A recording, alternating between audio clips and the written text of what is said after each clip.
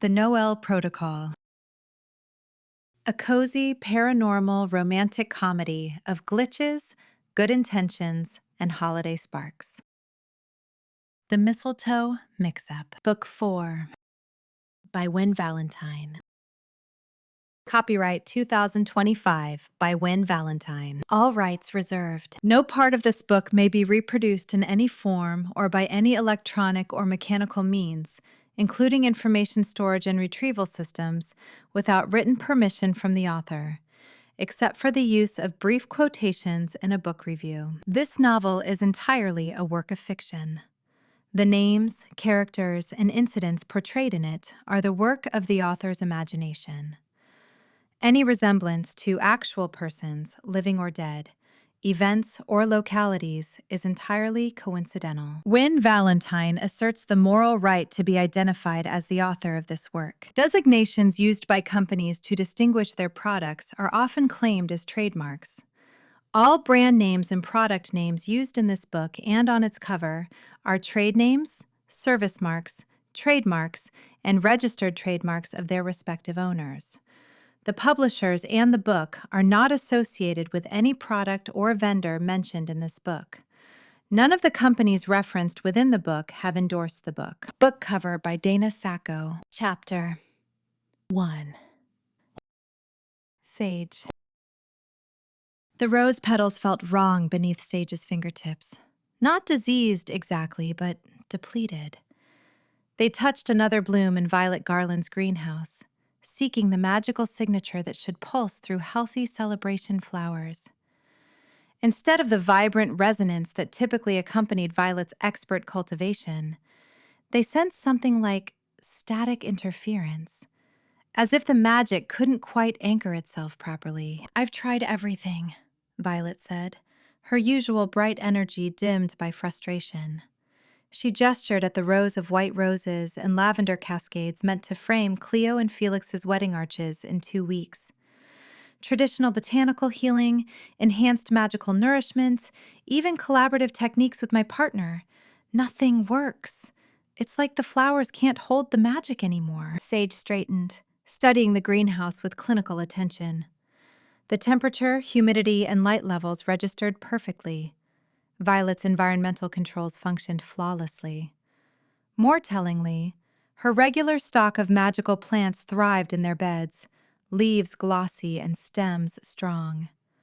Only the celebration-designated arrangements showed this peculiar wilting. "Show me your process," Sage said, pulling a small notebook from their pocket. Violet moved to a fresh cutting of roses, waiting for enchantment, her hands weaving the familiar patterns for preservation and sustained bloom.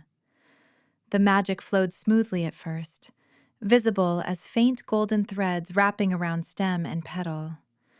Sage watched it settle, waiting for the standard anchoring phase where the enchantment would bond with the plant's natural life force. Instead, the golden threads flickered, dimmed, slowly unraveled like yarn losing its twist. "See?" Violet's voice cracked slightly. "It takes initially, but won't sustain. The regular preservation spells for my shop inventory work perfectly, but anything designated for the wedding just fades." Sage made careful notes, documenting the selective nature of the failure. "Have other practitioners experienced similar problems? Holly's enchanted decorations won't hold either. And Kat mentioned that her ceremonial cakes aren't keeping their magical temperature regulation."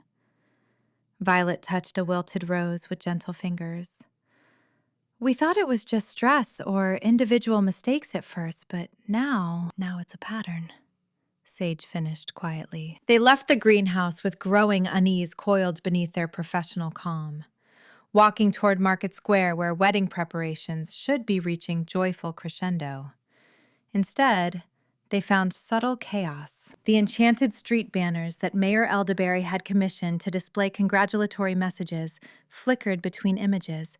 Best wishes, Cleo and Felix, dissolving into abstract geometric patterns before reforming imperfectly. Magical fairy lights strung between buildings pulsed with inconsistent brightness despite fresh charging that morning. At the decorative fountain, Water sculptures that should hold intricate wedding-themed shapes collapsed into ordinary spray every few minutes, only to reform briefly before failing again. Each disruption remained minor. Individually, any one failure might be dismissed as simple magical fatigue or practitioner error, but collectively, they painted a concerning picture that tightened Sage's chest with professional alarm. The community's magical infrastructure was struggling specifically with celebration preparations. Holly's textile shop smelled of dyed wool and creative determination when Sage entered. Rowan looked up from where he was examining a stack of table runners, his quiet presence a grounding counterpoint to Holly's usual vibrant energy. Today, however, Holly's bright optimism had dimmed to worried concentration. Sage. Holly set down the ceremonial ribbon she'd been testing. I was about to send for you. The shop's work table displayed the evidence. Table runners that should shimmer with permanent, color-changing magic lay flat and ordinary after only minutes of enchantment. Ceremonial ribbons that Holly's magical knotwork typically secured permanently unraveled as Sage watched, their binding spells dissolving like sugar in water. Even the personalized napkins that should display customized messages for each wedding guest showed garbled text, letters rearranging themselves into nonsense. Watch, Holly said, selecting a fresh linen runner. Her hands moved through the familiar weaving gestures, channeling magic into the fabric with practiced expertise. Sage had seen her perform this enchantment dozens of times. It was one of Holly's signature techniques, combining textile craft with collaborative magic she'd developed with Rowan. The shimmer took beautifully, rippling through the fabric in waves of soft gold and rose that should have remained permanently stable. For approximately 45 seconds, the runner displayed perfect color-shifting magic. Then the shimmer faded. The fabric returned to ordinary cream-colored linen, all enchantment gone. It's not just me, Holly said, frustration sharpening her normally gentle voice. Stella's ornament work won't hold on anything designated for the ceremony. Violet's flowers are wilting despite perfect conditions. Even the decorative metalwork that the smithy crafted for the venue keeps losing its polish enchantments. Rowan spoke quietly from his position by the table. The wild magic signatures feel disrupted. Not corrupted or contaminated, just unstable, like they can't find proper anchor points. Sage made detailed notes, documenting the pattern across different practitioners, different magical techniques, different materials. The disruption affected celebration-focused work, regardless of the specific magic employed or the skill of the practitioner casting it. Has anyone experienced problems with non-celebration magic? They asked. Holly shook her head. My regular commissions work perfectly. Rowan's furniture enchantments are holding better than ever. It's only the wedding preparations that keep failing. Sage thanked them both and walked back through late afternoon sunshine that felt too cheerful for the growing concern in their chest. At their healing clinic, they spread 6 months of documentation across their desk, neat handwriting detailing Tinselcroft's magical signatures, collaborative network development, and individual practitioner growth since Stella and Niall's successful Christmas market integration. The records showed strengthening, not instability. Individual practitioners had achieved new levels of innovation through authentic partnership. The community's collective magical resonance had grown more sophisticated and resilient. Collaborative techniques that initially required careful coordination now flowed naturally between bonded pairs and larger working groups. Every measurable indicator suggested the network should be more stable now than 6 months ago. The disconnect between documented progress and current symptoms created analytical tension that Sage couldn't resolve with available information. A knock interrupted their analysis. Mayor Elderberry entered without his usual warm greeting, his round face shadowed by diplomatic concern. He carried official parchment bearing an elaborate wax seal. I'm sorry to add to your burdens, he said quietly, handing Sage the document. This arrived an hour ago via council courier. Sage broke the seal, scanning text written in formal magical script. Key phrases jumped out with professional precision. Unregulated collaborative magical development. Potential safety risks requiring assessment. Mandatory evaluation of community practices. Determination of necessary regulatory oversight. The Paranormal Oversight Council has been monitoring our development, the mayor explained, settling heavily into the chair across from Sage's desk. They've decided to send an assessment team to evaluate whether our practices pose dangers that require external regulation. Sage looked up from the parchment. When? 3 days. They're sending their lead academic researcher, Dr. Julian Thorne. The mayor's voice carried weight. He specializes in magical stability analysis and has a reputation for thorough evaluation. Very thorough. His last assessment resulted in complete restructuring of a collaborative magical community in Wales. The timing settled into Sage's awareness with uncomfortable significance. They're arriving during visible magical disruption. Yes, the mayor met their eyes.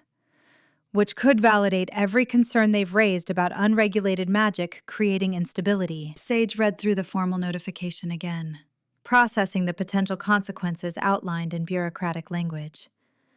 If the council's assessment concluded that Tinselcroft's practices created genuine risks, they could impose standardized magical education requirements, mandatory supervision of innovative techniques, and bureaucratic approval systems that would fundamentally alter everything the community had built. What exactly are they evaluating? Sage asked. The mayor pulled reading glasses from his vest pocket, consulting his own copy of the notification. Safety protocols for collaborative magic development, documentation of training methods and practitioner certification, risk assessment of innovative techniques performed without institutional oversight, evidence of magical stability within the community network. He paused. And community readiness to self-regulate magical practices that could pose broader dangers. In other words, they want proof that our collaborative approach doesn't create chaos. Precisely. The mayor removed his glasses, meeting Sage's gaze with serious concern. And we have 2 weeks until Cleo and Felix's wedding, during which our celebration magic appears to be failing spectacularly. Sage stood, moving to their clinic window that overlooked Market Square. Outside, residents continued wedding preparations despite the disruptions, adjusting, adapting, supporting each other through the challenges. The scene should have been reassuring. Instead, it highlighted the impossible dual crisis now demanding their attention. They needed to investigate the magical blight's root cause and find a solution before the wedding. Simultaneously, they needed to prepare a defense of their community's practices that would satisfy an academic researcher specifically trained to find problems and impose regulatory solutions. I'll need to coordinate with other practitioners, Sage said, still watching the square. Document everything we're experiencing, establish baseline measurements of the network's current state, and develop a systematic investigation approach for the celebration magic failures. And Dr. Thorne's assessment? Sage turned from the window. I'll handle the medical and magical health documentation. Someone will need to prepare evidence of our safety protocols and collaborative training methods. The mayor nodded slowly. I'll work with Holly and the other community leaders on those aspects. But Sage, he hesitated.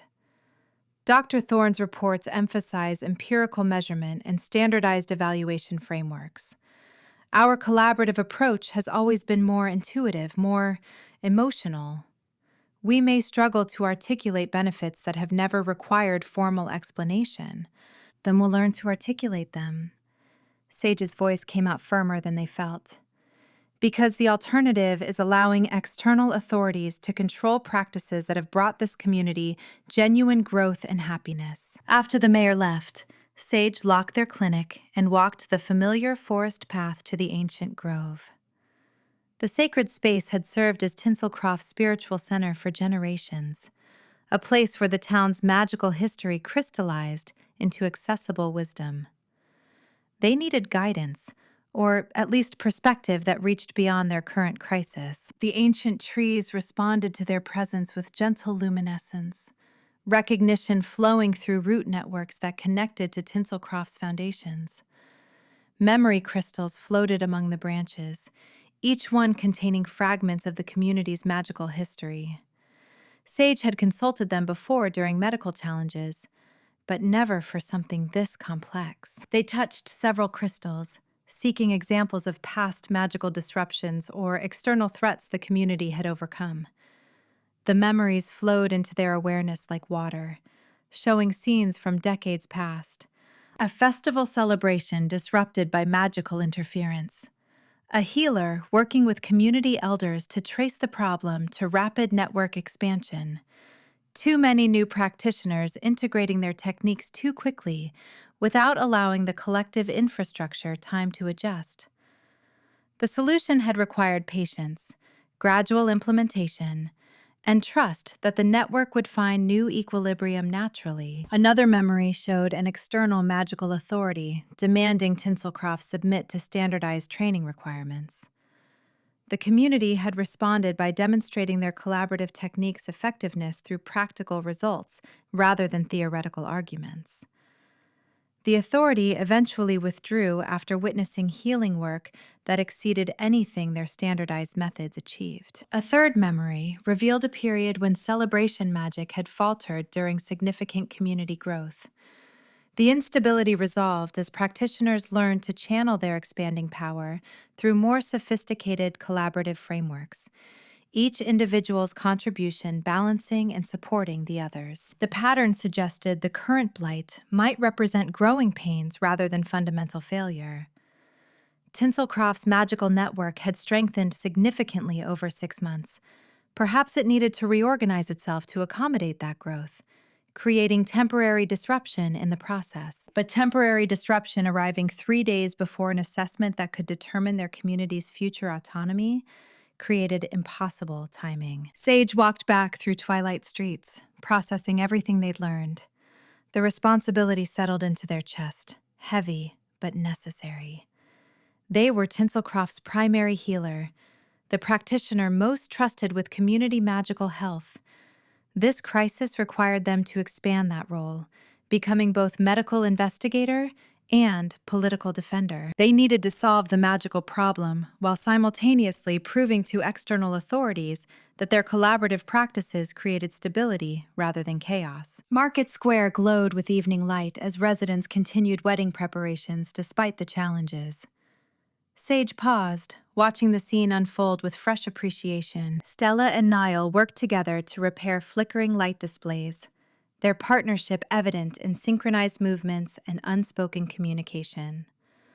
Holly and Rowan coordinated alternative decoration solutions, Holly's creative energy balanced by Rowan's practical expertise.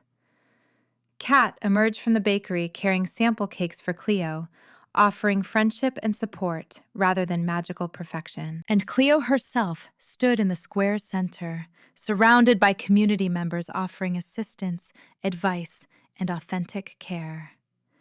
Felix appeared with research materials about historical wedding traditions, his scholarly contribution welcomed alongside more practical help. No one seemed panicked by the magical disruptions. Frustrated, certainly, concerned about the wedding's success, but not questioning their fundamental approach or suggesting they abandon collaborative practices in favor of something more conventional. The community trusted each other, trusted that together they would find solutions, create beauty, and celebrate love, even if the magic didn't cooperate perfectly. That trust, Sage realized, was what they needed to defend. Not just the specific techniques or magical innovations, but the fundamental belief that authentic connection created more powerful results than standardized control. They had 3 days to prepare for Dr. Julian Thorne's assessment, 2 weeks to solve the magical blight, and a lifetime of conviction that love, community, and collaborative healing mattered more than measurable performance. It would have to be enough. Chapter 2. Julian. Julian's vehicle climbed the winding mountain road with the same precision he applied to everything. Steady speed, calculated turns, complete focus on optimal performance. The cherry trees lining the pass had begun their spring bloom, pale pink petals drifting across the asphalt in patterns that his mind automatically categorized as wind velocity indicators rather than aesthetic beauty. His leather messenger bag sat perfectly positioned on the passenger seat, its contents arranged in the exact order he would need them. Magical detection instruments calibrated that morning, theoretical research on collaborative magic instabilities cross-referenced and annotated, council briefing documents with his own additional notes about potential safety risks. The scenic beauty of the mountains registered as environmental variables. Elevation, 2,847 feet above sea level, creating atmospheric magical density approximately 15% higher than valley baseline.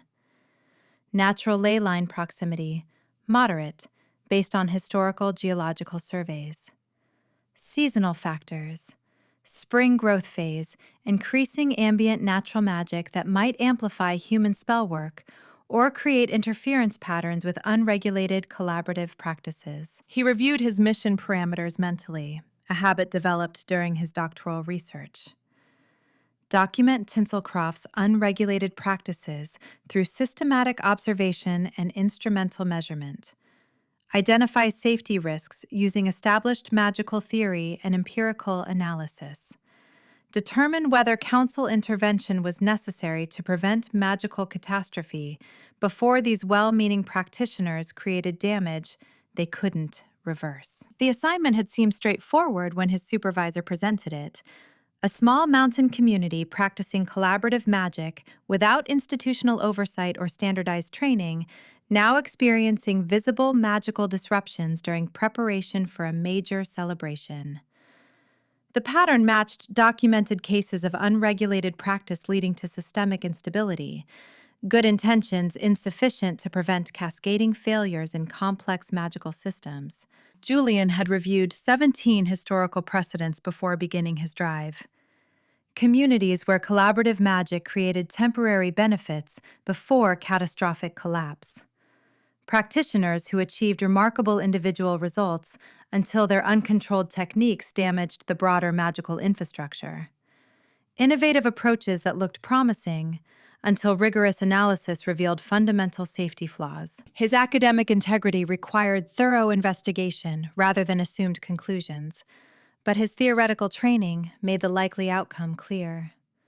Collaborative magic without proper institutional frameworks inevitably created instability, regardless of practitioners' emotional investment or subjective experiences of connection and community benefit. The road curved around a final bend, and Tinselcroft appeared in the valley below. Julian pulled into the scenic overlook, ostensibly to consult his map, but actually to conduct preliminary magical signature analysis.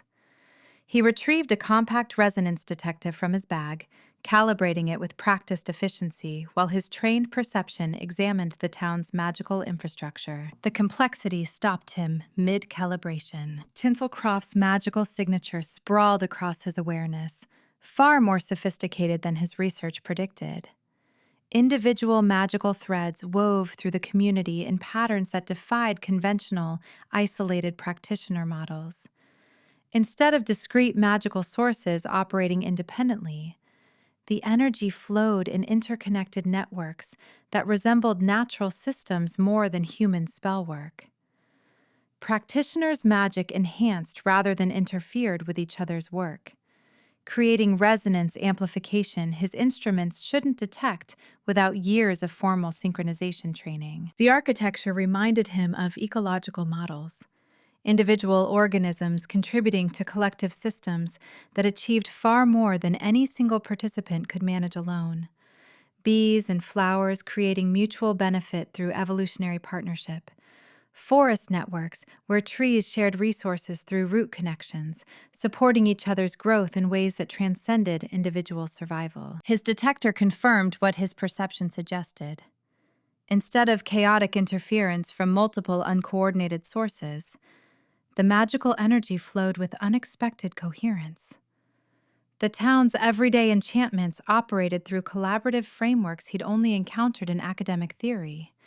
Experimental approaches most institutional researchers considered too difficult to maintain without standardized protocols. However, his instruments also detected the flickering instabilities affecting what appeared to be celebration preparations. Magical disruptions created visible symptoms even from this distance. Decorations that should glow steadily instead pulsed erratically. Enchanted displays struggling to maintain coherence. Systematic failures concentrated around what his map identified as Market Square. The contradiction validated council concerns while raising intriguing questions. How had these practitioners developed such sophisticated infrastructure without formal training? What mechanisms allowed their collaborative magic to function with apparent stability during normal operations, but fail during high-demand situations? And most critically, did the current disruptions represent temporary adjustment or impending catastrophic failure? Julian recorded preliminary observations in his field notebook, documenting measurements alongside analytical questions. Then he returned the detector to his bag and continued his careful drive down into the valley. The Mistletoe Inn occupied a converted Victorian mansion near Tinselcroft Center, its architectural charm evident even to Julian's analytical eye. He parked in the designated visitor area, noting the precision of the painted lines and the well-maintained flower beds flanking the entrance. The woman who greeted him radiated genuine warmth despite his formal demeanor. Silver-haired, with kind eyes that crinkled at the corners, she introduced herself as Marigold Foxglove, while offering a plate of homemade cookies still warm from the oven. "Dr. Thorne, we've been expecting you. I've prepared our finest guest room. Second-floor corner, lovely view of the mountains, and excellent natural light for reading." She gestured toward the grand staircase with obvious pride in her establishment. "Now, you must be hungry after your drive. I can recommend several wonderful local restaurants. Or, if you prefer something quieter, the Cozy Cauldron delivers excellent— "Thank you, but I'll need to focus on my work." Julian accepted the room key while politely declining the cookies. Professional boundaries required maintaining appropriate distance from evaluation subjects, even when those subjects offered hospitality with such obvious sincerity. "I appreciate the accommodation." Marigold's smile never wavered, though something in her eyes suggested she'd expected his response. "Of course, dear. You'll find the study on the first floor perfectly suitable for whatever equipment you need to set up. And if you change your mind about those restaurant recommendations, just let me know." Julian carried his luggage upstairs, observing details with the automatic assessment that characterized his professional work. The inn's subtle magical enhancements revealed sophisticated collaborative enchantments. Fireplaces that maintained perfect warmth without fuel consumption. Flower arrangements that stayed fresh through preservation spells he recognized from advanced botanical texts. Lighting that adjusted to occupant preference through responsive magic he'd only seen in cutting-edge research facilities. The technical sophistication surprised him. These weren't crude amateur spells cobbled together through trial and error. Someone had designed these enchantments with genuine expertise, implementing complex magical frameworks through collaborative techniques that should require institutional training to execute properly. He unpacked with methodical efficiency, hanging his suits in the wardrobe and arranging his toiletries with precise spacing. Then he carried his professional equipment downstairs to the study Marigold had mentioned. The room suited his purposes perfectly. Large windows provided natural light without creating glare on his instruments. Built-in bookshelves offered stable surfaces for his more delicate detection equipment.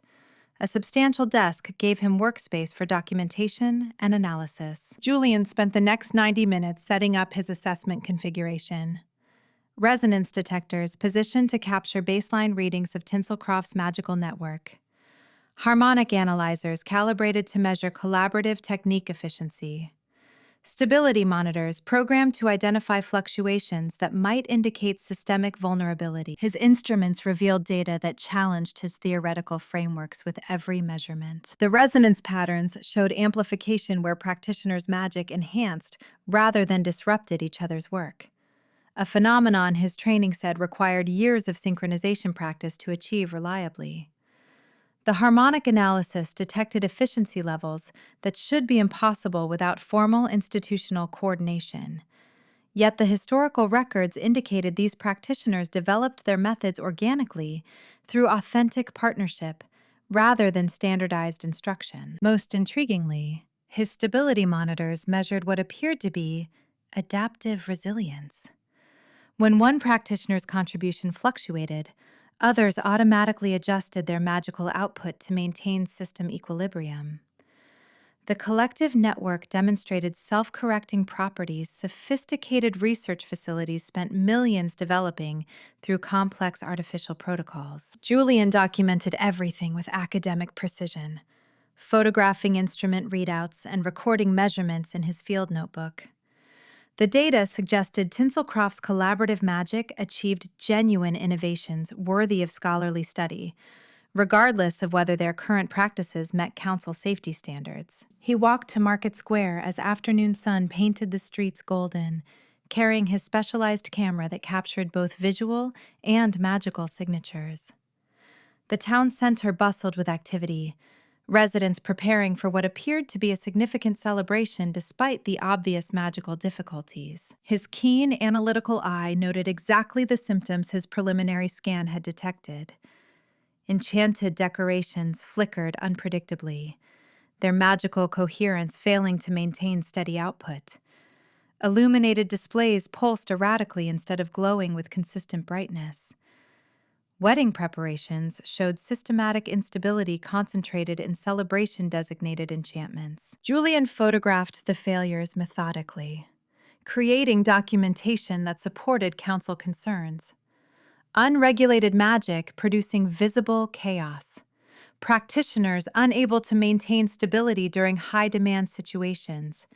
Community-wide magical disruptions that could escalate into catastrophic failures if left unaddressed. However, his camera also captured something his theoretical training hadn't prepared him for. The town's everyday magical infrastructure, street lighting, building climate control, public safety enchantments, all functioned with remarkable stability despite the celebration-related disruptions. The magical failures appeared selective rather than systemic, concentrated specifically in new wedding preparations rather than affecting established collaborative frameworks. He watched residents respond to the disruptions with collaborative problem-solving that intrigued him professionally. A tall man and a vibrant woman worked together, repairing a failing light display, their combined magical efforts creating stronger results than either could achieve alone. Their movements synchronized without verbal communication, each anticipating the other's needs through practiced partnership that his measurements confirmed enhanced their individual capabilities. Another pair, one person offering creative solutions while their partner provided practical implementation, coordinated alternative decoration approaches with impressive innovation. Rather than rigidly adhering to original plans, they adapted their designs to work with available stable magic, demonstrating flexibility his theoretical models suggested collaborative practitioners should lack without institutional guidance. The community's resilience and adaptive capacity created fascinating data. However, Julian reminded himself that emotional warmth didn't equate to magical safety. His academic training emphasized that good intentions could not prevent catastrophic failures in complex magical systems. These practitioners might feel connected and supported, but subjective experience didn't guarantee objective stability. He needed to separate his intellectual curiosity from his professional assessment. Interesting data didn't eliminate legitimate safety concerns. Violet Garland's greenhouse occupied the eastern edge of town, its glass walls reflecting late afternoon light. Julian approached with his instrument case, ready to conduct detailed analysis of the magical disruption affecting celebration-designated plants. The young woman who met him radiated competent expertise, despite her obvious emotional distress. She showed him rows of wilting wedding flowers, while nearby healthy stock thrived under identical growing conditions, a pattern his preliminary observations had noted, but required close examination to understand fully. "I've tried everything." Violet gestured toward the failing plants with frustration evident in every movement. "Adjusting magical frequency, varying collaboration partners, even consulting historical cultivation records. Nothing helps. The celebration flowers wilt within hours of designation, while regular stock shows no symptoms." Julian set up his resonance detector beside the affected plants, measuring magical disruption with scientific precision. "Walk me through your cultivation techniques, standard protocols, and any collaborative modifications you've implemented." Violet explained her methods with impressive technical knowledge. She'd developed collaborative approaches with her partner that combined her natural cultivation affinity with his structural magic, creating growing conditions that should produce more stable results than traditional individual practice. Her theoretical understanding matched what he'd find in advanced botanical texts, and her practical application showed genuine expertise. His instruments confirmed her competence while documenting the selective magical failure pattern. The celebration-designated plants registered magical interference at frequencies that shouldn't affect botanical growth, yet the symptoms clearly indicated systemic disruption in their life force maintenance. When did the symptoms first appear? Julian photographed the wilting flowers from multiple angles, his specialized camera capturing both visual damage and underlying magical signatures. "About 2 weeks ago, right after we finalized the wedding flower selection and began cultivating specific celebration stock." Violet touched one dying blossom with obvious grief. "Everything was fine until we designated these plants for the ceremony." Julian recorded her timeline in his notebook, adding it to the pattern emerging from his investigation. The disruptions appeared connected to celebration magic specifically, new preparations for the upcoming wedding rather than established collaborative frameworks. "Have you attempted remedies using traditional individual cultivation techniques?" "Those don't work in Tinselcroft anymore." Violet's voice carried defensive pride. "Our collaborative methods create stronger, healthier plants than isolated practice ever achieved. We've proven that repeatedly over the past year." He noted her emotional investment alongside the empirical data. Practitioners attached to innovative techniques sometimes resisted acknowledging their limitations, even when evidence indicated problems. His academic objectivity required separating their subjective experiences from measurable outcomes. "I appreciate your cooperation with this assessment," Julian said, maintaining professional courtesy despite his analytical conclusions. "The data you've provided will be valuable for understanding the disruption patterns." Mayor Elderberry met him at the town hall as evening approached, offering diplomatic professionalism that Julian appreciated even as he maintained clear boundaries around his evaluation independence. The older man's bearing suggested both political experience and genuine care for his community, a combination that could complicate objective assessment if Julian allowed emotional appeals to influence his analytical judgment. "Dr. Thorne, thank you for conducting this evaluation so thoroughly." The mayor gestured toward comfortable chairs in his office. "I know the council has concerns about our practices, and we want to address those concerns honestly and completely." Julian settled into the offered seat, retrieving his notebook to document their conversation. "I appreciate your cooperation. Understanding Tinselcroft's magical community development will help me provide accurate assessment of current stability and future risks." The mayor provided historical context with obvious pride. He described their evolution from traditional isolated practice to innovative collaborative techniques, explaining how individual practitioners discovered that authentic partnership enhanced their magical capabilities beyond what standardized training predicted possible. His narrative emphasized emotional benefits, happiness, connection, community support, alongside the practical advantages of collaborative magic. Julian listened with courteous attention while internally noting the lack of quantifiable safety metrics. The mayor spoke eloquently about how their collaborative approaches improved quality of life and deepened interpersonal relationships, but offered limited evidence about magical stability during crisis situations or long-term sustainability under varying conditions. Our methods have brought genuine improvements to every aspect of community life, the mayor concluded.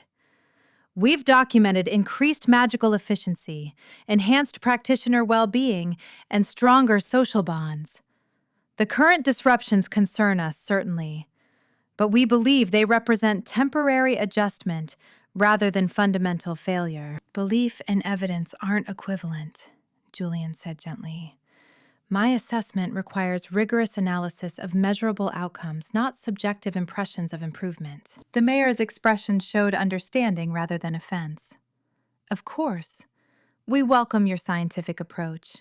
We simply ask that you evaluate our complete results, not just the current symptoms, but the documented benefits we've achieved through collaboration. Julian returned to the Mistletoe Inn as twilight settled over Tinselcroft, his mind processing the day's observations while his instruments continued gathering baseline data. He declined Marigold's offer of evening tea, retreating to the study to review his preliminary findings. The data challenged his theoretical predictions in ways that demanded intellectual honesty. Tinselcroft's collaborative magic achieved measurable benefits his training said shouldn't exist without institutional frameworks. The efficiency metrics alone would interest magical researchers worldwide, practitioners combining their abilities to create results that exceeded the sum of individual contributions, all without years of synchronization training or standardized protocols. His instruments showed that authentic emotional connection between practitioners created genuine magical advantages, not merely subjective feelings of happiness. Partners who trusted each other demonstrated enhanced resonance that amplified their individual capabilities. Community members supporting each other's work generated stability that individual practice couldn't replicate. The sustainability measurements particularly intrigued him. Traditional magical practice caused gradual practitioner burnout as individuals depleted their personal reserves without external support. Tinselcroft's collaborative approaches distributed magical load across multiple practitioners, creating renewable systems that maintained long-term stability through mutual support. However, the celebration magic disruptions indicated potential vulnerability during periods of high magical demand or intense emotional investment. His data suggested the community's network might lack capacity to handle extraordinary situations, despite functioning well under normal conditions. Julian documented his initial assessment in precise academic language, writing detailed observations that acknowledged both innovation and concerning symptoms. He described Tinselcroft's collaborative techniques with scholarly objectivity, analyzing their methods through established magical theory even as he recognized those theories inadequately explained the measured results. His report maintained professional neutrality, while revealing his growing intellectual engagement with practices that defied conventional understanding. The tension between his skeptical expectations and the evidence before him created exactly the kind of analytical challenge he'd built his career on. Complex phenomena requiring rigorous investigation rather than assumed conclusions. Late-night research led him down fascinating historical paths. He discovered scattered academic references to similar collaborative practices in other communities, innovative approaches that achieved remarkable results before being abandoned under institutional pressure favoring standardized individual training. One particularly detailed case study from 40 years ago documented a coastal community where practitioners developed sophisticated collaborative techniques through organic partnership.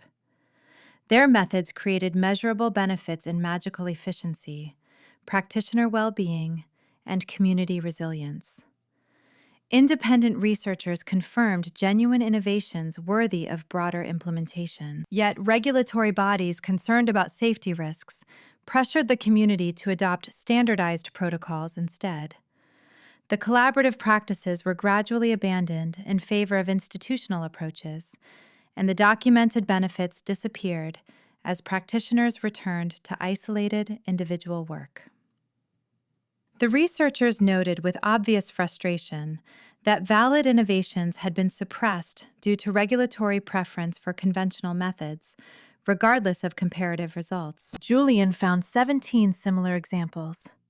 Communities achieving remarkable outcomes through collaborative magic, only to face institutional opposition that emphasized potential risks over demonstrated benefits. The historical pattern showed innovative approaches repeatedly suppressed by regulatory bodies uncomfortable with practices that defied standard frameworks. The parallel to Tinselcroft's situation seemed obvious. However, Julian reminded himself that historical precedent didn't guarantee current safety. The Council's concerns about unregulated magic creating catastrophic failures remain legitimate, despite past successes elsewhere. Those previous communities might have avoided disasters through luck rather than sustainable practice design. He couldn't let intellectual curiosity override his professional responsibility to evaluate genuine risks. Julian prepared his assessment plan for the coming days, outlining systematic evaluation that honored both his skepticism and his academic integrity. He would conduct rigorous observation of Tinselcroft's practices, instrumental measurement of their magical infrastructure, and detailed practitioner interviews about their collaborative techniques. His theoretical training suggested collaborative magic, without institutional oversight, inevitably created instability. But his commitment to scholarly truth demanded comprehensive evidence before reaching conclusions. Even if he ultimately recommended regulatory intervention, his assessment would provide accurate documentation of what these practitioners had achieved and why their innovations mattered for broader magical theory. As he reviewed his schedule, Julian acknowledged his unexpected intellectual curiosity. Understanding how Tinselcroft developed such sophisticated results might contribute valuable knowledge to magical scholarship, regardless of whether their current practices met Council safety standards. The commitment to genuine analysis, rather than confirmation of assumed conclusions, represented everything his academic career stood for. Truth mattered more than institutional convenience. Evidence trumped theoretical expectations. He would evaluate Tinselcroft with rigorous objectivity and intellectual honesty, then provide whatever conclusions the data supported. However much those conclusions might challenge his preconceptions or complicate the Council's regulatory preferences. His instruments hummed quietly in the darkened study, gathering measurements that would shape his understanding of this remarkable community. Julian made final notes in his field notebook, then retired to his room for the methodical evening routine that prepared him for tomorrow's continued investigation. 3 days until his preliminary report was due. Hundreds of measurements yet to collect. Dozens of questions demanding empirical answers. He looked forward to every moment of rigorous scholarly work ahead. Chapter 3. Sage. Mayor Elderberry's office radiated the same comfortable warmth as always. Deep mahogany furniture polished to a gentle sheen, shelves lined with community histories and magical reference texts, windows overlooking Tinselcroft's cheerful Main Street. Yet today, the familiar space felt charged with unusual tension as Sage settled into the chair across from the mayor's desk. "Thank you for coming so quickly." Elderberry's expression combined his characteristic diplomatic warmth with unmistakable concern. The Council's assessment team, well, Dr. Thorne specifically, requires a local liaison, someone who can provide access to practitioners, magical sites, and community records, whilst ensuring their evaluation remains thorough and accurate. Sage nodded slowly, already sensing where this conversation led. "You need me to work directly with him." The Council was quite specific in their requirements. Elderberry adjusted his mayoral chain, the gesture revealing his discomfort with the bureaucratic constraints. "They want cooperation without obstruction. transparency without resistance, which means we need someone who understands both our practices and the professional standards they'll be evaluating us against. Someone who can translate between their quantitative framework and our qualitative reality. Precisely. Elderberry met Sage's gaze with earnest intensity. But more than that, Sage, he needs to see what we've built here. Really see it. Not just measure magical signatures and document safety protocols. Understand how authentic partnership and mutual support create the stability his instruments detect without comprehending its source. The responsibility settled across Sage's shoulders like a weighted cloak. They already carried the burden of investigating the magical blight, diagnosing its causes whilst searching for healing interventions that would restore celebration magic to full stability. Now they would simultaneously navigate the political challenge of proving collaborative magic's value to someone trained to distrust what couldn't be quantified. I'm not certain I'm qualified to defend our entire community's magical philosophy to an academic skeptic, Sage said quietly. My expertise is healing, not theoretical justification of collaborative techniques, which makes you perfect for this. Elderberry's smile carried genuine confidence. You understand how partnerships enhance individual wellness and collective resilience because you witness it daily in your practice. You've documented measurable improvements in magical health through collaborative care. And you possess the patience and diplomatic skill to work with someone who approaches magic through completely different frameworks. Sage thought of the practitioners they'd guided through magical burnout recovery, the couples they'd counseled toward healthier partnership dynamics, the community members whose individual flourishing reflected the mutual support surrounding them.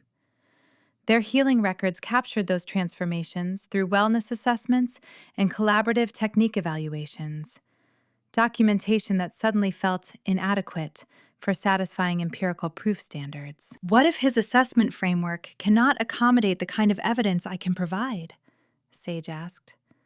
What if quantifiable measurements and qualitative understanding prove fundamentally incompatible? Then you'll need to find common ground where rigorous analysis and holistic wisdom can meet.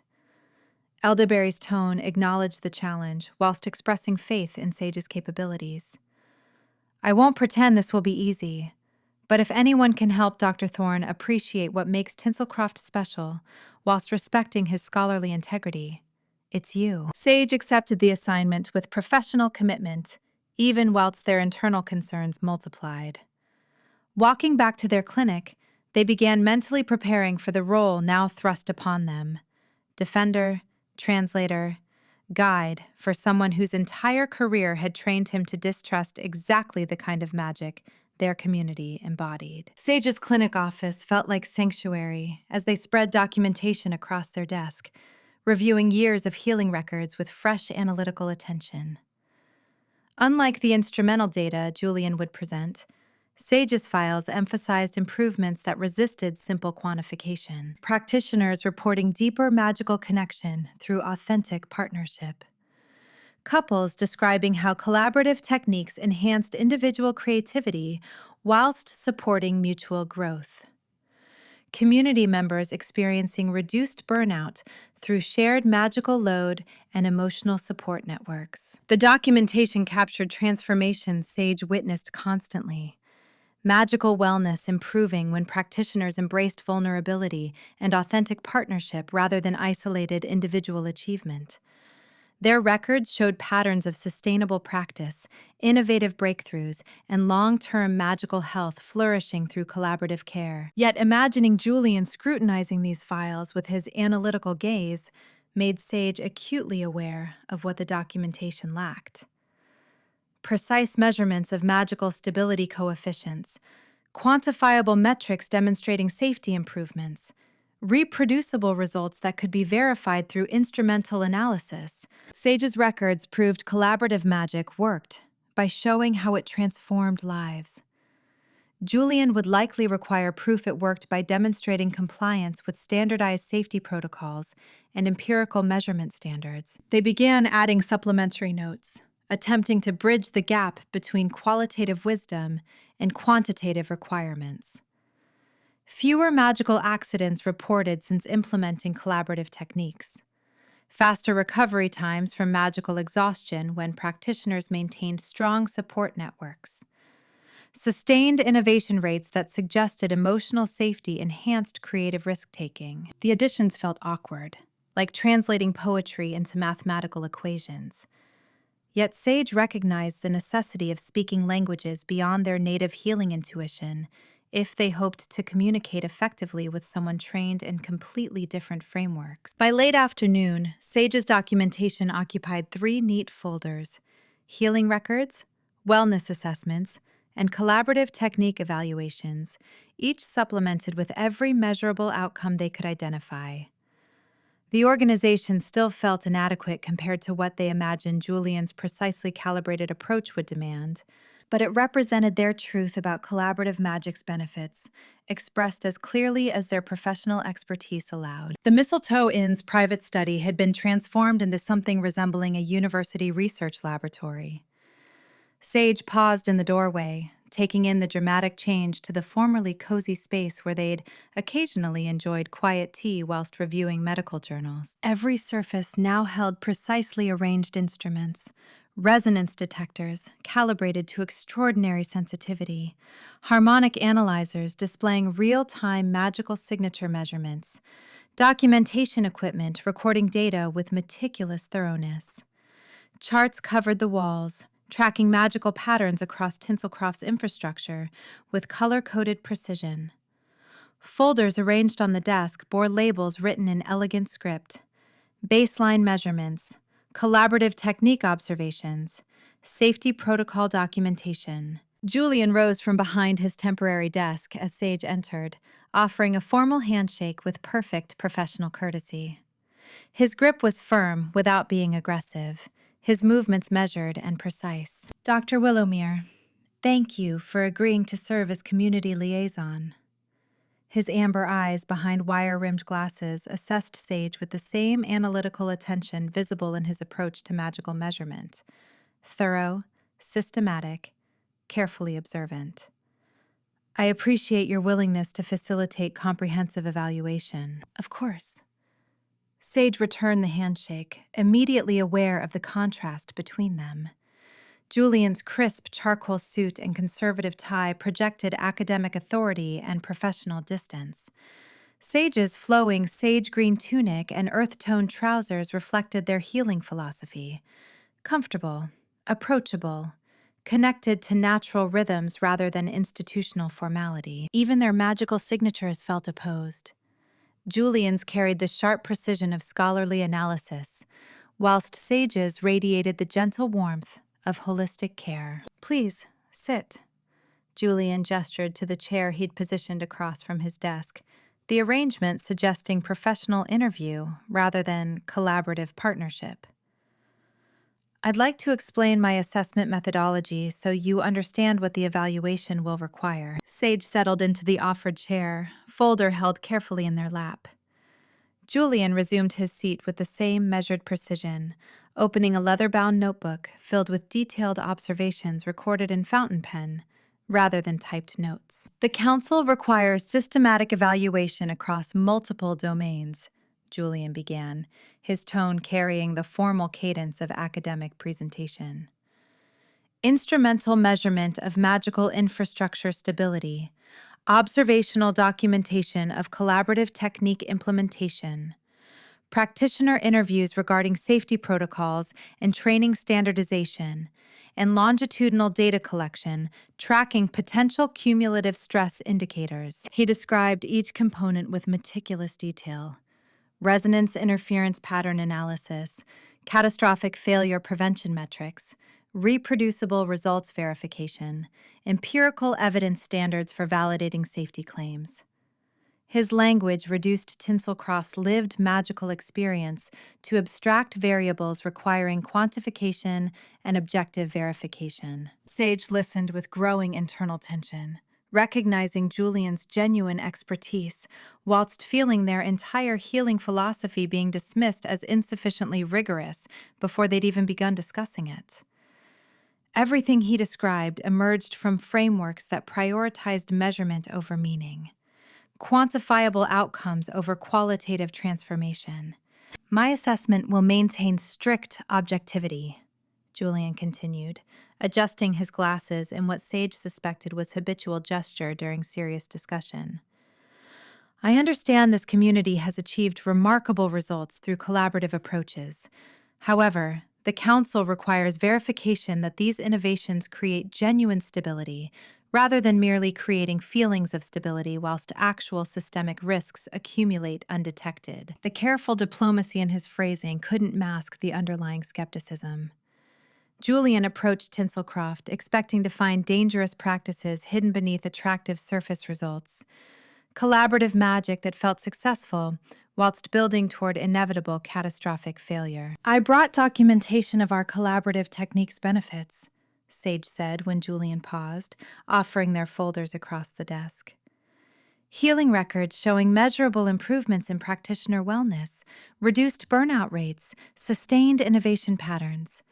Evidence that authentic partnership enhances individual magical capabilities whilst supporting collective resilience. Julian accepted the folders with courteous interest, opening the first to scan its contents with analytical attention.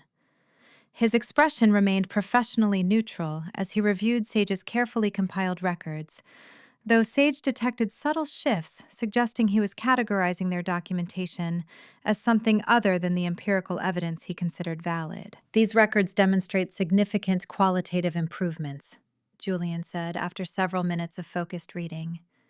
His tone carried the same diplomatic courtesy that somehow felt more dismissive than outright rejection. Practitioners reporting deeper magical connection, enhanced creativity through emotional safety, better long-term sustainability through mutual support networks. He looked up from the files to meet Sage's gaze directly. However, the Council requires quantifiable measurements of stability and safety rather than self-reported satisfaction assessments. How do you measure emotional authenticity's impact on magical infrastructure integrity? What instrumental verification demonstrates that feelings of deeper connection translate to reduced catastrophic failure risk? The questions emerged from genuine academic curiosity rather than hostile challenge. Yet they struck at precisely the point where Sage's healing wisdom and Julian's empirical framework proved incompatible. You can't reduce love and mutual support to data points, Sage said with quiet intensity, feeling suddenly protective of the practitioners whose transformations Julian was dismissing as insufficiently rigorous evidence. The most important benefits of collaborative magic resist conventional measurement because they emerge from authentic human connection rather than technical manipulation. Partnership creates resonance that enhances individual capabilities whilst building collective stability, not through following standardized protocols, but through genuine emotional attunement and mutual care. Julian made a precise note in his leather-bound notebook, fountain pen moving with elegant efficiency across the page. When he responded, his voice carried careful academic neutrality. I don't dispute that practitioners experience subjective benefits from collaborative approaches. However, if phenomena cannot be measured through objective instrumentation, how can we determine whether they create genuine magical stability or merely create feelings of stability whilst actual risks accumulate beyond participants' awareness? He adjusted his glasses again, meeting Sage's gaze with scholarly earnestness. The Council's concern is preventing catastrophic failures that harm entire communities. Subjective satisfaction, whilst valuable, cannot serve as adequate safety verification. Sage felt their frustration mounting alongside grudging recognition of Julian's legitimate point. His questions demanded answers they couldn't provide using his preferred empirical frameworks, because the truth about collaborative magic's value existed in realms his instruments couldn't access. Perhaps direct observation would communicate what my documentation cannot, Sage suggested, standing with renewed determination. Let me show you practitioners working together, not as abstract variables requiring measurement, but as people whose authentic partnership creates magic neither could achieve alone. Julian rose with his characteristic measured precision, gathering his portable recording equipment with efficient movements. I would appreciate observational data to supplement instrumental measurements. Please, lead the way. Holly's shop radiated its usual cheerful warmth when Sage and Julian arrived, though the flickering celebration decorations created unsettling contrast to the space's fundamental coziness. Holly looked up from her knitting with her characteristic dimpled smile, whilst Rowan nodded greeting from where he worked at the woodcarving station they'd set up for collaborative projects. Dr. Willowmere, perfect timing! Holly's enthusiasm remained undimmed despite the visible magical instability affecting her enchanted inventory. We're just finishing the ceremonial table runners for Cleo's wedding. Want to see how the collaborative enchantment integration works? Actually, I hoped you might demonstrate your technique for Dr. Thorne. Sage gestured to Julian, who had already begun positioning his instruments with systematic precision. He's evaluating our community's collaborative approaches. Holly's smile gained diplomatic warmth, whilst Rowan's expression became more reserved. They'd clearly heard about the council assessment and understood its implications. Of course, Holly said, with professional grace that belied her natural exuberance. We'd be happy to show you how partnership enhances our individual magical specializations. She spread the partially completed table runner across her work surface, whilst Rowan moved to stand beside her, their positioning showing the natural coordination of long practice. Holly's hands wove magical warmth into the fabric's fibers, creating enchantments that would hold celebratory joy and communal blessing. Simultaneously, Rowan channeled wild magic through his woodworking, stabilizing Holly's domestic enchantments through connection to natural magical rhythms. The collaboration created seamless integration, Holly's warmth and Rowan's wild magic combining into something neither could produce independently. Julian's instruments detected the resonance amplification, whilst his analytical gaze tracked their movements, watching how they coordinated without verbal communication. Fascinating, Julian murmured, making notes between instrumental readings.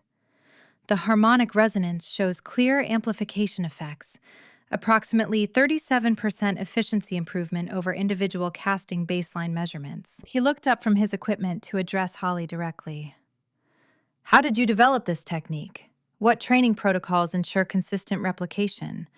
What safety procedures prevent magical interference or resonance cascade failures? Holly exchanged glances with Rowan before responding, her natural enthusiasm tempered by awareness that her answers wouldn't satisfy Julian's empirical expectations. We learned through practice and emotional attunement, she explained, hands still moving in their graceful weaving patterns.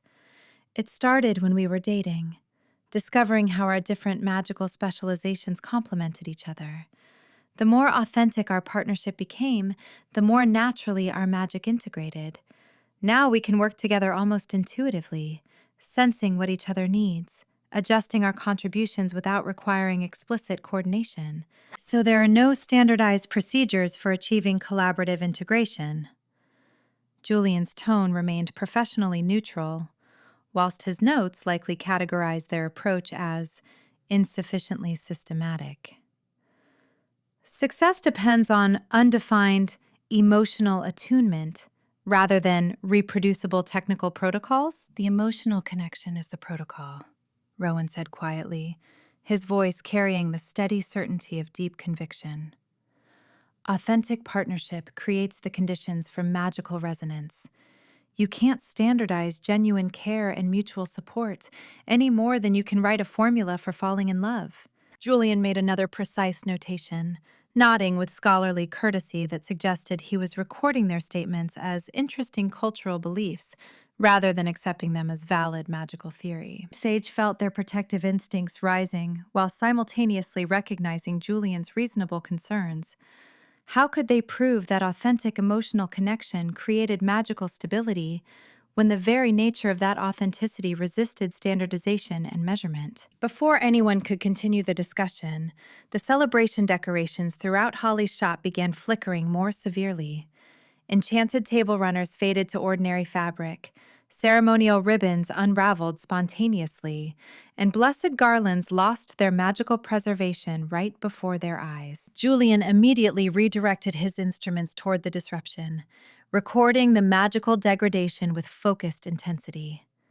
Sage moved simultaneously to assess the blight through healing diagnostic techniques, their hands hovering over the affected materials whilst sensing the deeper patterns of magical disturbance. Their different approaches created awkward choreography as they worked around each other, Julian seeking instrumental data, whilst Sage pursued intuitive understanding, their methodologies incompatible even whilst investigating identical phenomena. Significant magical disruption, Julian reported, reading measurements from his harmonic analyzer.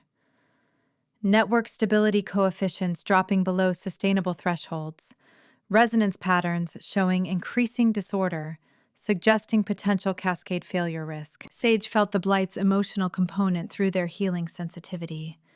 Not catastrophic failure, but a network seeking equilibrium after rapid integration of new collaborative techniques. The magical infrastructure was experiencing growing pains rather than fundamental breakdown, requiring healing support rather than regulatory intervention. It's not system failure, Sage said with quiet certainty, still sensing the patterns Julian's instruments couldn't detect. The network is stabilizing, not collapsing, seeking final equilibrium after incorporating new collaborative magic throughout the community. Julian looked up from his equipment, amber eyes thoughtful behind wire-rimmed glasses. What evidence supports that interpretation rather than alternative explanations? Cumulative magical stress creating progressive breakdown? Insufficient safety protocols allowing dangerous resonance accumulation? His reasonable tone somehow made Sage feel more dismissed than open hostility would. Julian wasn't rejecting their diagnostic intuition through prejudice. He simply required empirical verification for claims that resisted instrumental measurement. I've been Tinselcroft's primary healer for over a decade, Sage said, hearing defensive edge enter their voice despite efforts at professional neutrality. I understand this community's magical health patterns better than any external analysis could reveal. The blight's progression shows characteristics of integration challenges, not catastrophic failure precursors. Your expertise and intuition may prove entirely correct, Julian replied with careful diplomacy, returning his attention to recording additional measurements. However, the Council requires verifiable data demonstrating that collaborative magic creates stability rather than merely delaying inevitable catastrophic failure. Subjective diagnostic impressions, whilst valuable, cannot substitute for objective instrumental verification. The gulf between their approaches felt impossibly wide.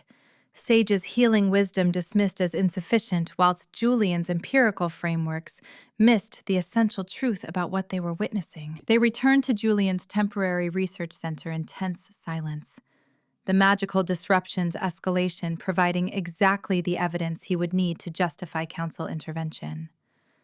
Sage felt frustration mounting alongside professional determination to somehow bridge the gap between their incompatible epistemologies. Let me explain my assessment timeline and access requirements, Julian said once they'd settled back into their previous positions across his desk.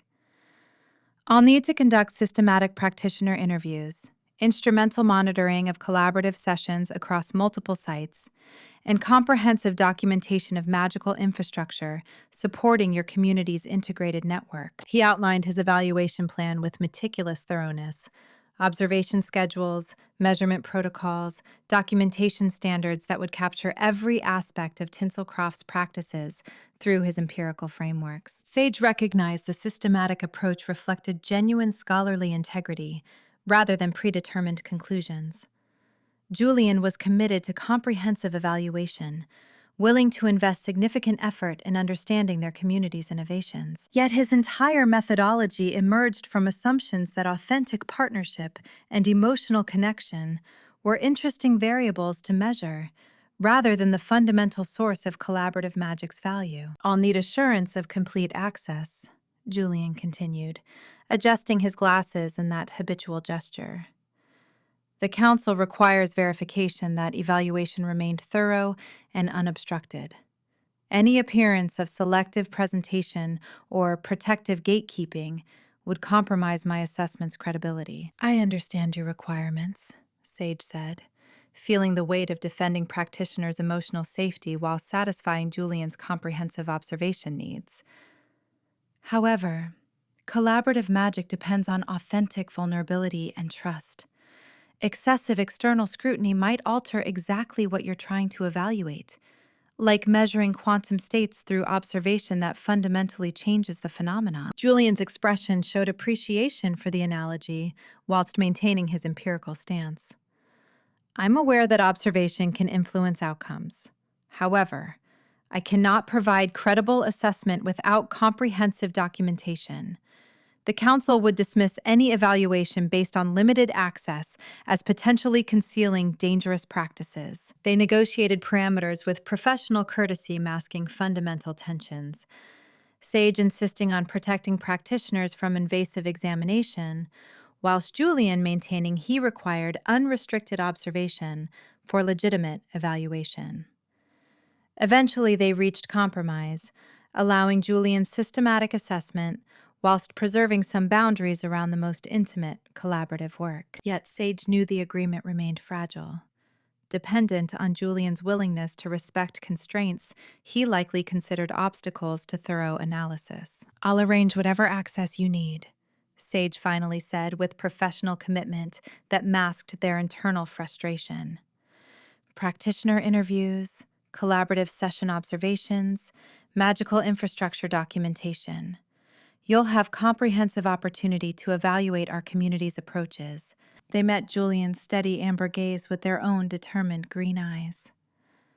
But I hope you'll remain open to the possibility that some of the most important magical benefits cannot be captured by your instruments.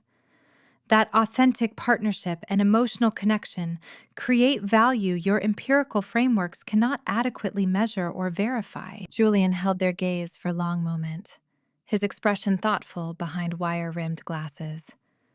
When he responded, his voice carried genuine conviction beneath its scholarly precision. I assure you, Dr. Willowmere, my commitment is to truth, wherever the evidence leads.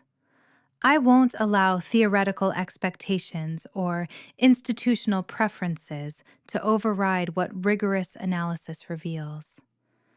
He adjusted his glasses again, something almost vulnerable entering his professional demeanor. If collaborative magic creates genuine benefits my current frameworks cannot adequately capture, then those frameworks require expansion rather than the phenomena requiring dismissal. The statement offered more intellectual honesty than Sage had expected, suggesting Julian's skepticism emerged from methodological rigor rather than close-minded prejudice. He was genuinely committed to discovering truth through comprehensive evaluation, even if that truth challenged his academic training. It didn't resolve their fundamental disagreement about what constituted adequate evidence or valid knowledge, but it created foundation for working together despite their philosophical differences. Walking back to their clinic as afternoon shadows lengthened across Tinselcroft's cheerful streets, Sage reflected on the challenge ahead with mixture of determination and apprehension. They'd committed to defending practices they'd always understood through experience and intuition to someone who required empirical proof and quantifiable measurements. Julian's skepticism stung, precisely because it contained legitimate questions about safety and sustainability that Sage couldn't dismiss through appeals to healing wisdom or community satisfaction. How could they prove authentic partnership created magical stability when the very authenticity resisted standardization? How could they verify that emotional connection enhanced safety when the connection's value existed beyond instrumental measurement? The magical blight's worsening symptoms created urgent pressure to find solutions satisfying both healing intuition and academic rigor, a synthesis that currently felt impossibly distant. Yet beneath their frustration, Sage recognized something unexpected emerging from their first proper interaction with Julian Thorne. intellectual respect for his genuine dedication to truth, even whilst profoundly disagreeing about how truth should be measured and understood. He wasn't their enemy, despite representing external authority that threatened everything Tinselcroft had built. He was a scholar, committed to rigorous analysis, seeking answers through methodologies he trusted, whilst remaining theoretically open to evidence challenging his frameworks. If Sage could somehow demonstrate collaborative magic's value in terms Julian's integrity could accept, they might transform him from skeptical evaluator to genuine ally. The question was whether such demonstration was possible, or whether some truths about love, healing, and authentic community simply couldn't be translated into the language of empirical verification and quantifiable proof. Sage didn't have answers yet, but they had 3 weeks until Julian's final assessment report determined Tinselcroft's future autonomy. 3 weeks to bridge the impossible gap between measuring instruments and human hearts. 3 weeks to prove that the most valuable things in life, whilst resisting conventional measurement, deserved protection rather than regulatory control. 3 weeks to save their community whilst somehow helping a brilliant skeptic discover that authentic connection created magic no academic framework could adequately contain. Sage entered their clinic with renewed determination, already planning their strategy for the impossible task ahead. Chapter 4.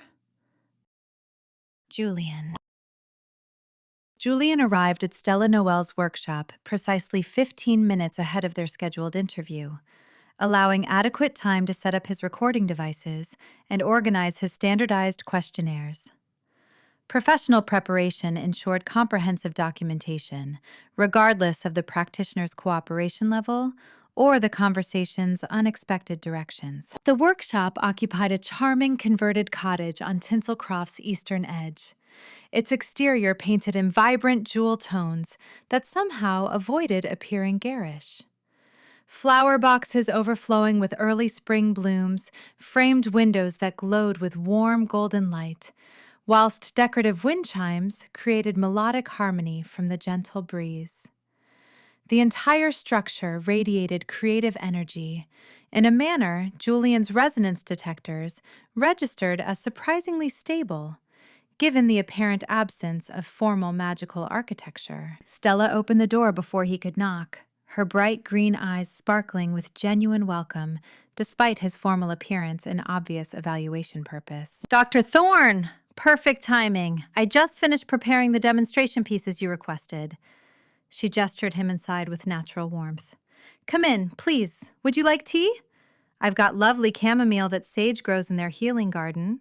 Or there's proper builder's tea if you prefer something stronger. Thank you, but perhaps later, Julian replied with polite formality, already scanning the interior space with analytical attention. I'd prefer to begin with the equipment setup and initial observations, if that's acceptable. Of course! Make yourself comfortable wherever works best for your instruments.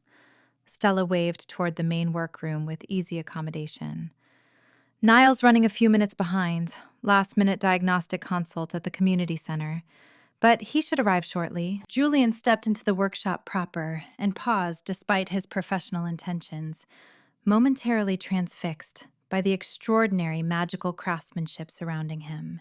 Ornaments covered every available surface, delicate glass spheres capturing swirling magical light, intricate wooden carvings that seemed to shift perspective as he observed them, metallic sculptures reflecting colors that shouldn't exist in conventional spectrum analysis. Each piece displayed technical sophistication that challenged his assumptions about unregulated practice producing inferior results. His resonance detectors immediately registered complex magical signatures emanating from the ornaments, enchantments that captured and amplified emotional resonance, decorative pieces that adapted their magic to individual recipients' needs, collaborative spells that sustained themselves through partnership dynamics rather than individual power reserves. The technical innovation visible in Stella's work rivaled anything produced by formally trained magical artisans operating under institutional oversight. These are remarkable, Julian said, with genuine academic appreciation, moving closer to examine a particularly complex sphere that seemed to contain miniature galaxy of swirling magical energy. The resonance stability should be impossible without years of formal synchronization training. Stella's smile brightened with obvious pleasure at his recognition. That's one of my favorite pieces, commissioned for a couple celebrating their 10th anniversary. The enchantment holds memories they share whilst creating space for new experiences they haven't encountered yet. Sort of a magical time capsule that keeps growing. She moved to stand beside him, her creative enthusiasm palpable. The stability comes from anchoring the spell in their authentic partnership rather than external power source. Conventional magical theory treats relationships as too variable for reliable enchantment foundation. But I've found that genuine connection actually provides more sustainable magic than individual casting ever achieves. Julian made careful notes whilst his instruments recorded measurable data supporting her claim. The ornament's magical signature showed none of the typical decay patterns affecting individually powered enchantments. The evidence contradicted established academic frameworks about collaborative magic requiring institutional oversight for safety and effectiveness. "How did you develop these techniques?" he asked, with intellectual curiosity overriding his professional skepticism. "Without formal collaborative magic training, I mean. The sophistication suggests years of experimental research and systematic methodology development." Stella laughed with genuine amusement. "Trial and error, mostly. Plus conversations with other artisans, lots of ruined materials, and Niall's diagnostic expertise catching problems before they became disasters." Her expression softened with obvious affection. "Meeting him transformed everything, really. His analytical precision helps me understand why certain approaches work whilst others fail spectacularly." Before Julian could pursue that intriguing collaboration dynamic, the workshop door opened to admit Niall Frost, tall and lean with silver-white hair and pale blue eyes that assessed Julian with the same careful diagnostic attention Julian himself employed. "Dr. Thorne?" Niall offered polite nod whilst carrying a case of diagnostic instruments that looked remarkably similar to Julian's own equipment. "Apologies for the delay. Community Center's heating system developed intermittent magical feedback that required immediate attention." "Perfectly understandable," Julian replied with unexpected recognition of professional kinship. Niall's methodical approach and obvious technical expertise created interesting parallel to his own analytical methods. "I appreciate you making time for this assessment interview despite your other responsibilities." Niall set his instrument case beside the workbench with practiced efficiency. "Happy to demonstrate our collaborative process. Stella mentioned you wanted to observe active enchantment work rather than just reviewing finished pieces." "Yes, if that's acceptable. Direct observation provides data that retrospective analysis cannot capture." Julian positioned his recording devices whilst checking calibration settings. "I've prepared standardized questions about methodology, safety protocols, and reproducibility, but actual technique demonstration would offer valuable complementary evidence." Stella had already begun gathering materials for their collaborative work. A complex ornament commission requiring both her creative magical shaping and Niall's diagnostic precision. Julian watched with intense professional focus as they moved around each other with comfortable familiarity. Their partnership clearly well established through extensive practice. "We're creating celebration enchantment for Cleo and Felix's wedding," Stella explained whilst arranging colored glass components. "Something that captures the joy of the ceremony whilst providing ongoing magical support for their partnership as it develops." Niall positioned his diagnostic instruments with the same meticulous attention Julian applied to his own equipment. "The challenge is balancing immediate emotional resonance with long-term stability. Wedding celebrations generate intense magical energy that can overwhelm subtle partnership enchantments if the spell architecture isn't carefully designed." Julian made detailed notes whilst his resonance detectors measured baseline magical signatures. Niall's diagnostic approach mirrored his own methodological rigor: systematic analysis, precise measurements, careful attention to technical specifications. Yet Niall applied these analytical skills toward enhancing Stella's creative magic rather than constraining or regulating it. The collaborative work began with quiet discussion about optimal magical pathways and aesthetic design goals. Stella described her vision for the ornament's emotional impact, whilst Niall identified technical requirements for achieving stable enchantments.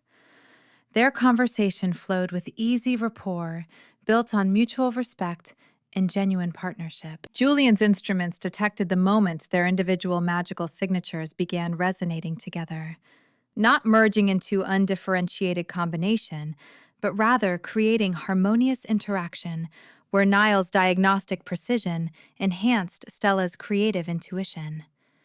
His analytical abilities identified optimal magical pathways, whilst her artistic vision shaped the enchantment into beautiful form. The combined magical output registered on Julian's detectors at levels that should be theoretically impossible. Their partnership magic exceeded what either could achieve individually by measurable percentages: 17% increase in resonance stability, 23% improvement in power efficiency, sustained enchantment duration extending 41% beyond conventional individual casting. The data contradicted every established academic framework Julian had studied regarding collaborative magic development. According to theoretical models, achieving such synchronization required years of formal institutional training with carefully controlled incremental progress. Stella and Niall had developed comparable, superior, actually, collaborative capabilities through entirely organic partnership evolution. Julian watched with growing intellectual fascination as they continued working together. Niall's calm, analytical presence provided grounding, while Stella's vibrant creative energy added innovative, magical architecture. The ornament taking shape between them displayed extraordinary technical sophistication, alongside obvious artistic beauty. "How did you develop these synchronization techniques?" Julian asked when they paused to assess their progress. His scholarly curiosity temporarily overwhelmed his professional skepticism. The measurable resonance amplification should require formal collaborative training protocols. Stella and Niall exchanged glance, containing private communication Julian's instruments couldn't capture. "We learned through paying attention to each other," Niall said with characteristic quiet thoughtfulness. "Understanding how Stella's creative process works, recognizing when to provide technical support versus when to step back and let her artistic vision lead. And learning to trust Niall's diagnostic expertise," Stella added, with warm affection coloring her voice. "Accepting that his analytical precision enhances rather than constrains my creative magic. That took time, and quite a few spectacular failures before I stopped fighting his suggestions." She gestured toward the ornament developing between them. "The synchronization emerges from authentic partnership rather than formal methodology. We communicate constantly, verbal coordination plus the sort of intuitive awareness of each other's magical rhythms that develop through working together repeatedly." Julian made meticulous notes, whilst recognizing their explanations emphasized authentic connection and mutual respect, factors his theoretical training had dismissed as irrelevant to magical mechanics. Emotional compatibility might create pleasant working environment, but established academic frameworks insisted that technical synchronization required institutional oversight and standardized training protocols, yet his measurements suggested otherwise. Stella and Niall's emphasis on trust, communication, and emotional safety apparently created genuine technical advantages that his instruments could quantify, even whilst his theoretical understanding struggled to explain the mechanisms involved. "What safety protocols do you employ?" he asked, pursuing his standardized questionnaire despite growing recognition that conventional questions might inadequately capture their innovative approaches. "How do you prevent magical feedback or resonance cascade during collaborative work?" Niall's response demonstrated impressive technical knowledge. "We maintain constant diagnostic monitoring during active collaboration. I track our combined magical signature for any instability indicators: resonance drift, power fluctuation, emotional discord affecting enchantment coherence. And if you detect concerning patterns? Immediate pause and assessment, Niall replied with professional certainty. We've developed communication protocols for addressing problems before they escalate, plus regular collaborative health check-ins to ensure our partnership magic remains sustainable rather than depleting either of us individually. Their methodological sophistication challenged Julian's assumptions about unregulated practice lacking adequate safety considerations. Stella and Niall had developed systematic approaches to collaborative magic that, whilst emerging organically rather than through formal research, demonstrated genuine rigor and careful attention to risk management. Julian spent another hour documenting their techniques with thorough academic precision. His measurements continued revealing data that contradicted theoretical expectations. Their collaborative magic achieved remarkable stability and efficiency through partnership dynamics that formal training models insisted required institutional oversight. The evidence accumulating in his carefully organized notes suggested possibilities his scholarly framework struggled to accommodate. Moving to Holly Jolly and Rowan Thorne's collaborative workspace later that afternoon, Julian encountered similar patterns of innovative technique achieving measurable results through methods defying conventional magical theory. Holly greeted him with the same warm welcome Stella had offered, though her confident community leadership added subtle authority to her friendly demeanor. Her workspace occupied converted barn, featuring both magical textile equipment and comfortable gathering areas where community members clearly felt welcome. Dr. Thorne! Rowan's just finishing preparation of the wild magic channels. Come see what we're working on. Enchanted blankets for the community center's comfort supplies. Julian observed Holly weave enchantments into fabric, whilst Rowan channeled wild magic through his natural magical connection. The collaborative process produced textiles providing emotional comfort and practical warmth simultaneously, with the enchantments designed to serve multiple community members rather than individual recipients. His instruments detected magical efficiency levels exceeding individual practice benchmarks. The textiles maintained stable enchantments far longer than conventional magical fabrics. His measurements indicated sustained effectiveness extending months beyond typical duration for comparable individual enchantments. How do you achieve such extended enchantment stability? Julian asked, whilst recording detailed resonance data. Holly explained their collaborative approach with confident expertise, describing how Rowan's wild magic provided sustainable power, whilst her weaving shaped it into forms serving community well-being. Wild magic naturally seeks equilibrium with living systems. When Rowan channels it through our partnership, whilst I weave specific intention into the fabric, we create enchantments that draw on environmental magical rhythms rather than depleting personal reserves. Rowan added his quieter perspective. Holly's gift for pattern recognition helps me direct wild magic flows that otherwise resist conscious shaping.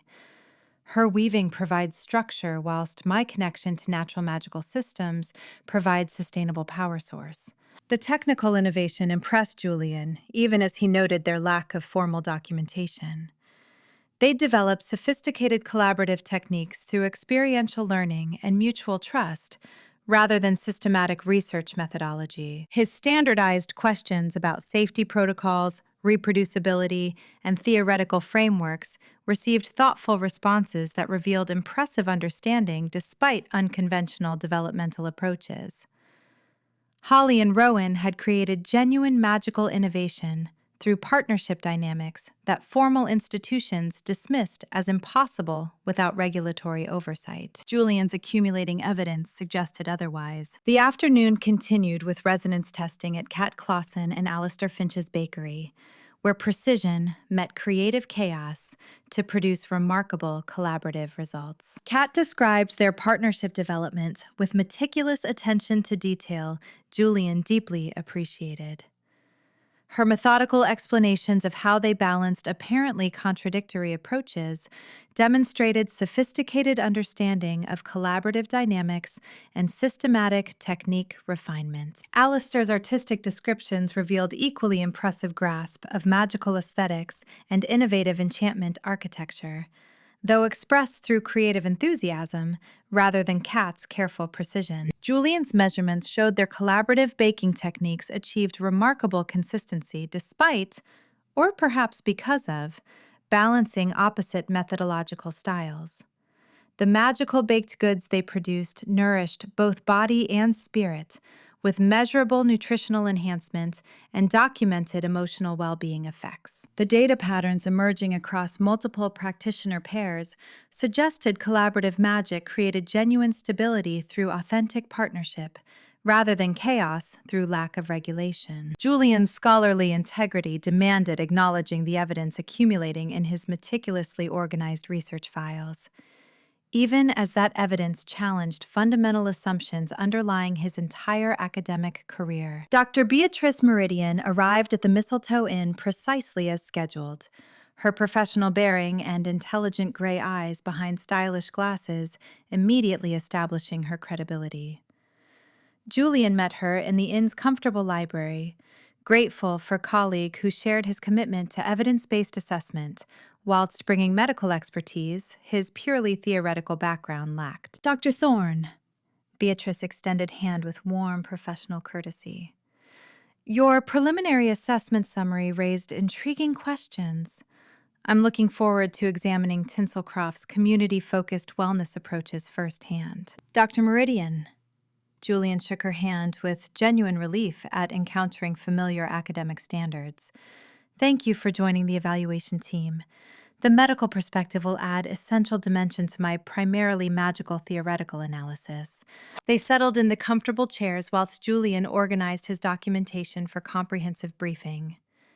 Beatrice reviewed his preliminary findings with keen analytical attention, her medical training evident in how she tracked symptom patterns and wellness indicators alongside his magical measurements. Fascinating, she murmured whilst examining his collaborative magic data. The efficiency improvements you're documenting suggest genuine physiological benefits from partnership-based practice. Reduced magical burnout, sustained enchantment capability, improved overall wellness markers? Yes, though the mechanisms remain theoretically unclear, Julian acknowledged with academic honesty. Conventional frameworks don't adequately explain how emotional connection and authentic partnership could create measurable technical advantages. Beatrice glanced up with a slight smile. Medical science increasingly recognizes factors like social support and emotional authenticity as genuine health determinants rather than merely subjective feelings.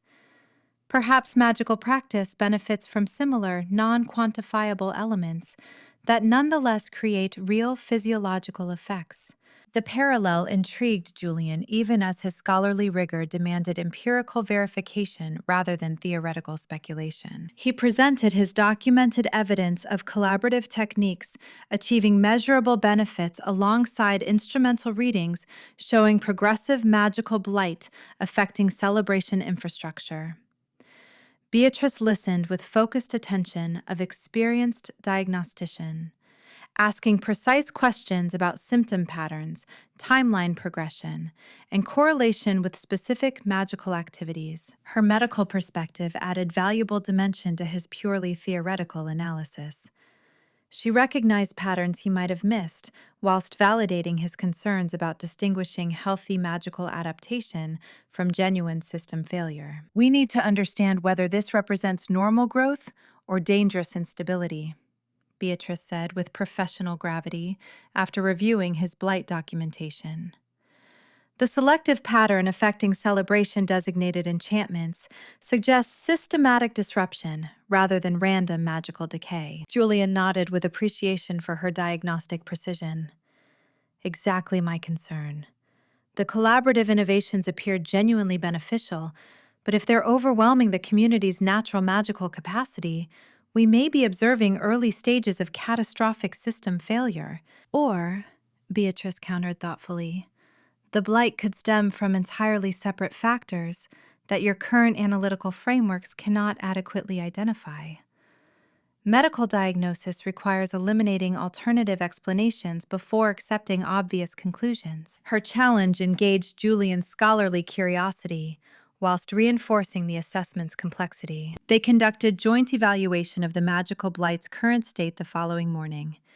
Julian's instrumental analysis combined with Beatrice's medical diagnostic expertise, creating comprehensive assessment of the disruption's nature and progression. His resonance detectors measured decreasing magical coherence in celebration-designated enchantments, whilst her healing assessments revealed selective patterns affecting only specific magical applications.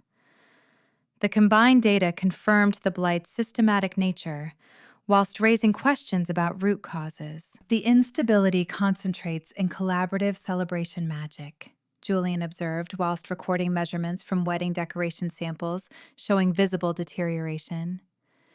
Individual enchantments and basic infrastructure remain stable, but anything involving multiple practitioners working together for community celebration displays progressive decay. Beatrice examined the affected materials with clinical attention, which suggests either collaborative techniques create inherent instability or celebration-focused magic faces unique stress factors your theoretical models don't adequately capture. Julian appreciated her refusal to accept premature conclusions, despite institutional pressure for definitive assessment.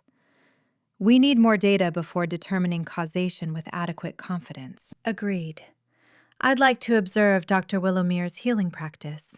Their holistic approach might reveal wellness patterns your purely technical analysis overlooks. They found Sage conducting healing assessment on Cleo Brightwhisker at the community clinic, the bride's wedding stress manifesting as magical health symptoms requiring immediate attention. Julian watched Sage work with the same analytical focus he applied to all observations, noting how their healing approach achieved measurable physiological improvements through methods his instruments couldn't fully capture. Sage's hands moved with gentle precision, whilst their calm voice guided Cleo through breathing exercises and emotional processing. The healing magic they employed combined traditional medical techniques with empathetic magical connection, addressing both physical symptoms and underlying emotional causes. Julian's resonance detectors registered genuine therapeutic effects.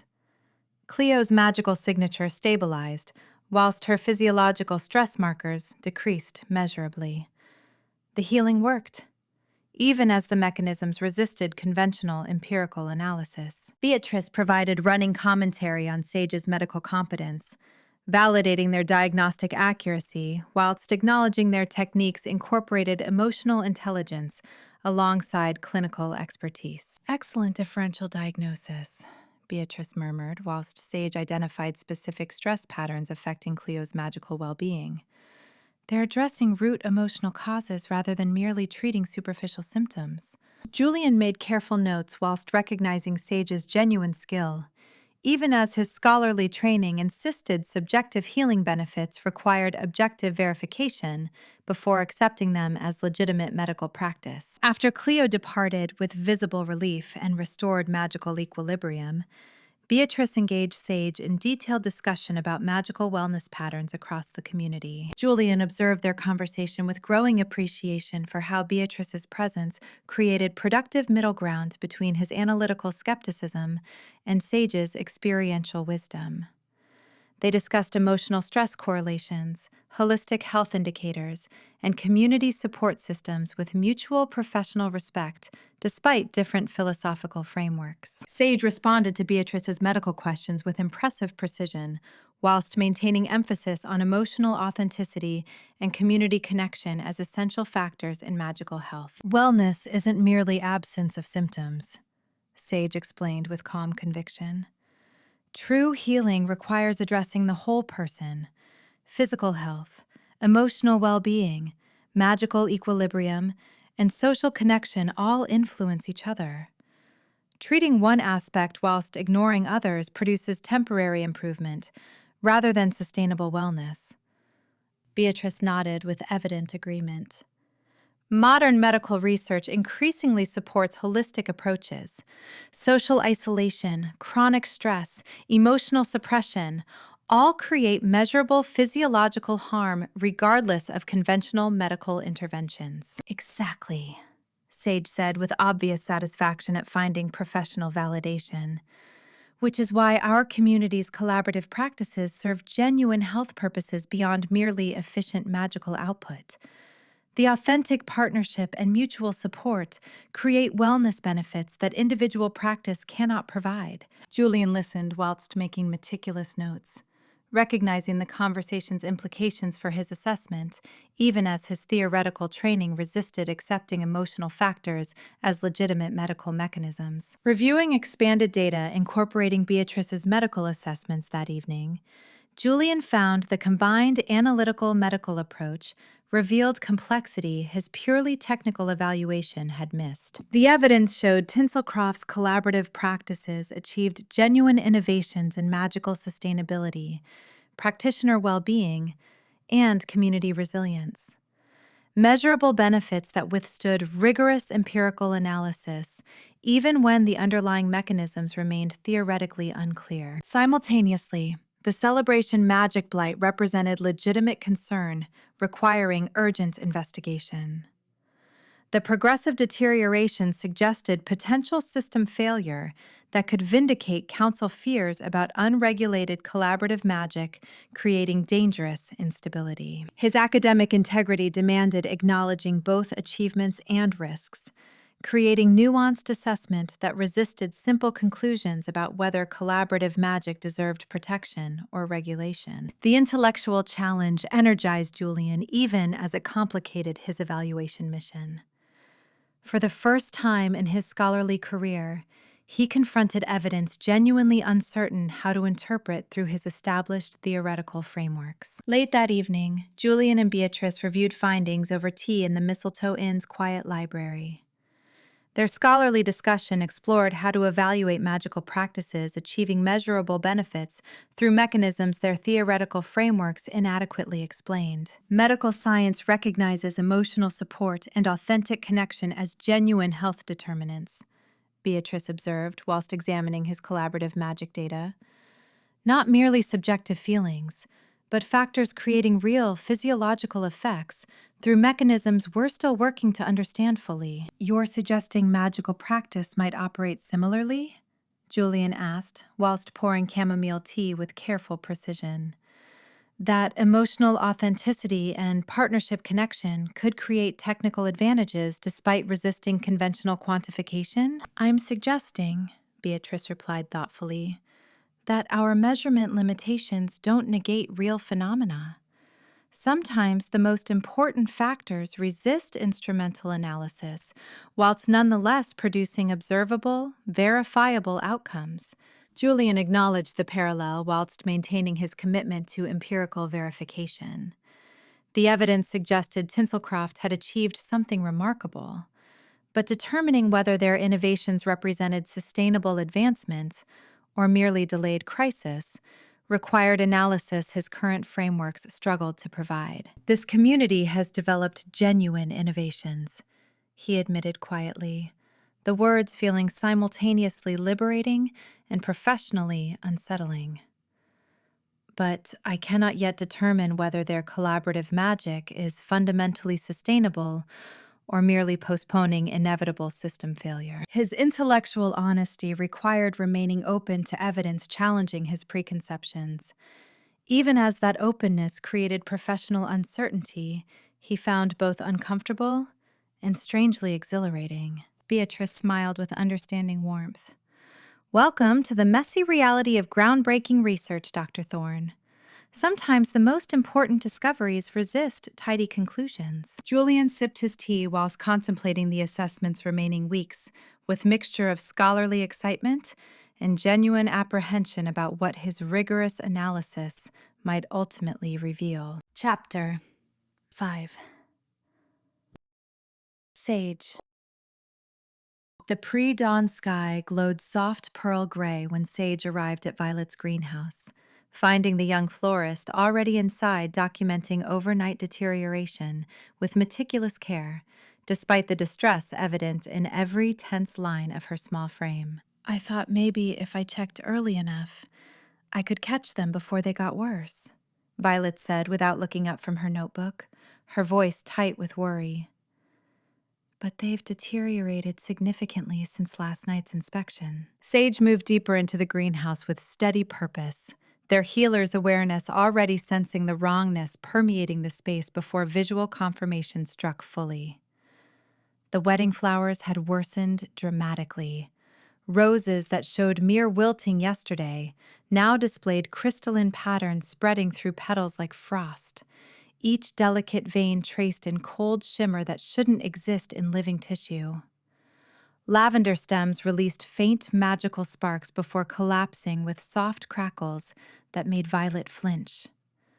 The orchids meant for Cleo's bouquet were fading from vibrant purple to ghostly translucence, as though their essential vitality was draining away, despite receiving perfect physical care. "May I?" Sage asked gently, extending their hand towards an affected rose. Violet nodded with visible relief at having someone share the burden of witnessing this magical wrongness. Sage touched each affected plant with careful reverence, channeling their healing awareness through fingertips into stems and petals. Their magic sensed how the disruption attacked the flower's ability to hold celebratory enchantments whilst leaving ordinary growth magic intact. The plants could still photosynthesize, could still draw nutrients through their roots, could still produce new cells.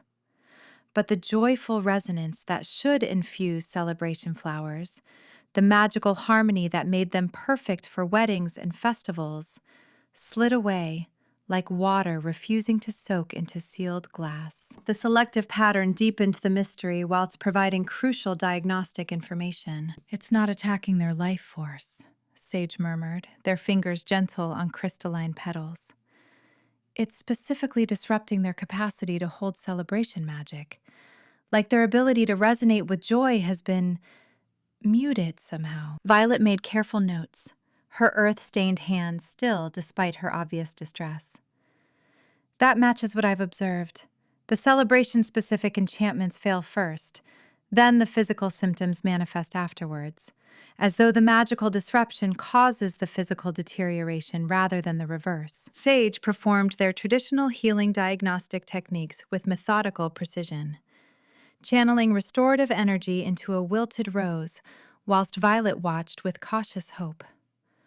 The flower briefly regained color and firmness, petals filling with vitality and stems straightening with renewed strength. For several heartbeats, the improvement held beautifully. Then the magical blight reasserted itself with inexorable pressure, and Sage felt their healing energy slide away ineffectively. The rose wilted again, crystalline patterns resuming their cold spread through tissue that should have been restored. They tried ancestral healing methods passed down through generations, techniques their mentor had taught them for addressing deep magical disruption in living systems. They channeled botanical magic that should strengthen plant vitality at fundamental levels. They collaborated with Violet, combining their complementary skills to create healing approaches neither could achieve alone. Each method provided temporary improvement. Each one ultimately failed to address the root disruption. Sage documented each failure with clinical precision, recognizing that understanding what didn't work provided valuable diagnostic information, even when it didn't produce cures.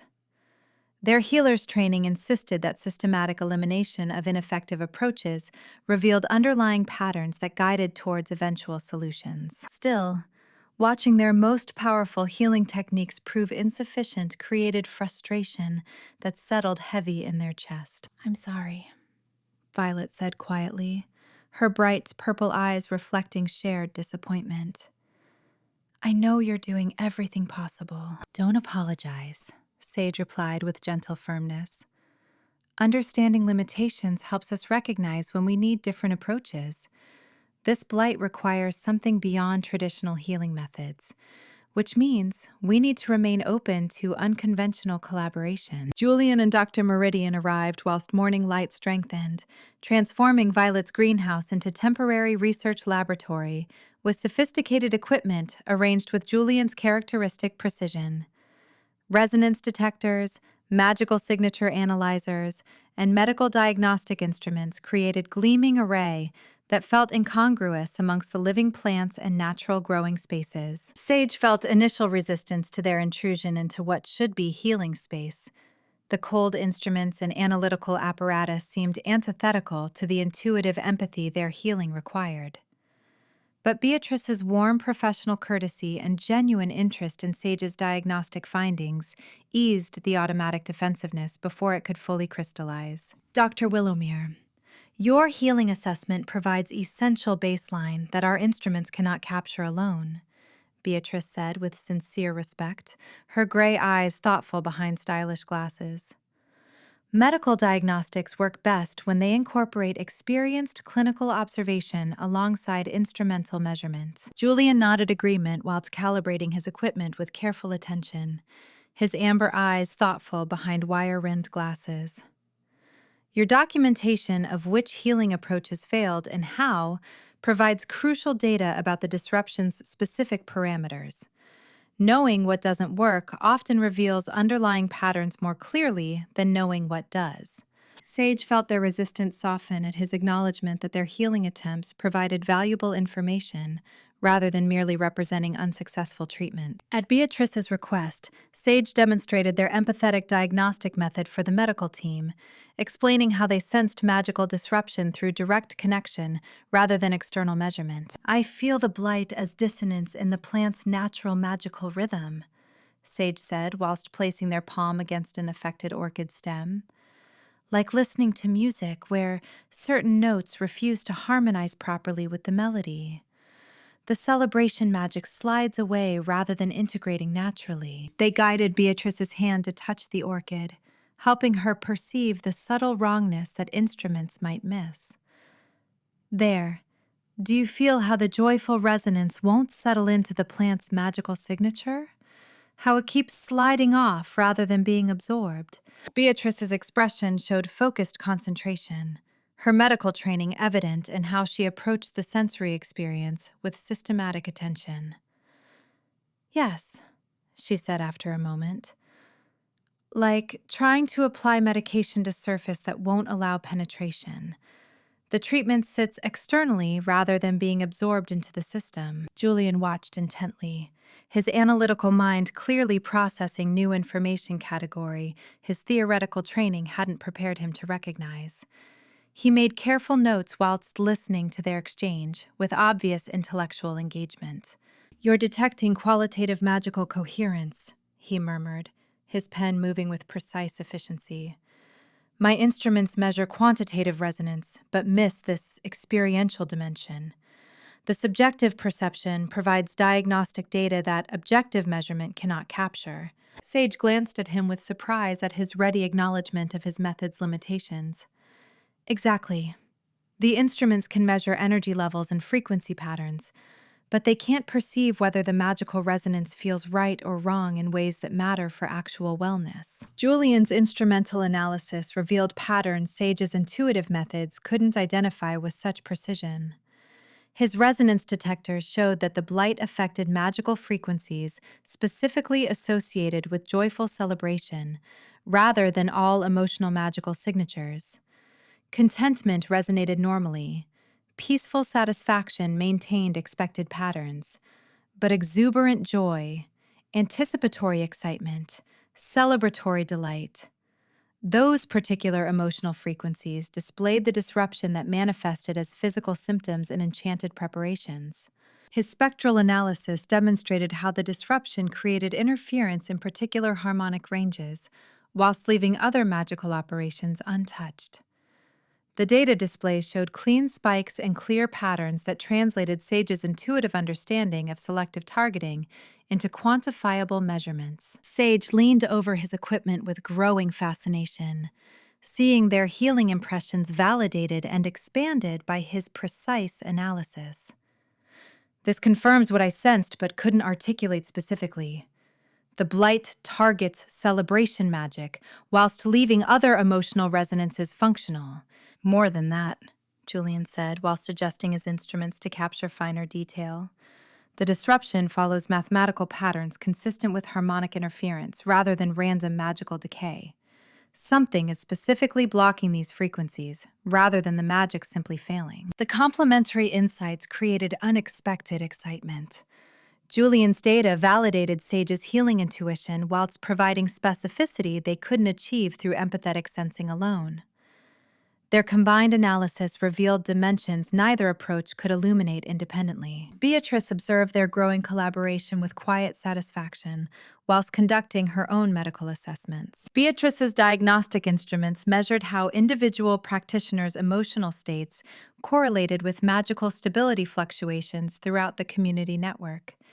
She demonstrated patterns showing that celebration magic required particular emotional authenticity to sustain, with data revealing how Cleo's wedding stress created ripples that manifested as physical symptoms in enchanted preparations. "Look at these correlation curves," Beatrice explained with clinical precision, indicating her displays. "When Cleo experiences anxiety about wedding perfection, the celebration magic she's connected to shows corresponding instability. Not because she's doing anything wrong magically, but because her emotional foundation cannot support the specific magical expression she's attempting to create." She pulled up additional data showing similar patterns across other community members involved in wedding preparations. "The blight isn't attacking celebration magic," Beatrice concluded with medical authority. "It's revealing where emotional foundation cannot support magical expression, like medical symptoms showing underlying health issues, rather than being the disease itself." Sage felt recognition click into place at her explanation, puzzle pieces arranging themselves into coherent pattern. "So the magical network is essentially providing diagnostic feedback about emotional wellness? The way fever indicates infection rather than being the actual problem." "Precisely," Beatrice confirmed with evident satisfaction at their quick grasp. "The physical symptoms in the flowers are manifestations of emotional magical misalignment rather than the root cause, which suggests treatment must address the underlying emotional authenticity rather than merely attempting to suppress magical symptoms." Julian reviewed Beatrice's data with visible intellectual engagement, his analytical framework expanding to incorporate medical perspective that bridged empirical measurement and holistic understanding. Working together, they developed integrated diagnostic protocol that combined all three approaches: Sage's empathetic sensing, identifying affected areas with intuitive precision; Julian's instruments measuring specific disruption parameters with quantitative accuracy; and Beatrice's medical expertise interpreting how emotional wellness impacted magical manifestation with clinical understanding. The collaboration flowed with increasing smoothness as each practitioner learned to value others' contributions. Sage translated their intuitive perceptions into language Julian's analytical mind could process. "I'm sensing dissonance in the upper harmonic range, approximately where celebration joy typically resonates." Julian provided quantitative validation that strengthened Sage's healing assessments. "Your perception corresponds to disruption at 847 to 923 Hz, precisely the frequency range associated with exuberant emotional expression." Beatrice served as bridge between their different methodologies, her medical training allowing her to interpret both experiential healing wisdom and empirical data through unified framework of holistic health assessment. Violet watched their teamwork with visible relief, seeing genuine progress emerge from methodological synthesis rather than single approach limitations. Their combined analysis suggested the blight stemmed from the magical network seeking equilibrium rather than experiencing catastrophic failure. Sage's intuition about growing pains gained support from Julian's measurements, showing the disruption followed patterns consistent with complex systems self-organizing toward new stability. "These interference patterns don't match system breakdown," Julian explained whilst reviewing spectral data. "They match transition dynamics, like adolescent growth causing temporary coordination issues whilst the body reorganizes at larger scale. Uncomfortable, but ultimately healthy development rather than pathological failure." Beatrice added medical perspective that healing often required temporary disruption as systems reorganized. Fever, inflammation, even pain serve necessary functions despite causing discomfort. They're signals that the body is actively working to achieve better equilibrium rather than passively accepting dysfunction. Julian reviewed the integrated evidence with visible intellectual engagement, his skepticism shifting toward cautious hypothesis. If this represents maturation rather than breakdown, forcing premature intervention might prevent natural resolution, like treating fever without addressing infection, suppressing symptoms whilst allowing underlying problem to worsen. Sage felt hope stirring alongside their lingering concern. So, we need treatment that supports healthy transition, rather than merely suppressing uncomfortable symptoms? Exactly, Beatrice confirmed, which requires understanding what equilibrium the system is seeking, rather than simply trying to restore previous stability that may no longer be sustainable. They tested preliminary treatment combining Sage's healing magic with targeted resonance adjustment from Julian's instruments, with Beatrice monitoring emotional patterns to ensure their intervention didn't create additional stress. Sage channeled restorative energy into affected roses, whilst Julian used his equipment to identify and amplify specific harmonic frequencies that supported celebration magic without forcing artificial stability. The collaborative approach achieved more sustained improvement than any single method. Treated roses maintained color and vitality for hours rather than minutes, their celebration magic settling more naturally into resonance patterns that felt right to Sage's healing perception. The success felt tentative but promising, demonstrating that integrated methodology might address what individual expertise couldn't resolve alone. Sage exchanged glance with Julian during the treatment, seeing their own cautious hope reflected in his amber eyes. His analytical precision served the healing work rather than dismissing it, his careful measurements creating foundation for understanding magical wellness with scientific rigor that validated their intuitive wisdom. "This is working," Violet breathed with relief, watching color return to her precious flowers with sustained stability. "Temporarily," Julian cautioned, though his tone carried satisfaction rather than pessimism. "We're supporting natural healing processes rather than forcing artificial stability, which is promising but requires continued refinement to achieve lasting resolution."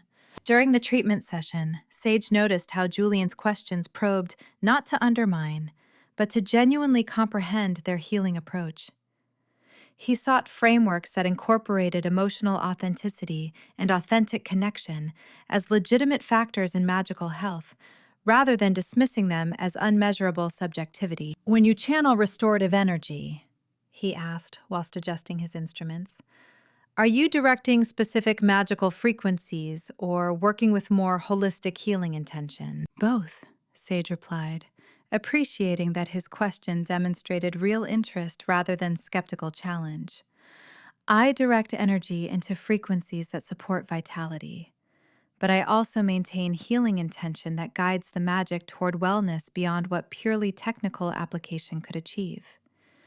The emotional authenticity of my intention shapes how the magic manifests." Julian made careful notes, his expression thoughtful.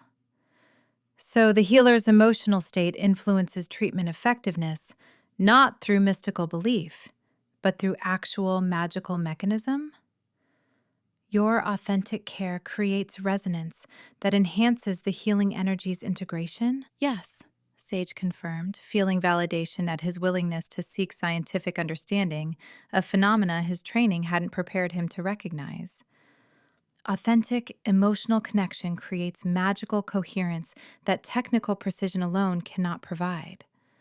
Which doesn't make technical skill irrelevant, it makes both aspects necessary for optimal healing. Beatrice smiled whilst monitoring her medical instruments. Modern healthcare is finally recognizing what traditional healers have always known, that practitioner-patient relationship quality measurably impacts treatment outcomes through real psychophysiological mechanisms, not merely placebo effects. As their collaborative work continued, Sage shared their theory about emotional authenticity supporting magical stability throughout the community network. I've observed that practitioners in genuine partnerships achieve more sustainable magic than those performing technically correct but emotionally disconnected work. The authentic connection creates foundation that allows their magic to resonate more harmoniously with the collective network. Beatrice immediately grasped the medical parallel. Like how patients with strong social support heal faster from surgery and illness. The emotional connection creates measurable physiological benefits beyond merely making people feel better subjectively. Julian listened with intense focus that signaled his analytical mind seeking ways to measure phenomena he'd been trained to dismiss as unmeasurable sentiment. If authentic emotional connection creates quantifiable magical benefits, he said slowly, his amber eyes distant with thought, that would fundamentally challenge council assumptions about collaboration, requiring external regulation to ensure safety. His tone suggested intellectual excitement rather than defensive dismissal, and Sage felt their appreciation for his scholarly integrity deepen. He was willing to follow evidence toward conclusions that challenged his preconceptions, rather than dismissing data that didn't fit established frameworks. The Council assumes that unregulated collaboration creates instability through lack of standardization, Julian continued, his words gaining conviction. But if emotional authenticity provides its own regulatory mechanism through natural resonance optimization, external control might actually reduce stability by interfering with organic self-organization. Violet looked between them with visible hope. So you're saying Tinselcroft's collaborative magic might be more stable because it's not externally regulated? I'm saying, Julian replied with careful precision, that the evidence suggests possibilities my theoretical training didn't prepare me to consider, which requires continued rigorous analysis before reaching definitive conclusions. But his cautious acknowledgement represented significant evolution from his initial skepticism, and Sage recognized the intellectual courage required to remain genuinely open to paradigm-challenging evidence. As evening approached, they reviewed the day's progress with cautious optimism. Their collaborative diagnostic work had revealed both the blight's complexity and promising paths towards resolution through integrated treatment approaches that honored different methodological strengths. Sage walked with Julian and Beatrice back towards town, their conversation flowing with easier professional rapport than had seemed possible during their tense first meeting. The sunset painted Tinselcroft streets in warm gold and rose, celebration decorations glinting with renewed, but still fragile, stability. I must acknowledge, Julian said whilst adjusting his messenger bag, that my purely analytical framework proved insufficient for understanding your magical practices. The experiential dimension you've developed provides essential information that instrumental measurement cannot capture alone. And I must admit, Sage replied with genuine warmth, that your instrumental precision provides valuable validation and specificity that our intuitive methods lack. Seeing our healing perceptions translated into quantifiable data strengthens our ability to understand and refine our approaches systematically. Beatrice observed their growing mutual respect with quiet satisfaction, her gray eyes reflecting the sunset light. Medical practice achieves best outcomes when we honor both rigorous empirical analysis and experienced clinical intuition. Neither approach alone provides complete understanding, but together, they create foundation for genuine advancement. Sage felt hope emerging alongside their lingering concern about the blight's progression.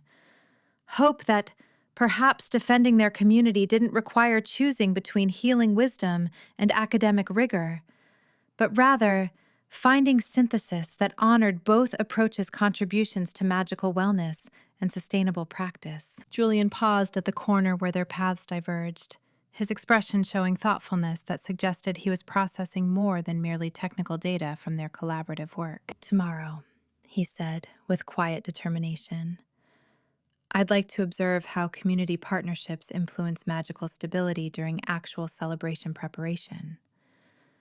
If emotional authenticity creates the regulatory benefits your theory suggests, That should manifest in measurable patterns during collaborative work. I'll arrange access, Sage confirmed, appreciating his commitment to thorough investigation rather than premature conclusions. Cleo and Felix are coordinating decoration installation tomorrow. That should provide excellent observation opportunity for partnership dynamics and magical resonance patterns.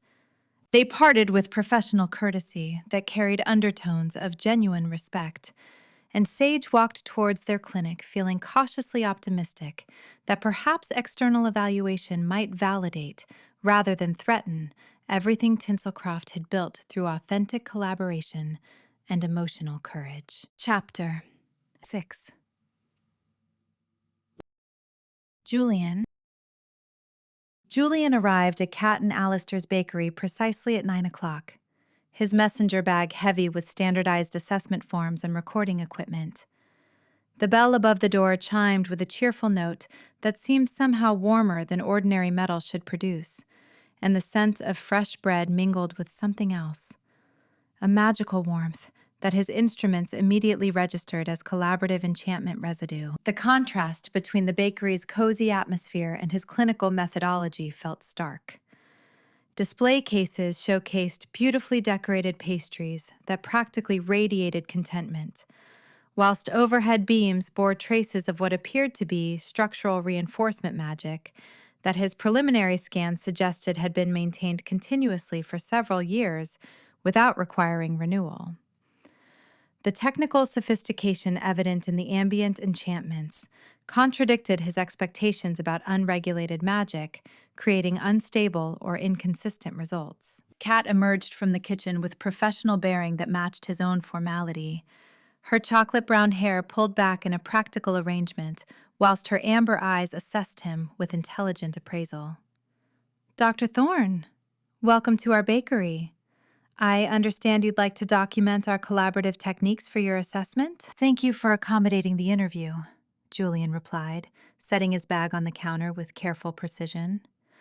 "I've prepared comprehensive questionnaires designed to capture both technical methodology and practical outcomes in ways that translate to empirical analysis." Alistair appeared behind her, his sandy brown hair characteristically rumpled and hazel eyes bright with enthusiasm that suggested he viewed external evaluation as fascinating opportunity rather than bureaucratic intrusion. "This is brilliant. I've always wondered how our techniques would look through proper academic analysis. Kat's been documenting everything, but having external verification could help other partnerships develop similar approaches." Julian appreciated Alistair's genuine excitement about rigorous methodology, whilst noting that his enthusiasm provided useful counterpoint to Kat's more measured professionalism. He began setting up his recording equipment with methodical care, explaining his process as he worked. "These instruments will measure ambient magical signatures whilst we discuss your techniques," he said, adjusting calibration settings.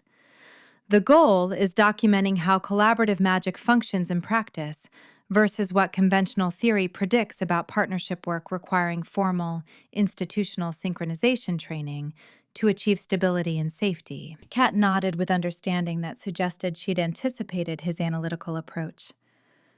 "We've maintained detailed records of our partnership development, including technical specifications for our collaborative enchantments and quality metrics that track improvements over time. I can provide documentation that should complement your instrumental measurements." She retrieved a meticulously organized binder that made Julian's academic heart sing with appreciation. Proper documentation represented exactly what his assessment required: evidence that could withstand counsel scrutiny, rather than merely anecdotal descriptions of subjective experiences. Kat described their partnership evolution with impressive analytical clarity, speaking in terms that resonated with Julian's scholarly training, whilst maintaining warmth that acknowledged the emotional foundation underlying their technical collaboration. "Initially, my perfectionist precision and Alistair's creative spontaneity created constant conflict," she explained, showing Julian carefully documented early attempts at collaborative baking that included detailed notes about magical resonance disruptions and quality inconsistencies. "I approached each project with systematic methodology developed through years of individual practice, whilst Alistair's innovative approaches seemed chaotic and unpredictable from my structured perspective. Julian reviewed her documentation with growing respect for the methodical rigor evident in her record-keeping.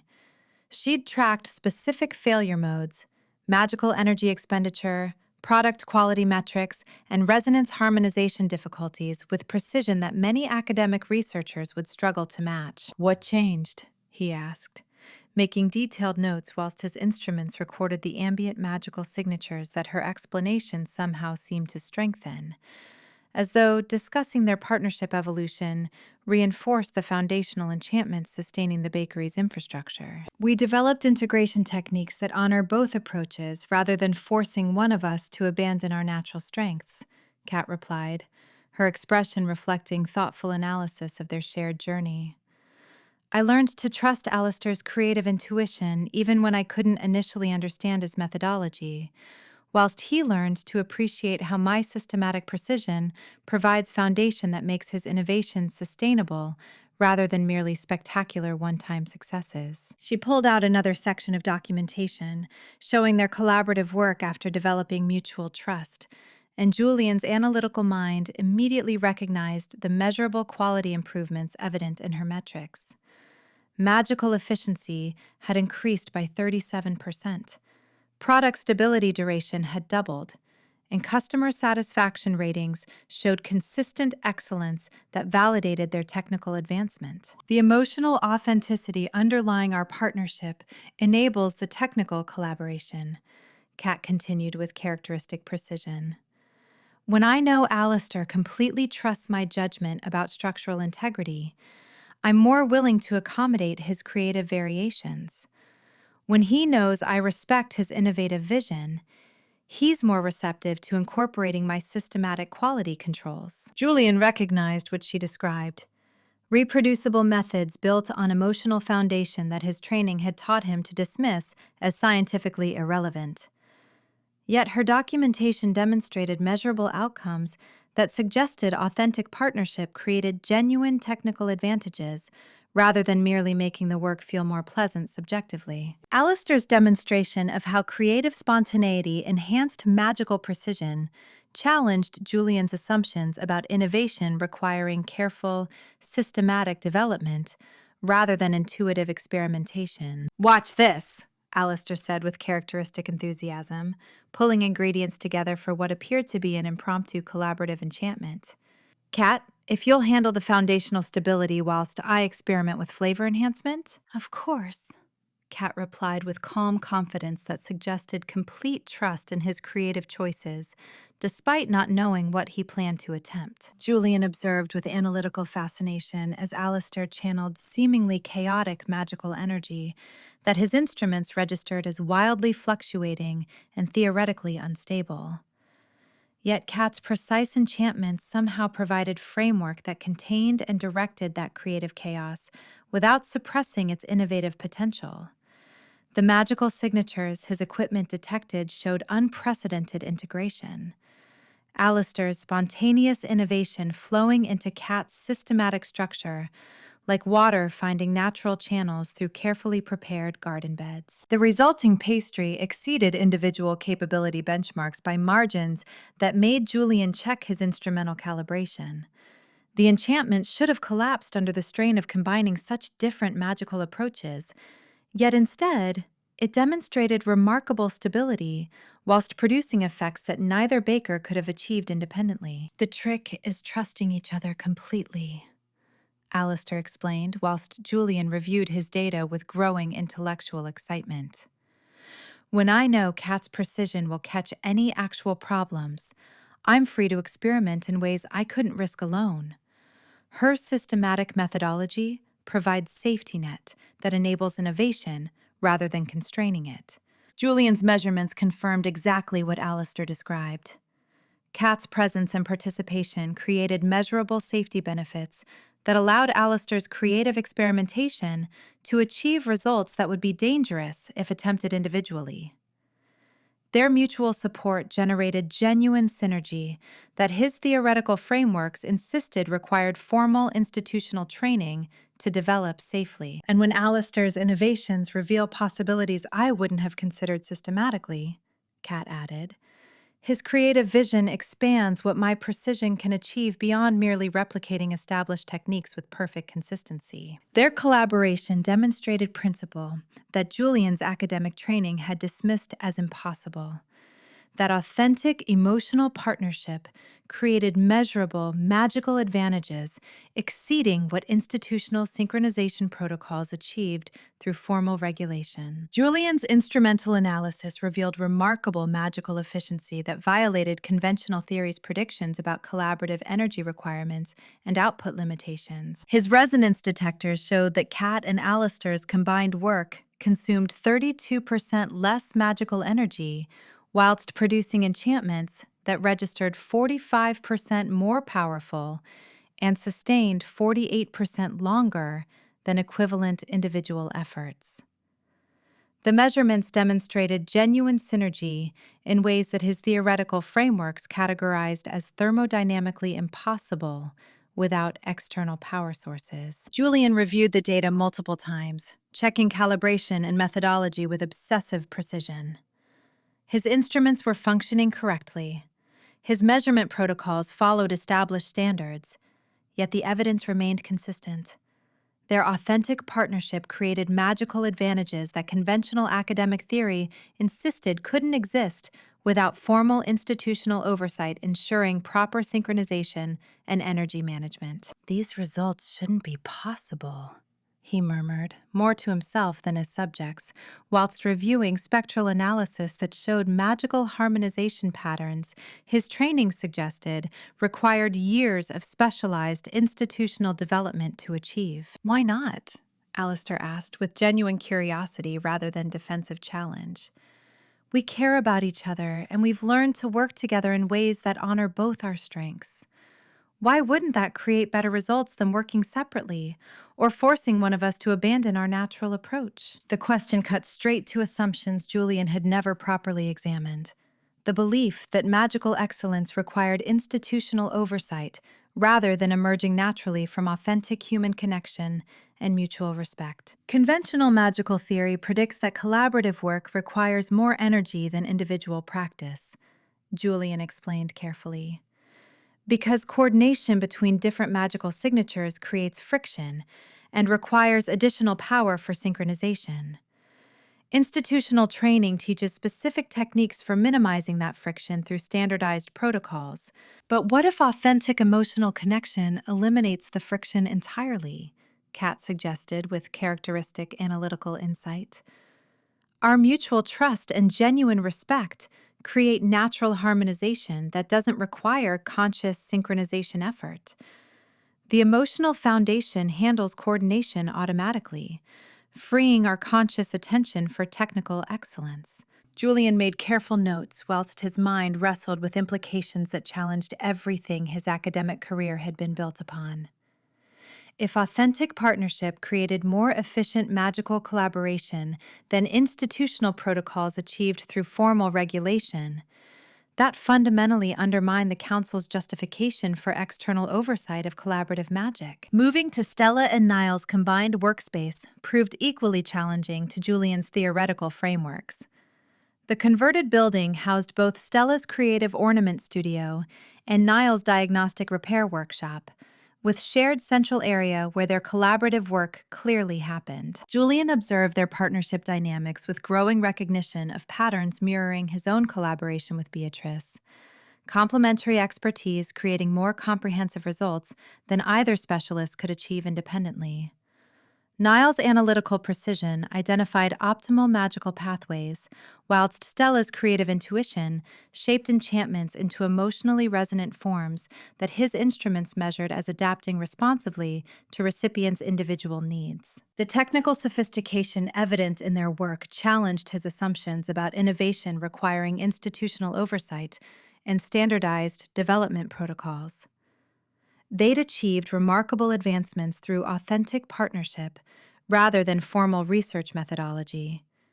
Yet their results demonstrated rigor that many academic projects struggled to match. Watch how the diagnostic analysis informs the creative implementation, Neil explained with quiet expertise, whilst demonstrating their collaborative ornament enchantment process. His pale blue eyes showed focused concentration behind his glasses, as his diagnostic magic mapped the ornament's existing magical structure with precision. Julian's own instruments confirmed as exceptionally accurate. Stella responded to Niall's analysis with creative enchantment that flowed naturally into the pathways he'd identified, her bright green eyes reflecting joy in their collaborative work, whilst her hands shaped magical energy with intuitive grace that belied the technical sophistication his measurements detected. Niall's diagnostic accuracy prevents magical waste whilst ensuring structural integrity, Stella said with characteristic warmth.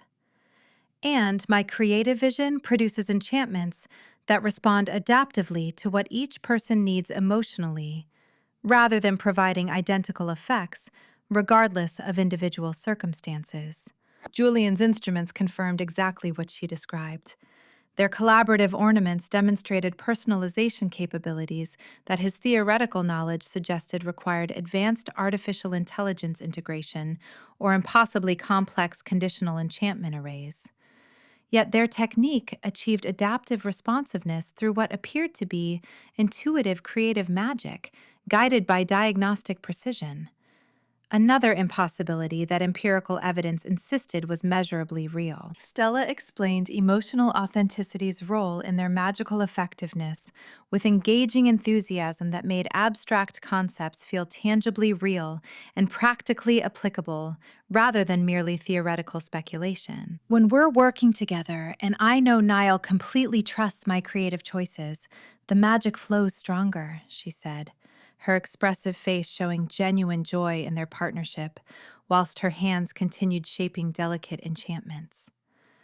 It's like the emotional connection opens channels that let our individual magic resonate together instead of working separately. Julian asked probing questions designed to isolate variables, seeking to distinguish emotional effects from technical factors his training considered scientifically relevant versus subjectively experienced but empirically unmeasurable phenomena. How do you differentiate between feeling that the magic is stronger versus measuring actual increases in magical output? He asked, adjusting his recording equipment to capture more detailed spectral analysis. Stella considered thoughtfully, rather than responding defensively to his skeptical methodology. I understand why you'd want to separate those, she acknowledged with characteristic generosity. But what if they're fundamentally integrated rather than independent variables? What if the emotional experience and the magical effectiveness emerge from the same underlying reality? That authentic connection creates measurable results precisely because the feelings aren't separate from the magic. His instruments showed correlation between their expressed emotional connection and documented magical output that resisted dismissal as merely subjective experience or measurement artifact.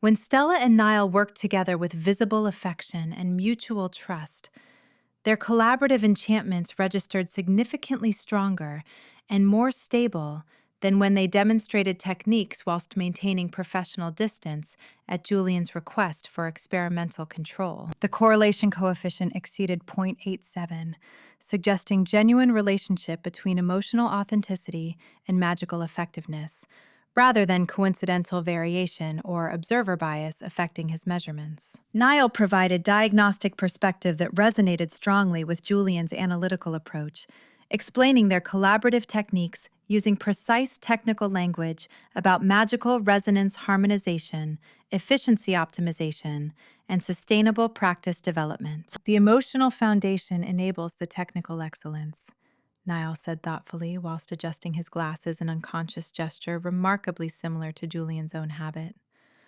We discovered that attempting to separate feelings from magical practice actually limits what's possible, because they're integrated aspects of effective collaborative work rather than independent variables requiring separate optimization. His explanation satisfied Julian's need for rigorous methodology, whilst acknowledging that their innovations emerged through authentic partnership rather than systematic research protocols following institutional standards. Niall described specific techniques they'd developed: resonance harmonization through emotional synchronization, efficiency improvements through trust-enabled risk sharing, innovation capacity through creative diagnostic integration, with precision that many academic papers lacked, whilst maintaining clear acknowledgement of the emotional processes underlying their technical achievements. How do you ensure reproducibility if the techniques depend on emotional authenticity that varies between partnerships? Julian asked, recognizing the question as crucial for defending their practices to counsel scrutiny that demanded standardization. The emotional authenticity doesn't create identical results, Niall replied with characteristic analytical precision. It creates optimal results for each specific partnership based on their unique strengths and complementary capabilities. Reproducibility emerges at the principle level. That genuine mutual trust and respect enable collaborative techniques achieving superior outcomes, rather than requiring identical emotional expressions or technical implementations. Julian found himself intellectually engaged by the distinction Niall articulated. Scientific reproducibility typically demanded identical methodology, producing consistent results. But what Niall described suggested a different framework, reproducible principles that generated appropriately varied outcomes based on individual circumstances, rather than standardized uniformity regardless of context. At Holly and Rowan's workshop, Julian encountered community wild magic integration that challenged every theoretical framework his academic training had provided about sustainable magical practice requiring isolation from natural magical systems to ensure controlled stability. Holly's community-focused textile enchantments, combined with Rowan's wild magic channeling, to create sustainable magical infrastructure that his instruments detected, serving collective well-being whilst drawing power from renewable natural sources, rather than depleting individual magical reserves through conventional practice methods. His theoretical frameworks categorized what he observed as unstable.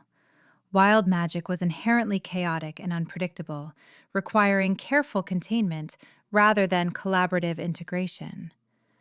Yet his measurements showed remarkable consistency and durability that contradicted every assumption about wild magic creating dangerous volatility when channeled through human magical practice. Holly explained their techniques with confident expertise that reflected years of successful implementation rather than tentative experimentation. Wild magic provides renewable power source when approached respectfully through authentic, collaborative partnership, she said, whilst demonstrating how her knitting integrated natural magical flows into community-supporting enchantments. The key is working with wild magic's nature, rather than trying to control or dominate it through individual exploitation. Julian's instruments confirmed that their collaborative textiles maintained stable enchantments for extraordinary durations. Some pieces, Holly showed him, had sustained active magic for over 5 years without requiring renewal or showing degradation signs. Conventional individual enchantments typically required renewal every 6 to 18 months, making Holly and Rowan's techniques represent order of magnitude improvement in sustainability that should have warranted immediate academic investigation rather than bureaucratic suspicion. Rowan's perspective on natural magical systems challenged Julian's institutional assumptions with gentle directness that made fundamental critique feel like collaborative exploration rather than confrontational rejection. The Council's regulations assume magic requires external control to ensure safety and stability, Rowan observed quietly, whilst demonstrating how his woodworking channeled wild magic into furniture pieces that his instruments confirmed would maintain structural enchantments indefinitely without magical depletion. But natural magical systems self-regulate when approached respectfully through authentic connection rather than attempted domination. Julian found himself intellectually engaged by perspective that contradicted his training, yet aligned with his accumulating empirical evidence. Rowan described wild magic as living system responding to intention and emotional integrity rather than mechanical force requiring technical control. Framework that his academic background dismissed as anthropomorphic fallacy, yet his measurements suggested captured genuine magical dynamics more accurately than conventional mechanistic models. How do you ensure safety if you're not controlling the wild magic's behavior? Julian asked, recognizing the question as central to council concerns about unregulated collaborative practices creating unpredictable risks. Wild magic seeks balance and harmony naturally, Rowan replied with characteristic thoughtfulness. Safety emerges from working in alignment with those natural tendencies, rather than fighting against them.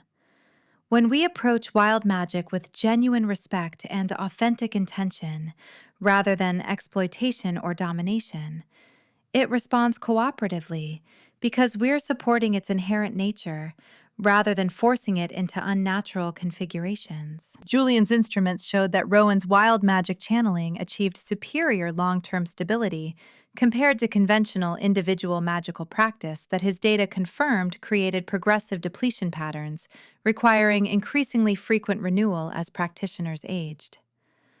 Rowan's sustainable approach suggested magical practice could enhance, rather than exhaust, natural systems when built on authentic connection and respectful collaboration. Julian compiled interview data late into the evening, his hotel room transformed into impromptu research office, with equipment and documentation spread across every available surface.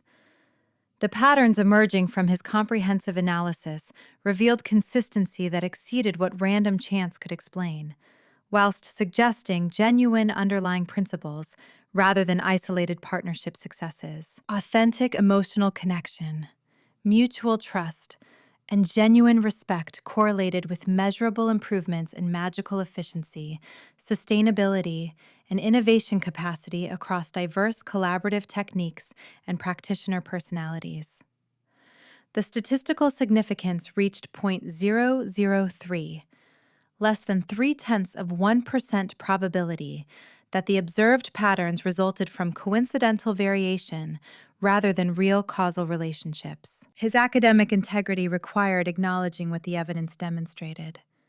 Tinselcroft's intuitive understanding that love and authentic partnership enhanced magical practice in quantifiable ways was empirically valid, despite his theoretical training dismissing such claims as impossible sentimentality lacking rigorous foundation. The consistency across different magical specializations strengthened his conclusions.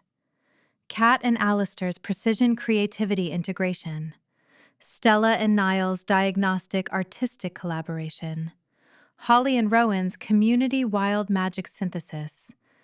Each partnership demonstrated unique technical implementations whilst sharing common principles about emotional authenticity, enabling superior collaborative outcomes. Julian reviewed spectral analyses showing how genuine mutual trust created measurable resonance harmonization that his instruments detected as requiring zero conscious synchronization effort, whilst achieving integration quality that institutional protocols struggled to match through years of specialized training. The data suggested authentic emotional connection provided more effective collaborative foundation than formal regulatory frameworks achieved through external oversight. His findings fundamentally challenged council regulatory frameworks in ways that created significant professional dilemma about how to present evidence contradicting institutional assumptions justifying external control of collaborative magic. The established couples demonstrated that unregulated partnership techniques achieved through authentic emotional connection created more stable, sustainable, and innovative magical practice than conventional individual methods requiring institutional supervision to ensure safety and effectiveness. His measurements validated community wisdom over academic theory, whilst his rigorous methodology ensured the evidence would withstand technical scrutiny. But defending conclusions that undermined council premises about collaborative magic requiring external regulation would position him against institutional authority that controlled his career advancement and research funding. Academic integrity demanded presenting honest findings regardless of political implications, yet Julian recognized that championing Tinselcroft's practices might cost him the professional standing that had defined his identity since graduate school. He sat alone with his data and research notes, confronting how completely his skeptical expectations about chaotic, unregulated magic had been contradicted by rigorous, empirical evidence. The community had achieved remarkable innovations that his academic frameworks couldn't predict or explain, suggesting his theoretical training provided incomplete understanding of what made magical practice genuinely effective and sustainable. The intellectual humility felt uncomfortable, yet strangely exhilarating. Discovering that authentic human connection created measurable magical benefits represented exactly the kind of paradigm-shifting finding that had drawn him to research originally. Evidence that challenged established understanding, whilst opening entirely new avenues for investigation and advancement. Julian made careful notes about needing to expand his theoretical models to incorporate emotional authenticity as genuine variable affecting collaborative magical outcomes, rather than dismissing partnership dynamics as scientifically irrelevant subjective experiences. The analytical precision felt familiar and grounding. Yet his conclusions carried implications that frightened him with their potential to fundamentally alter his relationship with the institutional frameworks that had structured his entire professional life. He felt unexpected admiration for practitioners who had achieved through intuitive wisdom what his formal education had failed to teach him. That the most powerful magic emerged not from individual control or institutional regulation, but from authentic connection between people who genuinely cared about each other and approached their collaborative work with mutual respect and emotional courage. The growing appreciation created both professional excitement about defending evidence-based conclusions and personal uncertainty about what championing Tinselcroft's practices might cost his carefully constructed academic career and council standing. Chapter 7. Sage. The summons arrived via Felix's breathless messenger spell while Sage was cataloging recent blight progressions in their clinic. Cleo needed immediate attention. Magical health crisis at the studio. They grabbed their healing kit and hurried through Tinselcroft's afternoon streets, noting how celebration decorations throughout town flickered with the same instability they'd been tracking for days. They found Cleo seated on the floor of her studio, surrounded by wilting flower arrangements that should have held their enchanted vibrancy for weeks. Her usually bright, creative energy felt dampened, compressed, like a candle burning in a space too small for proper flame. Enchanted wedding decorations lined the walls in various states of failure. Paper lanterns that couldn't maintain their soft glow, ribbon sculptures collapsing from lost structural spells, painted canvases where magical color-shifting effects had frozen mid-transition. Felix hovered near his fiancée with worried hands flexing uselessly, clearly desperate to help but uncertain how. "It's been building for days," he said as Sage knelt beside Cleo. "She's been pushing herself with wedding preparations, trying to get everything perfect. But this morning she couldn't make the simplest enchantments hold. Then the headache started, and her hands..." Cleo held out trembling fingers that disrupted the diagnostic spells she tried to cast, creating ripples of dissonance in the magical field around her. "I can't even manage basic artistic magic," she whispered, voice tight with distress that made Sage's healer instincts clench. "The wedding's in 2 weeks, and I can't create the decorations I designed. What if I've burned myself out completely?" "You haven't," Sage said with calm certainty, channeling gentle diagnostic magic through their palm pressed against Cleo's shoulder. "Let me see what's happening." Their examination revealed magical exhaustion, exacerbated by emotional overwhelm. Cleo's creative reservoir felt hollowed rather than depleted, like energy was being redirected elsewhere instead of simply used up. But the pattern felt wrong for standard burnout. Her magical signature showed the same dissonance affecting celebration preparations throughout town, her creative energy trying to manifest joyful wedding magic, but encountering resistance that created feedback stress in her system. The headaches pulsed in rhythm with failed enchantments. Each attempt to force her artistic magic into traditional celebratory forms met invisible barriers that reflected the effort back through her channels, creating physical symptoms from magical frustration. "You're not failing, Cleo," Sage said, infusing their voice with the gentle reassurance that healing required. "Your magic is responding to something in the broader network, not weakness in yourself." They continued their assessment, monitoring how Cleo's stress levels affected nearby enchanted decorations. When her anxiety about wedding perfection peaked, hands clenching, breath shortening, creative energy spiking with desperate determination, the lanterns flickered more severely, and flower arrangements wilted faster. But when Felix moved closer and took her hand, his comforting presence helping her relax slightly, the magical disruption stabilized. The real-time correlation struck Sage with intuitive recognition. Individual symptoms reflected collective disruption. Cleo's personal magical health crisis wasn't isolated, but rather localized manifestation of the community-wide blight they'd been investigating. "Felix, would you fetch Dr. Thorne?"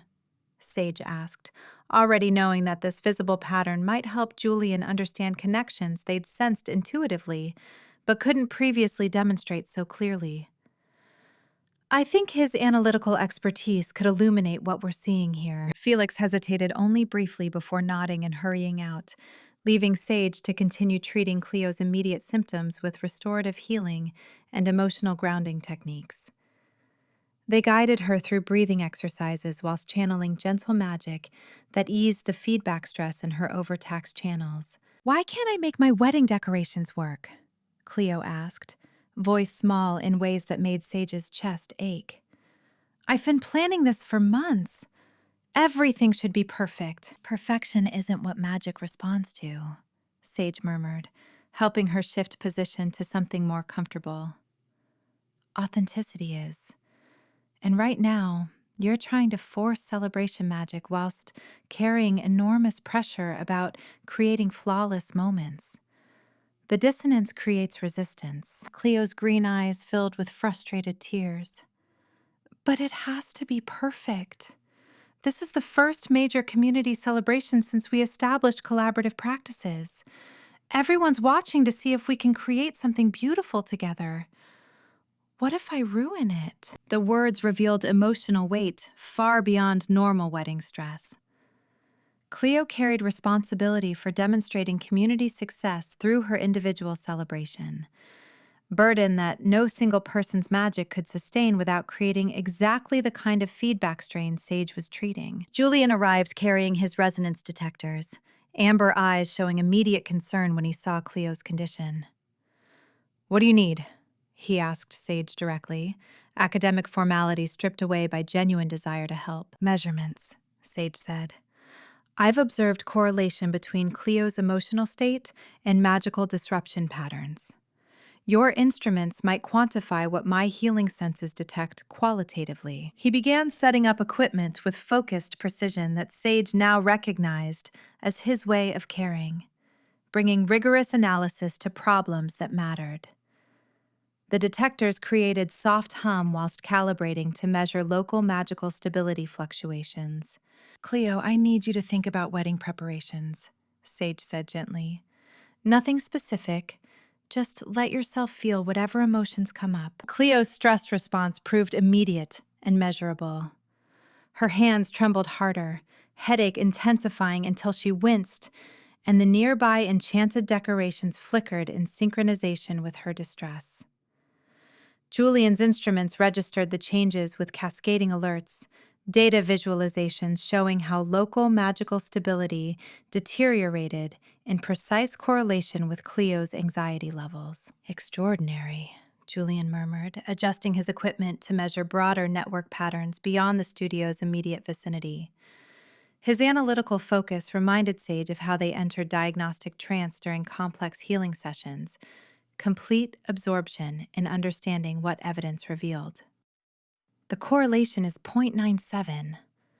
Her personal disruption represents localized manifestation of community-wide magical resonance seeking equilibrium." He worked for several minutes in concentrated silence, gathering data while Sage continued emotional support that helped Cleo gradually relax. Felix returned and resumed his place beside his fiancée, his presence alone creating measurable stabilization in the magical field that Julian's instruments registered immediately. "The network isn't breaking down," Julian said finally, excitement threading through his usually measured voice. "It's reorganizing. And the celebration magic requires emotional authenticity that current stress levels cannot sustain.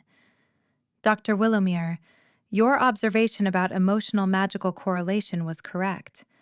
The pattern extends throughout the entire community infrastructure." Validation washed through Sage, warming places they hadn't realized felt cold from months of defending intuitive understanding against demands for empirical proof. Julian's analysis confirmed what their healing senses had been telling them: that emotional wellness and magical stability formed integrated system rather than separate phenomena. "Can you map the broader pattern?" Sage asked. "Show me where emotional pressure creates the strongest network disruptions." They spent the next hour working together in natural collaboration that felt nothing like their initial methodological conflicts. Sage identified practitioners experiencing wedding-related stress, not just Cleo and Felix, but everyone involved in celebration preparations who carried similar pressure about demonstrating community success through perfect execution. Julian measured corresponding disruptions in the collaborative magical network, creating comprehensive visualization that showed how the blight intensified precisely where emotional dissonance met celebratory intention. Dr. Meridian arrived midway through their investigation, summoned by Felix with characteristic diplomatic efficiency. She added medical perspective that completed their understanding, explaining how the pattern mirrored psychosomatic health effects, emotional stress manifesting as physical symptoms, because mind and body formed integrated system rather than separate entities. "The network is behaving like any complex adaptive system under developmental stress," Julian explained, sketching theoretical frameworks on Cleo's studio whiteboard with enthusiasm that made him seem years younger. "Temporary instability during reorganization before achieving more stable configuration. Forcing external intervention during natural maturation could prevent healthy resolution." Sage listened with fascinated attention, recognizing their intuitive healing wisdom reflected back through rigorous analytical lens. The network wasn't experiencing crisis, but completion, finishing its evolution into something more resilient than what had existed before. Like bodies experiencing growing pains during development, or ecosystems undergoing temporary disruption whilst evolving toward new complexity. "It's the rapid growth," Sage said, pieces assembling into coherent understanding. "We've integrated multiple innovative collaborative techniques over recent months. The network needs time to stabilize those new elements before it can sustain additional complexity, like celebration magic at wedding scale." "Precisely," Julian agreed, adjusting his glasses while studying data visualizations with academic delight. "The disruption concentrates in newest collaborative elements, still seeking optimal integration. Your healing assessment identified the pattern. I'm simply providing theoretical foundation that explains why forcing magical repairs would likely create genuine crisis where none currently exists." They tested their maturation hypothesis by supporting rather than forcing the network's evolution. Sage used healing magic to ease practitioners' emotional stress, whilst Julian identified optimal points for gentle resonance support that facilitated natural equilibrium rather than imposing external control. Their collaborative treatment helped Cleo's symptoms improve significantly as her personal magical signature found easier integration with the evolving network. The success felt both professionally validating and personally intimate.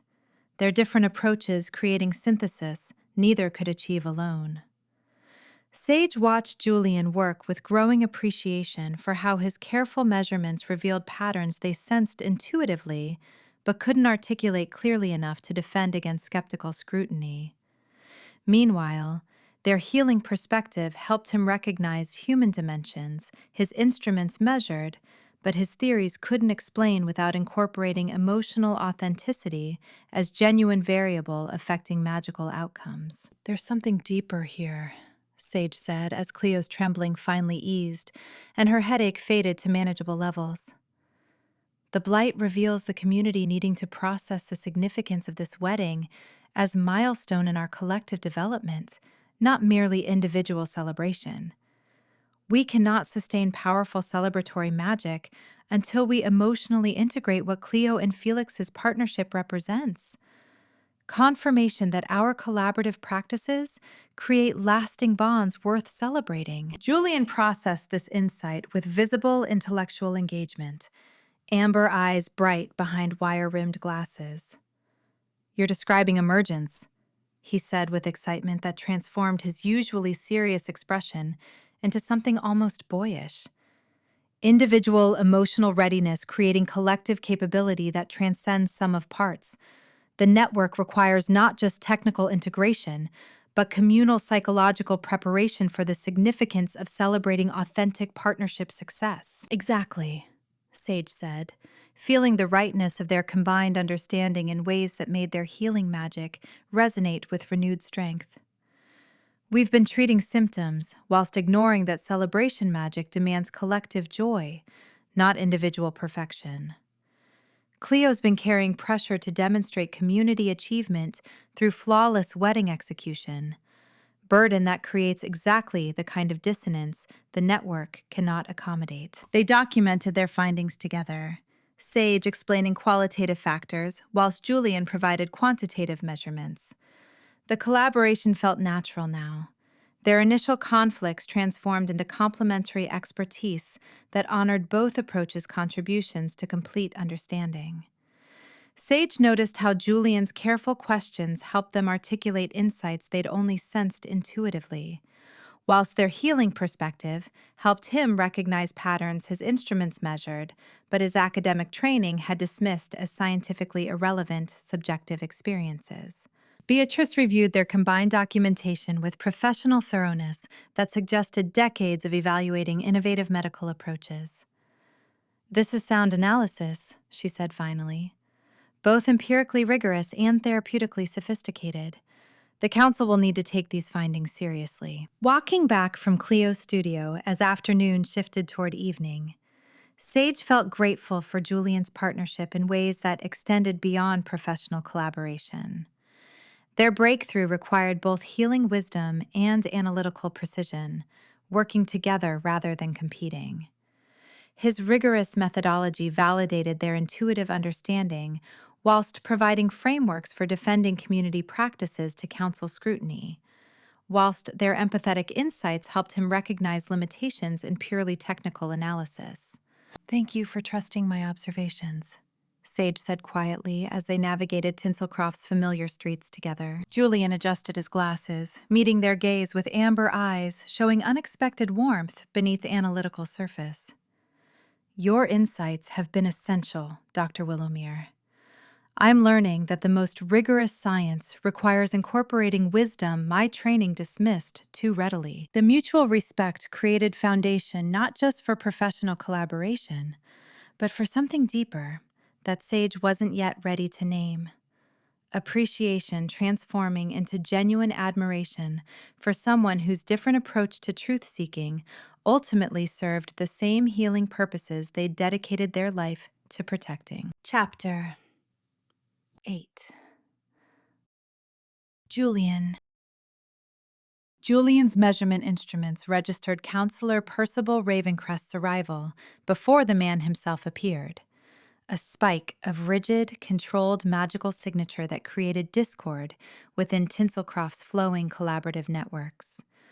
Through the Mistletoe Inn's front windows, Julian watched an official vehicle pull up to the curb, its bureaucratic precision seeming almost aggressive against the town's organic architectural charm. Ravencrest emerged with the bearing of someone accustomed to being obeyed without question. Tall and imposing, steel gray hair worn in precise style, cold blue eyes that evaluated the inn's cheerful exterior with visible disapproval. His formal business attire, charcoal suit, crisp white shirt, subdued tie, projected regulatory authority whilst creating deliberate distance from anything remotely personal or warm. Dr. Thorne, Ravencrest acknowledged with perfunctory courtesy that barely masked impatience as he entered the common room where Julian had been reviewing his latest findings. I trust you've prepared comprehensive documentation of the safety violations requiring intervention. The assumption stung immediately. Not a question about findings, but expectation that Julian had discovered evidence justifying predetermined conclusions. Counselor, Julian responded carefully, adjusting his glasses whilst maintaining professional composure. I've compiled extensive documentation of Tinselcroft's collaborative magical practices for your review. Ravencrest set down thick leather portfolios containing what Julian recognized as standardized magical governance frameworks, safety protocols, and regulatory templates designed to bring chaotic collaborative practices under institutional control. The weight of bureaucratic authority filled the cheerful space, like fog dampening sunshine. The Council appreciates your diligence during this critical assessment, Ravencrest said while settling into a chair with rigid formality that suggested comfort itself constituted dangerous weakness. Your preliminary reports indicated concerning magical instability affecting community celebrations, precisely the kind of unregulated chaos we feared when collaborative techniques began spreading without proper oversight. Julian felt immediate tension, recognizing that his carefully balanced preliminary documentation had been interpreted through the selective lens Ravencrest brought with him. My reports documented temporary disruption affecting celebration preparations, he clarified with scholarly precision. However, subsequent analysis suggests, let's review the evidence systematically. Ravencrest interrupted with bureaucratic certainty that dismissed anything not fitting predetermined frameworks. He opened Julian's compiled documentation, flipping through pages of carefully noted observations about collaborative techniques achieving measurable benefits whilst focusing exclusively on documented instances of magical blight. The counselor's pale fingers moved with mechanical efficiency across Julian's detailed notes about Stella and Niall's diagnostic creative partnership, Kat and Alistair's precision chaos integration, Holly and Rowan's community wild magic collaboration. Each carefully documented innovation received cursory glance before Ravencrest returned attention to sections describing wilting celebration flowers, flickering enchanted decorations, and Cleo's stress-induced magical health symptoms. This confirms exactly what the Council feared, Ravencrest declared, with the satisfaction of someone whose assumptions had been validated, regardless of contradicting evidence. Unregulated collaborative magic creating systemic instability that threatens practitioner safety and community welfare. Your data supports implementing the Noel protocol immediately. Julian felt professional discomfort, sharp as physical pain. His documentation presented complex picture requiring nuanced interpretation, evidence of sophisticated magical innovation alongside temporary disruption that his more recent analysis suggested represented network maturation rather than fundamental failure. Ravencrest's selective reading dismissed everything not supporting intervention, whilst amplifying anything suggesting crisis. Counselor, if I may explain my evolving understanding, Julian attempted, but Ravencrest waved dismissal with bureaucratic impatience. Your preliminary findings provide sufficient evidence for council action, Dr. Thorne. We cannot allow experimental practices to continue whilst community members experience magical health disruption and celebration infrastructure failures. The safety risks are unacceptable. Julian took careful breath, gathering scholarly courage whilst recognizing that Ravencrest sought confirmation rather than genuine analysis. My subsequent investigation reveals that the documented disruption correlates with complex system reorganization rather than catastrophic breakdown, he explained with academic precision that reflected years of rigorous research training. The magical network displays sophisticated infrastructure, achieving stability through authentic partnership dynamics that my theoretical frameworks initially couldn't accommodate. The blight represents maturation challenges as the system evolves toward greater complexity, not evidence of fundamental instability requiring external regulation. Ravencrest's cold blue eyes assessed Julian with evaluative distance that transformed living scholar into bureaucratic problem. Dr. Thorne, your role is documenting safety risks, not theorizing about unverified system behaviors. The Council requires empirical evidence that collaborative magic creates genuine stability, not academic speculation about potential maturation processes. The dismissal stung Julian's scholarly pride with unexpected intensity. His entire career had been built on rigorous empirical analysis, careful documentation of observable phenomena, and evidence-based conclusions that advanced magical understanding through objective research. Being characterized as engaging in academic speculation when he'd spent weeks conducting the most thorough investigation of his professional life felt like fundamental misunderstanding of scholarly integrity itself. I have empirical evidence, Julian responded, with careful authority that reflected genuine intellectual confidence. Measurements showing collaborative techniques achieving superior efficiency compared to traditional solo practice. Medical documentation from Dr. Meridian validating emotional wellness affecting magical health outcomes. Longitudinal data demonstrating network stability increasing through authentic partnership development rather than degrading through unregulated collaboration. Ravencrest opened one of his leather portfolios, revealing bureaucratic frameworks that reduced magical practice to standardized checklists and regulatory compliance measures. The Council's responsibility extends beyond validating experimental techniques, Dr. Thorne. We must ensure magical community safety through proper oversight and institutional frameworks that prevent catastrophic failures. He outlined the Noel protocol's requirements with methodical precision that transformed living magical practice into administrative categories. Mandatory magical education standards that would replace Tinselcroft's organic mentorship with formalized curriculum.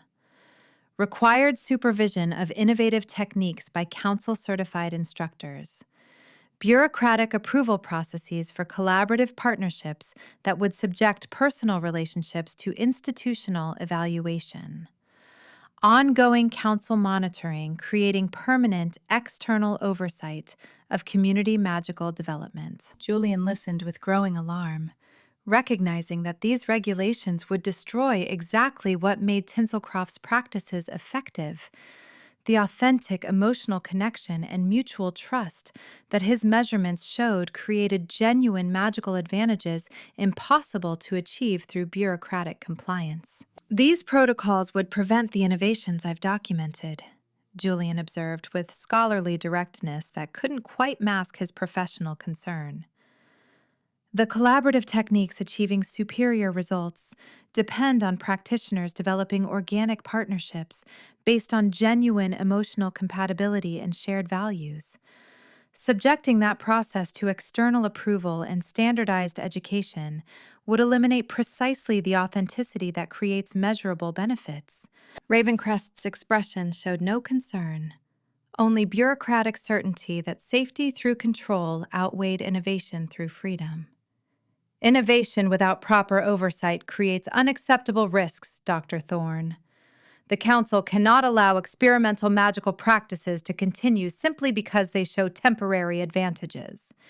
We must ensure long-term stability through regulatory frameworks that prevent catastrophic failures. The argument possessed internal logic that Julian recognized from his own academic training, prioritizing measurable safety over unmeasurable flourishing, valuing institutional control over organic development, treating human connection as dangerous variable, requiring management, rather than essential factor enabling magical excellence. Your assessment will influence Council policy significantly, Ravencrest continued with calculated emphasis that shifted from abstract principles toward personal stakes.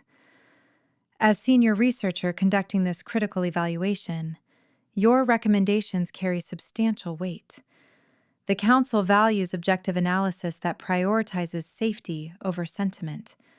Scholarly judgment that recognizes good intentions cannot substitute for proper regulatory frameworks. Julian felt the implicit message clearly.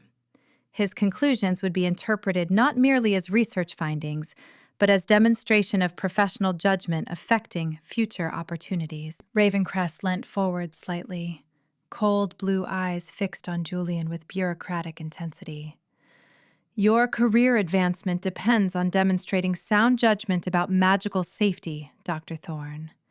The Council is considering you for senior research positions that would significantly expand your influence on magical governance policy. However, such appointments require researchers who understand that protecting communities sometimes means implementing necessary regulations despite local resistance to external oversight. The professional threat landed with precise calculation. Julian's entire identity centered on his scholarly work. The opportunity to conduct rigorous research advancing magical understanding whilst contributing to community safety through evidence-based policy recommendations. Senior counsel positions would provide resources and authority, enabling investigations he could only dream about with his current limitations. Yet accepting that advancement apparently required compromising scholarly integrity by recommending regulatory intervention, his evidence contradicted. I need additional time to complete comprehensive analysis, Julian said carefully, maintaining professional composure whilst buying space to process the ethical manipulation he'd just experienced. Premature conclusions based on incomplete investigation would compromise scholarly integrity and potentially recommend inappropriate interventions. Ravencrest's impatience showed through a bureaucratic mask. You've conducted thorough preliminary assessment documenting concerning instability, Dr. Thorne. Further analysis merely delays necessary regulation whilst allowing dangerous practices to continue. My recent findings suggest the instability represents network maturation rather than fundamental failure. Julian pressed with academic persistence that reflected genuine intellectual conviction. I've documented how emotional authenticity creates measurable magical benefits that traditional frameworks cannot accommodate. The collaborative infrastructure achieves results my theoretical models couldn't predict, precisely because it incorporates variables, trust, mutual support, authentic partnership, that conventional magical analysis dismisses as scientifically irrelevant subjective experiences. Academically interesting, Ravencrest acknowledged with dismissal that reduced Julian's breakthrough insights to theoretical curiosities. However, practically irrelevant for Council's responsibility preventing magical catastrophes. Your preliminary evidence of instability justifies intervention. Continued observation risks allowing temporary disruption to escalate into genuine crisis. The conflict forced Julian to confront core professional values with painful clarity. Ravencrest demanded he choose between career security through institutional compliance and intellectual honesty about evidence contradicting Council assumptions. His academic training had emphasized rigorous analysis and evidence-based conclusions regardless of institutional preferences, yet his professional advancement clearly depended on maintaining Council favor by delivering convenient, rather than honest recommendations. I cannot, in good conscience, recommend regulatory intervention without completing thorough analysis of evidence suggesting such regulations would harm rather than help community magical stability, Julian said quietly. Recognizing he was potentially sacrificing career opportunities whilst unable to justify compromising scholarly principles he'd spent his life developing. Ravencrest's expression hardened into bureaucratic certainty. The Council expects your final assessment within 1 week, Dr. Thorne. I trust you'll fulfill your professional obligations appropriately. The words carried weight of institutional authority demanding compliance, whilst the threat to Julian's career prospects hung unspoken but unmistakable in the formal atmosphere. After Ravencrest departed with rigid disapproval radiating from his precise posture, Julian sat alone in the Mistletoe Inn's common room, surrounded by comprehensive documentation that told story fundamentally incompatible with Council's predetermined conclusions. His instruments and careful measurements revealed sophisticated magical innovation, achieving genuine benefits through authentic emotional connection. His interviews with established couples demonstrated measurable advantages from collaborative techniques developed through organic partnership rather than institutional oversight.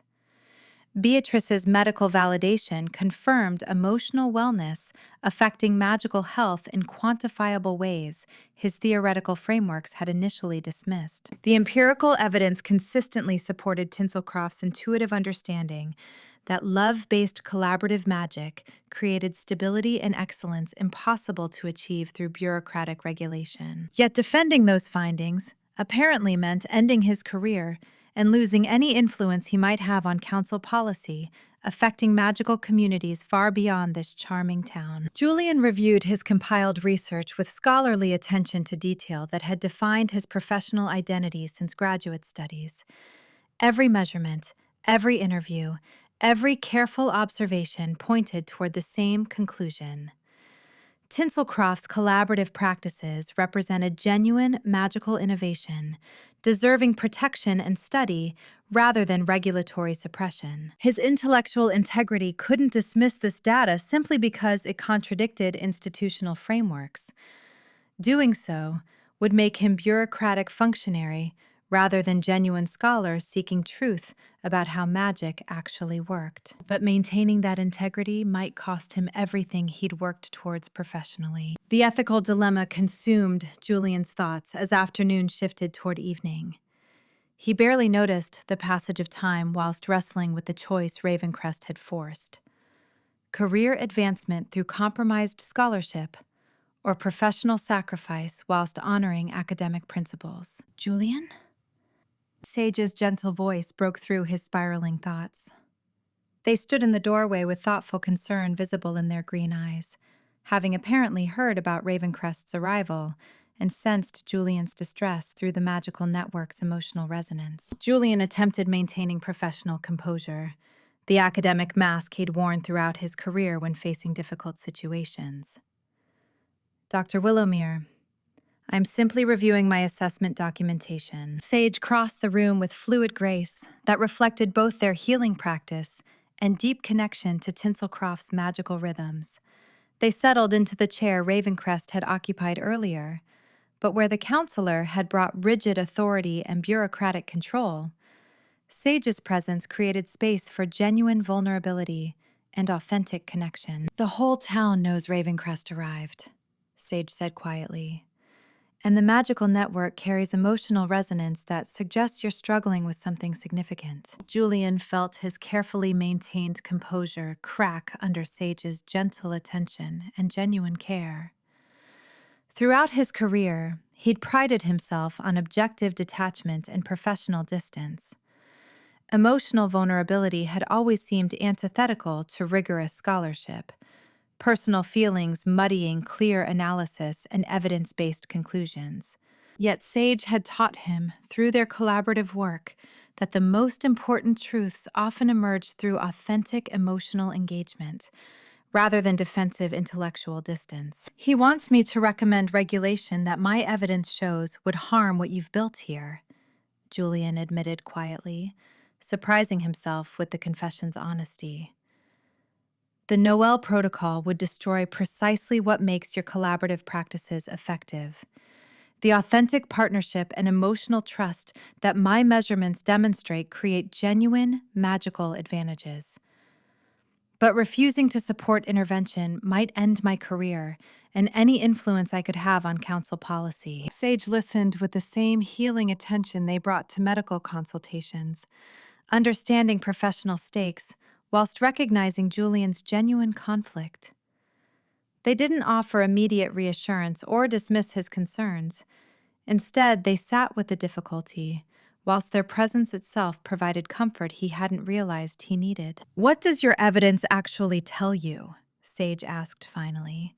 green eyes reflecting wisdom earned through years of serving their community with integrity, despite external pressures toward conventional approaches. "That everything Ravencrest assumes is wrong," Julian said with scholarly conviction that felt both liberating and terrifying. "The Blight represents network maturation, not catastrophic failure. Collaborative magic achieves superior results precisely because it incorporates emotional authenticity and mutual support that traditional frameworks dismiss. Your community has developed sophisticated magical infrastructure that my theories couldn't predict because they excluded the most important variables: love, trust, genuine partnership, as scientifically unmeasurable subjective experiences." "Then you know what honest scholarship requires," Sage observed gently. Julian adjusted his glasses, a nervous gesture betraying the professional anxiety he felt whilst contemplating career consequences. "I know what intellectual integrity demands, but defending conclusions that challenge council authority could end my opportunities for continued contribution to magical governance.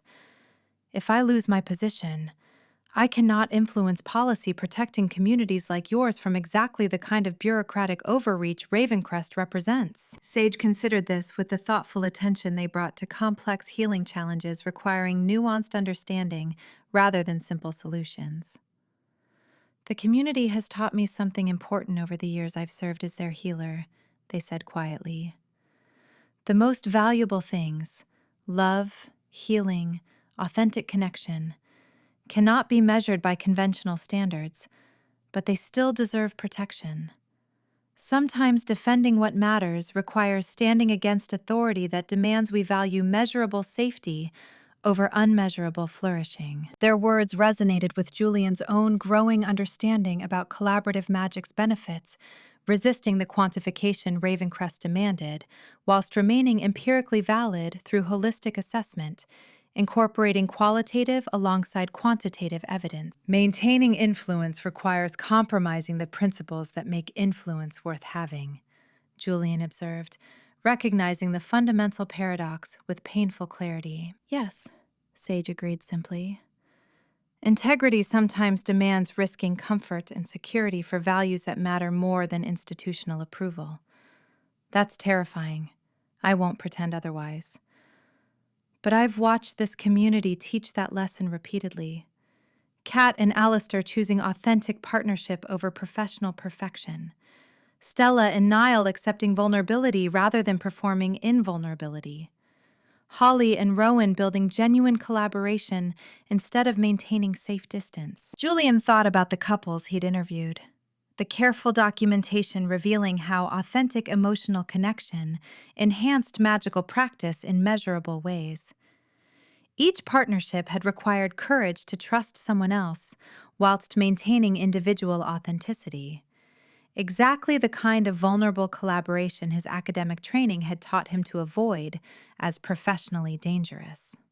Yet those partnerships achieved results his theories couldn't explain through conventional frameworks. "I became a researcher to discover truth about how magic works," Julian said slowly, feeling conviction crystallize through articulating principles he'd sometimes lost sight of whilst pursuing career advancement. "If I compromise that commitment for career security, I lose what makes the work meaningful.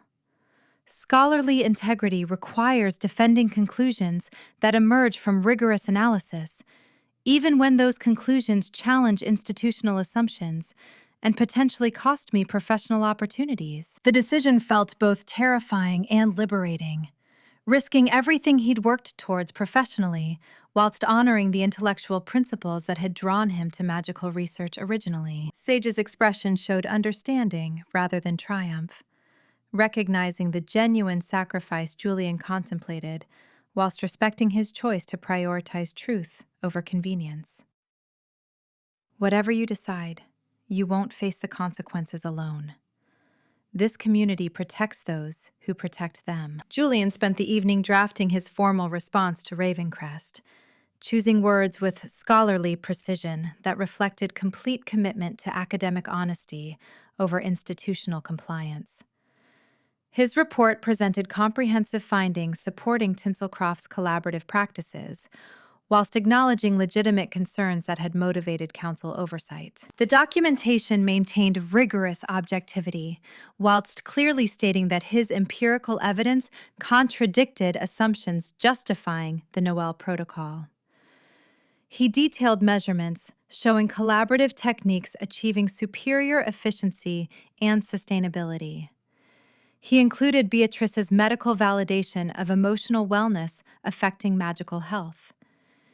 He explained his analysis, suggesting the blight represented network maturation, requiring patience and support rather than regulatory intervention. His recommendation stated with careful authority that premature regulation would likely harm the sophisticated magical infrastructure Tinselcroft had developed through organic collaborative evolution.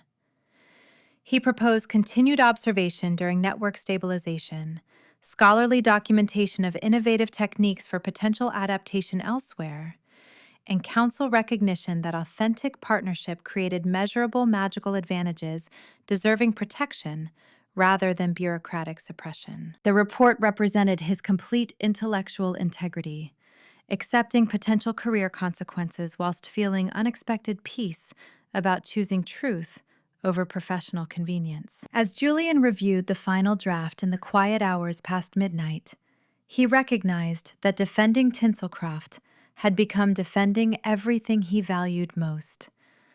Not just about the community's innovative practices, but about the principle that genuine scholarship required courage to support evidence wherever it led, even when that meant standing against powerful institutions demanding convenient, rather than honest, conclusions. His entire career had prepared him for rigorous analysis and evidence-based recommendations.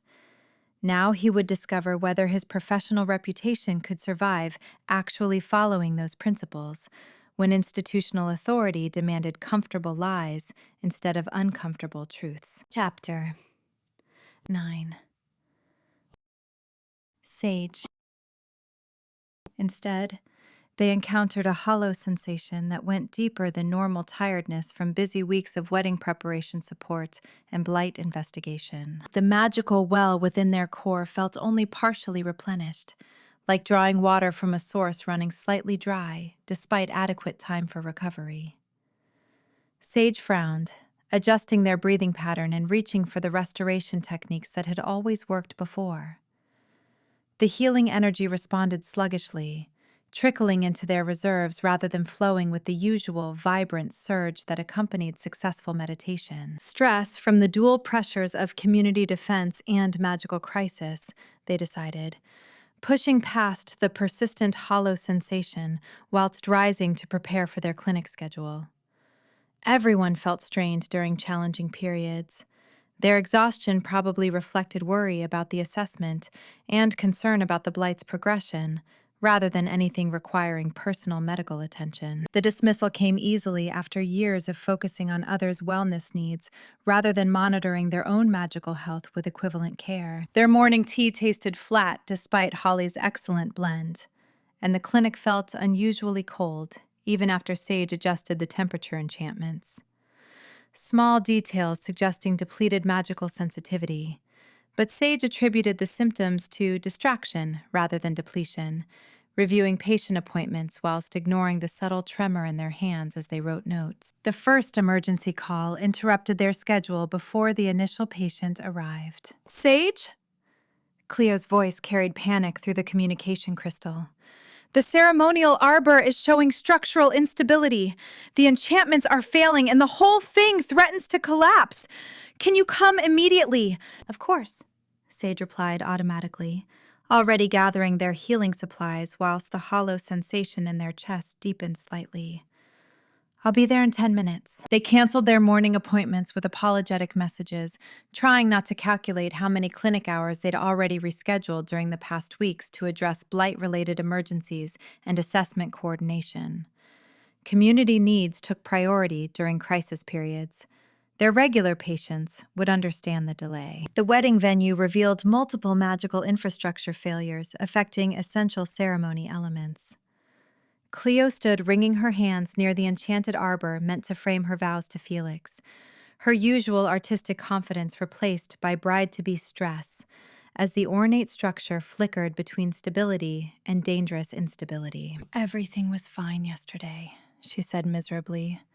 "Now it looks like the whole thing might collapse during the ceremony itself." Sage placed careful hands against the arbor's base, sending diagnostic energy through the enchantments whilst feeling the magical drain immediately.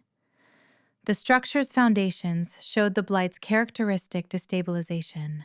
Not chaotic breakdown, but rather a network seeking equilibrium and temporarily unable to support elaborate magical constructs whilst processing fundamental adjustments. "The enchantments need reinforcement through collaborative healing," Sage explained, already channeling restorative magic whilst their depleted reserves protested the demand. "The blight isn't destroying the structure, but the network's maturation process cannot maintain complex magical architecture whilst achieving final stabilization." They worked steadily for nearly an hour, weaving healing energy through the arbor's foundations, whilst Cleo assisted by focusing her artistic will on maintaining the structure's intended form. The intervention succeeded. The arbor stabilized, no longer threatening collapse. But Sage felt their magical reservoir diminishing faster than sustainable practice allowed. The hollow sensation intensified to actual discomfort, their chest aching with the effort of channeling restoration whilst running on inadequate reserves. "Thank you so much," Cleo said with visible relief. "I know you're dealing with multiple crises. I'm sorry to add wedding stress to everything else." "Your celebration matters," Sage assured her with genuine warmth, despite their growing exhaustion. "We'll ensure the magical infrastructure supports the joy you and Felix deserve." 2 more emergency calls arrived before Sage could return to their clinic.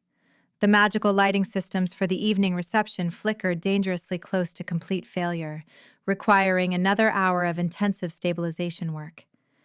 Then the ceremonial fountain's water sculptures collapsed into shapeless liquid, needing complex restoration that left Sage's hands trembling visibly by the time the enchantments held stable again. Each crisis demanded their healing intervention, whilst their own depletion deepened with every restorative working they channeled. Sage maintained calm professional demeanor through training and determination, but the magical exhaustion symptoms intensified past the point where clinical denial could ignore obvious medical evidence. Their vision blurred slightly during the fountain restoration. Their legs felt unsteady walking between crisis sites. The hollow chest sensation developed sharp edges, suggesting reserves depleting past safe thresholds into dangerous territory. They should stop, rest, allow their magical well to replenish properly before attempting further healing work. But the wedding needed protection. The community faced continued blight progression, and Sage remained the primary healer responsible for ensuring everyone else's wellness during the crisis. Stopping felt impossible whilst others needed their expertise. By afternoon, the venue coordination required assembling multiple practitioners for collaborative emergency stabilization efforts. Holly arrived with enhanced magical textiles meant to reinforce structural enchantments. Stella brought ornament magic, offering additional support for failing lighting systems. Niall contributed diagnostic precision, identifying critical failure points, whilst Felix provided historical research about traditional stabilization techniques. Sage coordinated the collective effort, their empathetic diagnostic abilities guiding each practitioner's contributions, whilst their own restorative magic provided the fundamental healing energy connecting everyone's work into coherent whole. The collaboration succeeded beautifully. Exactly the kind of innovative community magic Julian had been documenting all week. But maintaining the healing focus whilst managing collaborative coordination required magical expenditure that Sage's depleted reserves could barely sustain. Their hands developed a constant tremor they recognized clinically as exhaustion symptom they hadn't experienced personally in years. Cold sweat dampened their neck despite the venue's comfortable temperature. The hollow sensation expanded into their limbs, making every movement require conscious effort. Professional crisis demanded their expertise precisely when personal capacity reached dangerous limits. Sage? Holly touched their arm gently, her warm brown eyes showing concern. You look pale. Are you feeling all right? Just tired, Sage deflected automatically, offering reassuring smile whilst channeling more healing energy through the venue's foundations. The blight's progression requires intensive intervention. I'll rest after the wedding. Holly's expression suggested skepticism, but another magical failure interrupted before she could press further. The venue's temperature regulation enchantments collapsed completely, creating uncomfortable cold that threatened guest comfort during the evening ceremony. Sage added climate stabilization to their growing list of critical healings requiring immediate attention. The urgent summons from Violet arrived as evening approached, her normally cheerful voice carrying genuine distress through the communication crystal. Sage, please come to the greenhouse immediately. Something terrible has happened to all the wedding flowers. Sage's stomach dropped whilst they hurried across town toward Violet's magical cultivation spaces, each step feeling heavier than the last, as magical depletion affected their physical stamina alongside their supernatural reserves. They found Violet standing amidst catastrophic blight manifestation, affecting not just specific wedding flowers, but her entire celebration-designated cultivation. The roses, meant for Cleo's bouquet, had crystallized completely, their petals transformed into fragile, magical glass that chimed softly in the greenhouse ventilation. Lavender stems collapsed into magical ash when Violet tried lifting them, the purple flowers dissolving into gray powder that smelled faintly of old incense rather than fresh herbs.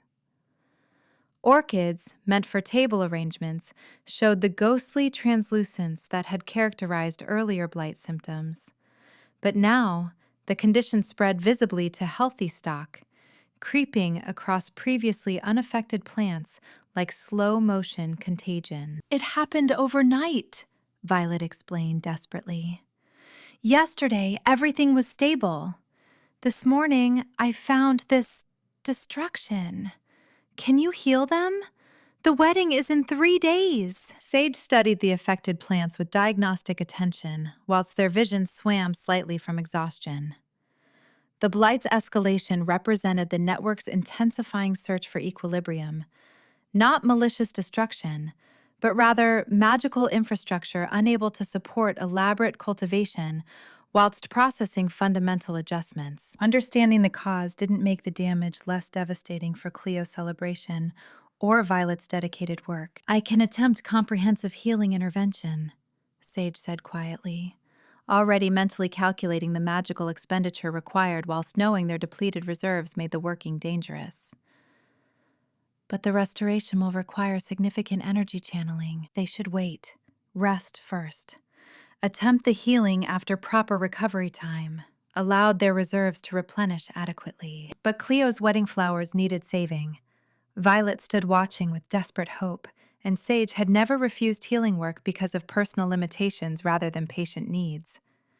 Their entire professional identity centered on providing care, regardless of inconvenience or difficulty. Sage knelt amongst the crystallized roses, placing their hands against the greenhouse floor whilst reaching for restorative magic that responded sluggishly from exhausted reserves. They channeled healing energy through the magical network affecting the plants, seeking the disrupted patterns and attempting to weave restoration through each damaged stem and petal. The working demanded enormous magical output, more than Sage's depleted reservoir contained safely. Their chest ached immediately, the hollow sensation intensifying to painful emptiness as they pushed past safe thresholds through sheer, determined will. Sweat dampened their forehead despite the greenhouse's cool temperature. Their hands trembled against the floor, making the precise energy manipulation difficult. Sage persisted anyway, channeling restoration whilst their vision blurred and dizziness warned of dangerous depletion. The roses showed slight improvement, a few petals regaining normal texture, some stems losing their crystalline brittleness. Not complete healing, but measurable progress that would require hours more intensive work to achieve full restoration. Hours Sage didn't have magical capacity to sustain. Their body refused to continue depleting reserves past critical thresholds, despite their determined will. The greenhouse tilted sickeningly, Violet's concerned face swimming in their blurred vision. Sage tried standing, but their knees buckled immediately, strength draining along with magical reserves until they could barely support their own weight. "Sage!" Violet caught them before they collapsed completely, her strong gardener's arms providing essential support whilst Sage's legs gave out entirely. "You're burning up! What's wrong?" "Just exhausted," Sage managed, though their voice sounded distant and strained even to their own ears. The hollow chest sensation expanded into consuming emptiness, their magical reservoir depleted past recovery without proper intervention.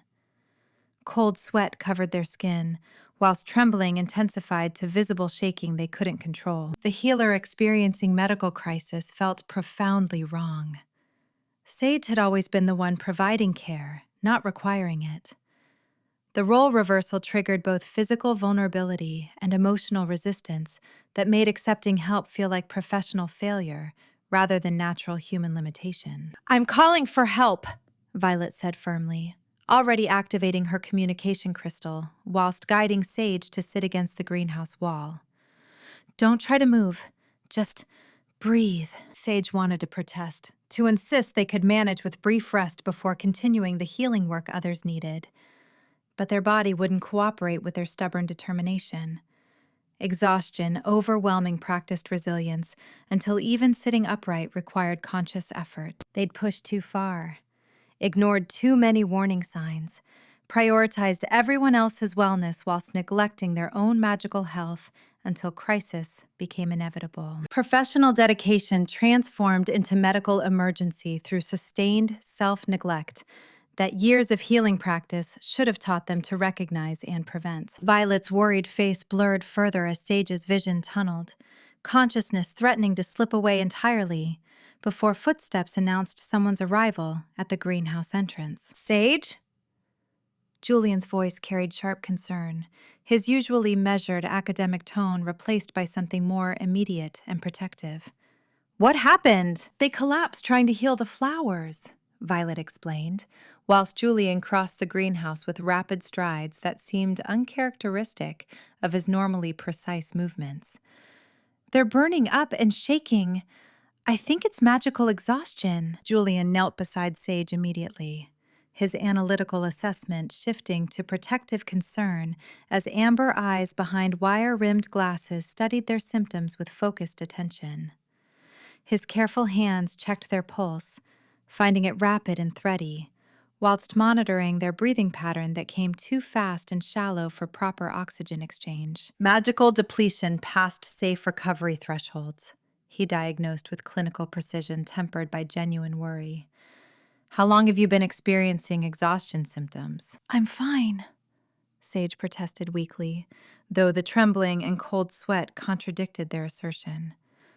"Just need brief rest before continuing the healing work." "You're experiencing acute magical collapse," Julian corrected with firm gentleness that brooked no argument. "Continuing any healing work would be medically dangerous. You require immediate rest and restoration, not further depletion." His authoritative medical tone provided external permission Sage couldn't give themselves to stop working and accept care. He guided them to lie flat, despite their protests about needing to help others, his hands surprisingly gentle, whilst arranging their position for optimal recovery. "The wedding flowers," Sage whispered, watching the crystallized roses through blurred vision. Cleo needs you healthy more than she needs perfect flowers," Julian interrupted with unexpected vehemence. "Violet, please send for Dr. Meridian and inform the community that Sage requires medical rest.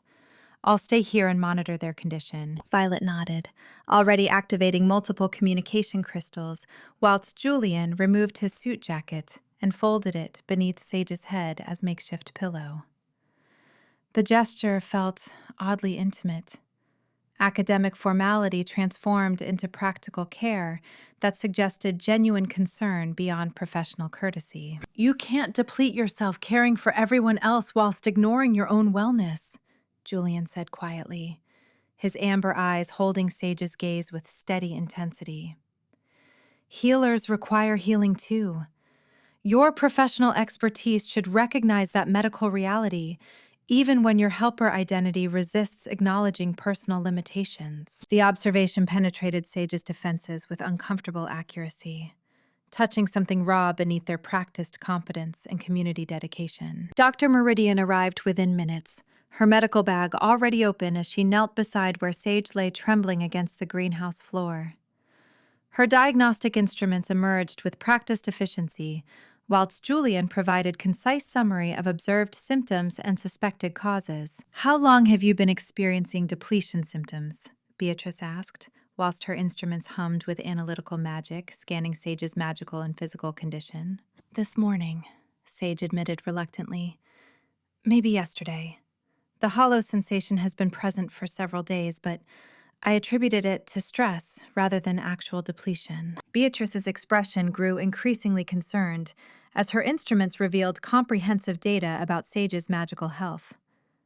Your current crisis represents acute manifestation of chronic exhaustion, she said with clinical precision, tempered by compassionate concern. You've been running on diminishing reserves for months, possibly longer. The diagnosis landed with uncomfortable weight. Months of inadequate self-care whilst providing constant community healing, managing blight investigation, supporting wedding preparation, and coordinating assessment defense. Sage had recognized others needed support but never acknowledged their own wellness required equivalent attention and protective boundaries. Your healing practice requires constantly giving magical energy, whilst your restoration periods barely replenish what you expend, Beatrice continued, her instruments displaying patterns showing chronic imbalance creating cumulative damage. That's sustainable for dedicated practitioners temporarily, during crisis periods or intensive healing projects. But your pattern shows sustained depletion without adequate recovery time, creating progressive exhaustion that compromised your magical health long before this acute collapse. The medical evidence forced Sage to confront what they'd been denying about their own wellness needs whilst focusing exclusively on everyone else's health maintenance and crisis intervention. The community needs me functional during this crisis, Sage protested weakly, though their bodies trembling and persistent hollow sensation contradicted any claim of adequate functionality. I can rest properly after the wedding and assessment conclude. No, Julian said with unexpected firmness, still monitoring Sage's vital signs whilst his amber eyes showed determination that matched his scholarly precision. He shifted to kneel directly in Sage's line of sight, making gentle eye contact impossible to avoid. The community needs you healthy, long-term, more than they need you functional, short-term, through unsustainable depletion. Running yourself past recovery serves no one, not them, and certainly not you. His logic penetrated Sage's resistance, whilst his genuine concern touched something deeper than professional obligation. The careful attention in his expression suggested personal investment beyond academic assessment or professional courtesy, revealing care that felt both surprising and strangely natural given their growing collaboration and shared vulnerability over recent weeks. I don't know how to stop being the helper, Sage admitted quietly, the confession escaping before they could censor the raw honesty. My entire identity centers on providing care for others.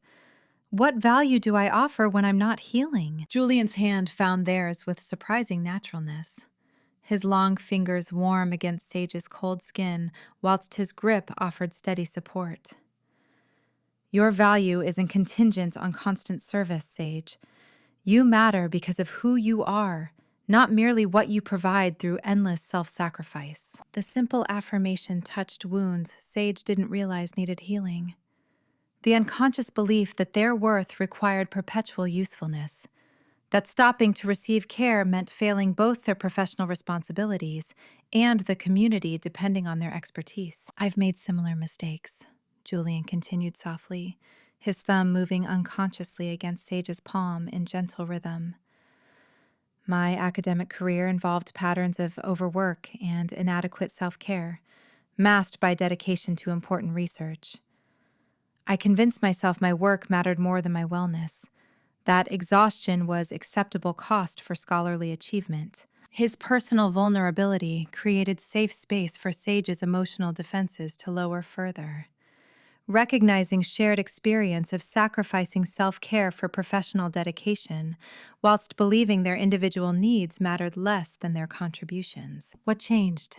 Sage asked, grateful for the distraction from their own crisis, whilst genuinely curious about Julian's journey toward healthier boundaries.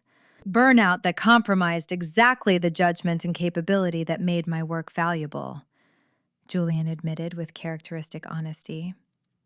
I produced mediocre research whilst exhausted, missing insights I would have recognized with adequate rest. The experience taught me that sustainable excellence requires respecting personal limitations rather than treating them as obstacles to overcome through sheer determination. He adjusted his glasses with his free hand, nervous gesture Sage had learned to recognize, before continuing. You cannot heal others effectively whilst ignoring your own depletion, Sage. Your holistic philosophy recognizes that individual wellness affects collective health, but you've been treating yourself as isolated practitioner, responsible for everyone else's care, whilst neglecting the support systems you need for sustainable practice. The observation resonated uncomfortably with Sage's growing understanding about the blight representing network maturation, requiring collective readiness rather than individual intervention. Their own healing philosophy emphasized interconnection and mutual support, yet they'd maintained helper role that resisted receiving equivalent care from their community. Beatrice had been working quietly throughout their conversation, her medical instruments providing comprehensive assessment while she prepared treatment protocols for magical exhaustion, requiring sustained intervention rather than quick fixes. You need complete magical rest for at least 3 days, she announced with authority that permitted no argument. No healing work, no magical expenditure beyond basic daily functioning. Your reserves require time to replenish without continued depletion, and your physical symptoms need monitoring to ensure full recovery without complications. The wedding, Sage protested, though with less conviction than before. The blight investigation, the assessment, will continue without your individual intervention, Julian interrupted, gently but firmly. The community has other practitioners capable of managing immediate needs. I can coordinate blight investigation with Dr. Meridian's medical expertise. The assessment timeline allows for necessary adjustment whilst you recover properly. His willingness to assume coordination responsibilities that had defaulted to Sage throughout the crisis revealed both practical support and growing integration into community collaborative structures. Let us help you, Julian continued, his amber eyes showing warmth that transcended professional courtesy. Your strength includes accepting care, not merely providing it endlessly whilst depleting yourself past recovery. Trust that we can support you the way you've supported everyone else. Sage felt tears threatening, unexpected emotional release from weeks of stress and years of maintained competence without equivalent vulnerability. They'd spent so long being the healer that accepting healing felt profoundly destabilizing, threatening the identity that had provided purpose and value throughout their adult life. But perhaps that identity needed examination.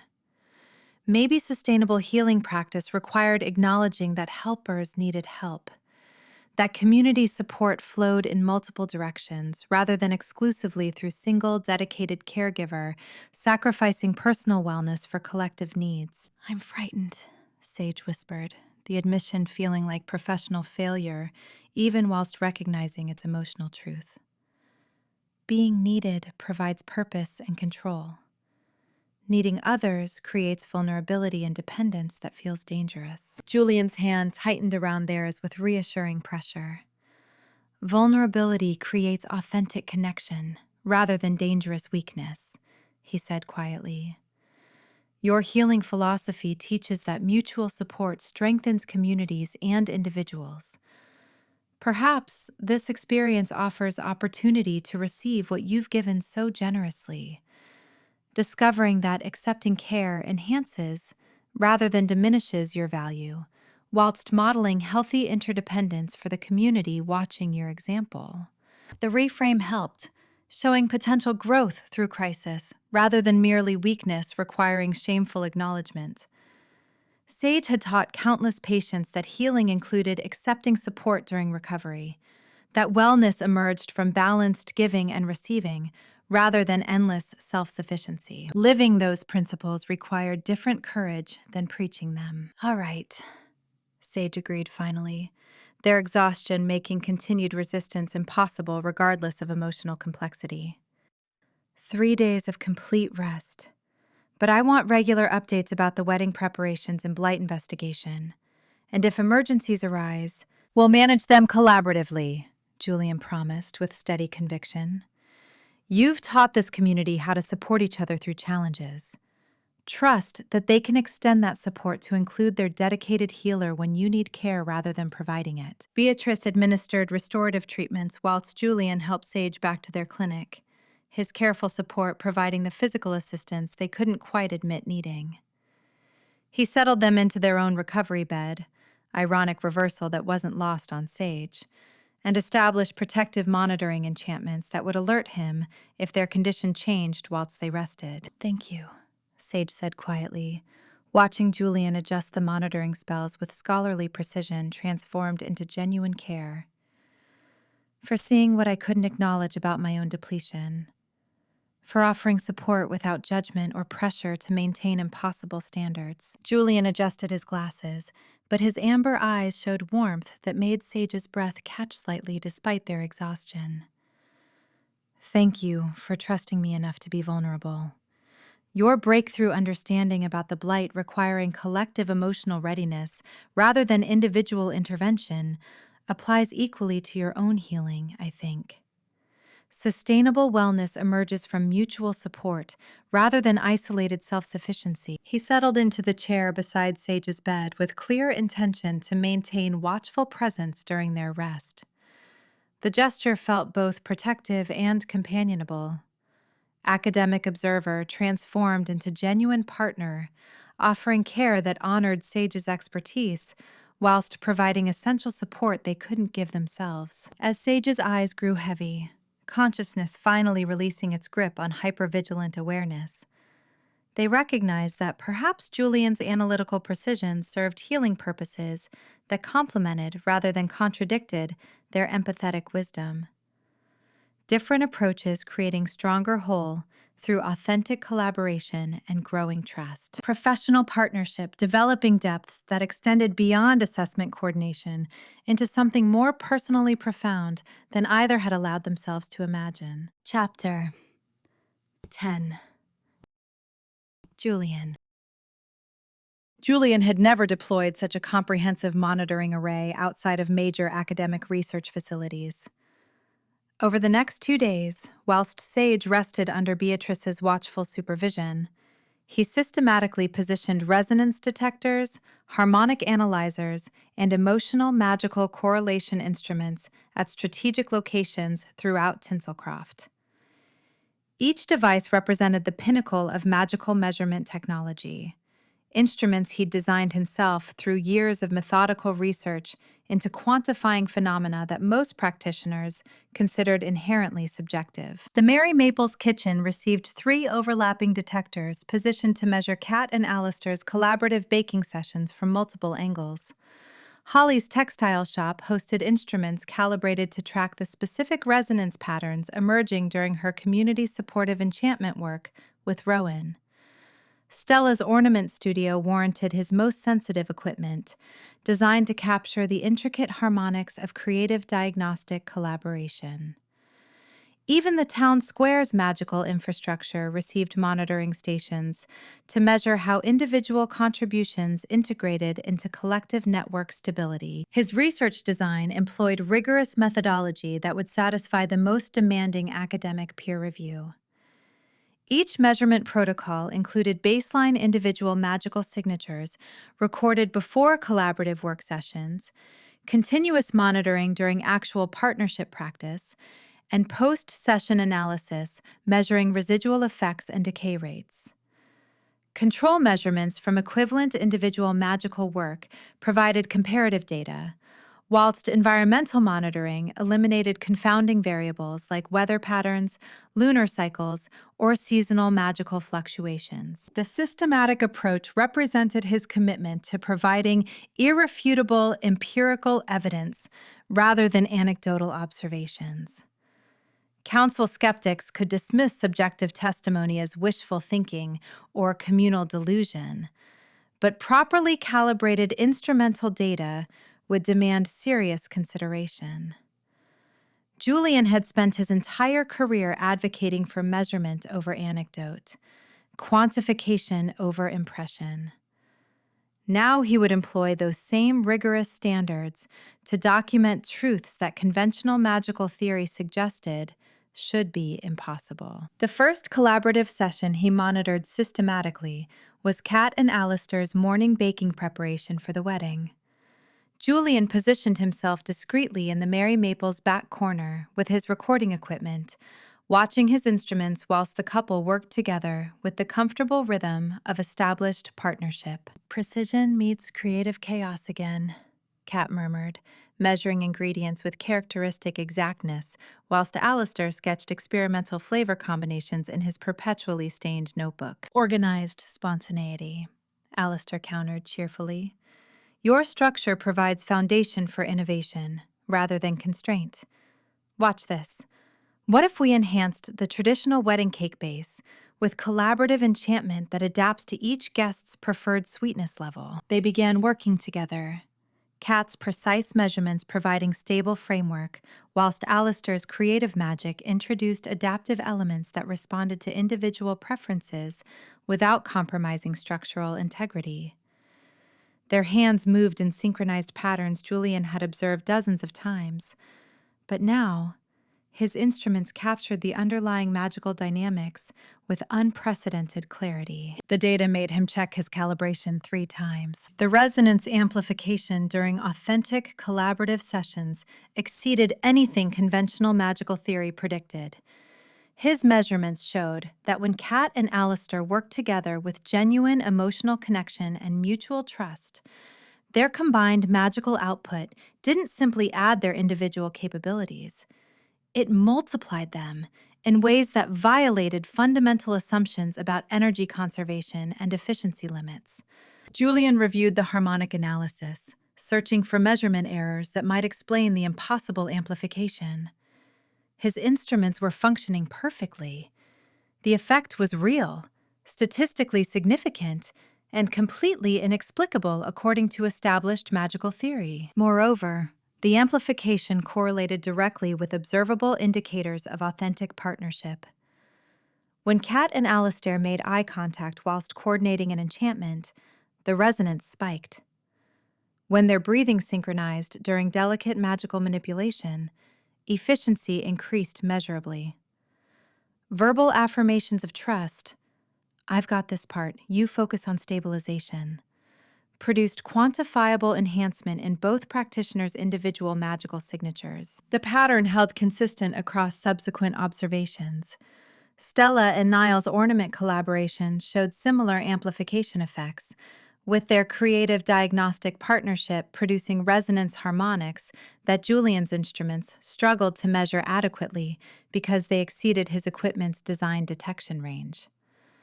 Holly and Rowan's textile enchantment work demonstrated the phenomenon yet again. Their community-focused magic and wild magical expertise creating combined effects that surpassed what either could achieve alone. But the amplification represented only one dimension of collaborative magic's measurable advantages. Julian's long-term monitoring revealed that emotional resonance created quantifiable stability benefits that challenged everything he understood about magical decay and maintenance requirements. Conventional magical theory predicted that enchantments decayed at rates determined by their complexity and power requirements. Sophisticated magic required frequent maintenance to prevent deterioration. Julian's own research had contributed to mathematical models calculating optimal maintenance schedules for different magical infrastructure types. Tinselcroft's collaborative magical infrastructure violated those models comprehensively. The decorative enchantments that Stella and Niall had created together for the winter market, now over 6 months old, showed decay rates barely 15% of what Julian's theoretical calculations predicted. Holly's community-supportive textile enchantments maintained coherence far longer than equivalent individual work, requiring maintenance interventions so infrequently that his models suggested they should have failed completely within weeks, rather than sustaining for months. The stability measurements provided empirical validation for Sage's holistic healing philosophy that emotional wellness supported magical health. The data showed authentic connection created genuine technical advantages, not merely subjective feelings of security or pleasant working conditions. More remarkably, collaborative magical infrastructure demonstrated greater resistance to external disruption. When Julian introduced controlled interference during test measurements, mild magical static that would normally destabilize delicate enchantments, collaboratively created magic maintained coherence, whilst equivalent individual enchantments showed expected degradation. The difference wasn't subtle. Partnership-based magic resisted disruption with statistical significance that demanded theoretical explanation his current frameworks couldn't provide. His comparative analysis revealed yet another dimension where collaborative innovation capacity exceeded individual practice. Julian had systematically documented the technical innovations developed by Tinselcroft's established partnerships, comparing them against published magical research from individual practitioners in other communities. The difference was staggering. Stella and Niall's ornament techniques included innovations that his analysis showed would be theoretically impossible through isolated individual experimentation. Their diagnostic creative synthesis had produced magical applications combining precision analysis with spontaneous artistic expression in ways that required both skill sets operating simultaneously. No individual practitioner could develop such techniques alone, because no single person possessed both expertise types with sufficient depth. Kat and Alistair's collaborative baking achievements demonstrated similar emergent capacity. Their precision chaos integration had generated stability-flexibility balance that exceeded what either methodical or spontaneous approaches could accomplish independently. The techniques they'd developed for maintaining structural integrity whilst encouraging creative adaptation had applications far beyond baking. Julian could envision their principles transforming multiple magical disciplines. Holly and Rowan's textile developments showed the pattern yet again. Their community-supportive enchantments, woven with wild magical principles, created sustainable support structures that conventional individual practice couldn't replicate. The innovations addressed fundamental challenges in magical community infrastructure that institutional research had struggled with for decades. The innovation rate itself defied statistical probability. 3 established partnerships had achieved multiple groundbreaking developments within months, a pace that individual magical research rarely matched over years of dedicated effort. The pattern suggested authentic collaboration created emergent creative capacity that transcended individual expertise through mechanisms Julian was only beginning to understand. He needed qualitative data to complement his quantitative measurements.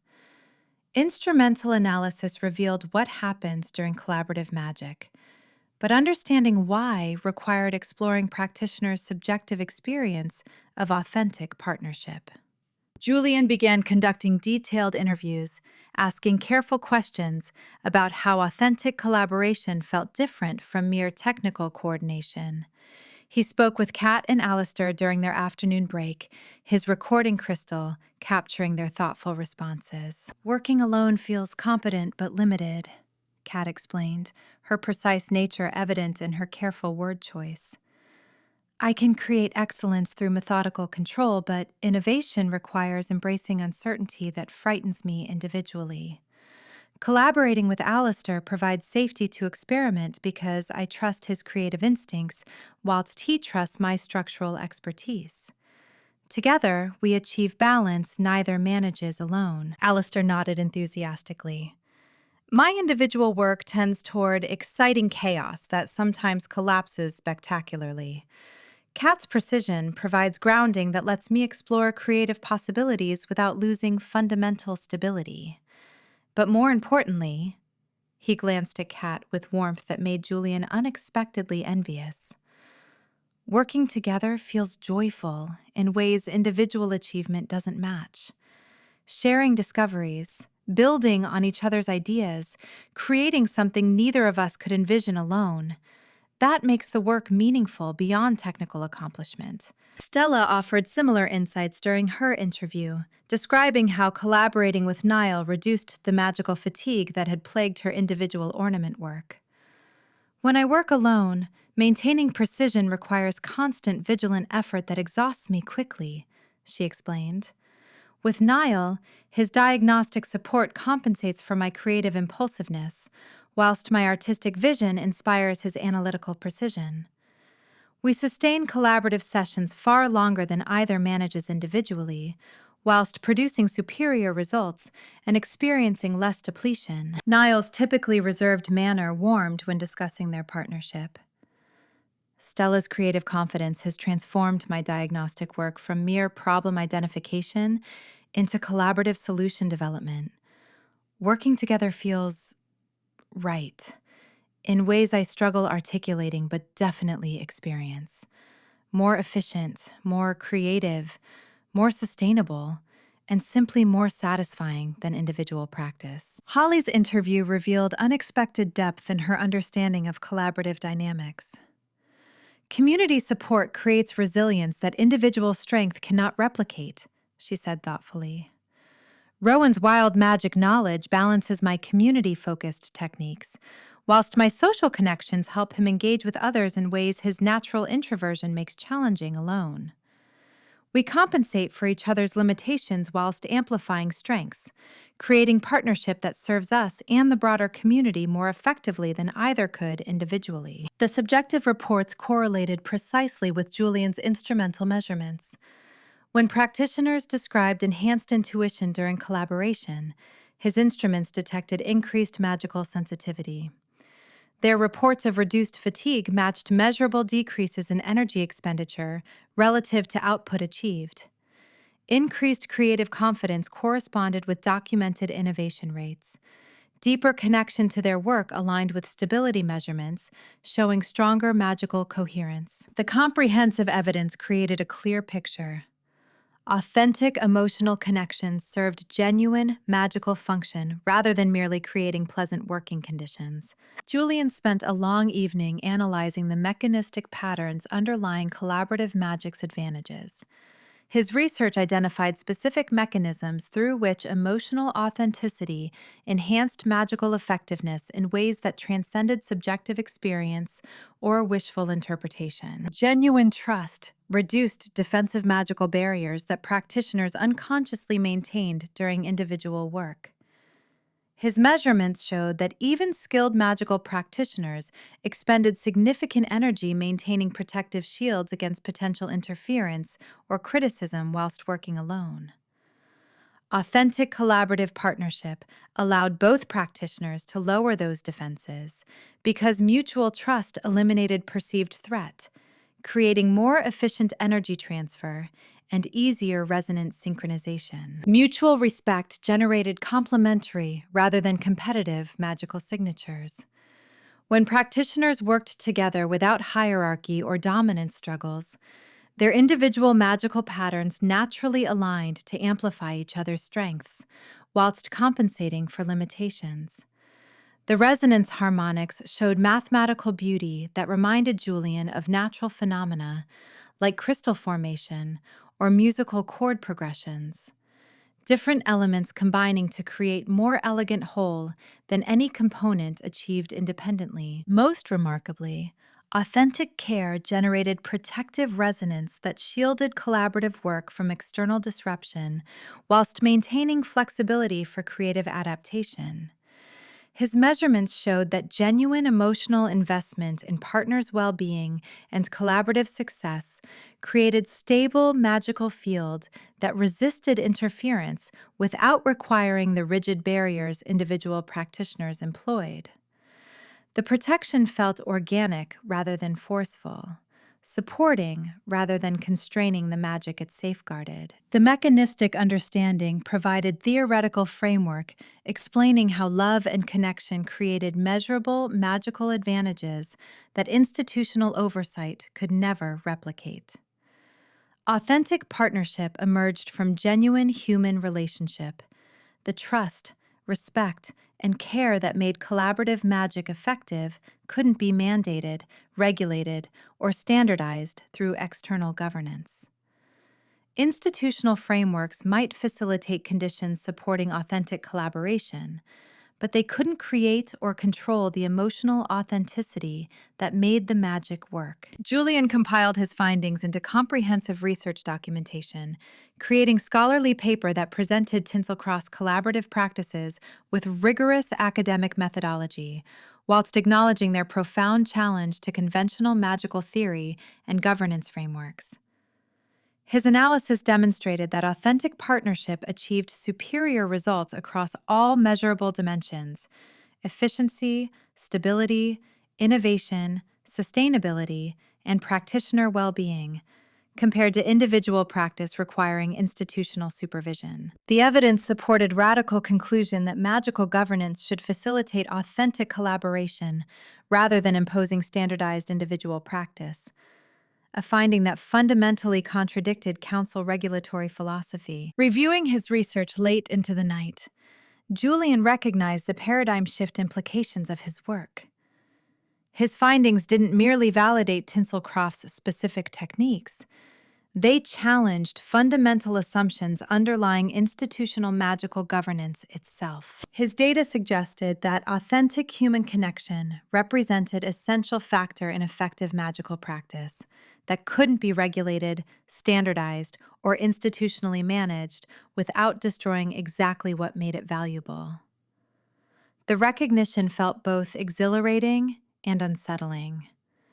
His scholarly work potentially revolutionized magical theory, whilst undermining the institutional frameworks he'd professionally committed to serving. The next morning, Julian sought Beatrice's professional perspective, finding his colleague reviewing patient notes in Sage's clinic whilst the healer rested in recovery. "I need you to review my findings," Julian said without preamble, handing her his comprehensive documentation.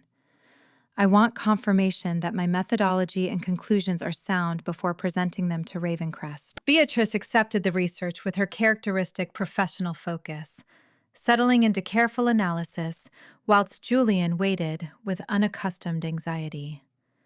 He trusted her scholarly integrity and medical expertise.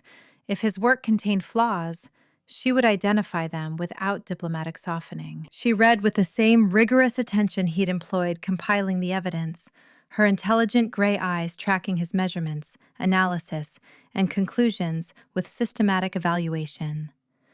Occasionally, she cross-referenced specific data points, checking his calculations and statistical significance determinations. Julian found himself adjusting his glasses repeatedly whilst waiting for her assessment. Finally, Beatrice looked up, her expression thoughtful but decisive. "Your methodology is impeccable," she confirmed. "The evidence clearly demonstrates that collaborative magic based on authentic emotional connection achieves measurable benefits that individual practice cannot replicate. These findings will challenge everything the Council believes about magical governance. Are you prepared for the professional consequences of publishing conclusions that contradict institutional orthodoxy?" Julian had anticipated the question. He'd spent considerable time contemplating exactly what defending his evidence-based findings might cost, professionally. "I became a researcher to discover truth about how magic works," he said with conviction that had strengthened throughout his Tinselcroft assessment. "If I suppress evidence because it challenges institutional preferences, I betray everything meaningful about scholarly work. The data supports Tinselcroft's practices. My professional responsibility is presenting that evidence honestly, not protecting counsel assumptions from contradictory findings." Beatrice nodded slowly, something like approval warming her typically clinical expression. "Good, because your research represents genuinely revolutionary work that could transform how we understand magical practice and community development. The Council won't appreciate having their regulatory philosophy undermined, but scholarly integrity matters more than institutional comfort." Her support steadied Julian's resolve. He spent the remainder of the day preparing his presentation to Ravencrest, organizing his comprehensive documentation into format that emphasized empirical evidence and rigorous methodology, whilst clearly stating conclusions supporting community autonomy over regulatory intervention. He anticipated the counselor's dismissal and professional threats. Ravencrest had demonstrated consistent commitment to institutional control, regardless of evidence suggesting alternative approaches might prove more effective. Julian's research directly challenged that commitment, supporting radical conclusion that authentic collaboration required freedom from exactly the regulatory oversight Ravencrest represented. But his commitment to intellectual honesty overrode concerns about career consequences. The decision represented fundamental choice between institutional compliance and scholarly truth. Julian chose truth, accepting whatever professional costs that choice entailed, whilst feeling unexpected peace about prioritizing principles over advancement. Late that evening, Julian sat alone in his temporary accommodation with his research documentation spread before him, recognizing that Tinselcroft had transformed his understanding of magic, scholarship, and life itself in ways his formal education had never provided. His academic training had emphasized measurement, control, and institutional oversight as essential for magical safety and effectiveness. Years of scholarly work had reinforced those principles through careful documentation of magical disasters resulting from inadequate regulation and careless practice. But his rigorous empirical analysis proved that authentic human connection created benefits transcending what regulation could achieve. The evidence showed that genuine partnership, built on trust, respect, and care, rather than institutional mandate, generated magical advantages that bureaucratic oversight couldn't replicate and often actively undermined through its very attempts at standardization and control. More personally, Julian recognized that witnessing genuine partnerships had shown him what authentic collaboration offered beyond technical advantages. Stella and Niall's creative diagnostic synthesis, Kat and Alistair's precision chaos integration, Holly and Rowan's community wild magic balance. Each partnership demonstrated profound human flourishing that made life meaningful beyond professional accomplishment. His thoughts turned to Sage with unexpected warmth, remembering their gentle presence when supporting him through ethical dilemmas about balancing institutional loyalty with emerging evidence favoring community practices.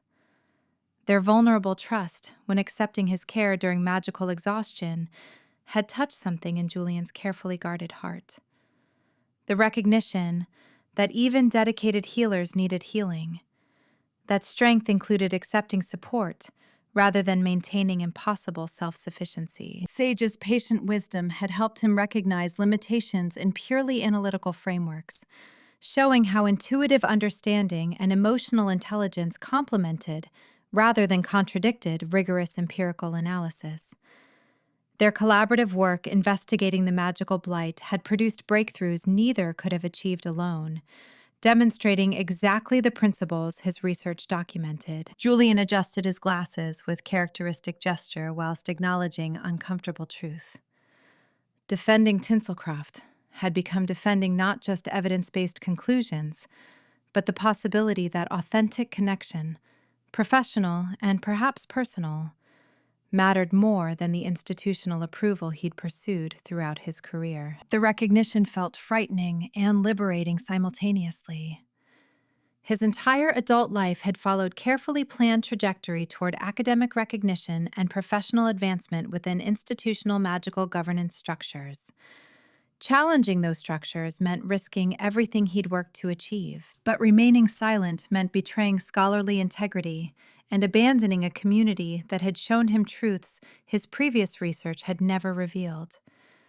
More personally, it meant denying what he'd discovered about authentic collaboration's value, both in magical practice and in the unexpected connection developing between himself and Tinselcroft's dedicated healer. Julian gathered his research documentation with steady hands, his decision made.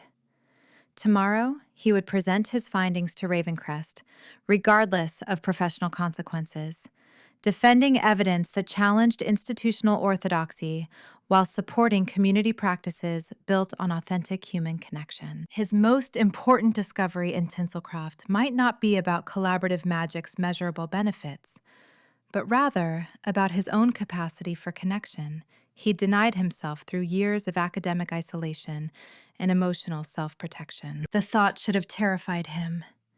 Instead, Julian felt something uncomfortably close to hope. Chapter 11. Sage.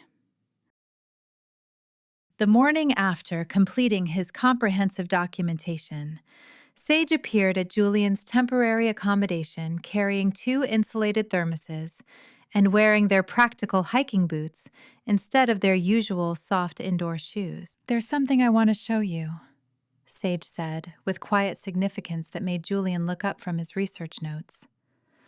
"A place that holds answers your data supports but cannot fully explain." Julian studied their face, noting the ceremonial weight in their expression. This wasn't casual invitation, but deliberate trust, offering access to something meaningful rather than simple field research opportunity. "I'd be honored," he replied, setting aside his documentation with careful precision. "Though I confess my instruments may prove inadequate for whatever you're suggesting." "Bring minimal equipment," Sage advised gently. "This journey requires receptivity more than documentation." Julian packed his smallest recording device and basic measurement tools, whilst Sage gathered healing supplies from their clinic, dried herbs wrapped in natural cloth, crystals that pulsed with soft luminescence, small containers of water that carried traces of the same magical signature he'd detected throughout Tinselcroft's infrastructure. "Ritual offerings?" he asked, recognizing the ceremonial arrangement. "The grove deserves respect and acknowledgement," Sage confirmed. "We're guests in sacred space, not researchers conducting analysis." The distinction felt significant. Julian adjusted his glasses whilst considering the implications of entering magical territory that required reverence rather than scholarly objectivity, recognizing that his analytical frameworks might prove more hindrance than help in whatever experience Sage offered. They walked together through Tinselcroft's familiar streets toward the mountain paths beyond town boundaries, Sage greeting residents with their usual warm presence, whilst Julian noted how the community had grown comfortable with his constant presence over recent weeks, no longer viewing him as threatening external authority, but rather as a temporary fixture whose assessment would soon conclude one way or another. The forest path climbed steadily upward through ancient evergreens whose magical signatures Julian's instruments detected with increasing intensity. These trees displayed sophisticated magical presence that emerged from centuries of organic growth rather than intentional enchantment. Wild magic operating through principles his academic training had categorized as theoretically impossible, yet his measurements confirmed as empirically real. "Notice how the ley lines converge here?" Sage gestured toward barely visible patterns in the undergrowth, where wildflowers bloomed in geometric arrangements. The magical ecosystem follows natural principles that conventional regulation dismisses as coincidental. Julian's instruments confirmed the ley line convergences, whilst his theoretical framework struggled to explain how uncontrolled wild magic could create such sophisticated patterns without conscious magical direction or institutional oversight.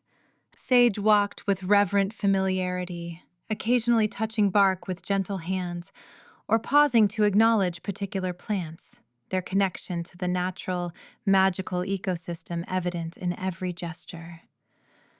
They moved through the forest like someone returning home after temporary absence, welcomed by the ancient trees and responding wildflowers, rather than merely passing through neutral territory. Your academic training emphasized measuring and controlling magic, Sage observed quietly.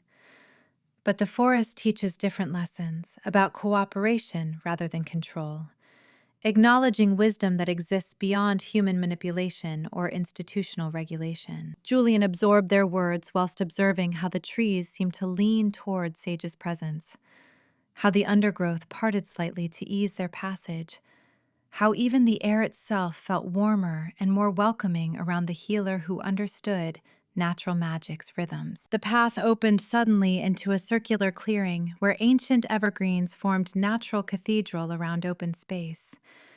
Julian's instruments spiked dramatically as concentrated magical energy thrummed with power that made his own body resonate with unexpected recognition.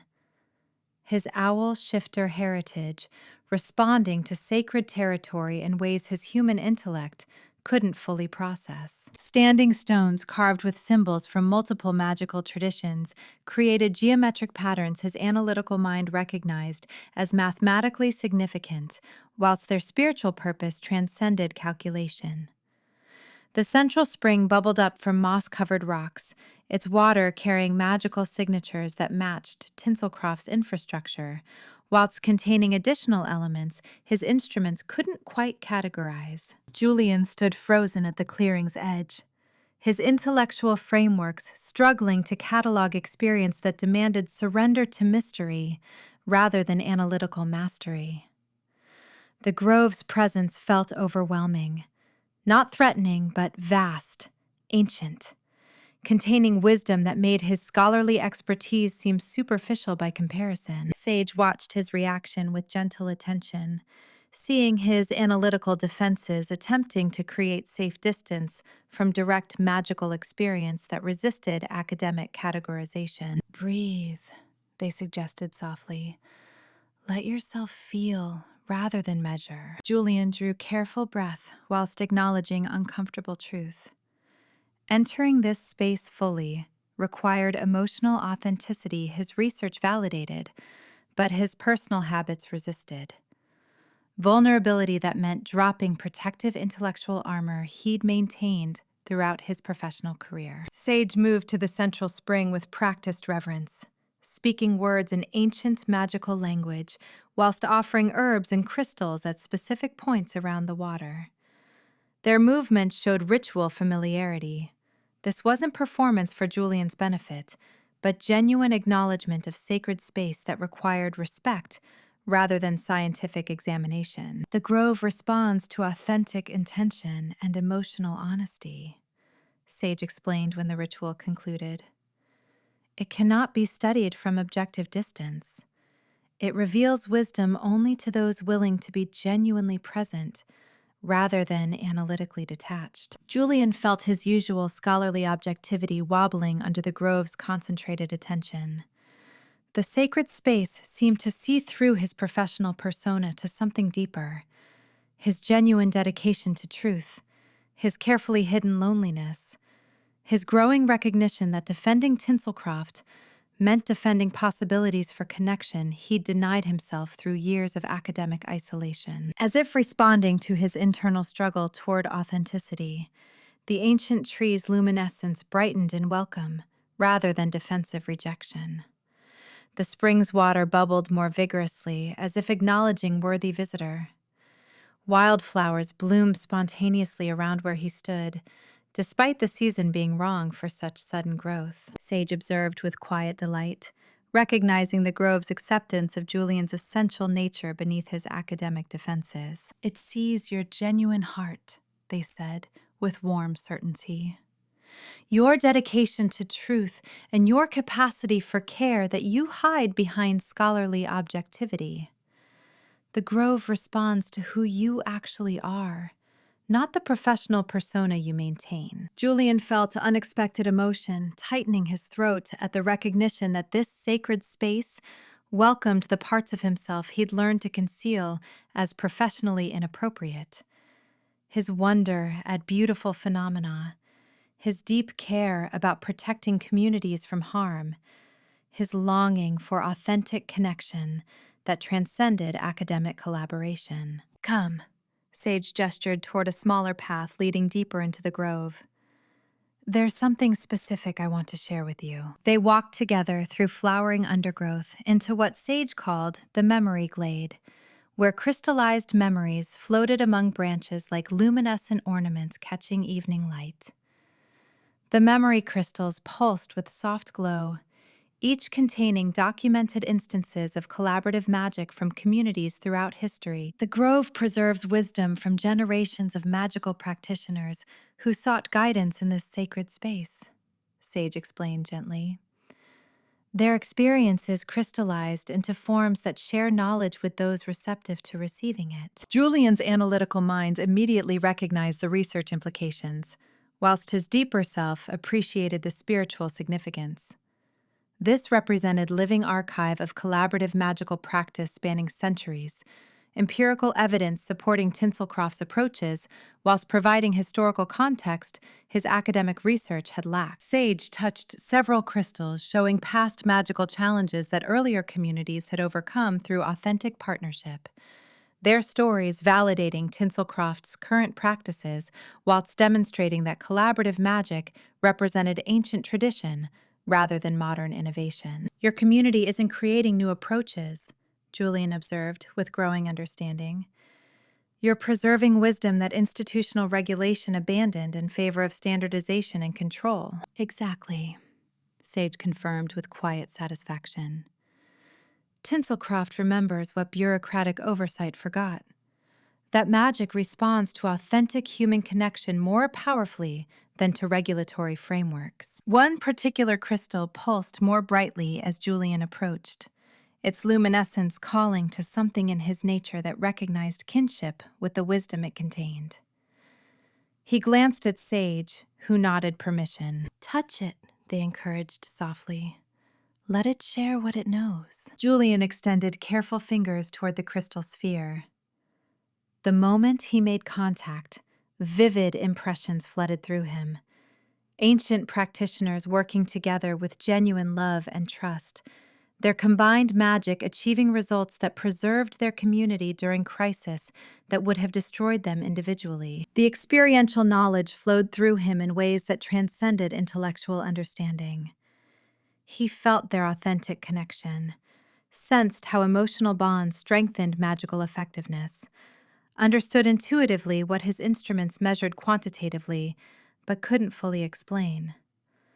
The direct experience validated his research findings, whilst revealing depths his analytical frameworks couldn't capture. Julian withdrew his hand with shaking fingers, humbled by recognition that some truths required experiencing rather than merely documenting, that his scholarly precision provided valuable but incomplete knowledge without the experiential wisdom that sacred spaces like this grove could offer to those willing to be genuinely present. Sage settled onto natural stone seating, gesturing for Julian to join them, whilst the memory crystals continued their gentle pulsing overhead. "I first discovered this grove during my own training," they shared quietly, seeking guidance about whether healing magic could address both physical and emotional wellness, when conventional practice insisted on separating them. Julian listened with focused attention whilst Sage described their younger self, struggling with medical approaches that treated bodies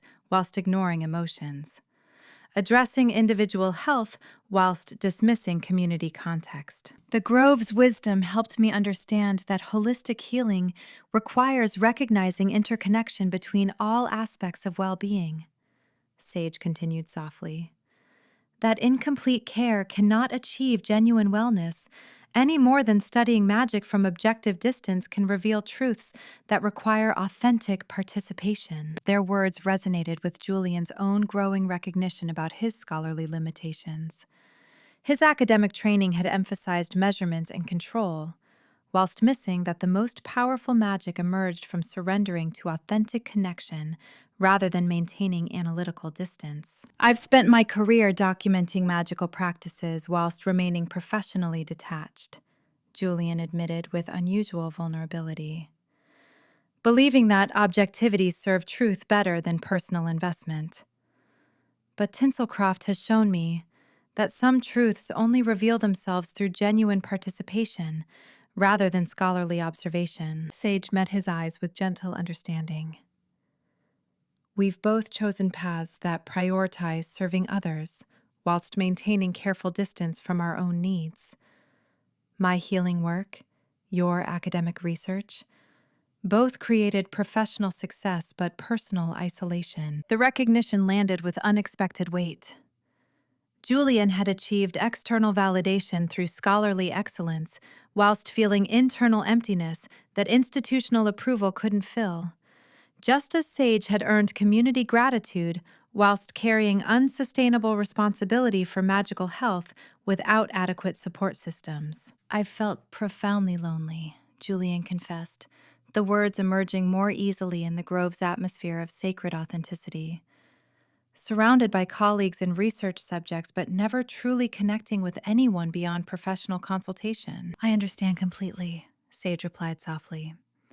Tinselcroft loves me as their healer, but I've maintained boundaries that prevented anyone from truly knowing me, from seeing the exhaustion and doubt beneath my competent exterior. Their mutual vulnerability created intimate understanding that transcended methodological differences or professional roles. Two people who'd chosen paths of service whilst neglecting personal needs, achieving recognition whilst feeling unseen, discovering in each other someone who genuinely comprehended the particular loneliness of being constantly available to others whilst remaining essentially alone. The grove responded to their growing connection with visible magical manifestation. Wildflowers blooming in spiral patterns around where they sat together. The memory crystals glowing more brightly as if celebrating their authentic sharing. The spring's water creating musical harmonics that resonated with their combined emotional honesty. Sage noticed Julian's analytical defenses lowering as he allowed himself to simply experience the magic, rather than measuring it. His amber eyes showing wonder that his scholarly persona usually concealed. You don't have to understand everything intellectually, Sage said gently. Some truths we know through experiencing them, through allowing ourselves to be changed rather than remaining objective observers. Julian absorbed their wisdom whilst recognizing how Tinselcroft had gradually transformed his rigid frameworks through accumulated experiences that his measurements validated but couldn't fully explain.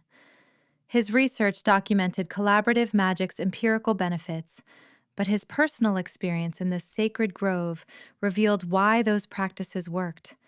Because they honored mystery, embraced vulnerability, and trusted that genuine relationships created strength that individual expertise alone couldn't achieve. My academic training emphasized measuring and controlling magic, Julian articulated slowly, working through understanding as he spoke. But you've shown me that the most powerful magic emerges from surrendering to authentic connection, rather than maintaining analytical distance. My research validates Tinselcroft's practices empirically, yet my heart is learning truths my instruments cannot measure. Sage felt deep recognition at his words, understanding that Julian's intellectual journey had led him to wisdom their different paths both discovered. That love and authentic connection represented the foundation for everything meaningful, whether magical practice or human flourishing. That's what the Grove teaches anyone willing to listen, they replied warmly. That we're part of something larger than individual achievement or institutional approval. That genuine partnership in magic, in healing, in life, creates possibilities that solitary excellence can never reach. Julian met their eyes with gratitude that transcended professional appreciation, seeing someone who understood his transformation from detached observer to genuine participant, who recognized the courage required to abandon familiar frameworks in favor of experiential wisdom that demanded vulnerability. "Thank you," he said simply, "for trusting me with this sacred space, for believing I could receive its wisdom despite my scholarly resistance to mysteries that defy empirical analysis." "The grove saw your genuine heart before I did," Sage admitted with gentle honesty. "It recognized your capacity for authentic connection that you hide behind professional objectivity. I'm grateful you trusted me enough to let down those defenses." They sat together in comfortable silence, whilst the memory crystals pulsed overhead and wildflowers bloomed around them. Two people discovering unexpected connection through sacred space that blessed their growing intimacy whilst demanding nothing beyond authentic presence. As evening approached, they walked back through the forest path together, their connection deepened by shared experience into something that transcended professional collaboration without yet becoming explicitly personal. Sage felt grateful for Julian's willingness to trust them with vulnerability, recognizing courage required for someone trained in analytical objectivity to surrender to experiential wisdom. Julian carried new understanding that validated his research whilst expanding his frameworks to include truths his instruments couldn't measure. The forest welcomed their passage with gentle warmth, ancient trees seeming to acknowledge the shift in their relationship from cautious professional collaboration toward authentic partnership built on mutual respect and growing trust. As they emerged from the mountain path into Tinselcroft's familiar streets, both recognized that defending this community had become defending not just empirically validated magical practices, but the possibility of authentic relationship. Professional partnership that honored different approaches whilst creating synthesis neither could achieve alone. And perhaps, Julian thought, whilst watching Sage's profile in the fading light, something more personal than either yet felt ready to name, but both increasingly hoped might develop beyond crisis resolution into lasting connection, built on the spiritual intimacy this sacred space had revealed and blessed. Chapter 12. Julian. The research center Mayor Elderberry had provided felt smaller as midnight approached, despite its generous dimensions and excellent lighting. Julian sat surrounded by comprehensive documentation that should have made writing his assessment straightforward. Charts demonstrating collaborative magic's measurable benefits, interview transcripts revealing sophisticated emotional intelligence supporting magical practice, diagnostic data proving community stability exceeded theoretical predictions. Every piece of evidence pointed toward the same conclusion. Tinselcroft's autonomous collaborative magic represented innovation deserving protection rather than regulation. Yet the introductory paragraph remained stubbornly unwritten, cursor blinking accusingly on the empty screen, whilst 7 deleted attempts cluttered his document's revision history. The problem wasn't insufficient data or unclear conclusions. Julian's research definitively supported community autonomy with empirical rigor that would satisfy any genuine scholarly review. The conflict arose from Counselor Ravencrest's explicit expectations during their last communication. Measured language demanding regulatory intervention recommendations, bureaucratic frameworks insisting that unregulated magic required institutional oversight regardless of current stability, professional pressure making abundantly clear that defending collaborative autonomy would constitute career-limiting insubordination. Julian removed his wire-rimmed glasses to rub at the tension headache building behind his eyes. His academic training emphasized objective analysis, leading to evidence-based conclusions, intellectual honesty serving knowledge rather than institutional politics. But that training had never prepared him for situations where rigorous research contradicted the authority commissioning it. Where scholarly integrity required professional courage he wasn't certain he possessed. The accumulated evidence felt simultaneously validating and accusatory. Proof that his analytical methods could document collaborative magic's benefits, yet reminder that defending those findings meant choosing between truth and career advancement. He replaced his glasses and attempted the introductory paragraph again. Comprehensive assessment of Tinselcroft's collaborative magical practices reveals what? Innovation deserving celebration? Stability requiring protection rather than regulation? Evidence contradicting every framework the Paranormal Oversight Council used to justify institutional authority over magical communities. His fingers hovered uselessly over the keyboard whilst the tension headache intensified. The soft knock at his door provided welcome interruption despite the late hour.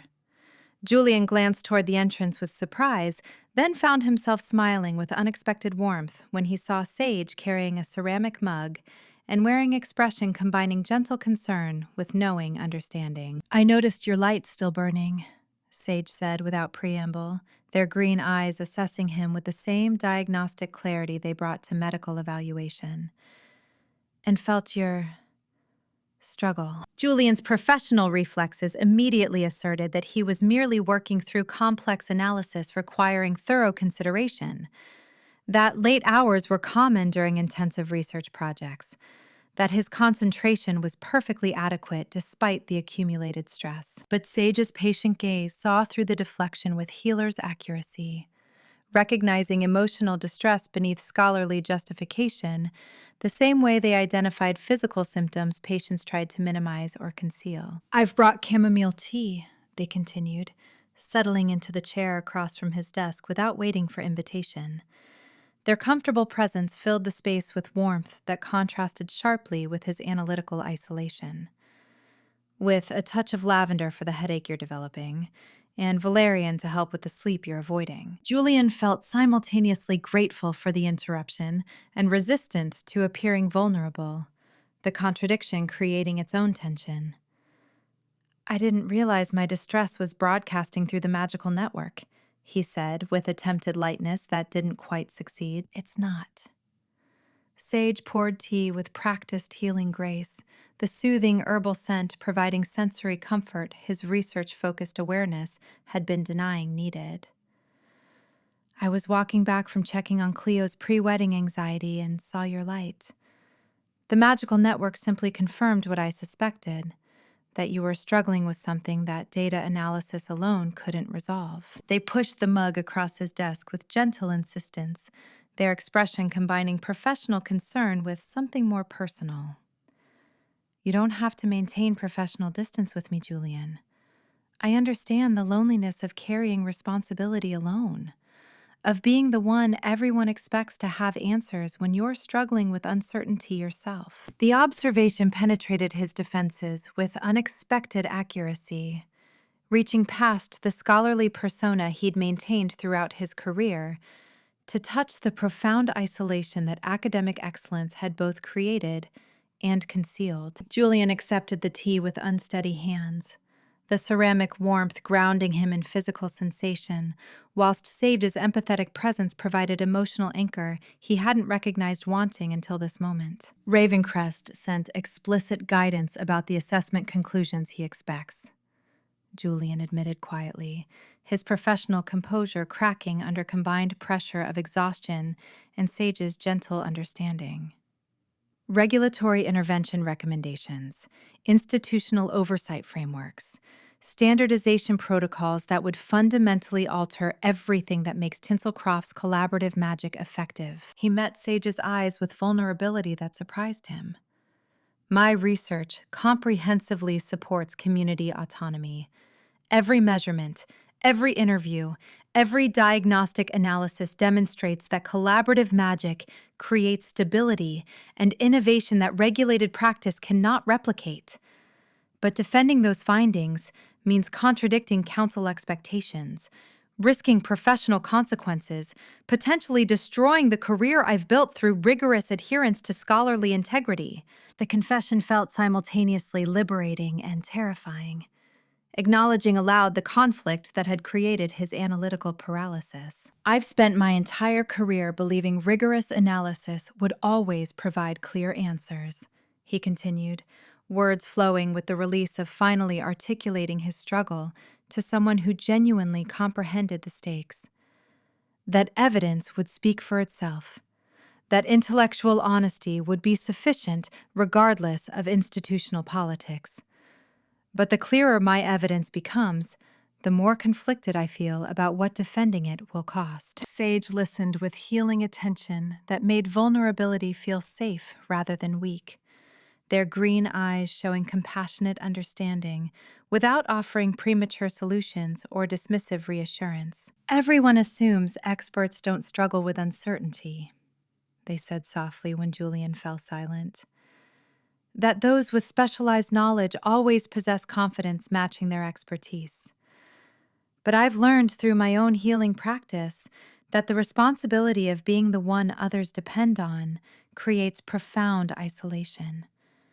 You cannot show weakness to those who need your strength, yet carrying everything alone depletes resources you need for the work itself. Their hands wrapped around their own tea mug with unconscious seeking of comfort. I've been Tinselcroft's primary healer for over a decade. People trust me with their health, their fears, their most vulnerable moments. They assume I always know what to do, that I never doubt my diagnostic intuition or struggle with cases that resist my healing techniques. Sage's expression showed gentle self-awareness. But the truth is, I often feel uncertain. Some conditions defy my understanding. Some patients need support I cannot provide alone. And the expectation that I should always have answers creates isolation, where I cannot acknowledge limitations or seek help without feeling like I'm failing everyone who depends on me. Julian felt recognition surge through him at words describing exactly his experience throughout his academic career. The loneliness of expertise that prevented authentic connection. The pressure of others' expectations creating emotional isolation, despite constant professional interaction. How do you manage it? He asked quietly. The responsibility combined with the uncertainty. The need to appear competent whilst privately struggling with doubt. Poorly until recently, Sage admitted with characteristic honesty.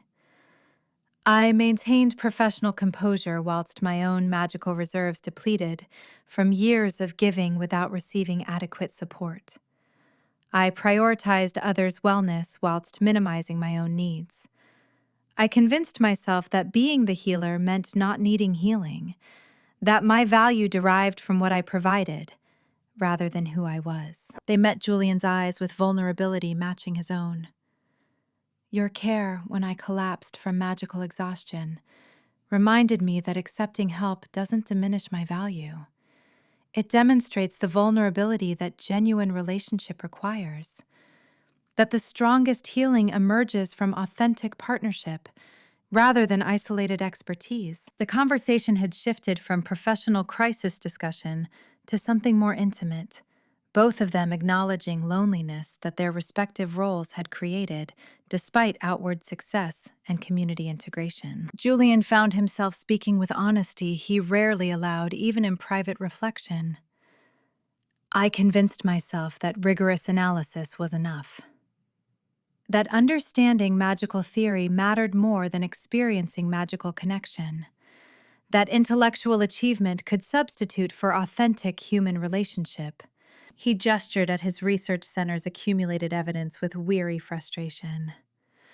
I've documented innovation that should bring me professional satisfaction. I've conducted assessment that validates everything I value about scholarly excellence. But watching the partnerships here, Stella and Niall, Kat and Alistair, Holly and Rowan, I recognize what I've denied myself by maintaining analytical distance from authentic human connection. The admission felt more vulnerable than acknowledging his professional conflict, revealing deeper isolation that career success had masked but never addressed. Sage's expression showed compassionate recognition rather than pity. I've been so focused on serving the community that I forgot I'm also part of it. That I deserve the same authentic connection and mutual support I encourage others to seek. That being needed isn't the same as being valued for who I am rather than what I provide. Their shared recognition of parallel wounds created intimate understanding that transcended professional collaboration into territory neither had quite expected, but both recognized as inevitable. Julian set down his tea and leaned forward with careful attention, his analytical focus shifting from abstract assessment to the person sitting across from him. What do you need, Sage? Not what the community needs or what your patients require. What do you need? The question clearly caught them off guard, their healer composure faltering as unexpected tears filled their green eyes. For several moments they couldn't speak, the simple directness apparently penetrating emotional armor they'd maintained for years. I need. Sage's voice emerged barely above whisper, raw with honesty that vulnerability demanded. To matter, for who I am, not just what I provide. To be seen and valued when I'm not being useful or strong or wise. To trust that someone would choose me even when I'm uncertain and struggling, rather than competent and giving. The confession seemed to surprise them as much as it moved Julian, their carefully maintained boundaries dissolving under genuine inquiry that prioritized their personhood over their professional expertise. Julian removed his glasses with uncharacteristic spontaneity, setting them aside so nothing obscured the emotion his amber eyes needed to convey. He moved from behind his desk to sit beside Sage rather than across from them, the physical proximity reflecting emotional closeness that had been building throughout their collaboration. I see you, Sage, he said with quiet intensity. Not the healer everyone depends on, but the person beneath that role. The one who gives so generously whilst denying their own needs. The one who creates space for others' vulnerability whilst maintaining protective distance from their own. He reached for their hand with careful intention, his elegant fingers gently covering their healer's hands in gesture combining comfort and tentative romantic interest. May I? Sage nodded wordlessly, their fingers intertwining with his in response that felt both natural and momentous. The physical connection grounded the emotional intimacy they'd shared, creating a circuit of mutual support and growing affection. You matter more than you know, Julian continued softly. Your wisdom and compassion, certainly, but also your uncertainty and need for support. The strength you show others and the vulnerability you're learning to share. All of it. All of you. They sat together in comfortable silence whilst the tea cooled forgotten on the desk, their clasped hands anchoring them both whilst they processed how professional collaboration had evolved into personal connection that felt simultaneously surprising and inevitable. Sage's thumb traced gentle patterns against Julian's palm, the unconscious gesture combining healer's touch with personal affection.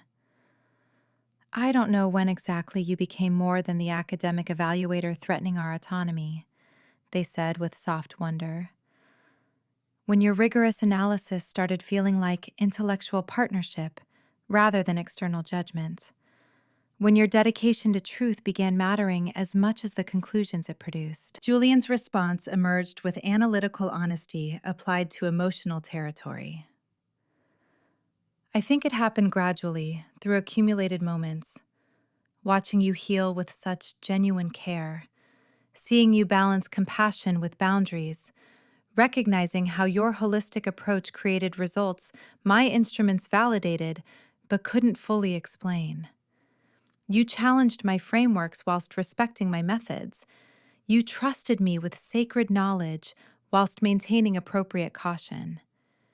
You saw the person beneath the professional role and invited me to do the same. He squeezed their hand gently. My commitment to defending Tinselcroft has become inseparable from my growing care for you personally. I cannot separate the intellectual conviction that collaborative magic deserves protection from the emotional reality that you've changed not just my understanding of magical practice, but my understanding of what makes life meaningful. Sage's green eyes glistened with tears that reflected happiness rather than sorrow. I've spent so long believing that needing someone meant weakness, that accepting support diminished my capacity to provide it, that the healer couldn't also be the one requiring healing. Their free hand reached up to touch Julian's face with tentative wonder, fingers tracing his sharp features with healer's gentleness and personal affection. But trusting you with my vulnerability has revealed capacity for receiving support I'd denied myself for years. You see my limitations and value me anyway. You understand my struggles without trying to fix them. You offer partnership rather than rescue, collaboration rather than dependency. Julian turned his face into their touch with unconscious seeking of comfort, his amber eyes soft with emotion, his scholarly persona usually concealed. I don't know how to navigate personal relationship whilst managing professional crisis. My academic training never addressed falling in love with the community healer whilst defending findings that risk my career standing. The admission of deeper feelings emerged naturally despite its significance, the truth requiring articulation even as uncertainty about timing remained. But I know that what I feel for you matters as much as any research findings. Julian continued quietly. That choosing you and choosing truth have become the same decision. That defending Tinselcroft means defending the possibility of authentic partnership that our collaboration has revealed. Sage's response came through a gentle squeeze of his hand and soft smile reaching their tired eyes. Then we'll figure it out together. Isn't that what collaboration means? Facing uncertainty whilst trusting that combined wisdom creates possibilities individual expertise cannot achieve. The space between them felt charged with possibility. Professional respect, transforming into personal attraction neither could deny, but both felt uncertain how to navigate given the external pressures and internal vulnerabilities they'd acknowledged. Julian cupped Sage's face with gentle reverence, whilst seeking explicit permission through questioning gaze, his amber eyes showing both desire and respect for boundaries that required verbal consent rather than assumption. Sage answered by closing the distance between them with healer certainty about what they both needed and wanted, their lips meeting his in a kiss that felt like coming home and discovering new territory simultaneously. The kiss carried tenderness and passion, comfort of authentic connection combined with excitement of romantic possibility. Julian's hands cradled Sage's face with Scholar's careful attention, whilst their fingers tangled in his dark hair, with unconscious trust that mirrored the vulnerability they'd both shared. When they parted, both slightly breathless and smiling with shy wonder, the professional crisis that had brought them together felt less overwhelming because they were facing it together rather than alone. Julian rested his forehead against Sage's, his amber eyes conveying emotion words struggled to express. Whatever happens with the council, whatever defending Tinselcroft costs professionally, I won't regret choosing truth and choosing you. My integrity and my heart have become aligned in ways I never expected but cannot deny. Sage's response carried healing wisdom and personal conviction. And I won't regret trusting someone enough to need them, to accept that the strongest magic we create emerges from authentic partnership rather than isolated expertise. That receiving care doesn't diminish my capacity to give it, but rather replenishes resources that service alone depletes. They remained together as night deepened, eventually returning to Julian's assessment report, but now approaching it as collaborative effort rather than solitary struggle. Sage's holistic understanding complemented Julian's analytical precision, their combined perspectives creating introduction that honored both empirical evidence and experiential wisdom. The words flowed more easily with Sage beside him, their presence providing courage his isolated analysis had lacked. And when exhaustion finally demanded rest, They left together rather than separating to face their respective solitudes, their relationship having crossed threshold from colleagues to something more intimate and precious. Two people who found each other through defending what matters most and discovered that love itself represented the unmeasurable force worth protecting above all institutional approval or professional security. Chapter 13. Sage. The hollow ache that had inhabited Sage's chest for weeks had vanished sometime during the night, replaced by warm energy that felt simultaneously restorative and giddily excited. They stretched in bed with genuine contentment, their magical reserves noticeably replenished after proper sleep and the emotional relief of sharing vulnerability with Julian. The healing magic that had felt depleted and strained flowed freely now, responding to their awareness with vitality that made them smile against their pillow. Images from the previous evening surfaced with tender clarity. Julian's careful attention whilst preparing tea, the vulnerability in his amber eyes when acknowledging loneliness, the gentle reverence of his hands cradling their face, the sweetness of their first kiss. Sage caught themselves grinning like a teenager whilst preparing morning tea, feeling simultaneously ridiculous and absolutely delighted by the giddy warmth spreading through their chest. More significantly, the personal happiness enhanced rather than distracted from their professional focus. Years of teaching others that authentic connection supported magical wellness had finally become experiential knowledge rather than theoretical understanding. Accepting Julian's care hadn't diminished their capacity to provide healing. It had replenished resources that service alone depleted. The morning clinic consultations demonstrated the truth of this principle with unmistakable evidence. Sage's diagnostic intuition identified subtle imbalances they might have missed during their depleted state, whilst their restorative magic flowed with potency that achieved faster, more complete healing than recent weeks had allowed. A young snow fox shifter's strained magical signature responded beautifully to their treatment, whilst an elderly deer woman's chronic resonance disruption showed marked improvement after brief intervention. "You seem different today, Dr. Willowmere," the deer woman observed with knowing smile. "More present somehow. Vibrant. It's lovely to see." Sage maintained professional discretion whilst acknowledging the observation. "I'm feeling more balanced, thank you.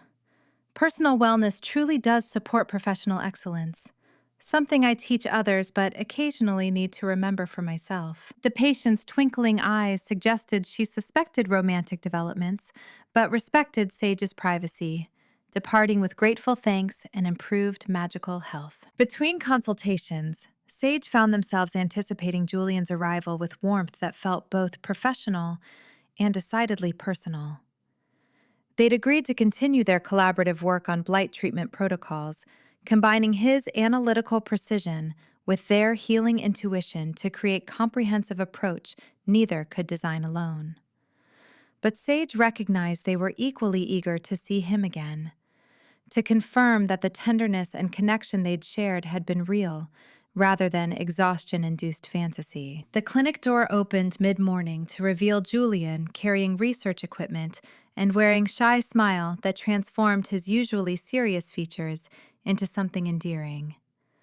His professional demeanor showed subtle changes reflecting their shifted relationship, the way his amber eyes lingered on Sage's face with tender attention, how he stood slightly closer than before, the gentle brush of his hand against theirs when passing instruments that felt entirely intentional. "Good morning," he said with warmth that made the simple greeting feel intimate. Sage responded with matching softness, their connection evident in small gestures that spoke volumes about what had developed between them. "Good morning. I'm glad you're here." They exchanged brief, private smile before turning to the serious work ahead, both acknowledging the dual nature of their collaboration: professional partnership addressing community crisis, combined with personal relationship requiring careful navigation. Julian began unpacking his analytical instruments with characteristic precision, whilst Sage prepared their healing workspace. I've refined the resonance frequency measurements from yesterday's greenhouse trials, he explained, adjusting his wire-rimmed glasses. The data suggests specific amplification patterns that correlate with the emotional stability indicators your healing identified as critical for Celebration Magic sustainability. Sage reviewed his carefully documented findings with growing appreciation.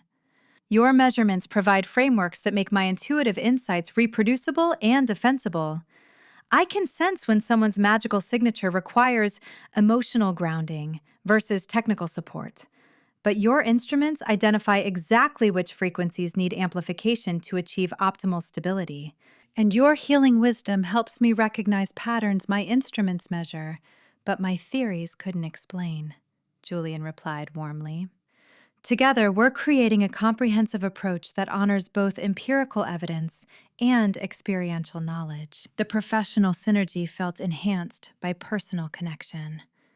They trusted each other more completely, communicated more efficiently, and created solutions that synthesized both methodological frameworks seamlessly. Sage found themselves anticipating Julian's analytical needs, whilst he instinctively adjusted his measurements to complement their healing assessments. They developed integrated treatment protocols that combined his precise resonance amplification with their empathetic diagnostic sensing. Julian's equipment provided targeted magical support at frequencies Sage's intuition identified as most critical, whilst their restorative magic addressed emotional components his data revealed as essential for Celebration Magic stability. Testing their collaborative approach in Violet's greenhouse demonstrated promising results that exceeded previous attempts. The wedding flowers responded beautifully to their integrated treatment, maintaining vibrant color and natural vitality for extended periods, whilst the blight's progression noticeably slowed. Julian's instruments confirmed sustained improvement in magical signature stability, while Sage's empathetic sensing detected genuine healing rather than temporary symptom suppression. Violet watched with visible relief as her precious blooms stabilized under their combined care. "Thank you both so much," she said with heartfelt gratitude. "I was beginning to fear we wouldn't have proper flowers for Cleo's wedding. Your collaborative approach has achieved what individual treatments couldn't. It's remarkable to witness." Sage felt genuine satisfaction that their synthesis finally addressed the crisis effectively, whilst honoring both analytical precision and healing wisdom. More personally, they enjoyed working beside Julian with the comfortable familiarity of partners who trusted each other's expertise whilst appreciating their complementary strengths. During brief break, Sage observed him documenting their results with meticulous attention to detail. "You help me see what I sense," they said thoughtfully. "My healing intuition operates largely through feeling and connection, which makes it powerful but difficult to explain or reproduce. Your analytical frameworks give my insights structure that others can understand and apply." Julian looked up from his notes with tender expression. "And you help me understand what I measure. My instruments detect patterns and frequencies, but you recognize what those measurements mean for actual magical wellness and community health. Together, we're creating a comprehensive approach neither of us could develop independently." The mutual appreciation strengthened both professional respect and personal affection, their relationship deepening through collaboration that demonstrated how different methodological approaches enhanced rather than contradicted each other. Mayor Elderberry arrived at the clinic shortly before midday, his diplomatic demeanor showing concern about the dual challenges threatening community autonomy. "I'm grateful for your time," he said warmly. "I wanted to request progress briefing on both blight treatment and council assessment preparation. The community is understandably anxious about both situations." Sage and Julian presented their integrated findings together, their collaborative explanation demonstrating the synthesis they'd achieved between emotional wellness analysis and magical stability measurement. They took turns describing different aspects, Sage explaining how individual magical health affected community network stability, whilst Julian documented the measurable benefits of authentic emotional connection for celebration magic effectiveness. The mayor observed their partnership dynamic with a knowing smile that suggested he'd noticed the personal connection underlying their professional coordination. Your collaboration has been invaluable for both challenges, he said with genuine warmth. The community is grateful for your combined expertise and dedication. It's clear that your different approaches complement each other beautifully. Sage felt slight warmth in their cheeks at the subtle acknowledgement of what had developed between them, whilst Julian adjusted his glasses with characteristic gesture that suggested similar self-consciousness. After reviewing their blight treatment progress, the mayor shifted to assessment concerns. The council's preliminary visit approaches quickly. Councillor Ravencrest has made clear that she expects rigorous evaluation of our magical practices, with particular attention to safety considerations and regulatory compliance. Julian's expression became serious. My preliminary findings support community autonomy, he said carefully. The evidence demonstrates that Tinselcroft's collaborative practices achieve measurable benefits that institutional oversight could actually compromise rather than enhance. However, presenting conclusions that contradict council expectations carries professional risks I'm prepared to accept in service of academic integrity. Sage felt a surge of affection alongside professional gratitude for his scholarly courage and commitment to defending truth despite career pressure. The mayor's response conveyed both appreciation and concern. We don't wish your support to cost you professionally, Dr. Thorne, but we're deeply grateful for your willingness to present honest findings regardless of institutional preferences. Following the briefing, Sage coordinated community-wide implementation of their integrated treatment protocols. They met with Holly, Stella, and other magical practitioners to explain the collaborative approach, providing instructions that combine Julian's technical specifications with healing guidance about emotional grounding. Holly listened with characteristic optimism whilst taking detailed notes. This makes perfect sense, she said enthusiastically, addressing both technical magical needs and emotional wellness components. It honors what we've always known about connection supporting magical health, whilst providing frameworks that make it reproducible. Stella nodded agreement, her artistic perspective appreciating the synthesis.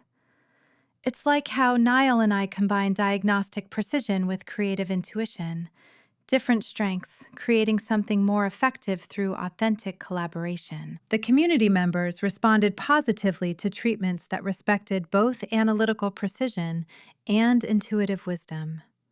Several practitioners commented that the balanced approach felt more sustainable than purely technical or purely emotional interventions, validating Sage's belief that their collaborative methods modeled the synthesis they'd been teaching others. During afternoon consultation break, Julian found Sage reviewing treatment documentation in their private office. I wanted to share something, he said, with slight hesitation that suggested personal vulnerability. He offered tablet displaying his preliminary assessment report draft. Sage read with growing admiration for his scholarly integrity and clear defense of community values. The document carefully documented Tinselcroft's innovative practices whilst building evidence-based argument recommending against regulatory intervention. Julian's academic prose conveyed both rigorous analysis and genuine respect for what the community had achieved, capturing not just what they did, but why it mattered. How practices emerging from authentic connection achieved results that institutional control could never replicate. This is beautiful work, Sage said, with emotion that encompassed both professional respect and personal affection. You've captured the essence of what makes our community special, whilst providing empirical validation that even skeptical officials must acknowledge. The evidence supporting collaborative magic is overwhelming. Julian's expression showed gratitude for their understanding. I recognize the professional risks, he admitted quietly. The council won't appreciate conclusions that contradict their regulatory preferences, but academic integrity requires presenting honest findings regardless of institutional expectations or career consequences. Sage reached across the desk to take his hand with gentle pressure. Your courage and commitment to truth mean everything, both for our community's autonomy and for what it reveals about your character and values. The tender moment stretched between them with warmth that transcended professional appreciation, their connection deepening through shared vulnerability and mutual support. Julian glanced toward the office door with slight self-consciousness before gently pulling Sage close with tentative affection that asked permission even as it offered comfort. Sage leaned into his embrace, feeling safe and valued in ways their helper identity usually prevented. The simple contact provided emotional recharge they both needed amid the ongoing pressure and responsibility. I keep wanting to touch you, Julian admitted with endearing honesty against their hair. To make sure last night was real and not exhaustion-induced fantasy brought on by stress and late hours. Sage laughed softly, pulling back just enough to reach up and remove his glasses with careful tenderness. Very real, they murmured, before kissing him with deliberate intention that conveyed both affection and certainty. And rather wonderful. Julian's response carried warmth and relieved happiness, his hands cradling their face with gentle reverence that made Sage feel cherished and appreciated. The brief intimacy strengthened them both emotionally, providing comfort and connection that enhanced their capacity to face the ongoing challenges together. They reluctantly separated when Sage's appointment schedule required attention, but the tender exchange left them both smiling with private warmth that carried through the afternoon's responsibilities. Late afternoon brought Cleo to the clinic for follow-up consultation regarding her ongoing wedding stress and its effects on her magical health. Sage and Julian worked together to address both technical and emotional components. His analytical problem-solving identifying specific magical signature imbalances, whilst their healing care provided emotional support for her perfectionist anxieties about celebration planning. Their combined approach proved remarkably effective.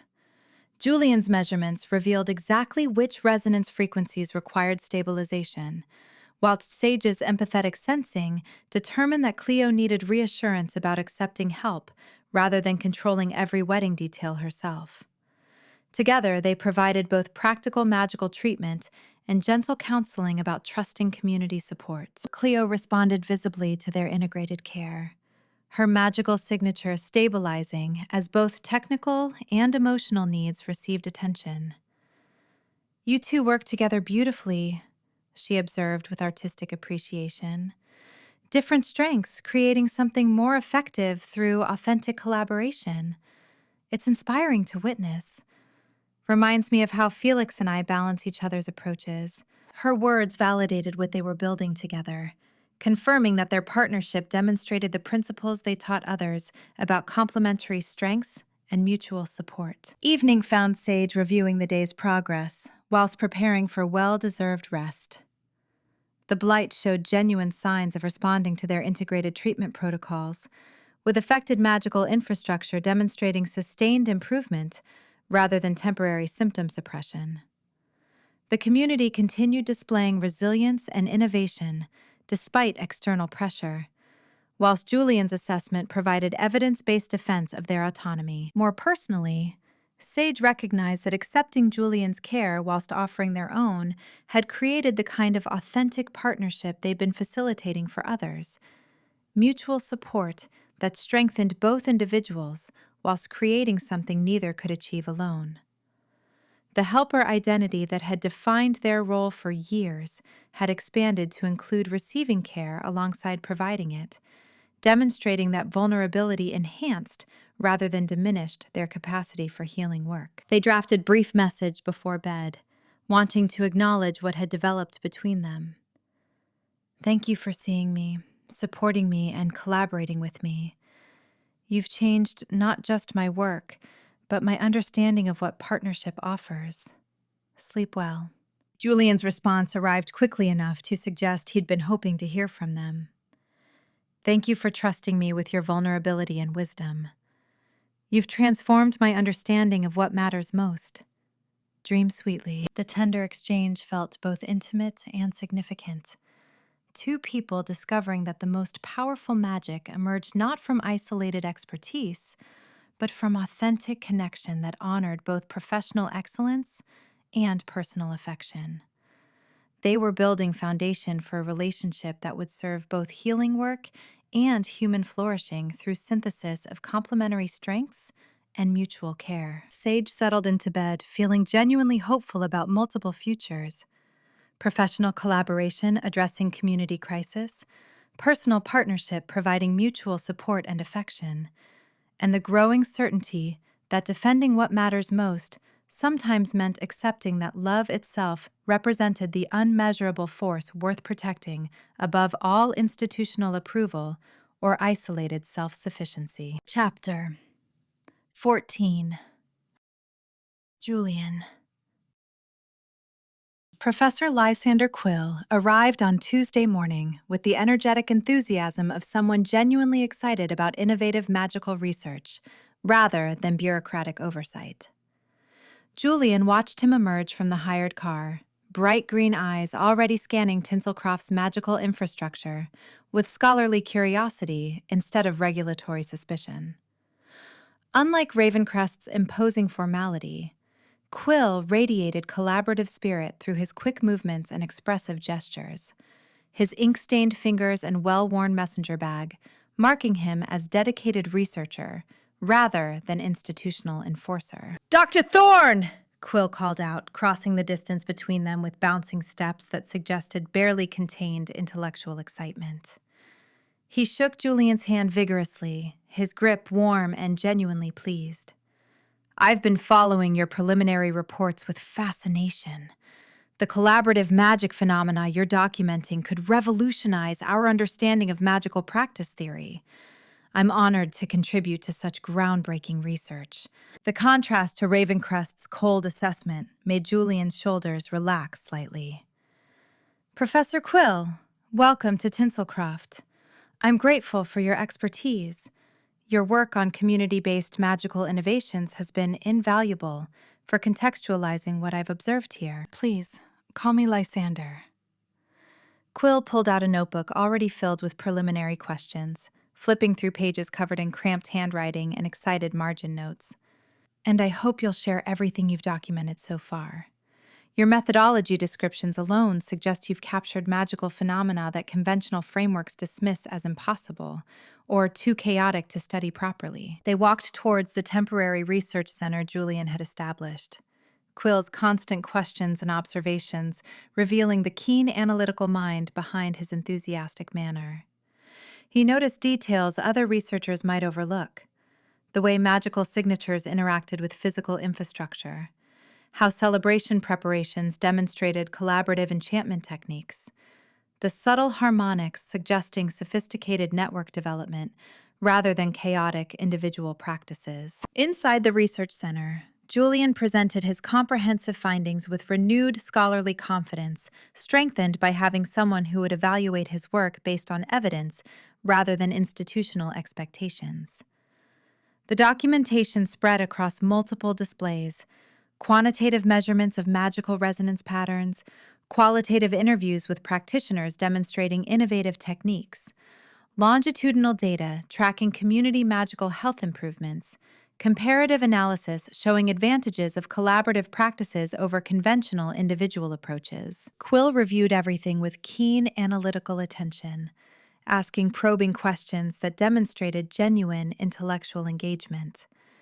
His queries focused on methodology refinements and theoretical implications rather than defensive skepticism, treating Julian as respected colleague rather than junior researcher requiring correction. "Your methodology is impeccable," Quill confirmed after thorough examination, his tone carrying scholarly appreciation that validated Julian's rigorous approach.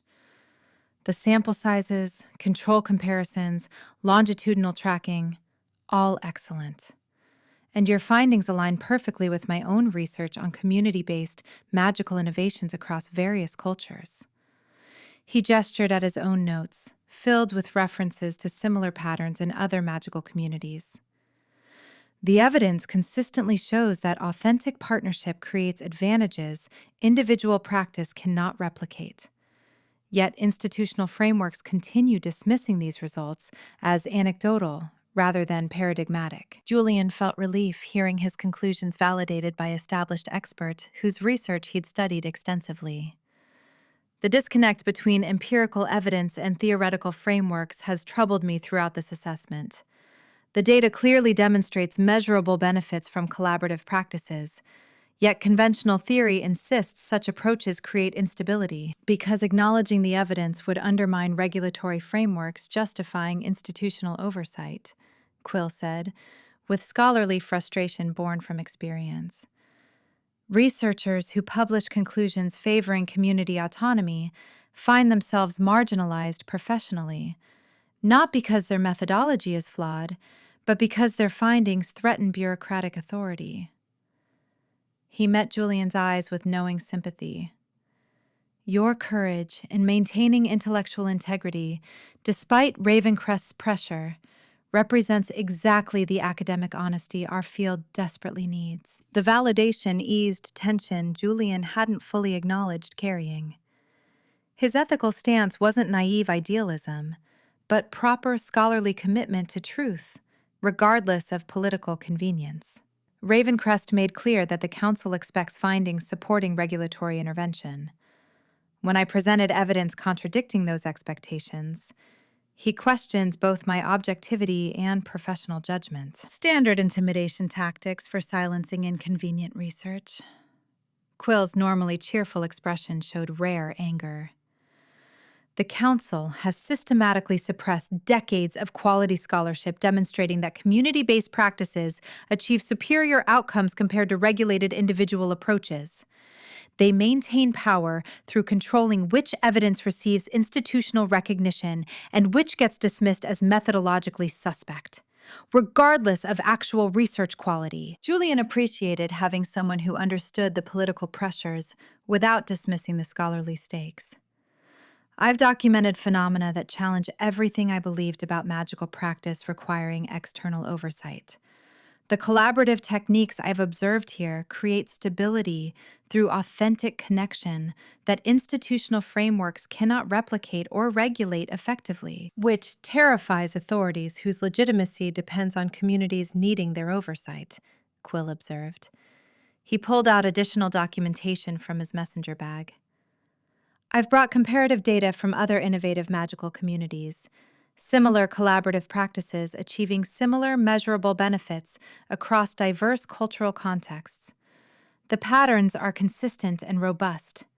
Your Tinselcroft research contributes crucial evidence to scholarship that bureaucrats have been trying to bury for generations. They spent the morning integrating their research, Quill's anthropological expertise complementing Julian's systematic measurements, to create comprehensive documentation.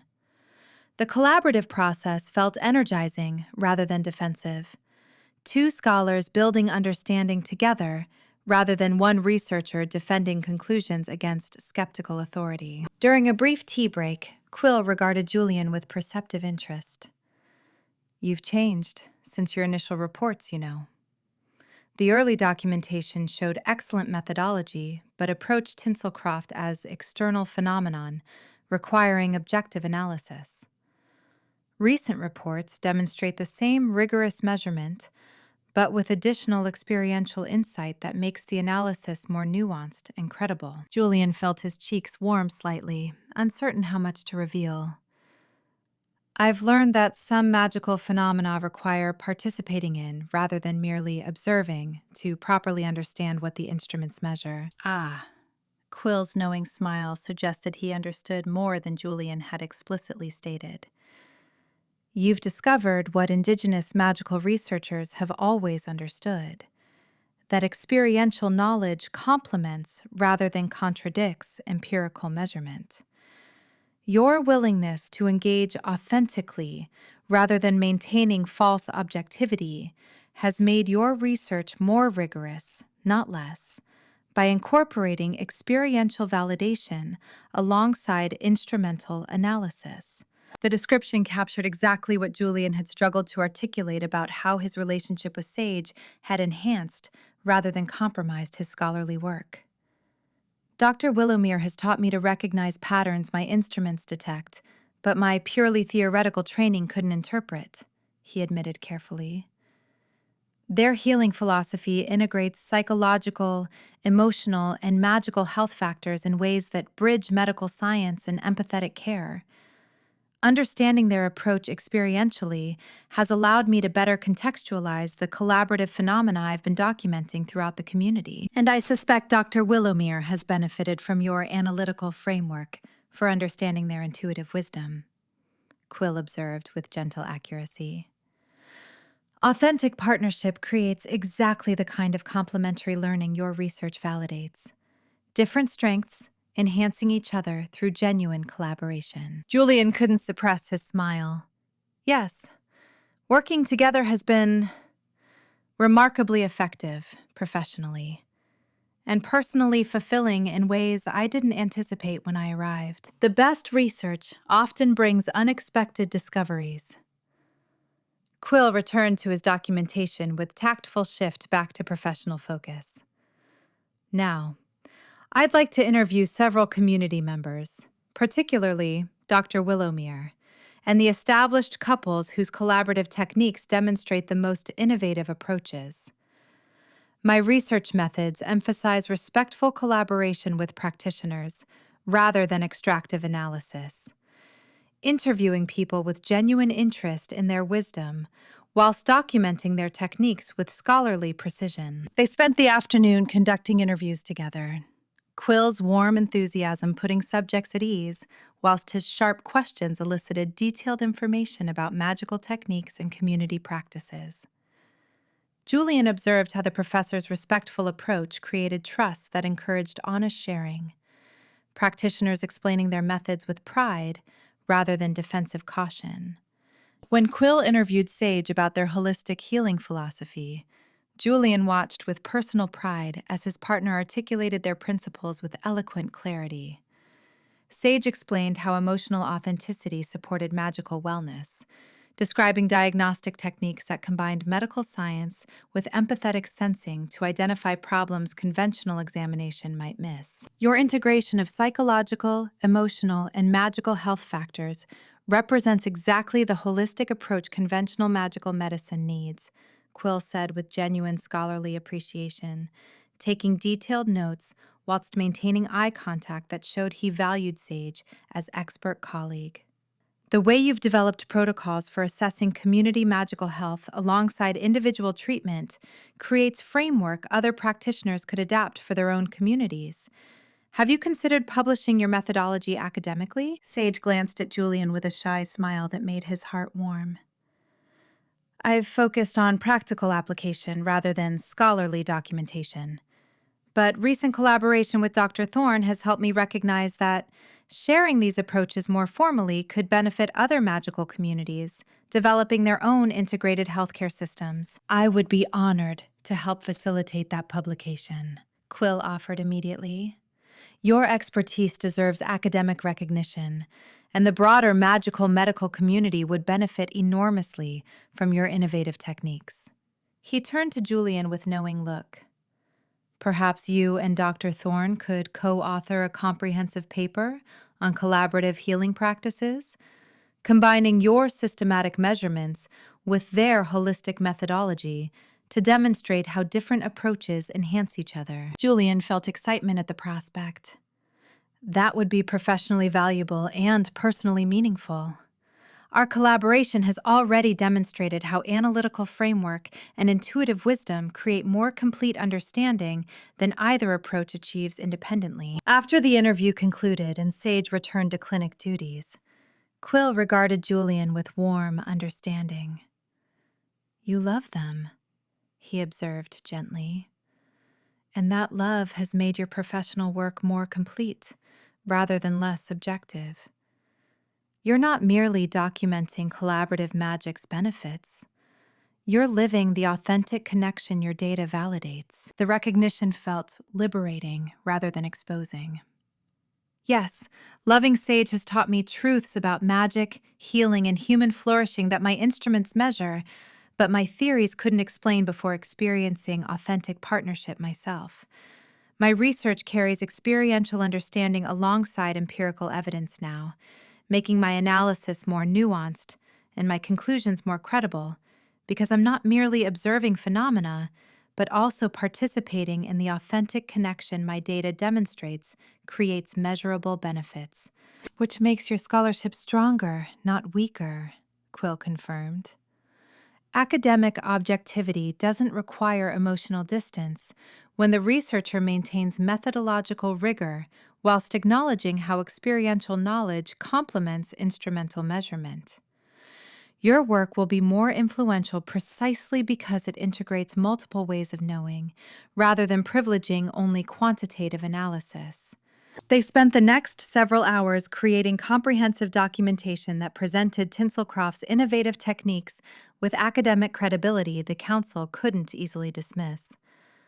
Julian's systematic measurements, combined with Quill's anthropological expertise and cross-cultural comparative data, created scholarly foundation, demonstrating that collaborative magic represented robust phenomenon rather than isolated anomaly. The afternoon's productive collaboration made Ravencrest's unexpected arrival feel jarring. The counselor entered the research center without knocking, his cold presence creating immediate tension as he scrutinized their documentation with bureaucratic suspicion. "Professor Quill," Ravencrest said with pointed formality, "I trust your contribution supports rigorous safety assessment rather than romanticizing unregulated practices." Quill straightened from the display they'd been reviewing, meeting Ravencrest's challenge with polite firmness. "Counselor, my contribution supports empirical truth. Dr. Thorne's findings demonstrate that Tinselcroft's collaborative techniques achieve superior safety outcomes compared to conventional individual practice. Academic integrity requires acknowledging evidence regardless of whether it aligns with institutional preferences." The direct challenge to council authority created palpable confrontation.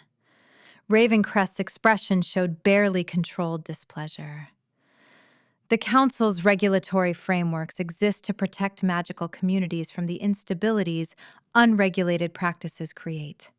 Findings that undermine necessary oversight serve political agendas rather than scholarly truth.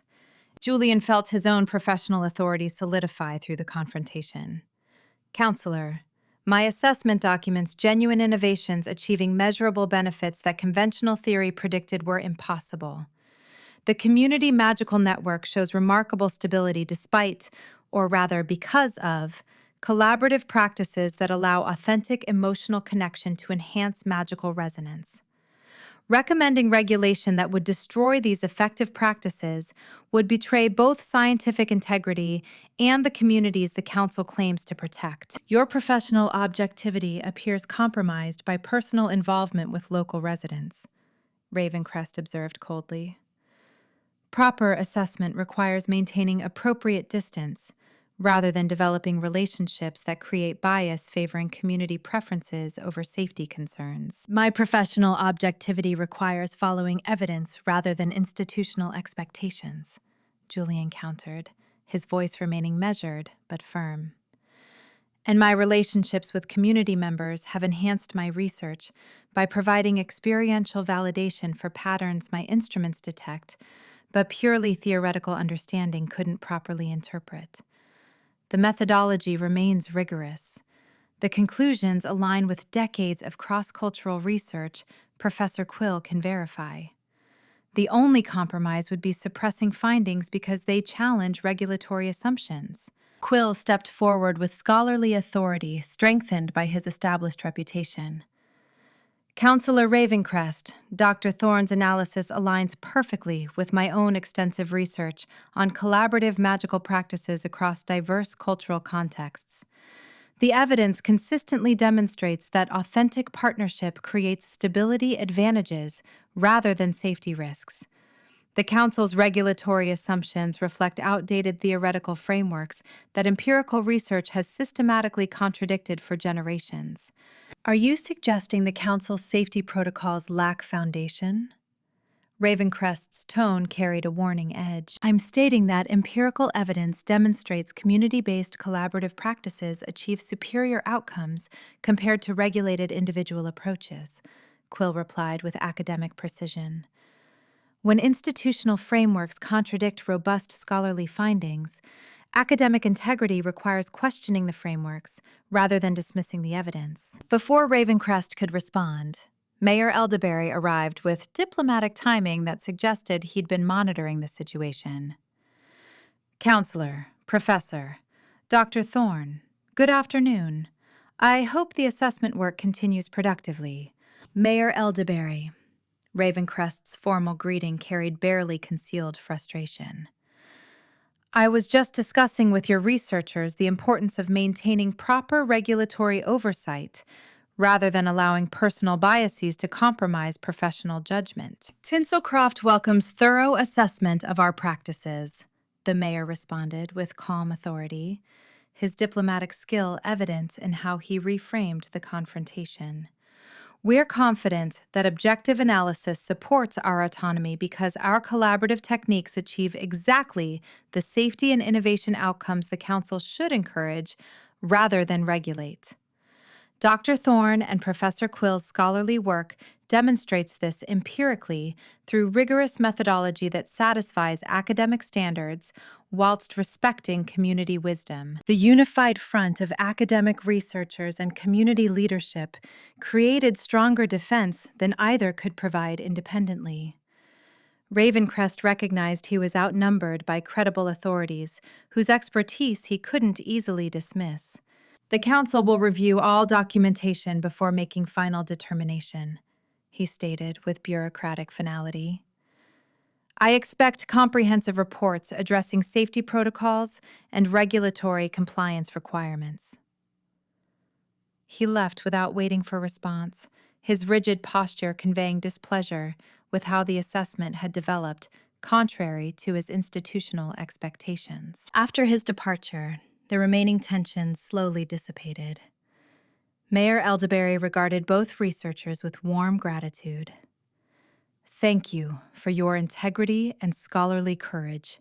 Tinselcroft's future may well depend on whether the Council receives honest assessment or politically convenient conclusions. Academic honesty requires defending evidence-based findings, Quill said firmly. Dr. Thorne's research represents exactly the quality scholarship our field needs. Rigorous methodology combined with openness to phenomena that challenge conventional frameworks. Julian felt profound appreciation for both the scholarly validation and community trust. I'll continue documenting what I've observed here with complete honesty. Tinselcroft's practices deserve protection because they work, creating measurable benefits that regulation would destroy rather than enhance. After the mayor departed, Quill observed Julian's contemplative expression with knowing smile. You've done more than document innovative practices, Dr. Thorne. You've demonstrated that scholarly excellence and personal engagement can enhance each other when approached with integrity. Your research will influence magical theory for generations, not despite your authentic involvement with this community, but because of it. Julian recognized the truth in those words. Defending Tinselcroft had required personal growth alongside professional development.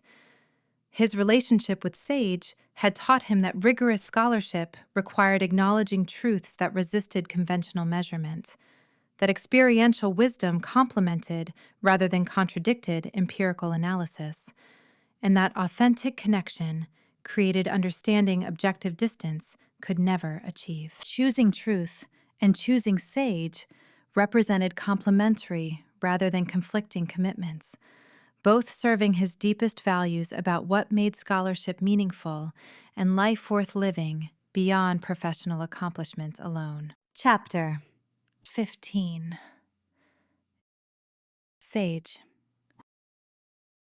The magical communication network exploded with distress signals all at once. Sage's diagnostic crystals flaring with urgent amber light from multiple locations throughout Tinselcroft. Their clinic suddenly felt too small, too quiet for the scope of crisis those coordinated alerts represented. Violet's greenhouse first, the resonance pattern showing catastrophic deterioration of wedding florals. Then Holly's textile workshop, enchanted celebration fabrics unraveling their careful, magical weaving. Stella's ornament studio followed immediately, the delicate glass pieces meant for ceremony decoration, showing signs of imminent fracture. The wedding venue itself pulsed with distressed energy, ceremonial magic infrastructure approaching total breakdown. Sage's hands moved automatically, activating response protocols whilst their mind processed the implications. This wasn't isolated incidents requiring sequential intervention.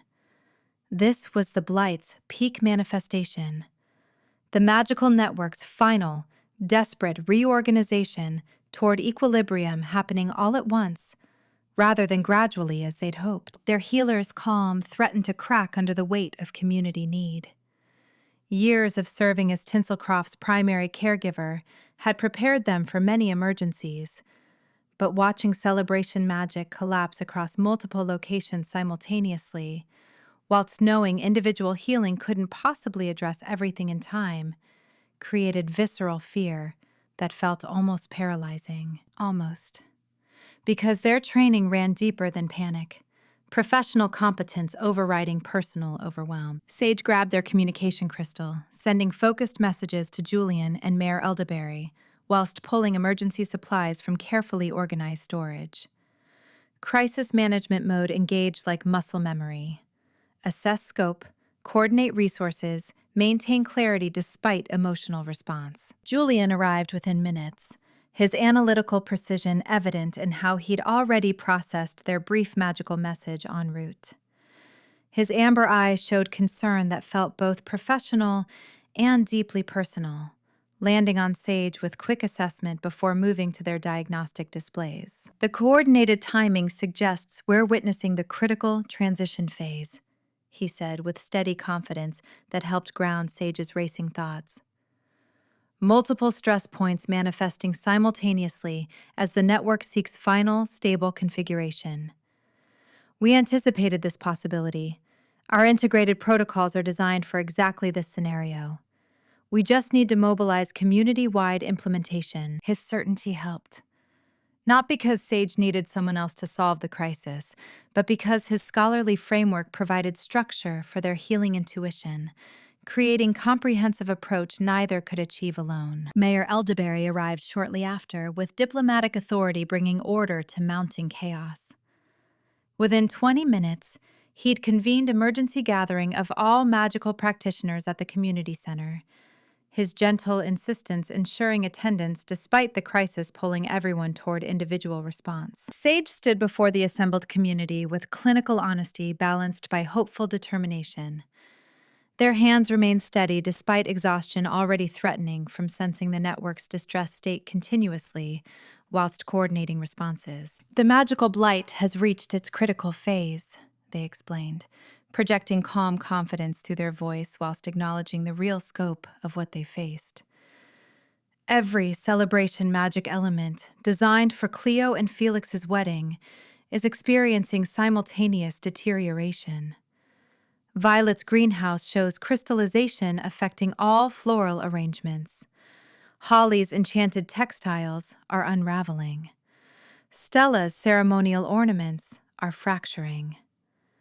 The venue's magical infrastructure is approaching complete breakdown. Worried murmurs rippled through gathered practitioners, but Sage raised their hand for continued attention. This represents the network's final reorganization toward mature equilibrium, exactly what we've been supporting through our collaborative healing work. But the scope requires coordinated intervention across all affected areas simultaneously, rather than sequential individual efforts. This isn't crisis we can solve through isolated expertise, no matter how skilled any of us might be individually. They met eyes throughout the room, seeing understanding dawning alongside recognition of challenge. It requires every one of us working together, trusting each other's contributions and supporting the network's natural evolution towards stability through authentic, collaborative effort. Julian's research provides the technical framework, My healing protocols offer the restorative foundation, but success depends on all of us implementing this together with shared purpose and mutual trust. Julian stepped forward with scholarly precision that gave practitioners confidence in what Sage proposed. His research materials projected clear diagrams showing resonance frequencies requiring amplification, timing sequences for optimal intervention, coordination methods ensuring individual efforts created harmonious collective effect rather than conflicting magical interference. Dr. Willomere's healing wisdom identifies what the network needs, he explained with academic authority. My analysis provides systematic approach for delivering that support effectively. The protocols translate intuitive understanding into actionable steps whilst maintaining the authentic emotional connection that makes collaborative magic so powerful. He walked through technical specifications with patient thoroughness, answering questions about magical frequency coordination and resonance amplification with precise scholarship. But his explanations never lost sight of the human element. Practitioners seeing how their individual contributions mattered, whilst understanding the larger collaborative pattern. Together, they created comprehensive strategy honoring both analytical rigor and intuitive wisdom, demonstrating the integrated approach they were asking the community to embrace. Sage organized practitioners into collaborative teams based on complementary expertise, their years of knowing these people's magical signatures enabling rapid, effective pairings. Stella and Niall would focus on ornament and decoration stabilization, their diagnostic creative partnership perfect for addressing delicate ceremonial elements. Kat and Alistair's precision chaos integration suited celebratory food magic, requiring both exact timing and spontaneous adaptation. Holly and Rowan brought natural magical systems expertise, essential for supporting the network's organic evolution. Other established partnerships tackled specific infrastructure elements, each team combining technical precision with empathetic healing, according to the protocols Julian had outlined. Sage would coordinate overall efforts, whilst Julian monitored network-wide patterns, their own partnership modeling the collaborative approach they asked everyone to embrace during crisis. "We begin in 15 minutes, Sage announced with calm authority. "Rest briefly, center yourselves, and remember, we're not fighting the blight. We're supporting the network's healthy maturation through authentic collaborative care. Trust your partners, trust the protocols, and trust that together we can facilitate what none of us could achieve alone." The community-wide healing intervention began with coordinated magical working that felt both familiar and unprecedented in scope. Sage initiated the effort through grounding meditation, connecting all practitioners to shared intention of supporting the network's healthy maturation, their voice carrying gentle authority through magical amplification, reaching every team simultaneously. "Feel your connection to Tinselcroft's magical infrastructure," they guided, channeling restorative energy whilst sensing each team's contribution through empathetic diagnostic abilities. Not forcing change, but supporting natural evolution. Not individual intervention, but collaborative harmony. We're helping the network find its mature equilibrium through authentic partnership and mutual trust. The magical signatures began harmonizing with increasing coherence, individual contributions blending into unified resonance pattern, exactly as their protocols predicted. Sage felt Holly's textile magic stabilizing celebration fabric enchantments, Stella's creative energy guiding ornament preservation, Kat's precision supporting food magic timing, whilst Alistair's spontaneous adaptation addressed unexpected variations. Julian's instruments showed measurable improvements as coordinated efforts created resonance amplification, his real-time data confirming what Sage's intuitive sensing already detected.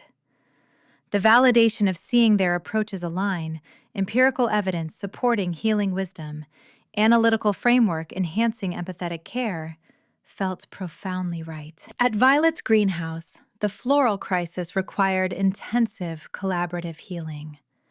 Sage worked directly with Violet whilst coordinating remote support from other practitioners channeling growth magic through the network, their hands moving over crystallized blooms with gentle, steady pressure. "The flowers want to heal," Violet whispered, her natural cultivation magic responding to coordinated efforts.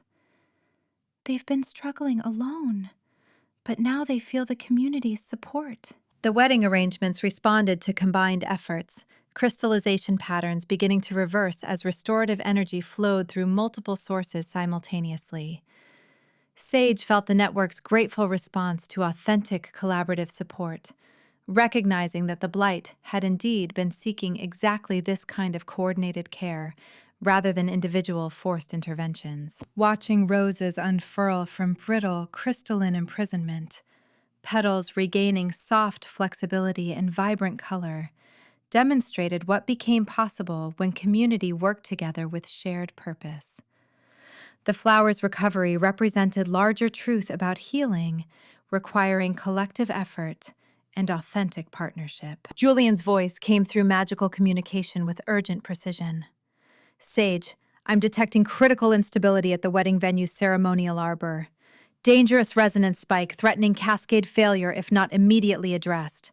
You need to redirect there, now." Sage responded without hesitation, their healer's training overriding exhaustion. "Violet, maintain the protocols here. You're doing brilliantly. The greenhouse will stabilize with continued support from the remote teams. I'm needed elsewhere." They arrived at the venue alongside Holly, Rowan, Stella, and Niall, the nearest teams Julian had simultaneously redirected toward the critical point.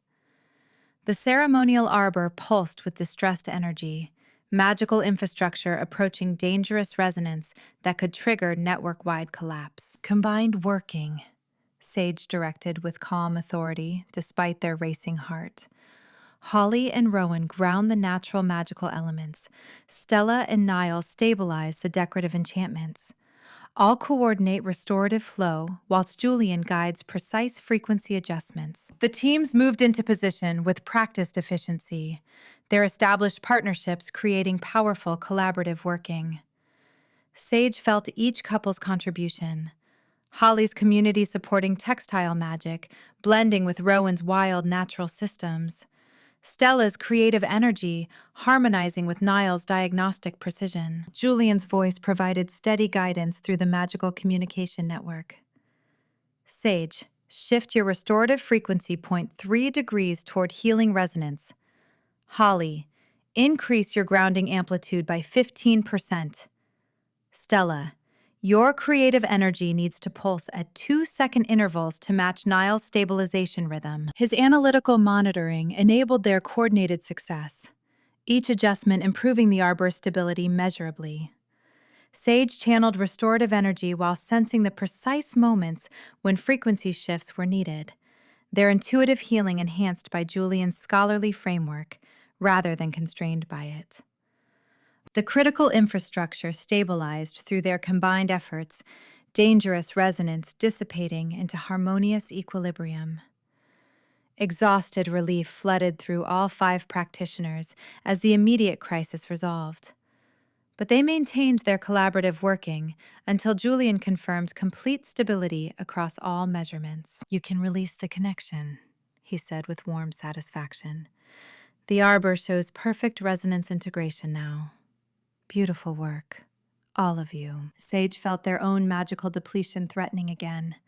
The intensive healing combined with coordinating community-wide efforts, pushing them toward dangerous exhaustion. They tried to maintain their focus on monitoring other teams, but their empathetic senses began blurring with fatigue. Julian appeared beside them with gentle firmness, his hands steadying Sage's shoulders. "You need to step back now. You've coordinated this beautifully, but you cannot deplete yourself again. Trust the community to carry their share. There are still unstable areas requiring which the teams you've organized can address following the protocols we've established together," Julian interrupted with scholarly precision applied to personal care. "Your role is facilitating collaborative healing rather than providing it all individually. You've done that magnificently. Now you need to let others carry their responsibilities whilst you rest. Sage struggled briefly with letting go of direct control, their healer instincts demanding they personally address every need despite physical limitations. But Julian's steady presence and logical argument penetrated their exhaustion-driven compulsion. He was right. They'd coordinated the effort, established the framework, organized the teams. Continuing to personally intervene when they were depleted would compromise rather than enhance community success. Accepting this felt both vulnerable and liberating. Acknowledging limitations whilst trusting others' competence, sharing responsibility rather than carrying everything alone. All right, they conceded quietly. I'll monitor from here whilst conserving energy for genuine emergencies. The teams can handle standard protocols without my direct involvement. Julian's expression showed relief and approval. Thank you for trusting them, and trusting me to support you in this. The coordinated community effort continued with Sage monitoring rather than directly intervening, their roles shifting from active healing to facilitative coordination. They sensed the moment when the Blight's disruption transformed into organized equilibrium, the network finding final mature configuration through collective support rather than individual forcing. Julian's instruments confirmed the transformation with measurable data showing stable resonance patterns across all frequencies. Celebration magic integrated smoothly with the evolved collaborative infrastructure, individual elements harmonizing into a sustainable system that would support Cleo and Felix's wedding beautifully whilst maintaining long-term stability. Practitioners throughout Tinselcroft felt the shift simultaneously. Exhausted but triumphant recognition that together they'd achieved what seemed impossible. Supporting their magical network through critical transition towards sustainable stability through authentic, collaborative effort. Sage coordinated post-crisis assessment with careful attention to practitioner care, ensuring everyone who'd contributed received healing support for their own magical depletion and emotional exhaustion. They worked alongside Beatrice to provide medical evaluation, Julian to document successful protocols for future reference, and Mayor Elderberry to acknowledge community contributions with appropriate gratitude. Despite their own fatigue, Sage felt renewed purpose watching how the crisis had strengthened community bonds and validated their collaborative approach to magical wellness. The evidence of collective resilience moved them deeply, seeing people support each other without being asked, established couples mentoring newer partnerships through challenging magical work, everyone trusting the protocols whilst adapting to specific circumstances. This was what they'd been cultivating through years of healing practice.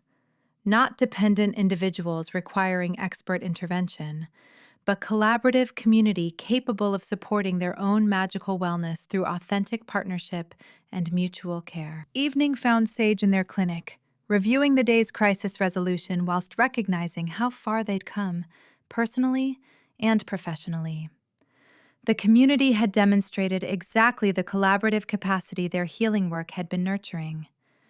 Julian's analytical support had proved essential for coordinating efforts that intuition alone couldn't organize with necessary precision. More personally, accepting help during the crisis, trusting Julian to guide technical aspects, allowing other practitioners to carry healing responsibilities, admitting their own limitations, represented profound growth from isolated healer identity toward authentic, collaborative partnership. Julian appeared in the doorway carrying 2 cups of tea with tender care that made Sage's heart warm despite their exhaustion. His amber eyes showed concern tempered by satisfaction, scholarly precision softened by genuine affection. "You were magnificent today," he said quietly, settling beside them with easy intimacy they'd developed through weeks of collaboration. Coordinating everyone whilst also accepting support when you needed it, the community's success reflects your wisdom about healing requiring collective effort rather than isolated expertise. Sage accepted the tea with grateful recognition of what he offered, not just the beverage, but the care it represented, the partnership it symbolized. "We were magnificent together. Your analytical framework gave everyone confidence, whilst my healing protocols provided emotional grounding. Neither approach would have succeeded alone. Precisely. Julian's smile carried warmth that had nothing to do with academic validation. Which is why watching you trust others to carry their share whilst accepting my support felt like watching you practice what you've always taught. That authentic partnership enhances, rather than diminishes, individual excellence. Sage leaned into his embrace with vulnerable honesty about what they'd discovered. The most important healing I facilitated might be learning to receive care as well as provide it, and recognizing that your presence in my life represents the authentic partnership my work has always celebrated, but I'd never personally experienced until now. Julian's arms tightened around them with gentle strength. Then we've both learned something profound through this collaboration. That the most valuable things in life, love, healing, community, cannot be measured by conventional standards, but can be experienced, defended, and shared when we're brave enough to trust authentic connection over isolated expertise. They sat together in comfortable silence, exhausted but content, whilst outside the window, Tinselcroft's magical network hummed with stable equilibrium, supported through collaborative care and defended through authentic partnership. Exactly as it should be. Chapter 16. Julian. The morning arrived gray and damp, unusual for Tinselcroft's typically cheerful spring weather. Julian wondered if the sky reflected the gravity of what was about to unfold, or if he was simply projecting his own apprehension onto meteorological patterns. Either way, the overcast conditions seemed fitting for a day that would determine whether months of careful research mattered at all to an institution that had already drawn its conclusions. He'd spent the night reviewing his presentation one final time, ensuring every data point was accurate, every conclusion properly supported by evidence. The work was solid, perhaps the best research of his career precisely because it had required him to grow beyond comfortable academic frameworks and embrace truths that defied conventional measurement. The irony wasn't lost on him that defending practices he'd initially dismissed as chaotic had transformed him into a better scholar than years of institutional orthodoxy ever had. Sage had stayed with him through the late hours, their quiet presence providing grounding that allowed him to maintain focus without drowning in anxiety about potential consequences. They hadn't offered empty reassurances or tried to convince him the council would respond reasonably to evidence that contradicted their regulatory agenda. Instead, they'd simply been there, making tea, asking thoughtful questions about his methodology, reminding him through gentle touch and steady warmth that whatever happened today, he wouldn't face it alone. That partnership, that authentic connection, represented everything his research had documented about collaborative practices creating strength that individual effort couldn't replicate. He carried that certainty with him as he walked toward the Mistletoe Inn's largest meeting room, where the formal assessment review would determine Tinselcroft's future. Mayor Elderberry waited outside the entrance, his expression showing diplomatic composure that didn't quite mask underlying concern. "Dr. Thorne," he greeted with a warm handshake. "Thank you for everything you've already done for our community, regardless of what happens today. Your integrity and commitment to truth have meant more than you might realize." Julian appreciated the mayor's acknowledgement even as it highlighted the uncertain outcome ahead. "I've documented what I found with the most rigorous methods I know. Whether the council respects evidence-based assessment remains to be seen." Before the mayor could respond, a sleek black vehicle pulled up outside the inn. Two figures emerged.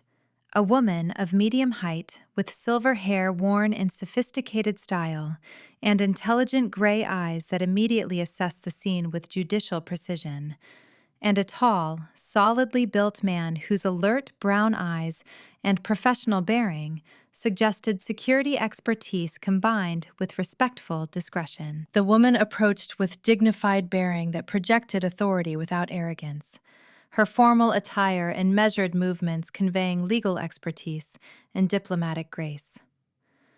"Mayor Elderberry, Dr. Thorne," she said with courteous professionalism, extending her hand. "I'm Magistrate Ophelia Thornfield. I've been assigned to ensure that any council decisions regarding Tinselcroft respect both magical governance requirements and community autonomy rights. My role is facilitating just outcomes, not imposing predetermined conclusions." Julian felt cautious hope at her introduction. Unlike Ravencrest's bureaucratic inflexibility, Thornfield radiated judicial wisdom and genuine fairness. Someone who believed in legal frameworks protecting, rather than merely restricting, community rights. The man stepped forward with non-threatening competence. "Captain Theron Ashworth, I'm here to coordinate security for the proceedings and ensure everyone's safety during what I understand may be tense discussions." His alert gaze took in the town's layout without suggesting threat assessment, more like thoughtful consideration of how to provide structure without creating oppressive atmosphere. Mayor Elderberry welcomed them both with diplomatic warmth. "We appreciate your presence and the professionalism you bring to these proceedings. Please let me know how our community can support your responsibilities while maintaining the authentic character that makes Tinselcroft special." Ashworth's expression showed appreciation for the mayor's approach. "From what I've observed already, your community's collaborative spirit creates natural safety through mutual care, rather than requiring external enforcement. My protocols will support, rather than restrict, that foundation." His words carried respect that Julian found encouraging. Another representative who approached their assignment with openness, rather than predetermined judgment.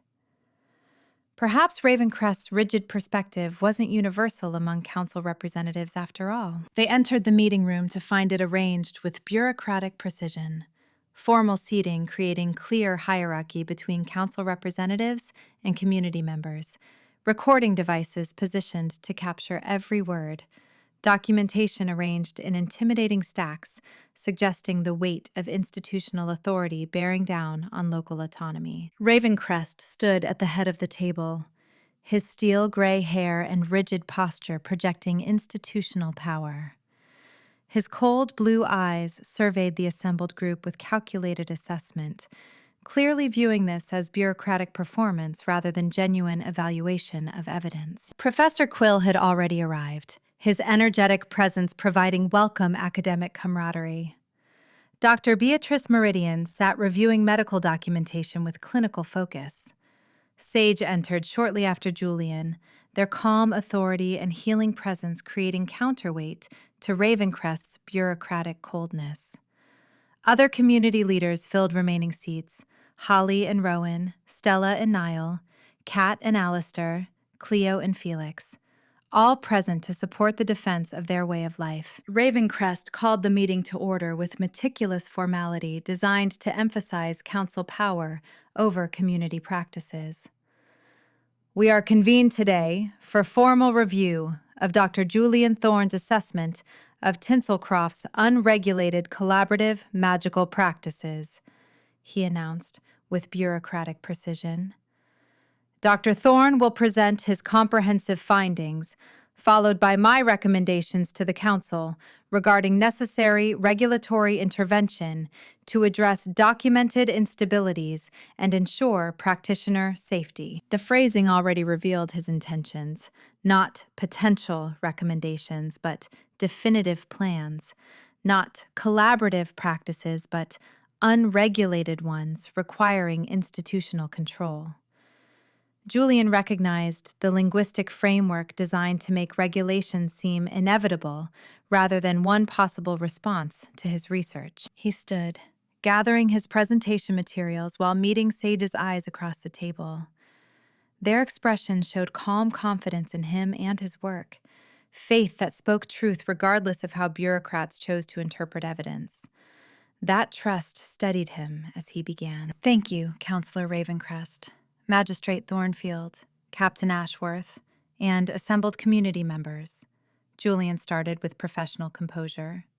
Over the past several months, I've conducted comprehensive assessment of Tinselcroft's collaborative magical practices using rigorous empirical methodology and extensive documentation across multiple dimensions: magical stability, practitioner safety, community wellness, innovation capacity, and sustainable development. He activated his primary display, showing the instrumental data he'd collected from his first days in Tinselcroft.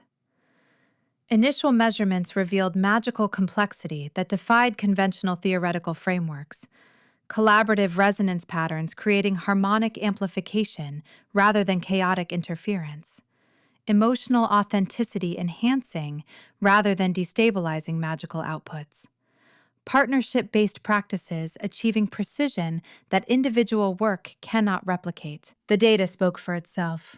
Clear, quantitative evidence of benefits that institutional frameworks claimed were impossible without standardized oversight.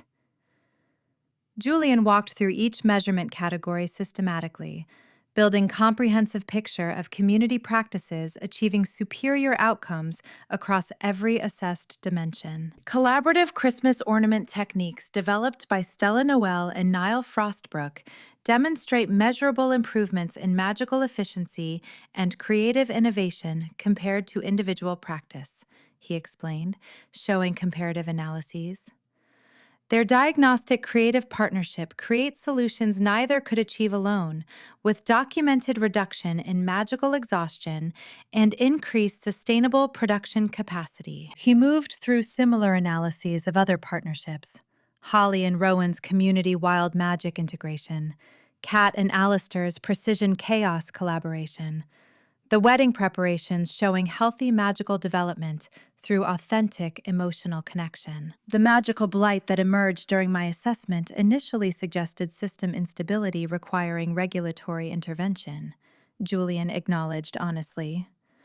However, comprehensive analysis revealed the condition represented collaborative network maturation, growing pains, as the community's evolved magical infrastructure sought final stable equilibrium, rather than evidence of dangerous chaos requiring external control. His presentation included detailed documentation of the crisis resolution, showing how community-wide collaboration had achieved stabilization through coordinated effort that validated, rather than contradicted, his findings about collaborative practices creating strength through authentic partnership. The successful resolution demonstrates that Tinselcroft's collaborative approach provides effective crisis management through distributed responsibility and mutual support rather than requiring centralized institutional oversight, he stated firmly. The community mobilized healing resources, implemented coordinated protocols, and achieved sustainable stability through exactly the authentic emotional engagement and collaborative techniques that standardized regulation would eliminate. Julian paused, letting the comprehensive evidence settle before delivering his core conclusion. My assessment finds that Tinselcroft's collaborative magical practices achieve superior outcomes across all evaluated dimensions compared to conventional regulated approaches. The community demonstrates innovative excellence, sustainable development, genuine practitioner wellness, and effective crisis management through authentic partnership and emotional authenticity. These practices deserve protection and study rather than regulatory restriction that would destroy the very foundations making them effective. He sat down, aware that his presentation had been thorough, rigorous, and completely contrary to Ravencrest's predetermined regulatory agenda. The counselor's expression showed barely contained frustration. This wasn't the assessment supporting institutional control that he'd expected when assigning the evaluation. Professor Quill stood immediately, his scholarly enthusiasm evident. I'd like to provide supporting testimony validating Dr. Thorne's methodology and findings, he announced with academic authority. I've reviewed his comprehensive documentation and can confirm it represents exemplary research standards. Rigorous data collection, appropriate analytical frameworks, honest acknowledgement of limitations, and conclusions properly supported by empirical evidence. Quill activated his own presentation, showing cross-cultural research. My work, documenting collaborative magical practices across diverse communities worldwide, reveals consistent patterns supporting partnership-based approaches. Tinselcroft's innovations align with successful techniques from multiple magical traditions, demonstrating universal principles about authentic connection, enhancing magical practice, rather than representing isolated anomaly requiring special regulation. His scholarly reputation lent significant credibility to conclusions challenging institutional frameworks. Dr. Thorne's assessment deserves serious consideration rather than dismissal based on institutional preference for regulation over evidence, Quill stated firmly.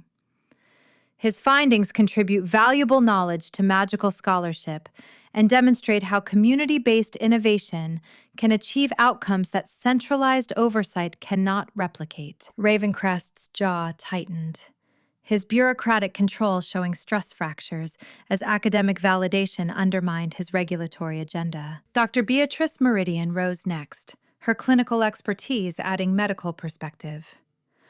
I'd like to address the health and safety concerns that ostensibly motivate Council interest in regulating Tinselcroft's practices, she began with professional precision.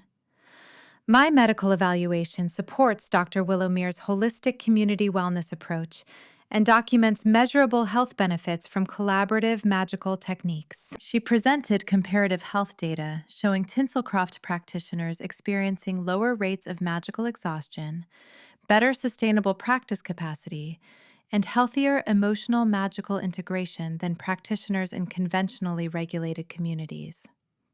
The integration of emotional wellness with magical health represents best practices that conventional magical medicine should adopt rather than suppress, Beatrice explained with authoritative conviction.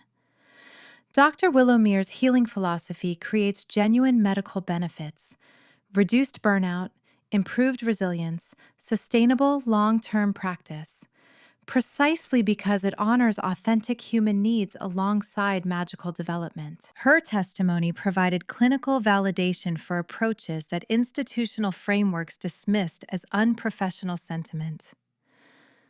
Regulating these techniques would harm rather than protect practitioner well-being, Beatrice concluded firmly. From medical perspective, Tinselcroft's collaborative practices achieve superior health outcomes that justify autonomy rather than requiring institutional intervention. The accumulated evidence was comprehensive, rigorous, and completely contrary to regulatory conclusions.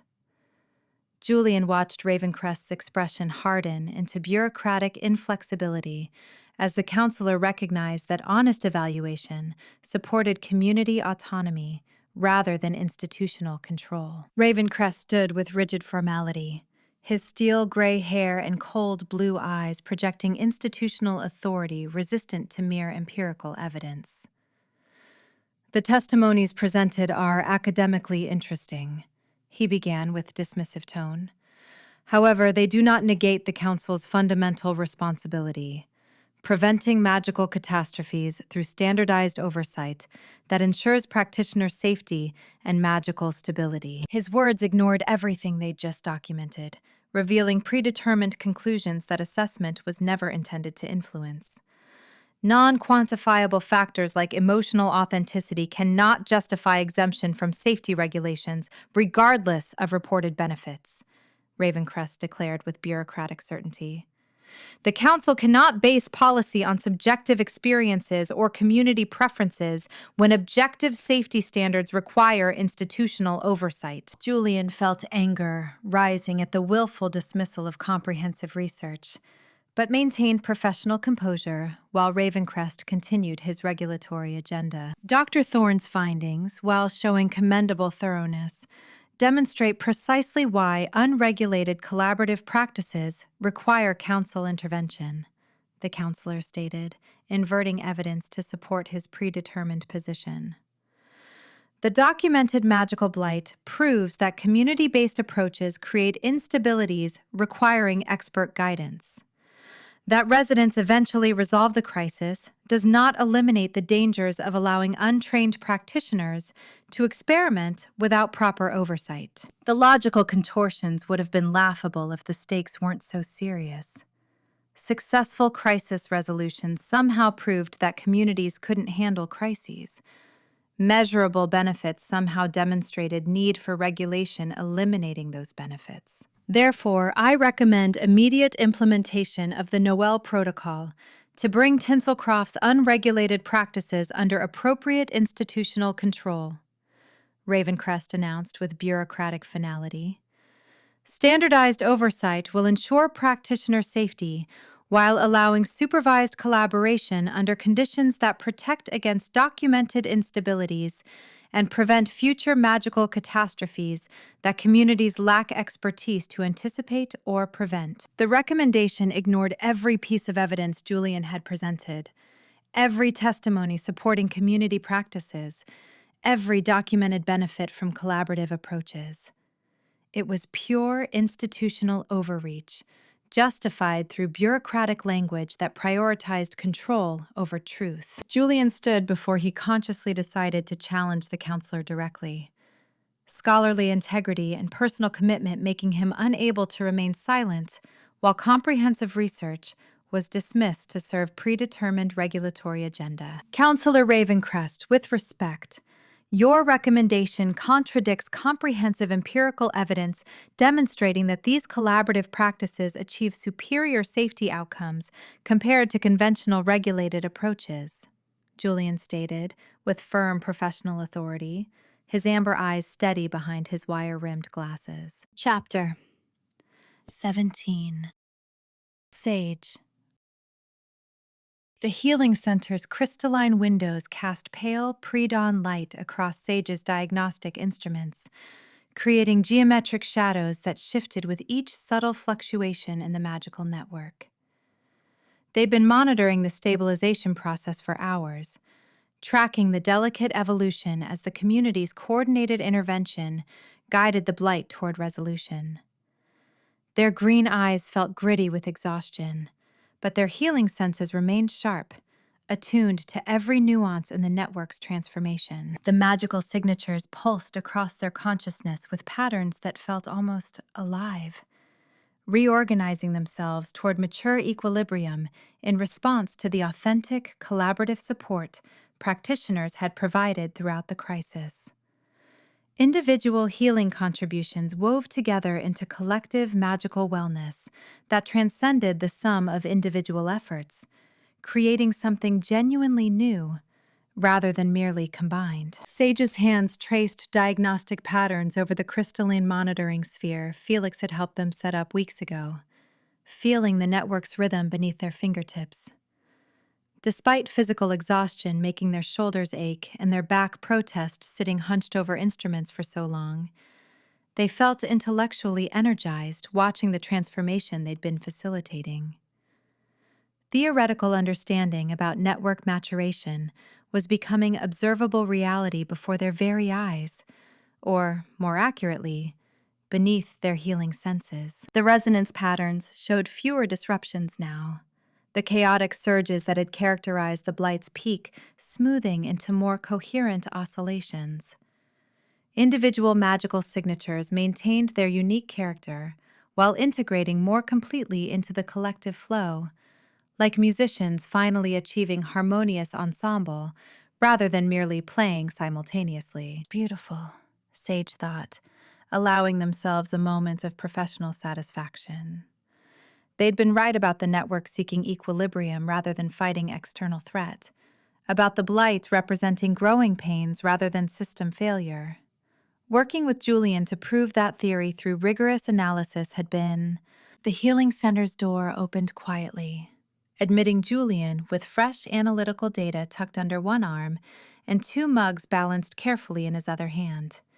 He'd changed from his formal assessment attire into comfortable, casual clothes, charcoal jumper and dark trousers, that made him look less like a stern academic evaluator and more like the thoughtful partner he'd become over these intense weeks. "I thought you might appreciate tea," he said with gentle consideration, settling beside Sage with comfortable intimacy born from weeks of collaboration and growing personal connection. "And company. The instruments at my research center are showing fascinating patterns that I wanted to compare with your observations." Sage accepted the mug gratefully, breathing in the herbal steam while Julian spread charts and graphs across the diagnostic table. Their shoulders touched as they leaned over the data together, professional focus enhanced by personal closeness that felt natural now, rather than surprising. "The network is approaching final equilibrium," Julian explained with scholarly excitement that made his amber eyes bright behind his wire-rimmed glasses. "Your healing interventions are guiding natural reorganization exactly as our integrated protocols predicted. Look here." He indicated a complex graph showing resonance frequencies converging toward stable configuration. "The remaining instability represents last adjustments rather than ongoing crisis. We're witnessing the final phase of network maturation." Sage studied the data with appreciation for how Julian's analytical framework translated their intuitive perceptions into empirical evidence. They could feel what his instruments measured: the network approaching stable coherence, individual signatures integrating more completely, the whole system humming with healthy energy rather than stressed disruption. "The progress is remarkable," Sage agreed, their healing senses confirming Julian's technical analysis.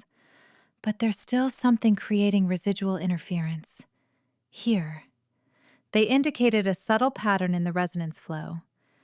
"These fluctuations suggest emotional hesitation rather than magical instability. The network wants to settle completely, but something's holding it back from final equilibrium." Julian leaned closer, his analytical attention focusing where Sage directed. "You're right. The disruptions don't match technical specifications for remaining adjustments. They feel more like—" He paused, his precise mind processing the observation. "Like hesitation, uncertainty." They worked together for the next hour, combining Julian's analytical instruments with Sage's diagnostic intuition to identify the pattern underlying the residual disruption. Gradually, understanding emerged through their complementary approaches. The barrier preventing complete network stabilization stemmed from lingering emotional hesitation within the community about fully embracing their evolved collaborative identity. "It's not a technical problem requiring magical solution," Sage realized with diagnostic clarity, their healing wisdom recognizing the emotional component their medical training had taught them to notice. "It's emotional readiness issue. The network cannot achieve final equilibrium while practitioners maintain subtle defensive barriers against complete, authentic connection." Julian's instruments provided empirical support for Sage's intuitive assessment, showing how individual magical signatures retained slight protective boundaries that prevented complete integration into the collective flow. "They're still maintaining individual magical independence as safety backup," he observed with scholarly precision, "unconsciously protecting themselves against complete vulnerability that authentic partnership requires." Sage felt profound understanding settle through their exhaustion. This was the final healing challenge, addressing not magical symptoms, but the emotional fears creating those symptoms. The community needs to consciously choose complete trust in collaborative magic, rather than maintaining defensive self-protection, they explained, their healer's wisdom recognizing the profound personal choice this represented. "We can guide the technical aspects of network stabilization, but only they can provide the emotional authenticity that allows final integration." "Then we need to help them make that choice," Julian said with firm conviction, his academic approach already shifting toward practical problem solving. "Create framework for conscious commitment rather than gradual unconscious acceptance." They developed the ceremonial protocol together over the next 2 hours, combining Julian's understanding of resonance synchronization with Sage's healing wisdom about emotional authenticity and collective intention. The ceremony would invite practitioners to explicitly affirm their trust in collaborative magic, consciously releasing defensive barriers while embracing the vulnerability that authentic partnership required. Julian provided technical specifications, ensuring the ritual created optimal conditions for final network stabilization. Optimal timing, resonance frequencies, physical positioning that would facilitate collective magical synchronization. His analytical precision gave structure to what might otherwise remain vague emotional exercise. Sage designed the emotional components that honored the profound personal choice practitioners were making to fully commit to collaborative community identity. They crafted language inviting practitioners to acknowledge their fears about vulnerability, alongside recognition of benefits they'd experienced through authentic partnership, creating space for honest emotional expression rather than forcing performative certainty. It's a leap of faith, Sage acknowledged as they refined the ceremonial framework, asking them to trust collaborative magic completely rather than maintaining individual practice as fallback safety. That requires genuine courage, especially for practitioners who've built entire careers on self-sufficient expertise. Julian's hand found theirs across the diagnostic table, his long fingers warm and steady.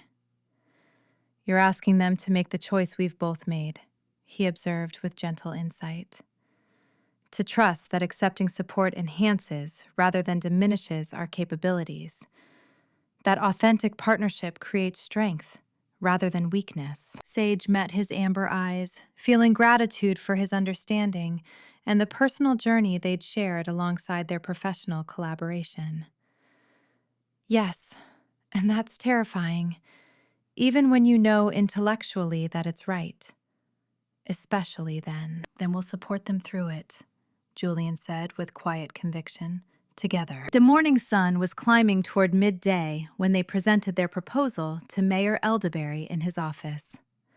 The portly mayor listened with diplomatic attention while they explained how final network stabilization required conscious collective choice rather than merely technical intervention. He grasped the significance immediately, his kind blue eyes showing both wisdom and concern.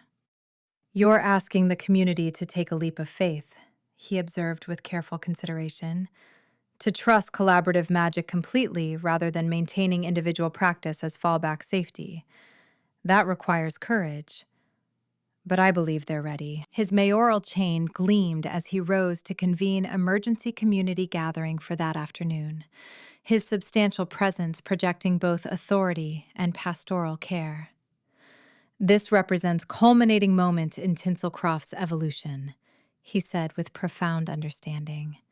"From individual practitioners sharing space to genuinely integrated, collaborative, magical community.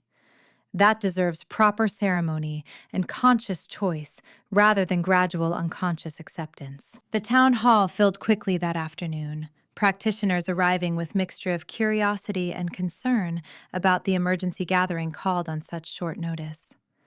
Sage felt familiar protective instinct rising as they surveyed the assembled community.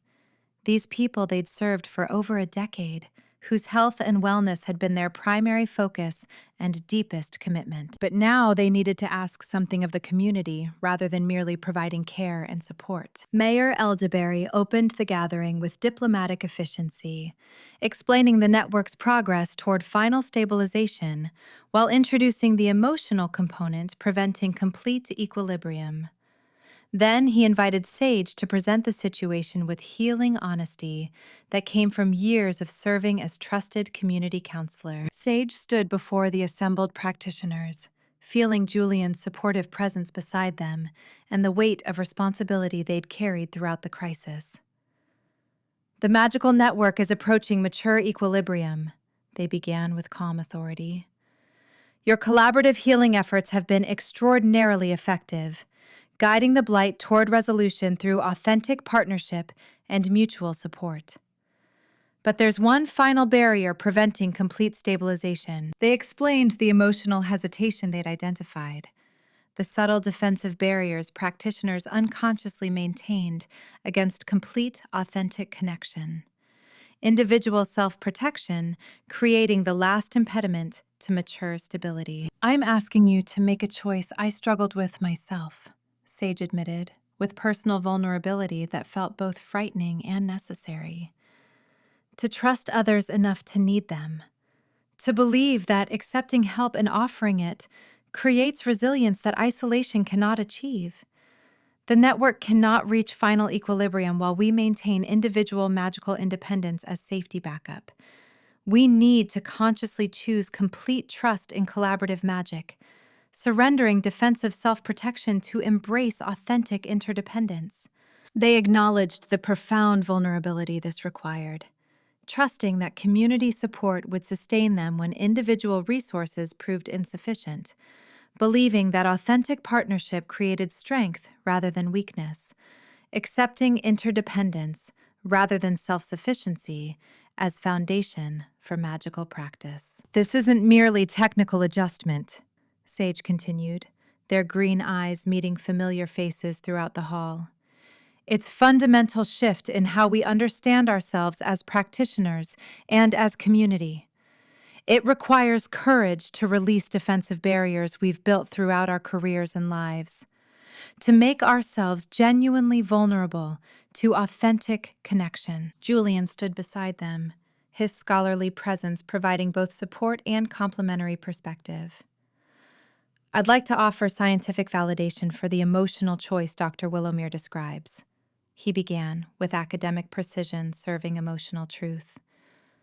My research demonstrates empirically that authentic collaborative magic achieves measurable advantages individual practice cannot replicate. He presented evidence systematically, data showing practitioners in genuine partnerships experiencing enhanced capabilities, improved sustainability, greater innovation capacity precisely because they'd surrendered defensive self-protection to embrace authentic connection. His graphs and measurements provided objective support for what Sage understood intuitively through healing wisdom. The data shows that vulnerability paradoxically creates strength, Julian explained, his amber eyes steady and certain. When we trust others completely, we access collective resources that individual expertise alone cannot provide. The final network stabilization requires you consciously choosing this interdependence, making explicit commitment to collaborative identity rather than maintaining unconscious defensive independence. The community engaged in profound discussion, practitioners sharing fears about vulnerability alongside recognition of benefits they'd experienced through authentic partnership. Holly Thornwood spoke about how complete trust in Rowan had enhanced rather than threatened her individual magical capabilities, while Stella described the innovation she'd achieved through genuine partnership with Niall. Newer practitioners acknowledged both excitement and anxiety about surrendering defensive independence, their honest uncertainty creating exactly the emotional authenticity the network required. Sage listened with healing attention, recognizing that this conversation itself represented the profound choice they were asking the community to make. Honest acknowledgement of vulnerability creating foundation for genuine collective commitment. Cleo stood, her bright purple hair catching afternoon light through the town hall's windows. The bride's artistic sensitivity seemed to capture the ceremony's deeper significance with emotional eloquence that transcended mere words. When Felix and I decided to marry here, we chose Tinselcroft because this community celebrates partnership as foundation for everything beautiful and strong, she said, her voice carrying genuine feeling. The magical blight threatened our wedding, but your collaborative healing saved it, proved that together you can achieve what seems impossible alone. Her bright eyes swept across the assembled practitioners with profound gratitude. My wedding represents more than our personal commitment. It symbolizes the community's evolution toward complete trust in collaborative magic. I'm honored that our celebration coincides with your collective choice to fully embrace partnership as your defining identity. That makes the ceremony even more meaningful. Not just Felix and I choosing each other, but all of us choosing authentic connection as our foundation. Her words created visible emotional resonance throughout the hall, practitioners responding to the artistic truth in her observation.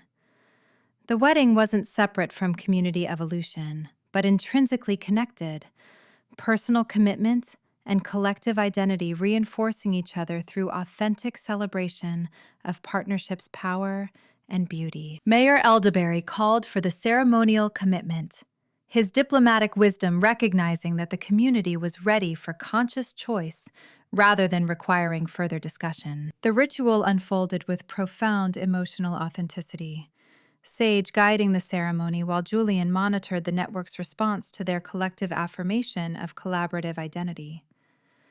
Practitioners formed circle in the town hall, hands joined in physical representation of the magical connection they were consciously choosing to embrace completely. One by one, they spoke individual commitments, releasing defensive barriers, affirming trust and community support, offering their own gifts in service of collective wellness. The words varied in eloquence and confidence, but the emotional authenticity remained constant.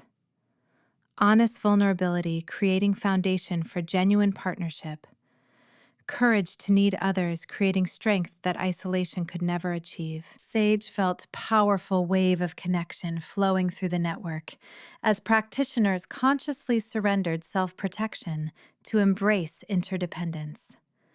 Their healing senses registered the transformation as palpable shift in magical resonance. Individual signatures releasing subtle defensive boundaries to integrate more completely into collective flow. The whole network humming with renewed coherence as emotional barriers dissolved. Julian's instruments showed dramatic shift toward complete stability, his graphs and measurements providing empirical validation for what Sage experienced intuitively.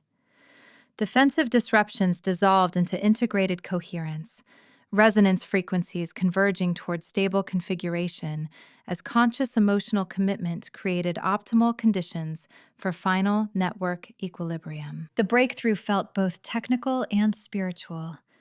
Measurable network stabilization emerging from unmeasurable, authentic human commitment, scientific precision, and emotional wisdom combining to create healing that transcended either approach alone. The network achieved final mature equilibrium with celebratory magical cascade that manifested as beautiful phenomenon visible throughout Tinselcroft.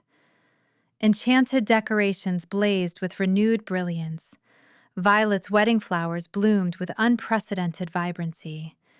Magical infrastructure hummed with sustainable, coherent energy, and the entire town glowed with harmonious resonance that felt like collective sigh of relief and joy. Sage felt tears streaming down their face watching the transformation, their healing work culminating in this moment of complete wellness emerging from authentic community collaboration.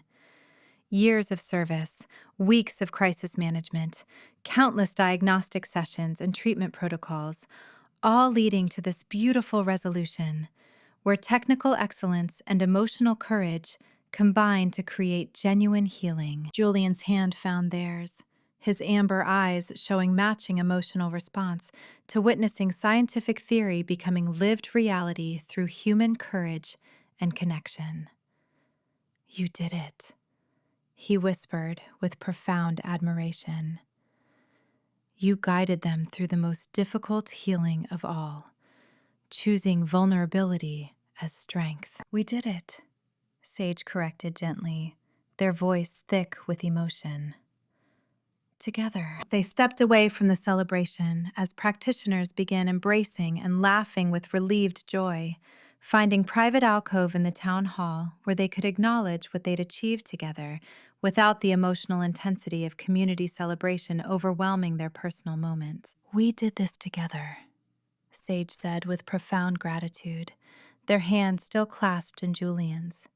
"Your analytical precision gave framework for my healing intuition, while my empathetic wisdom helped you recognize patterns your instruments measured, but your theories couldn't explain. Neither of us could have resolved this alone. We needed complete collaboration, professional and personal. Julian pulled them close with tender certainty. His academic reserve completely dissolved into authentic emotional expression. You've taught me that the most rigorous science requires acknowledging truths that resist measurement, that love and authentic connection create power that data can validate but cannot fully explain. His amber eyes held steady on theirs, scholarly precision serving emotional truth with perfect synthesis of his essential character. I love you, Sage.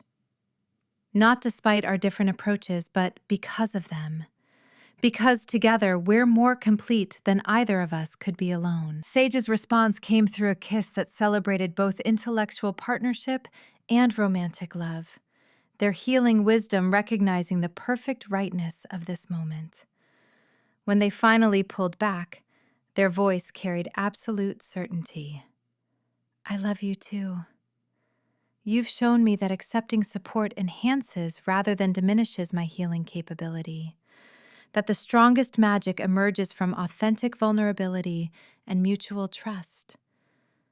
Thank you for being both my colleague and my partner in every sense. Their embrace represented the synthesis they've been building throughout the crisis: professional excellence and personal intimacy, creating collaborative partnership that served both community wellness and individual flourishing through complete integration of complementary strengths and authentic mutual care. Outside, Tinselcroft glowed with stable magical resonance, the network finally achieving mature equilibrium through conscious collective choice and authentic partnership.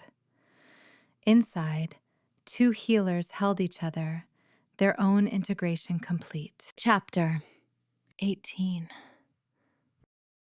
Julian. The research center felt unusually quiet in the early morning hours, though Julian supposed that made sense given the entire town was still recovering from last night's magical triumph. His instruments sat dormant, their diagnostic displays showing only baseline readings from Tinselcroft's now stable network. The real work before him required no specialized equipment, just months of accumulated evidence, rigorous analysis, and the courage to defend conclusions that would likely end his counsel career. Julian surveyed the material spread across his desk with reflective satisfaction. Interview transcripts filled neat folders organized by topic and chronology. Instrumental measurements documented in precise graphs and tables. Observational notes capturing details his equipment couldn't quantify. Photographs of collaborative magical work in progress, showing partnership dynamics that conventional magical practice never achieved. The sheer volume of documentation represented the most comprehensive ethnographic study he'd ever conducted, and the evidence told unambiguous story about Tinselcroft's collaborative practices, achieving superior outcomes across every assessed dimension. He opened a fresh document, adjusting his wire-rimmed glasses with familiar gesture as he prepared to transform months of research into formal assessment report. The successful network stabilization provided definitive proof that authentic partnership created magical stability rather than chaos. Measurable validation that even Ravencrest couldn't easily dismiss without explicitly rejecting empirical evidence in favor of institutional preference. Julian felt profound satisfaction, knowing his rigorous methodology supported conclusions his heart already embraced. Defending Tinselcroft served both scholarly integrity and personal values simultaneously, proving that the most important research emerged when analytical precision and genuine human commitment worked together, rather than in opposition. He began drafting with careful attention to structure and evidence, knowing the report's scholarly rigor would determine whether his recommendations received serious consideration or immediate dismissal. Assessment of collaborative magical practices. Tinselcroft Community Study. Executive Summary. Following 6 months of comprehensive evaluation, this assessment concludes that Tinselcroft's collaborative magical practices demonstrate exceptional innovation, measurable safety advantages, and adaptive resilience that conventional, individually focused magical regulation cannot replicate. The evidence supports maintaining community autonomy while establishing Tinselcroft as model for healthy magical community development, rather than target for institutional intervention. Julian paused, recognizing how dramatically that opening contradicted the report Ravencrest expected. His initial assignment had been documenting dangerous, unregulated chaos requiring immediate oversight. Instead, he was recommending the council learn from Tinselcroft rather than attempting to control it. The intellectual transformation felt as significant as his personal growth through relationship with Sage. He could trace the evolution through his systematic documentation, early findings showing unexpected sophistication that challenged his theoretical assumptions, accumulated evidence of partnership benefits that defied conventional magical frameworks, breakthrough discoveries about emotional authenticity enhancing magical effectiveness, and final confirmation that community collaboration achieved stability institutional oversight couldn't replicate. He reviewed his early research notes with wry appreciation for his initial skepticism. Collaborative magical techniques appear superficially chaotic, but demonstrate sophisticated underlying coordination requiring further investigation. That careful academic language masked his genuine surprise at discovering genuine innovation rather than the dangerous amateur experimentation he'd expected to document. His methodology section explained the comprehensive approach he'd developed, combining instrumental measurements with ethnographic observation, quantitative data analysis with qualitative interview evidence, systematic documentation with participatory engagements. The description captured rigorous research standards while acknowledging that understanding Tinselcroft's practices required more than detached observation. Julian compiled evidence demonstrating collaborative magic's measurable safety advantages with particular care, knowing this section directly addressed Council's primary regulatory concern. His data showed practitioners in authentic partnerships experiencing 37% reduction in magical exhaustion compared to individual practitioners, 42% faster recovery from depletion, 51% decrease in accidental magical discharge incidents, and significant improvement in long-term magical health indicators. The measurements proved that mutual support created genuine safety benefits rather than merely subjective comfort. Authentic emotional connection provided protective factors that regulation couldn't substitute. Partners naturally monitoring each other's magical wellness, sharing energy burdens during demanding work, offering emotional grounding that prevented the isolation-driven burnout common among individual practitioners under institutional supervision. His analysis included specific case studies demonstrating how collaborative practices enhanced rather than compromised magical safety. Stella and Niall's diagnostic creative partnership prevented the equipment failures that had plagued Stella's solo work. Kat and Alistair's precision chaos integration reduced the experimental accidents both experienced before finding partnership balance. Holly and Rowan's community wild magic collaboration created sustainable practice, replacing Holly's tendency toward burnout and Rowan's previous isolation. The evidence directly contradicted council assumptions that unregulated collaboration posed inherent dangers requiring external control. Julian's measurements demonstrated the opposite, that authentic partnership created protective factors institutional oversight couldn't replicate, while regulatory frameworks prioritizing individual accountability actually increased practitioner vulnerability by discouraging the mutual support relationships that enhanced magical safety. He documented the innovation capacity emerging from authentic, collaborative partnerships with intellectual excitement that even months of analysis hadn't diminished. Stella and Niall had developed magical diagnostic techniques that conventional research programs hadn't achieved, despite decades of institutional funding. Kat and Alistair's collaborative baking methods demonstrated precision flexibility synthesis that traditional magical theory considered impossible. Holly and Rowan's integration of community connection magic with wild magical systems created entirely new approaches to magical textile work. Julian's analysis demonstrated that authentic partnership created emergent creative capacity transcending individual expertise. Innovations showed greater practical effectiveness and theoretical sophistication than institutional magical development programs produced, suggesting that the collaborative approach fostered rather than hindered magical advancement. His findings included comparative analysis showing Tinselcroft's innovation rate significantly exceeded that of institutionally regulated magical communities of similar size. The difference appeared attributable to the creative freedom authentic partnerships provided. Practitioners felt safe taking experimental risks because they trusted their partner's support, while emotional authenticity fostered the open communication that turned individual insights into collective breakthroughs. The implications challenged fundamental council assumptions about magical advancement requiring institutional coordination. Julian's evidence suggested that regulations stifling authentic collaboration would harm rather than advance magical knowledge and practice evolution. That bureaucratic oversight actually impeded the innovation it claimed to facilitate. His assessment addressed the magical blight as proof of collaborative resilience rather than validation of council concerns about unstable, unregulated magic.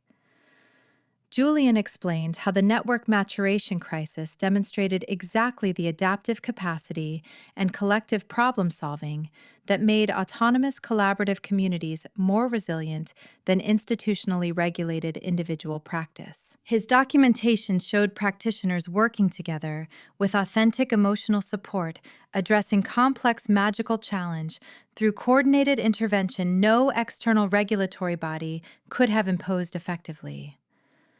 The crisis resolution required both technical expertise and emotional courage. Sage's healing wisdom combined with his analytical framework, individual practitioners consciously choosing vulnerability as foundation for collective wellness, authentic partnerships creating trust necessary for community-wide magical integration. Julian's analysis demonstrated that the successful stabilization validated community autonomy through demonstrated capability rather than merely theoretical argument. Tinselcroft had faced legitimate magical crisis and resolved it through collaborative practices the council dismissed as chaotic and dangerous, proving that authentic partnership created adaptive resilience. Institutional oversight couldn't match. He included careful documentation of the resolution timeline, showing how rapidly the community mobilized collective response once the network's maturation dynamics were properly understood. The speed and effectiveness of coordinated healing efforts demonstrated sophisticated magical literacy across the practitioner population, evidence of successful informal education and skill sharing that conventional institutional training programs struggled to achieve. Julian paused before drafting the most personally vulnerable section, recognizing the professional risk of acknowledging how his relationship with Sage had affected his research. Academic objectivity demanded detachment, yet his most important insights had emerged precisely through genuine engagement rather than careful distance. He wrote with deliberate honesty, framing his experience as methodological insight rather than compromising bias. This assessment acknowledges that the lead researcher developed romantic relationship with Dr. Sage Willowmere, Tinselcroft's primary healer, during the evaluation period. Rather than compromising research integrity, this relationship enhanced analytical capability through experiential understanding, complementing instrumental measurement. Participatory engagement provided insights purely detached observation could not achieve. Direct experience of how authentic emotional connection affects magical resonance, personal understanding of the courage required to maintain professional excellence while accepting partnership support, lived knowledge of how collaborative practices integrate individual autonomy with collective responsibility. This represents rigorous expansion of methodology rather than abandonment of scholarly standards. Some phenomena require participatory engagement to comprehend fully. The researcher's relationship with Dr. Willowmere improved rather than diminished analytical capability, providing experiential data that validated and enriched instrumental measurements while maintaining commitment to empirical accuracy and intellectual honesty. Julian knew Ravencrest would likely cite that section as proof of compromised objectivity, requiring the assessment's complete dismissal. Yet genuine scholarly integrity demanded acknowledging the relationship while demonstrating how it had enhanced rather than undermined his research. A nuanced argument that challenged conventional academic assumptions about objectivity requiring emotional distance. His formal recommendations stated clearly and unambiguously what his comprehensive evidence supported. Based on 6 months of systematic evaluation, this assessment recommends 1. Maintaining Tinselcroft's collaborative magical practices without imposed regulatory intervention, as evidence demonstrates these methods achieve superior safety, innovation, and resilience outcomes compared to conventionally regulated individual practice. 2. Establishing Tinselcroft as model community for healthy magical development, with council support for documentation and knowledge sharing that allows other communities to learn from successful collaborative approaches while respecting local autonomy and cultural context. Third, revising council regulatory frameworks to encourage rather than suppress authentic, collaborative, magical partnerships, recognizing that emotional authenticity and mutual support create measurable benefits that institutional oversight cannot replicate. 4. Developing new assessment methodologies that evaluate magical community health holistically rather than prioritizing bureaucratic compliance, measuring actual outcomes rather than procedural conformity to standardized protocols. His recommendations directly contradicted Ravencrest's regulatory agenda while maintaining scholarly precision that made dismissing them difficult without explicitly rejecting empirical evidence in favor of institutional preference.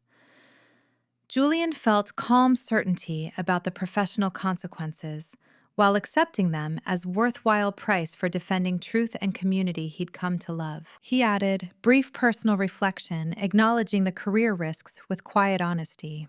The lead researcher recognizes these recommendations will likely result in professional consequences, including loss of council advancement opportunities and possible termination of current research position. These risks are accepted as necessary cost of maintaining scholarly integrity and personal values. Some truths are worth defending, regardless of institutional consequences.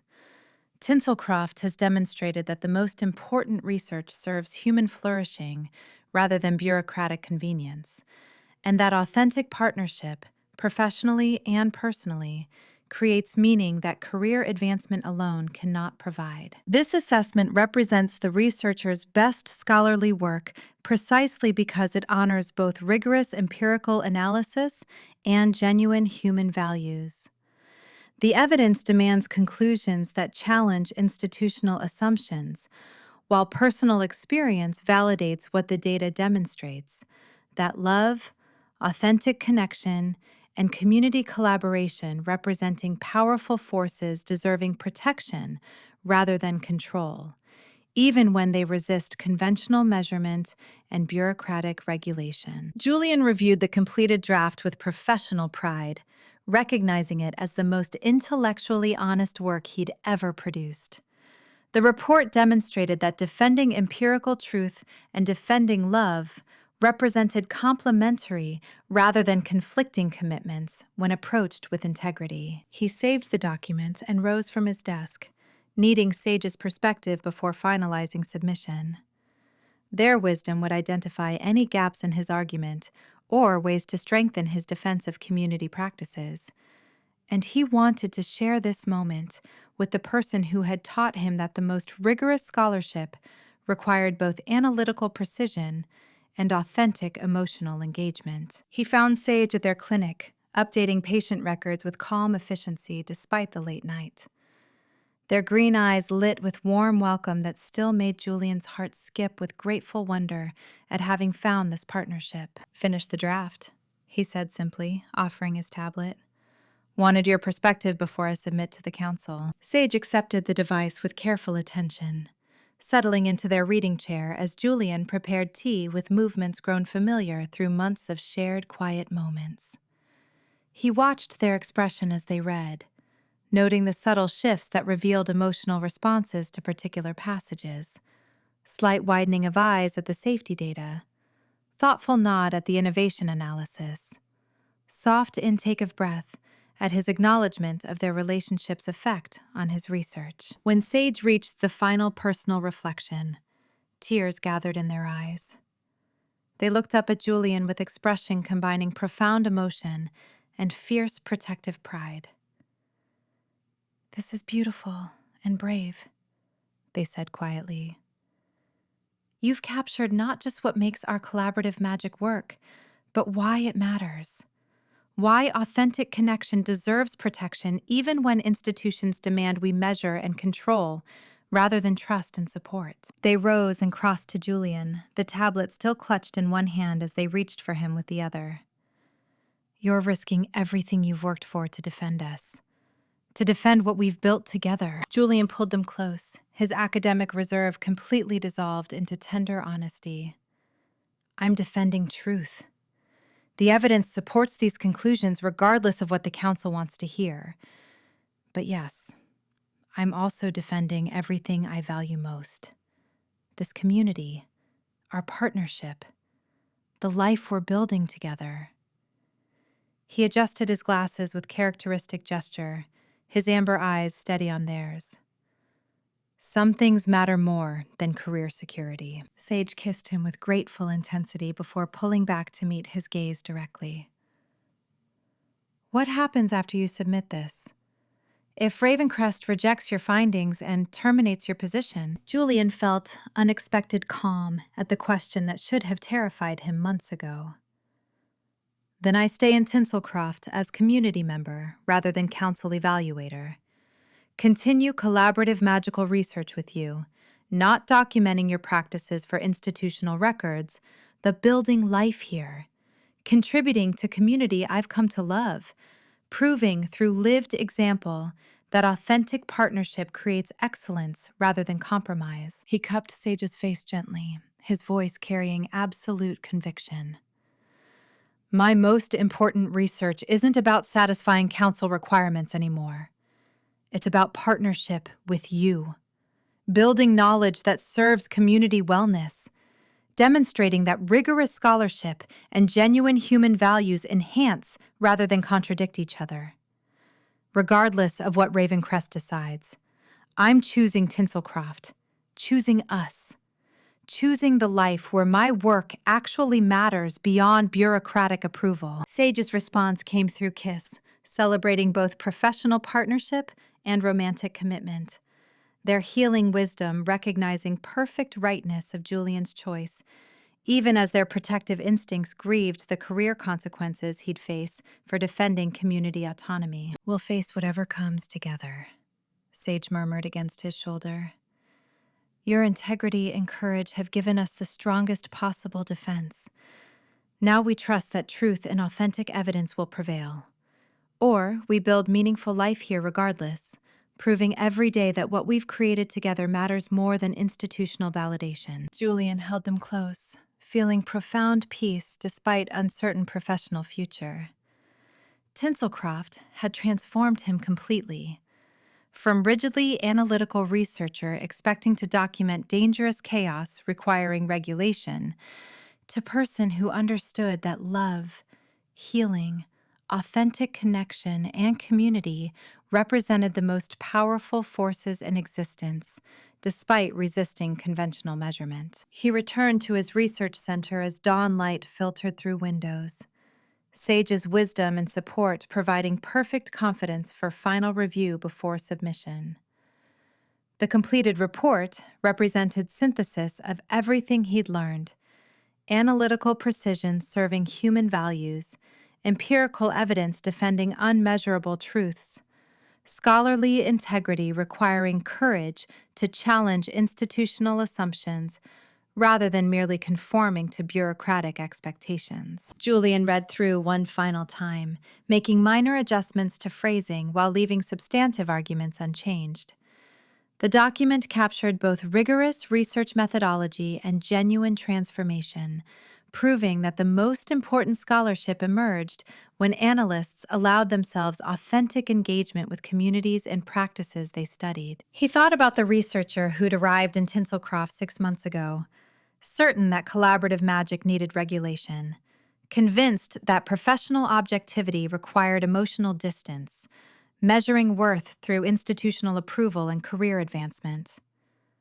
That person felt almost unrecognizable compared to who he'd become through genuine partnership with Sage and authentic integration into this remarkable community. His research had validated collaborative practices empirically, but his personal experience taught him why those practices mattered. That the things resisting measurement often proved most valuable. That authentic vulnerability created strength rather than weakness. That choosing love and community over career security represented wisdom rather than compromise. Julian attached the assessment report to secure council communication channel, his hand hovering over the submission command for a brief moment of final acknowledgement. This would likely end his institutional career, cost him professional advancement opportunities he'd spent years building, possibly result in formal censure for failing to deliver the regulatory recommendations Ravencrest expected. And yet he felt profound certainty about the choice, not despite professional consequences, but because of what those consequences revealed about his priorities and values. Some things mattered more than career security. Defending truth mattered. Defending this community mattered. Defending the partnership with Sage that had taught him what actually created meaning in life. That mattered most of all. Adjusting his wire-rimmed glasses with characteristic gesture, Julian pressed the submission command, watching the status indicator confirm successful transmission. His formal assessment report was now officially submitted to the Paranormal Oversight Council, complete with comprehensive evidence supporting Tinselcroft's autonomy and explicit recommendations contradicting institutional regulatory agenda. Whatever Ravencrest's response, Julian knew he'd made the right choice, choosing empirical truth over bureaucratic convenience, choosing authentic partnership over detached objectivity, choosing life that honored both rigorous scholarship and genuine human values, rather than pursuing career advancement that required compromising either. The research center's instruments hummed with quiet baseline readings from Tinselcroft's stable magical network. Outside, the community was beginning to stir as residents prepared for another day of collaborative magical work and authentic partnership. Julian felt himself part of that network now, not external evaluator documenting practices for institutional records, but community member, contributing his analytical gifts to collective wellness while building meaningful life with person he loved. Some things couldn't be measured, but could be chosen, defended, celebrated. He'd learned that truth through months of research and personal transformation. Now he'd proven it through the most important professional decision of his life, one he would never regret regardless of consequences, because authentic partnership, professionally and personally, created meaning that institutional approval could never provide. Chapter 19. Sage. The evening air in the healing garden carried the sweet scent of newly revitalized herbs and flowers, their magical signatures humming with healthy vitality that mirrored the community's achieved equilibrium. Sage sat on the weathered bench where they'd processed countless professional challenges over the years. But tonight, their thoughts centered on personal transformation rather than community wellness. The lavender beds released their calming fragrance with each gentle breeze. the purple blooms standing tall and vibrant after weeks of struggling against the magical blight's effects. Nearby, the chamomile patch spread in cheerful abundance, white flowers glowing softly in the fading light. Everything in the garden thrummed with restored magical health, each plant contributing its unique essence to the healing network Sage had nurtured for over a decade. The successful crisis resolution validated their healing philosophy professionally, proved that combining intuitive wisdom with analytical understanding created more effective solutions than either approach alone. Their collaboration with Julian had demonstrated measurable benefits from holistic healing techniques while providing reproducible protocols that external evaluators could understand and verify. Yet the deeper satisfaction came from recognizing how accepting Julian's partnership had enhanced rather than diminished their capability to serve others.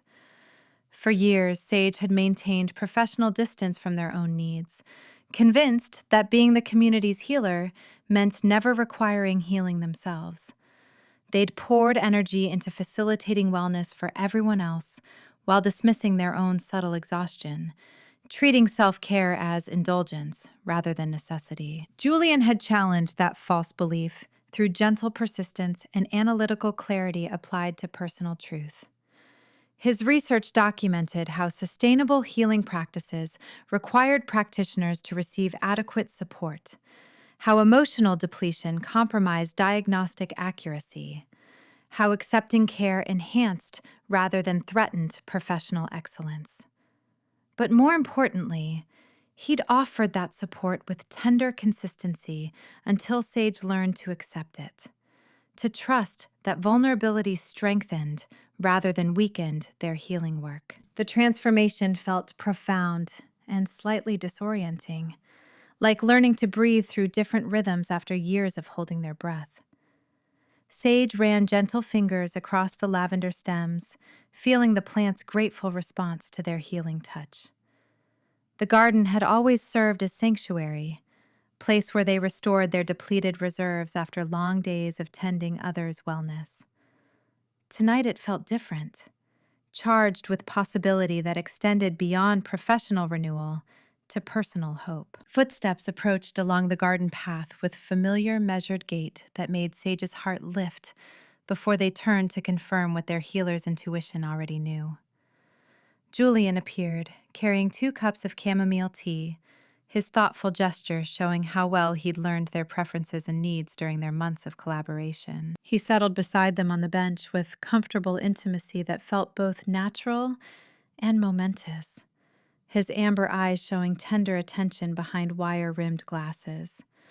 The last light caught the silver threads in his dark hair, giving him an almost otherworldly appearance that suited someone who learned to bridge analytical precision with experiential wisdom. "I thought you might be here," he said softly, extending one of the cups with care. Celebrating privately after coordinating everyone else's success? Sage accepted the tea with grateful smile, their fingers brushing his in contact that sent warmth through their chest, having nothing to do with the heated beverage. "You know me well. I've learned to read the signs." Julian's dry humor carried affection rather than criticism. "The way you deflect gratitude after major healing interventions. Ensure everyone else feels acknowledged for their contributions while minimizing your own central role. Very noble and very predictable. Healer habits." Sage sipped the perfectly brewed tea, appreciating how Julian had remembered the exact steeping time they preferred. Hard-to-break patterns developed over years of practice. Perhaps some patterns deserve breaking. Julian settled more comfortably against the bench, his shoulder touching theirs with deliberate gentleness. Or at least expansion to include accepting appreciation alongside offering it. They sat in companionable silence for several moments, watching the garden's magical signatures respond to the settling evening. The herbs seemed to lean toward them with botanical affection, recognizing the healer who'd tended their growth through countless seasons. "Your research didn't just validate what we do," Sage said finally, emotion threading through their quiet voice. "It helped us understand why it works, gave us language to explain collaborative magic's benefits in ways that honor both measurement and mystery. For years, I've known intuitively that emotional authenticity enhances magical effectiveness, that genuine partnership creates resonance individual practice cannot achieve. But intuition alone couldn't defend those truths against bureaucratic skepticism. Your analytical framework provided structure that made healing wisdom reproducible and defensible. Julian's expression showed matching appreciation, his amber eyes warm behind his glasses. And your healing wisdom helped me recognize patterns my instruments detected, but my theories couldn't explain. My data showed collaborative magic producing measurable benefits, but I couldn't articulate mechanisms until I experienced them directly through our partnership. You taught me that the most rigorous science requires acknowledging truths that resist conventional measurement, that dismissing phenomena because they're difficult to quantify represents intellectual limitation rather than scholarly integrity. We make good team. Sage smiled at the understatement, their healer's perception reading the deeper emotions beneath Julian's analytical phrasing. We still do. Julian turned slightly to face them more directly, his careful movement suggesting he'd been waiting for this conversation. The crisis resolution demonstrated professional collaboration. But that's not why I came to find you tonight. Sage's heart quickened with anticipation and slight trepidation, the vulnerability of shifting from professional partnership to personal acknowledgement, making them acutely aware of their own long-suppressed needs.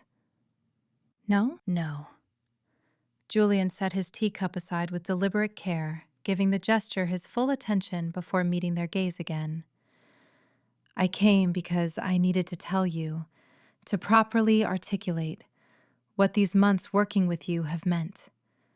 Not just for my research or professional development, but for me personally. The garden seemed to hold its breath around them, the evening air perfectly still, while magical signatures pulsed with gentle encouragement.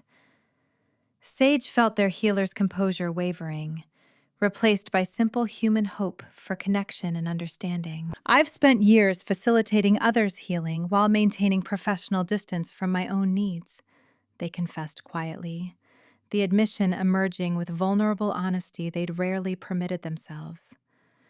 Convinced that being the healer meant never needing healing myself, that accepting care would somehow diminish my capability to provide it. But you've shown me that's false. Trusting you with my vulnerability, accepting your support when I was depleted, letting you care for me. It's made me a better healer, not a weaker one. Julian reached for their hand with gentle firmness, his long fingers intertwining with theirs in gesture that felt both comforting and momentous. I convinced myself that scholarly objectivity required emotional distance, he said, characteristic analytical honesty applied to personal truth. That authentic engagement would compromise my intellectual integrity. I dismissed experiential knowledge as anecdotal bias, insisted that rigorous research demanded detachment from subjects and phenomena I studied. He paused, gathering thoughts with visible concentration before continuing. But experiencing collaborative magic through our partnership, feeling how authentic connection creates strength rather than weakness, has made my research more rigorous, not less. My assessment carries conviction because I'm not just documenting phenomena, but living the truth my data validates. You didn't compromise my scholarship, Sage. You completed it. Sage felt tears prickling behind their eyes, moved by both his words and the courage they represented. Julian's journey from rigid skepticism to integrated understanding paralleled their own transformation from isolated healer to person capable of accepting partnership. What do you want, Julian? They asked, their healer's intuition knowing he needed to articulate what his scholarly precision might otherwise leave implied.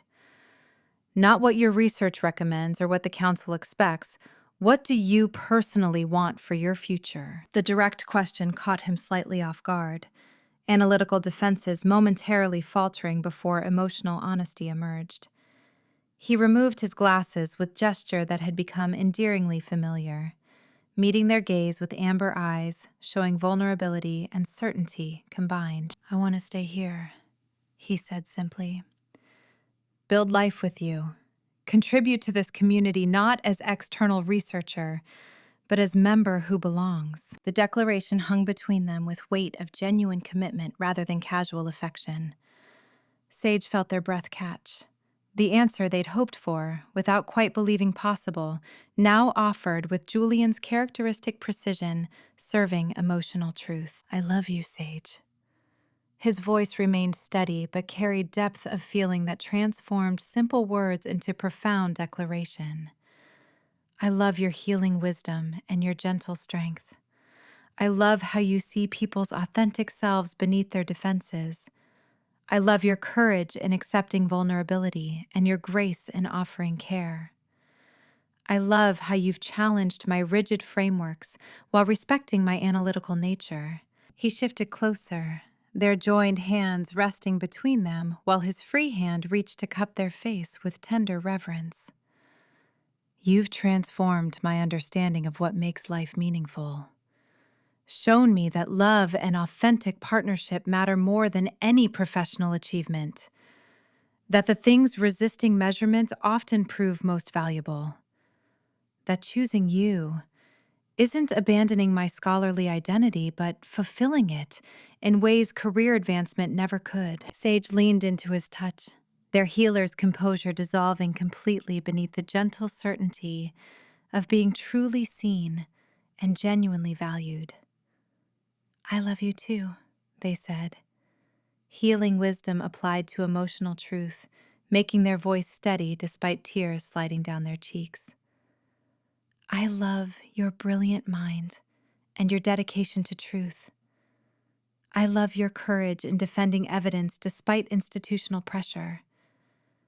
I love how you've learned to trust experiential wisdom alongside empirical measurement." They brought their free hand to cover his where it cradled their face, holding him close while speaking truths they'd never imagined saying aloud. "I love your tender care when I needed support, and your respect for my expertise. You've shown me that accepting partnership enhances rather than threatens my identity, that the strongest healing emerges from mutual support rather than isolated expertise, that I deserve to be loved not for what I provide, but for who I am." Julian's expression showed fierce tenderness, his analytical precision focused entirely on their shared emotional truth. "You do deserve that.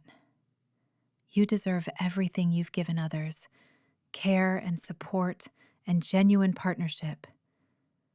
You deserve someone who sees your worth beyond your healing gifts, who values your needs as much as you value theirs." "I found that someone." Sage smiled through tears, their heart feeling fuller than they'd thought possible. "Found him even though I wasn't looking, wasn't sure I wanted to be found. But here you are, and here I am, and somehow we've created something neither of us expected." The most important discoveries often emerge from unexpected observations.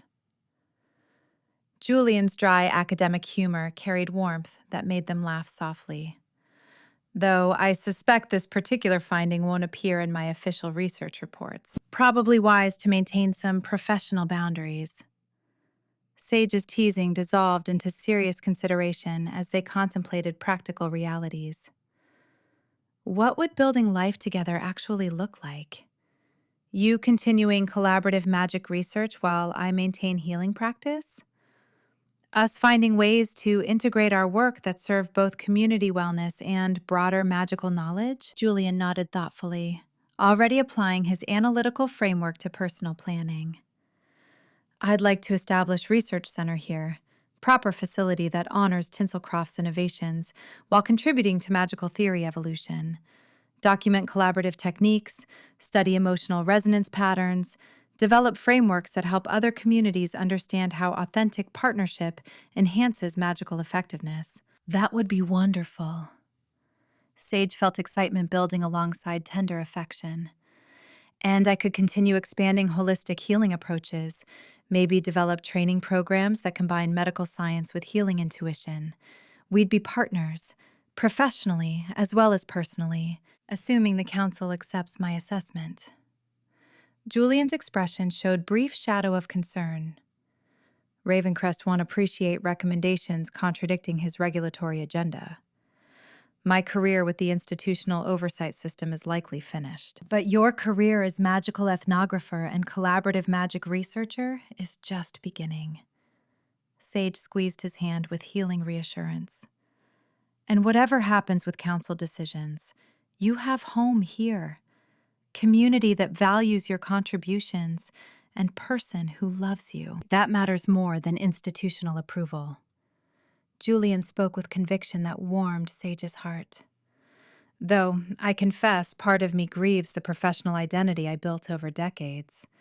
Academic credentials and scholarly reputation felt like proof of worth for so long.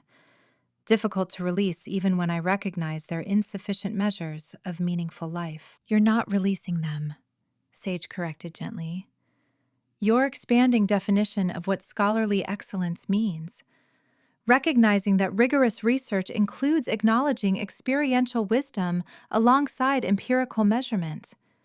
Your integrity remains intact. Actually, it's stronger now because you're defending truth despite career consequences, rather than conforming to bureaucratic expectations. Julian absorbed their words with visible relief, his tension easing as he accepted healing wisdom applied to his own situation. You always know what I need to hear. Healer's gift. Sage's smile carried affection rather than professional distance. Though I should admit, part of me still feels guilty for wanting this, for prioritizing personal relationship when so many people need my healing attention. Like loving you means I'm being selfish rather than selfless. Chapter 20. Julian. The Mistletoe Inn's grand meeting room felt different when transformed for formal council proceedings. Julian had grown accustomed to the space's warmth over recent months, its polished wood panels catching afternoon light, the subtle, magical ambiance that made conversations feel somehow safer and more honest than they did elsewhere. Today, however, the room carried weight of institutional authority. Captain Ashworth stood near the entrance with professional vigilance, his alert brown eyes assessing everyone who entered. Magistrate Thornfield occupied the judicial observer's position with dignified bearing, her intelligent gray eyes watching proceedings with calm legal authority. Counselor Ravencrest presided from the head table with rigid formality, his steel gray hair perfectly styled, his cold blue eyes evaluating the assembled community members, as though searching for regulatory violations rather than successful magical practitioners. The contrast between his bureaucratic distance and Tinselcroft's genuine warmth couldn't have been more stark. Julian took his place at the presenter's table, arranging his comprehensive documentation with methodical precision. Months of rigorous research, detailed observations, careful measurements, all organized to demonstrate what his heart had learned more quickly than his intellect. That Tinselcroft's collaborative practices achieved outcomes that conventional magical theory couldn't explain, but empirical evidence couldn't deny. He felt surprisingly calm despite the high stakes. His hands were steady as he opened his leather portfolio, his breathing even as he arranged his notes. Perhaps the emotional work he'd done with Sage had taught him this, that doing one's best with scholarly integrity mattered more than controlling outcomes through nervous anxiety. Sage sat among community representatives several rows back, their gentle presence providing emotional grounding Julian hadn't known he'd needed.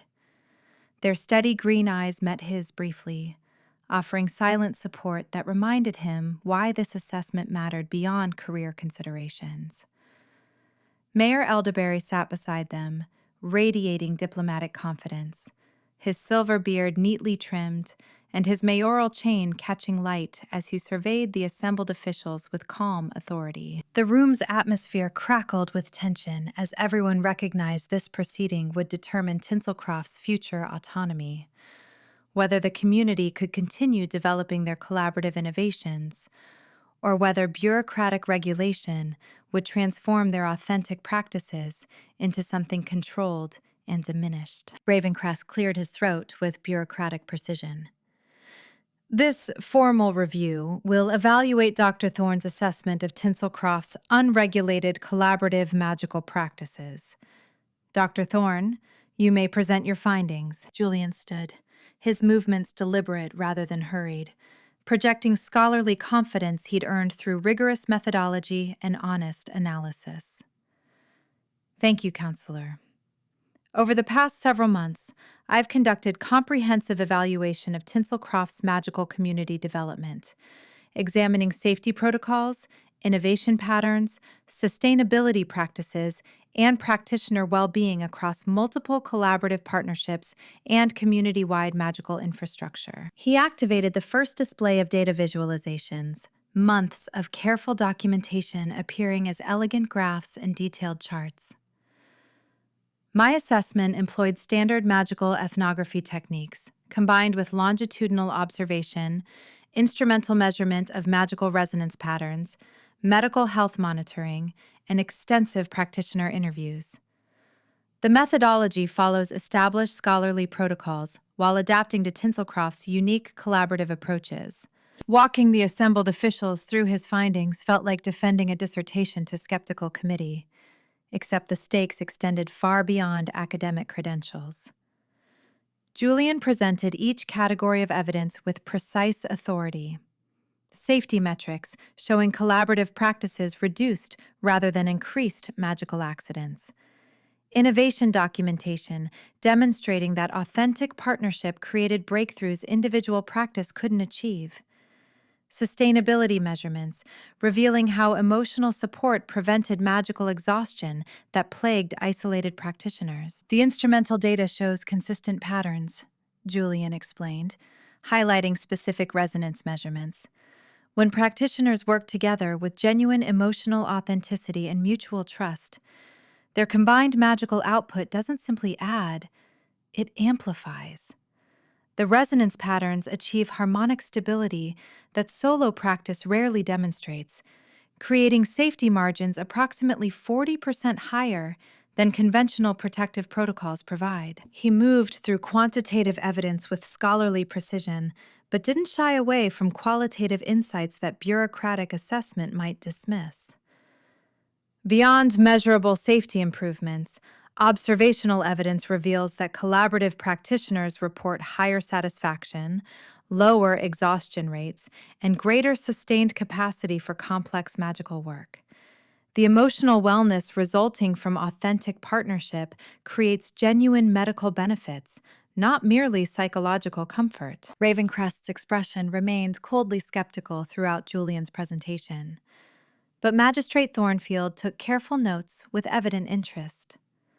Professor Quill nodded occasionally from his position among academic observers, his bright green eyes showing professional approval for Julian's comprehensive methodology. The recent magical crisis provides particularly compelling case study, Julian continued, displaying documentation of the blight's progression and resolution. What appeared initially as system instability actually represented network maturation, growing pains as community magical infrastructure evolved toward final equilibrium. The collaborative healing protocols developed by Dr. Willowmere and myself combined analytical framework with intuitive healing wisdom, achieving crisis resolution that neither approach could have accomplished independently. His amber eyes swept the assembled officials behind wire-rimmed glasses, holding their attention through force of scholarly conviction rather than rhetorical flourish. The evidence consistently demonstrates that Tinselcroft's collaborative practices achieve superior outcomes across all assessed dimensions: safety, innovation, sustainability, and practitioner well-being. Rather than requiring regulation to prevent potential catastrophes, this community represents a model for healthy magical development that conventional governance approaches should study and support, rather than control and standardize. Ravencrest interrupted before Julian could continue. Dr. Thorne, your assessment places undue emphasis on non-quantifiable phenomena like emotional authenticity and mutual trust. His cold precision carried dismissive authority, designed to undermine careful research through bureaucratic objection. The Council's responsibility is preventing magical catastrophes through standardized oversight, not accommodating individual community preferences regardless of their reported benefits. Julian felt his scholarly authority challenged, but maintained calm composure through years of academic debate experience. Counselor, the phenomena I've documented are quantifiable through appropriate methodology. The resonance measurements, health monitoring data, and longitudinal outcome tracking all provide empirical evidence supporting your romantic involvement with local practitioner has clearly compromised your objectivity, Ravencrest continued, his words carrying personal attack designed to discredit research through character assassination, making your conclusions unreliable for regulatory purposes regardless of documented measurements. An assessment conducted by a researcher emotionally entangled with study subjects cannot provide basis for exempting entire community from necessary safety regulations. The room went very still. Julian felt his face warm, but not from shame, from anger at watching months of rigorous scholarship dismissed through ad hominem attack rather than methodological critique. Before he could formulate response that balanced professional dignity with justified indignation, Magistrate Thornfield's voice cut through the tension with judicial authority. Counselor Ravencrest, Dr. Thorne's personal relationships are irrelevant to evaluating his research methodology and findings. Her gray eyes showed sharp legal precision that recognized bureaucratic overreach when she witnessed it. His assessment demonstrates rigorous scholarly standards and comprehensive documentation following established protocols. Dismissing evidence-based conclusions due to the researcher's personal circumstances violates academic independence protections that magical governance law explicitly guarantees. She leaned forward with firm legal wisdom. If you wish to contest his findings, that debate must occur through proper scholarly review, challenging his methodology, questioning his measurements, or presenting contradictory evidence through appropriate academic channels. Personal attacks designed to discredit researchers rather than engage with their work represent coercive behavior that this legal proceeding will not permit. Julian felt profound gratitude for Thornfield's intervention, her judicial protection allowing scholarly debate to proceed without descending into character assassination. Ravencrest's expression showed bureaucratic frustration at having his dismissive tactics blocked by legal authority. Professor Quill rose from his seat with academic courtesy, his bright green eyes showing scholarly excitement rather than political calculation. If I may offer supporting perspective, he said, with respectful formality that Ravencrest couldn't easily dismiss. I've conducted independent review of Dr. Thorne's methodology and findings. His assessment represents exemplary scholarly work employing state-of-field ethnographic techniques combined with innovative measurement approaches appropriate to collaborative magical practices. Walking to stand beside Julian's presentation materials, Quill activated his own research documentation. My cross-cultural research, examining successful magical communities worldwide, reveals consistent patterns supporting partnership-based practices. Tinselcroft's innovations align with collaborative techniques from diverse magical traditions spanning multiple continents and cultural contexts. The benefits Dr. Thorne documents aren't isolated anomalies, but rather examples of broader patterns that conventional magical theory has insufficiently acknowledged. His academic precision carried weight that even institutional skepticism had to respect. Dr. Thorne's findings deserve serious consideration rather than dismissal based on institutional preference for regulation over evidence. The data consistently demonstrates that authentic partnership creates stability advantages rather than safety risks. His conclusions warrant validation through scholarly discourse, not rejection through bureaucratic convenience. Dr. Beatrice Meridian added her professional voice from the medical consultant's position, her intelligent gray eyes showing clinical authority behind stylish glasses. From medical perspective, Dr. Thorne's assessment correctly identifies how emotional wellness affects magical health outcomes. My monitoring of community practitioners reveals measurable benefits from collaborative practices that conventional magical medicine rarely achieves. She displayed her own clinical data with professional confidence. Practitioners working with authentic partnership demonstrate lower cortisol levels, improved magical capacity sustainability, faster recovery from taxing procedures, and significantly reduced magical exhaustion incidence compared to baseline populations. The integration of emotional authenticity with magical practice creates genuine medical advantages, not merely subjective comfort. Beatrice's expression showed passionate conviction beneath her professional composure. Dr. Willowmere's holistic healing philosophy produces results that evidence-based medicine must acknowledge. The collaborative treatment protocols developed during the recent crisis represent best practices that conventional magical healthcare should adopt rather than regulate into conventional frameworks. Dr. Thorne's assessment correctly identifies Tinselcroft as model for healthy magical community development. Mayor Alderberry stood with diplomatic grace, his portly frame carrying seasoned leadership authority. On behalf of Tinselcroft's residents, I want to thank Dr. Thorne, Professor Quill, and Dr. Meridian for their rigorous documentation of our community practices. We welcomed thorough assessment because we're confident that objective analysis supports our autonomy. His kind blue eyes showed political skill alongside genuine warmth. Our collaborative techniques achieve exactly the safety and innovation outcomes the Council should encourage rather than regulate. The successful resolution of our recent magical crisis through community collaboration demonstrates the adaptive capacity and collective problem-solving that make us more resilient than institutionally regulated individual practice could provide. He gestured toward assembled community members with inclusive authority. We're not asking for exemption from safety standards. We're demonstrating that we exceed those standards through innovative approaches that deserve protection rather than control. Dr. Thorne's assessment provides empirical foundation for recognizing that healthy magical communities can govern themselves effectively when built on authentic partnership and mutual support. Ravencrest's expression remained bureaucratically inflexible despite mounting evidence and legal protection. Precedent demands consistent governance across all magical communities, he insisted with cold authority.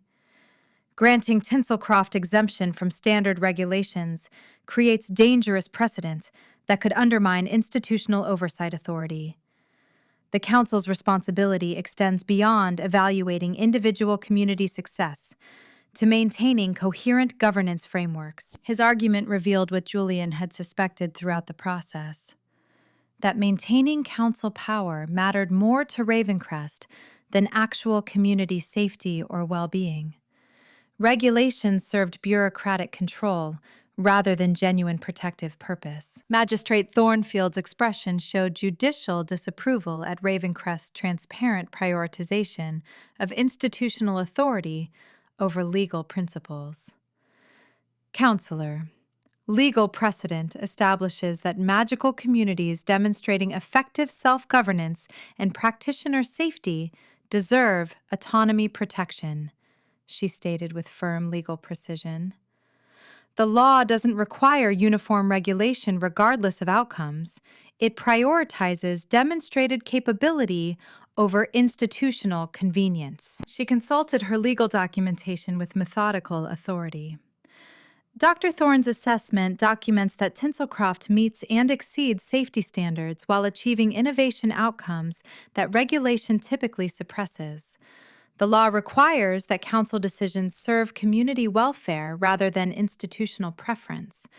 Based on presented evidence, imposing regulatory intervention would violate legal protections for effective autonomous communities. The council delegation engaged in formal deliberation, Ravencrest conferring with other officials in low tones, while Julian, Quill, and Beatrice waited with varying degrees of tension.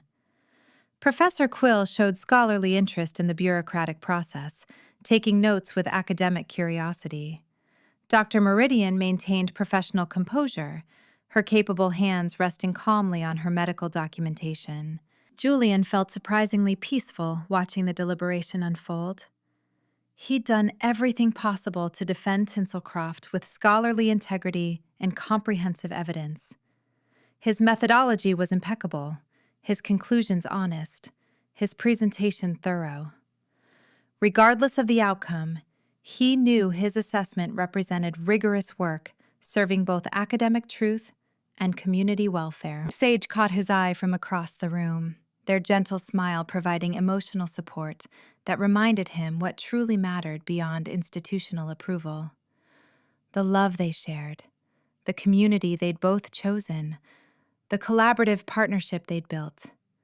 These held value that bureaucratic decisions couldn't diminish. After several minutes of deliberation, Magistrate Thornfield rose with judicial authority, her expression showing professional satisfaction. The room went silent as everyone recognized the moment of formal decision. After reviewing Dr. Thorne's comprehensive assessment, Professor Quill's supporting research, and Dr. Meridian's medical endorsement, the council delegation finds sufficient evidence to recommend maintaining Tinselcroft's autonomous status, she stated with calm legal precision. Julian felt profound relief washing through him, his scholarly vindication mixing with personal joy at successfully defending the community he'd grown to love. Thornfield continued with formal authority. The community has demonstrated effective collaborative practices achieving superior safety and innovation outcomes through rigorous evidence that meets scholarly and legal standards. The Council will establish Tinselcroft as model community for healthy magical development, with Dr. Thorne's research providing framework for supporting similar collaborative approaches in other magical communities. She paused to ensure everyone understood both the victory and its limitations. Final ratification remains pending full Council review, but preliminary recommendation supports community autonomy based on presented evidence and legal protections for demonstrated self-governance capacity. The room erupted in relieved celebration, community members embracing each other with joyful energy. Mayor Elderberry's eyes showed moisture despite his diplomatic composure.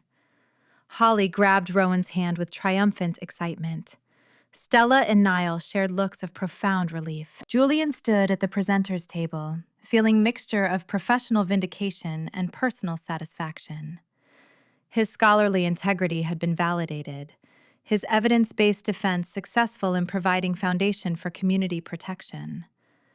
The preliminary decision didn't guarantee final approval, but it represented crucial victory demonstrating that rigorous empirical research could challenge institutional orthodoxy when approached with courage and honesty. More personally, Julian recognized that this outcome validated his choice to defend truth and choose Tinselcroft, to prioritize evidence over institutional expectations, authentic partnership over career advancement, and love over professional security. As community members celebrated around him, Julian sought Sage's gaze across the room. They stood with tears sliding down their cheeks, their green eyes showing profound relief and love and gratitude all mixed together. Their smile carried healing wisdom applied to shared victory, recognition that they'd achieved something meaningful together, not just professional success, but the beginning of building life based on shared values, collaborative excellence, and authentic partnership that honored both individual expertise and collective wisdom, proving that the most important victories served human flourishing rather than bureaucratic convenience. Chapter 21. Sage. The morning arrived clear and bright, Though Sage barely noticed the weather as they moved through the wedding venue with focused attention to magical infrastructure rather than atmospheric conditions. Their healing senses swept through the space and practiced diagnostic patterns, checking every connection point and resonance frequency with the thoroughness that months of crisis management had refined into precise expertise. The network hummed beneath their awareness like a contented purr, its mature equilibrium radiating the kind of stable vitality that made Sage's professional heart sing with satisfaction. No flickering instabilities, no depleted nodes struggling to maintain function, no concerning resonance conflicts between different magical elements, just healthy, abundant energy flowing through established pathways with the ease of a river finding its natural course. Sage paused near the central arbor where Cleo and Felix would exchange their vows, letting their consciousness expand fully into the network's presence. The transformation still felt miraculous despite weeks of careful monitoring confirming the crisis's complete resolution. Where magical depletion had threatened to disrupt celebration infrastructure, thriving collaborative magic now created perfect foundation for the joyful working that weddings required. More significantly, Sage recognized that the resolution had transformed not just technical magical infrastructure, but also community capacity for authentic, collaborative celebration. Individual healing and mutual support working in harmony had achieved what no single practitioner could have managed alone, proving through lived experience rather than theoretical argument that collective wellness emerged from exactly the kind of partnership Tinselcroft had been defending. "You're smiling," Julian observed from the entrance, carrying equipment cases with familiar, efficient grace. "Professional satisfaction or personal happiness?" "Both," Sage admitted, moving to help with the instruments despite knowing Julian would protest their assistance.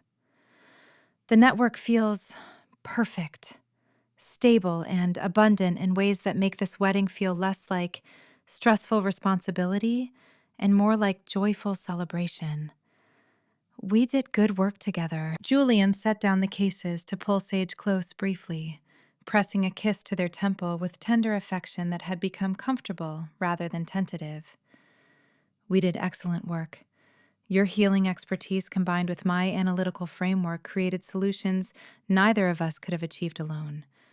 Rather like everything else in Tinselcroft, individual contributions strengthening collective success." Before Sage could respond with the warm agreement rising in their chest, Violet arrived, carrying the first arrangements of wedding flowers. The blossoms practically glowed with magical vitality, their celebration magic radiating vibrant energy that enhanced rather than drained the network's resources. Sage moved immediately into diagnostic mode, checking the flowers' magical signatures with professional care, while Violet arranged them along the arbor's frame. Their healing senses confirmed what visual beauty already suggested. The arrangements drew sustainably from the network's abundant energy, rather than creating any depletion risk. "They're perfect," Violet said, stepping back to admire her work with artistic pride barely concealing visible relief. Her earth-stained hands adjusted one blossom with gentle precision before she turned to face Sage directly. "More beautiful than I imagined possible, honestly. The network isn't just stable. It's thriving in ways that make my magic stronger and more creative. I can push cultivation techniques further without worrying about exhausting resources or destabilizing community infrastructure." "That's exactly what healthy magical equilibrium should enable," Sage agreed warmly, watching magical energy flow through the floral arrangements in perfect harmonic resonance with the venue's existing enchantments. Individual excellence, supported by collective stability, rather than competing for limited resources. Your flowers demonstrate how crisis resolution has created sustainable foundation for ongoing innovation. Violet's smile carried gratitude mixed with professional satisfaction. "Your coordination during the healing work taught me things about magical sustainability I'd never considered before. How individual wellness connects to collective health. How authentic partnership creates amplification rather than drain. It's changed how I approach cultivation entirely. She moved to retrieve more arrangements from her delivery cart, pausing to add with characteristic directness. Also, watching you and Julian work together has been educational in the best way. You've shown how different expertise can integrate beautifully when there's genuine respect and collaborative intention. It gives me hope for building similar partnerships in my own practice. Sage felt warmth spreading through their chest at the recognition. Not just for professional acknowledgement, but for the validation that their relationship with Julian provided positive example rather than concerning distraction. They'd worried at first that their growing feelings might compromise either their healing work or his assessment integrity, but instead, their partnership had enhanced both personal and professional capacity in ways that served community needs beautifully. Stella arrived moments later with Niall, both carrying ceremonial ornaments they'd created specifically for the wedding. The decorative elements pulsed with collaborative magic, reflecting their creator's authentic partnership, adding layers of celebration resonance without creating the conflicting frequencies that poorly integrated enchantments sometimes produced. "Where do you want these positioned?" Stella asked with her characteristically bright energy, though Sage noticed the thoughtful consideration in how she surveyed the venue's existing magical infrastructure. Marriage and business partnership had refined Stella's natural optimism into more sophisticated awareness of collaborative dynamics. Sage moved to help arrange the ornaments, their healing senses guiding placement decisions to ensure smooth integration with the venue's magical architecture. They worked together, adjusting positions and activation sequences, the collaboration demonstrating seamless partnership approach that had become Tinselcroft's defining characteristic. Niall contributed quiet observations about resonance patterns, his diagnostic precision complementing Sage's empathetic sensing and Stella's creative instincts. Together, they created arrangement that felt both beautiful and magically coherent, individual contributions building toward collective harmony. "Your healing coordination makes our ornaments work even better," Stella observed warmly once they'd finished the placement. Her green eyes showed genuine appreciation mixed with artistic satisfaction. "You help us see how individual contributions strengthen collective celebration, rather than competing for attention or dominance. That's the essence of what we've been defending," Sage replied, stepping back to appreciate the integrated result of their combined efforts. The understanding that collaboration amplifies rather than diminishes individual excellence when built on authentic respect and mutual support. Your ornaments showcase that principle beautifully. Julian had finished setting up his monitoring equipment, the instruments positioned to document magical health parameters throughout the ceremony without intruding on celebration atmosphere. He moved to join their group with easy confidence that months in Tinselcroft had cultivated from his initially reserved academic demeanor. "The resonance patterns you've created are remarkable," he said, gesturing toward readings showing harmonic integration between Stella and Niall's ornaments, Violet's floral magic, and the venue's existing enchantments. Measurable amplification effects emerging from authentic, collaborative alignment. Exactly what our research predicted, but seeing it manifest for celebration purposes rather than crisis management demonstrates the sustainable applicability of community practices. Stella beamed at the scholarly validation, while Niall showed quiet pleasure at having their work recognized by external academic authority. Sage felt grateful warmth watching Julian interact with community members, his growing comfort with both professional discussion and personal connection demonstrating how thoroughly he'd integrated into Tinselcroft's social fabric. "We should coordinate activation sequences," Sage suggested, pulling their attention back to practical preparation requirements.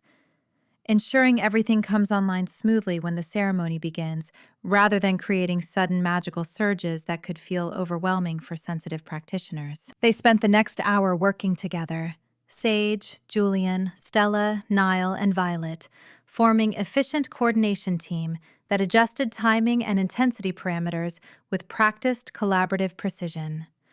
Their partnership had become so integrated that they anticipated each other's needs without extensive discussion, moving through the venue like synchronized dancers, performing well-rehearsed routine that honored both precision and spontaneity. Watching them work together, Sage recognized how much the community had grown beyond the crisis that had threatened their autonomy. Individual practitioners had developed deeper understanding of collaborative dynamics while maintaining their unique expertise and creative approaches.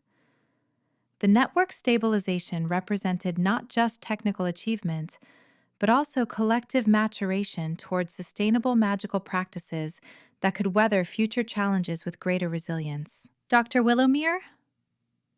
Cleo's voice carried slight tremor despite her best efforts at composure. The bride stood at the venue entrance, wearing a beautiful gown that incorporated both her artistic aesthetic and Felix's scholarly influences. Her spiky black hair styled with elegant floral pins that caught the light. Sage moved immediately into supportive healer mode, guiding Cleo to a quiet corner where they could conduct pre-ceremony magical health check without audience. Julian followed with his instruments, their combined presence providing both professional expertise and personal reassurance. Just normal wedding day nerves, Sage assured gently once they'd completed basic assessment. Cleo's magical signature showed emotional intensity, reflecting her artistic sensitivity, but the fluctuations remained well within healthy parameters rather than indicating concerning instability. Your readings are perfect. Excited and emotional, but balanced and grounded. Exactly what we'd expect and want for a bride about to celebrate her partnership. Julian confirmed the assessment with his instrumental data, showing Cleo the stable baseline her magical health maintained despite understandable nervousness. Your collaborative techniques with Felix have created excellent foundation, he added, with warm professional validation. The partnership practices you've developed provide natural grounding that keeps emotional intensity from disrupting magical equilibrium. Cleo's bright green eyes shimmered with moisture that she blinked away determinedly. Thank you both for everything, she said with heartfelt emotion that bypassed her usual artistic confidence to reveal genuine vulnerability. Not just the health support, but the example you've provided, showing how different approaches to magic and healing can work together beautifully when there's genuine respect and partnership. She paused to collect herself before continuing with characteristic directness. Watching you two navigate the assessment challenge while building your relationship gave me confidence about my own future with Felix. You demonstrated that collaborative life works even when, especially when, partners bring different expertise and perspectives to their partnership.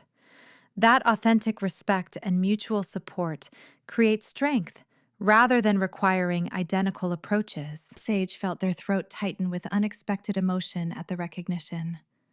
They'd spent months focused on community healing and crisis resolution, barely allowing themselves to acknowledge how their relationship with Julian might serve as positive example beyond their immediate partnership. Hearing that their collaboration had provided encouragement for other couples felt profoundly meaningful. You and Felix have built something beautiful together, Sage replied warmly, squeezing Cleo's hand with gentle reassurance. Your wedding celebrates that partnership while also showcasing everything valuable about Tinselcroft's collaborative approach. Trust the community support and your own preparation. Today will be wonderful. After Cleo departed to continue her pre-ceremony preparations, Sage stood, quietly processing the emotional weight of her gratitude. Julian moved close, wrapping arms around them with tender understanding that required no verbal explanation. You've given so much to this community, he murmured against their hair. Healing, protection, coordination, emotional support.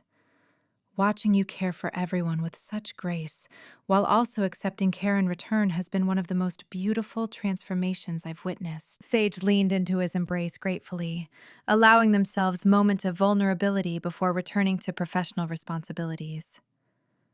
Having your support makes everything easier. Knowing you understand both the technical requirements and the emotional significance. We make good partners. In every sense. The venue gradually filled with wedding guests and practitioners preparing to contribute celebration magic. Sage moved through the space, facilitating community-wide harmonic alignment, guiding participants through brief meditation that synchronized individual signatures with the network's stable resonance. The process demonstrated Tinselcroft's evolution toward mature collaborative capacity with remarkable clarity.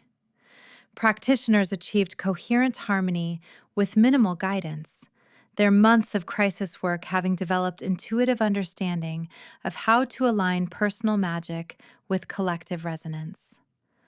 What would have required extensive preparation during earlier celebrations now flowed naturally through experienced collaborative awareness. Julian observed with scholarly appreciation, his instrument showing measurable resonance amplification as authentic emotional connection enhanced magical effectiveness, exactly as their research had predicted. He made notes with academic precision while also participating fully in the community moment, his integration into Tinselcroft's practices complete enough that he moved seamlessly between observer and participant roles. Mayor Elderberry approached with diplomatic grace, his formal attire and mayoral chain reflecting the ceremony's significance. Dr. Willowmere, I wanted to request your professional assessment of our ceremonial magical readiness, he said with warm authority that acknowledged both Sage's expertise and the political importance of their evaluation. The mayor's blue eyes showed satisfaction mixed with residual concern from months of defending community autonomy. I want confirmation that the wedding can proceed smoothly while also serving as demonstration of our practices for any remaining council observers. Your integrated perspective with Dr. Thorne provides comprehensive assurance that carries both medical and academic weight. Sage consulted briefly with Julian, their silent communication refined through months of partnership into efficient, collaborative decision-making. Julian nodded agreement before Sage provided formal response. Everything shows perfect readiness, they confirmed with professional confidence, backed by both diagnostic sensing and instrumental data. The network is stable and abundant. All practitioners show healthy, balanced signatures, and the magical infrastructure integration is harmonious and sustainable. This wedding will showcase collaborative celebration at its finest, joyful, stable, and completely safe for all participants. Julian added scholarly validation. The readings exceed optimal parameters across all measured dimensions. Community capacity for sustainable collaborative magic has reached maturity that demonstrates long-term viability rather than temporary success requiring external support or regulation. Mayor Elderberry's relief showed clearly despite his diplomatic composure. This wedding represents everything we've built, he observed with deep satisfaction. Community collaboration, creating joy and stability through authentic partnership, exactly what Dr. Thorne's assessment documented and defended. I'm profoundly grateful for both your expertise in achieving this outcome. As the mayor moved away to greet arriving guests, Holly appeared with final magical textile preparations. Her enchanted fabrics added warmth and community magic that transformed the venue into truly sacred celebration space, not through overwhelming power, but through gentle amplification of existing joy and connection. Sage helped coordinate the textile's integration with other magical elements, ensuring Holly's community-supporting enchantments enhanced rather than overwhelmed the delicate balance they'd achieved. Their collaboration flowed with easy familiarity born from years of working together. Two community healers who understood instinctively how to support collective wellness. Holly observed their partnership with Julian with a knowing smile. You two have found something special, she said warmly while arranging fabric garlands along the ceremony space perimeter. The kind of collaboration that makes both individuals stronger while creating something beautiful together. Watching you navigate the assessment challenge while building your relationship has been inspiring. Proof that love and professional excellence can enhance each other when approached with integrity and courage. The recognition touched Sage deeply, particularly coming from someone whose own partnership with Rowan had provided years of community example. Thank you. they replied simply, appreciating both the validation and Holly's characteristic wisdom about relationship dynamics. Your support throughout the crisis meant more than you probably realized. As ceremony time approached, Sage coordinated final magical health checks for all wedding participants. Their healing care extended beyond technical assessment to emotional support, acknowledging the vulnerability that celebration magic required while providing gentle grounding for practitioners feeling overwhelmed by the significance of the occasion. Julian assisted by documenting the healthy baselines they were achieving, creating record that demonstrated community capacity for sustainable collaborative celebration without requiring external regulation or oversight. His academic precision complemented Sage's empathetic presence perfectly, their integrated approach providing comprehensive support that honored both technical requirements and human needs. The venue reached perfect magical readiness as guests filled the ceremonial space with warm anticipation. Sage felt profound pride watching community members gather for celebration that represented their collective success. The partnerships they'd built, the autonomy they'd defended, the resilience they'd demonstrated through crisis and external challenge. The magical network radiated stable joy rather than stressed depletion. The ceremony space glowed with warm, welcoming energy rather than conflicting magical signatures. Every practitioner showed healthy, balanced readings, ready to contribute to communal celebration, rather than concerning instability or exhaustion. Everything they'd worked for, everything they'd defended, everything they'd built together. It all came together in this moment of joyful community gathering. Julian found Sage at the venue's edge where they'd paused to appreciate the beautiful result of their collaborative work and the community's collective effort.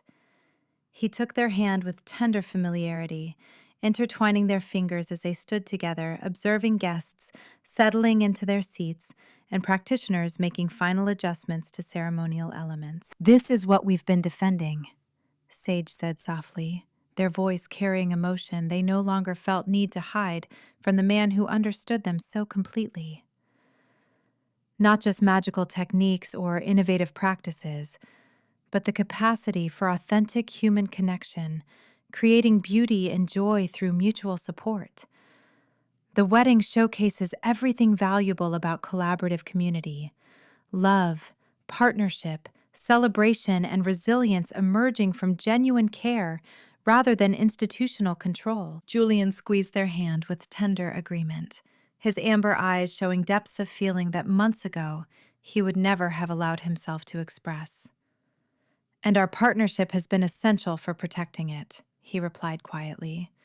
"Your healing wisdom and my analytical precision working together to validate what the community already knew: that the most important things in life cannot be measured by conventional standards, but can be defended, celebrated, and shared through courage, integrity, and authentic love." They remained together watching the final preparations unfold, their intertwined fingers symbolizing both professional collaboration and personal commitment. Grateful for the journey that had brought them together, while excited for the future they were building. Two people who had found authentic partnership through defending what mattered most, and discovered that love itself represented the most powerful force worth protecting and celebrating through every possible means. The ceremony would begin soon, showcasing Tinselcroft's collaborative magic at its finest. But in this quiet moment before celebration commenced, Sage simply stood beside the man they loved, holding his hand and feeling profoundly grateful for everything they'd achieved together and everything still waiting to unfold. Chapter 22. Julian's research center had transformed over the months, from temporary assessment outpost into comprehensive documentation archive. Wall displays mapping network evolution patterns, tables covered with instrumental readings and diagnostic equipment, filing systems holding interview transcripts and observational notes, digital interfaces showing quantitative analysis results that proved collaborative magic's measurable superiority across every evaluated dimension. He stood surveying the accumulated evidence with satisfaction that came not from proving preconceptions, but from honest intellectual discovery that had fundamentally altered his understanding of magical practice, scholarly methodology, and what constituted meaningful research contribution. The space represented months of rigorous work, enhanced rather than compromised by authentic engagement with the community he'd been assigned to assess. Adding the wedding preparation coordination data felt like placing the final piece in already compelling mosaic. The readings demonstrated perfect network stability during peak collaborative effort. Practitioners maintaining healthy magical signatures despite intensive coordination work. No concerning depletion patterns emerging even with sustained ceremonial preparation, and communal energy resonance showing harmonious integration rather than conflicting individual outputs straining toward temporary alignment. The instrumental data directly contradicted council assumptions about unregulated collaborative magic inevitably creating dangerous instability, requiring institutional oversight to maintain safety. Instead, Tinselcroft's practices generated precisely the stability and practitioner health that regulatory frameworks claim to ensure, but actually suppressed through standardization that eliminated authentic emotional foundations supporting sustainable magical excellence. Julian opened his comprehensive assessment report, reviewing months of accumulated documentation with critical eye that remained uncompromising about scholarly standards, while acknowledging how his relationship with Sage had expanded his analytical capability beyond what detached observation alone could achieve.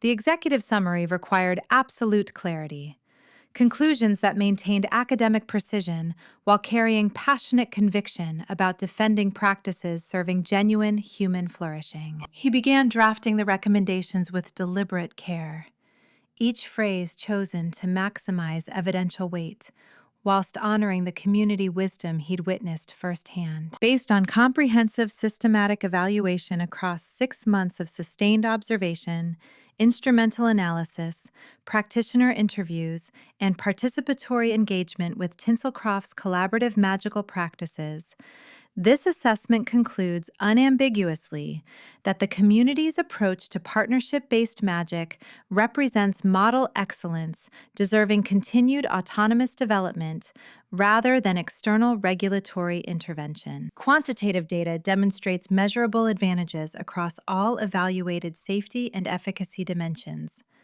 73% reduction in magical exhaustion incidents compared to regulated communities. 89% faster recovery from depletion episodes, 67% decreased accident rates, 94% improved long-term practitioner health markers, substantially enhanced innovation capacity, yielding techniques now documented for broader magical knowledge advancement, and superior crisis resilience, enabling successful navigation of network maturation challenges that would likely destabilize communities following conventional regulatory frameworks. These outcomes directly contradict institutional assumptions that unregulated collaborative magic creates dangerous chaos requiring oversight. Instead, Tinselcroft's love-based practices achieve exactly the safety and effectiveness regulatory frameworks claim to provide, but actually suppress through standardization, eliminating authentic emotional foundation essential for sustainable collaborative excellence. Julian paused, rereading the passage with scholarly eye that remained ruthlessly honest about empirical accuracy. Every statistic represented rigorous analysis of multiple data sources, cross-referenced for reliability. Every conclusion followed directly from documented evidence rather than theoretical preference or personal bias. The data supported the community unambiguously. Dismissing these findings would require ignoring empirical truth in favor of bureaucratic orthodoxy. precisely the intellectual dishonesty he'd spent his career opposing. He continued drafting recommendations that built systematically from evidence toward broader implications. This assessment recommends that the Paranormal Oversight Council grant Tinselcroft continued autonomy as recognized center of excellence for collaborative magical innovation. Furthermore, similar partnership-based approaches deserve active encouragement rather than regulatory suppression in other magical communities, with council resources redirected from standardization enforcement towards supporting healthy collaborative development. Current council regulatory frameworks require fundamental revision to support rather than control authentic partnership-based innovations. Effective magical governance must accommodate community-driven excellence while maintaining necessary safety oversight, a balance best achieved through collaborative consultation rather than institutional imposition of standardized practices that eliminate precisely the emotional authenticity generating superior outcomes. The recommendations represented complete rejection of Ravencrest's regulatory agenda, whilst remaining grounded in rigorous empirical evidence that made dismissing them intellectually dishonest. Julian felt profound satisfaction writing conclusions that served both academic truth and community welfare, that choosing integrity meant defending Tinselcroft's autonomy with every scholarly resource he possessed. His professional reputation might suffer. Council career advancement seemed increasingly unlikely. But the research represented honest, rigorous work, serving values he'd rediscovered through Sage's partnership. That scholarship meant pursuing truth regardless of institutional convenience, and that some phenomena mattered precisely because they transcended conventional measurement, whilst remaining undeniably real and valuable. Julian drafted a methodological reflection with academic honesty that felt both vulnerable and liberating. This assessment acknowledges significant evolution in research methodology during evaluation period. Initial approach emphasized detached instrumental observation consistent with traditional ethnographic distance. However, sustained engagement revealed limitations in purely observational analysis when studying phenomena requiring experiential understanding to comprehend fully. My partnership with Dr. Sage Willowmere enhanced analytical capability through participatory engagement that provided insights instrumental measurement alone could not capture. Experiencing collaborative magic firsthand validated patterns my data detected, but my theories couldn't initially explain. That authentic emotional connection generates measurable magical benefits. That vulnerability strengthens rather than weakens practitioner capacity. And that love represents quantifiable force, producing superior outcomes across multiple dimensions. I frame this participatory methodology as analytical expansion rather than objectivity compromise. Some phenomena require authentic involvement to study rigorously.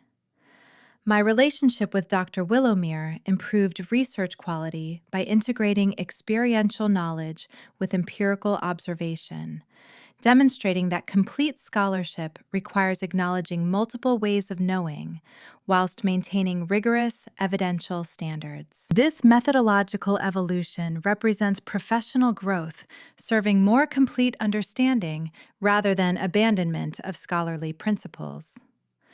The most honest research acknowledges both what instruments can measure and what direct experience reveals.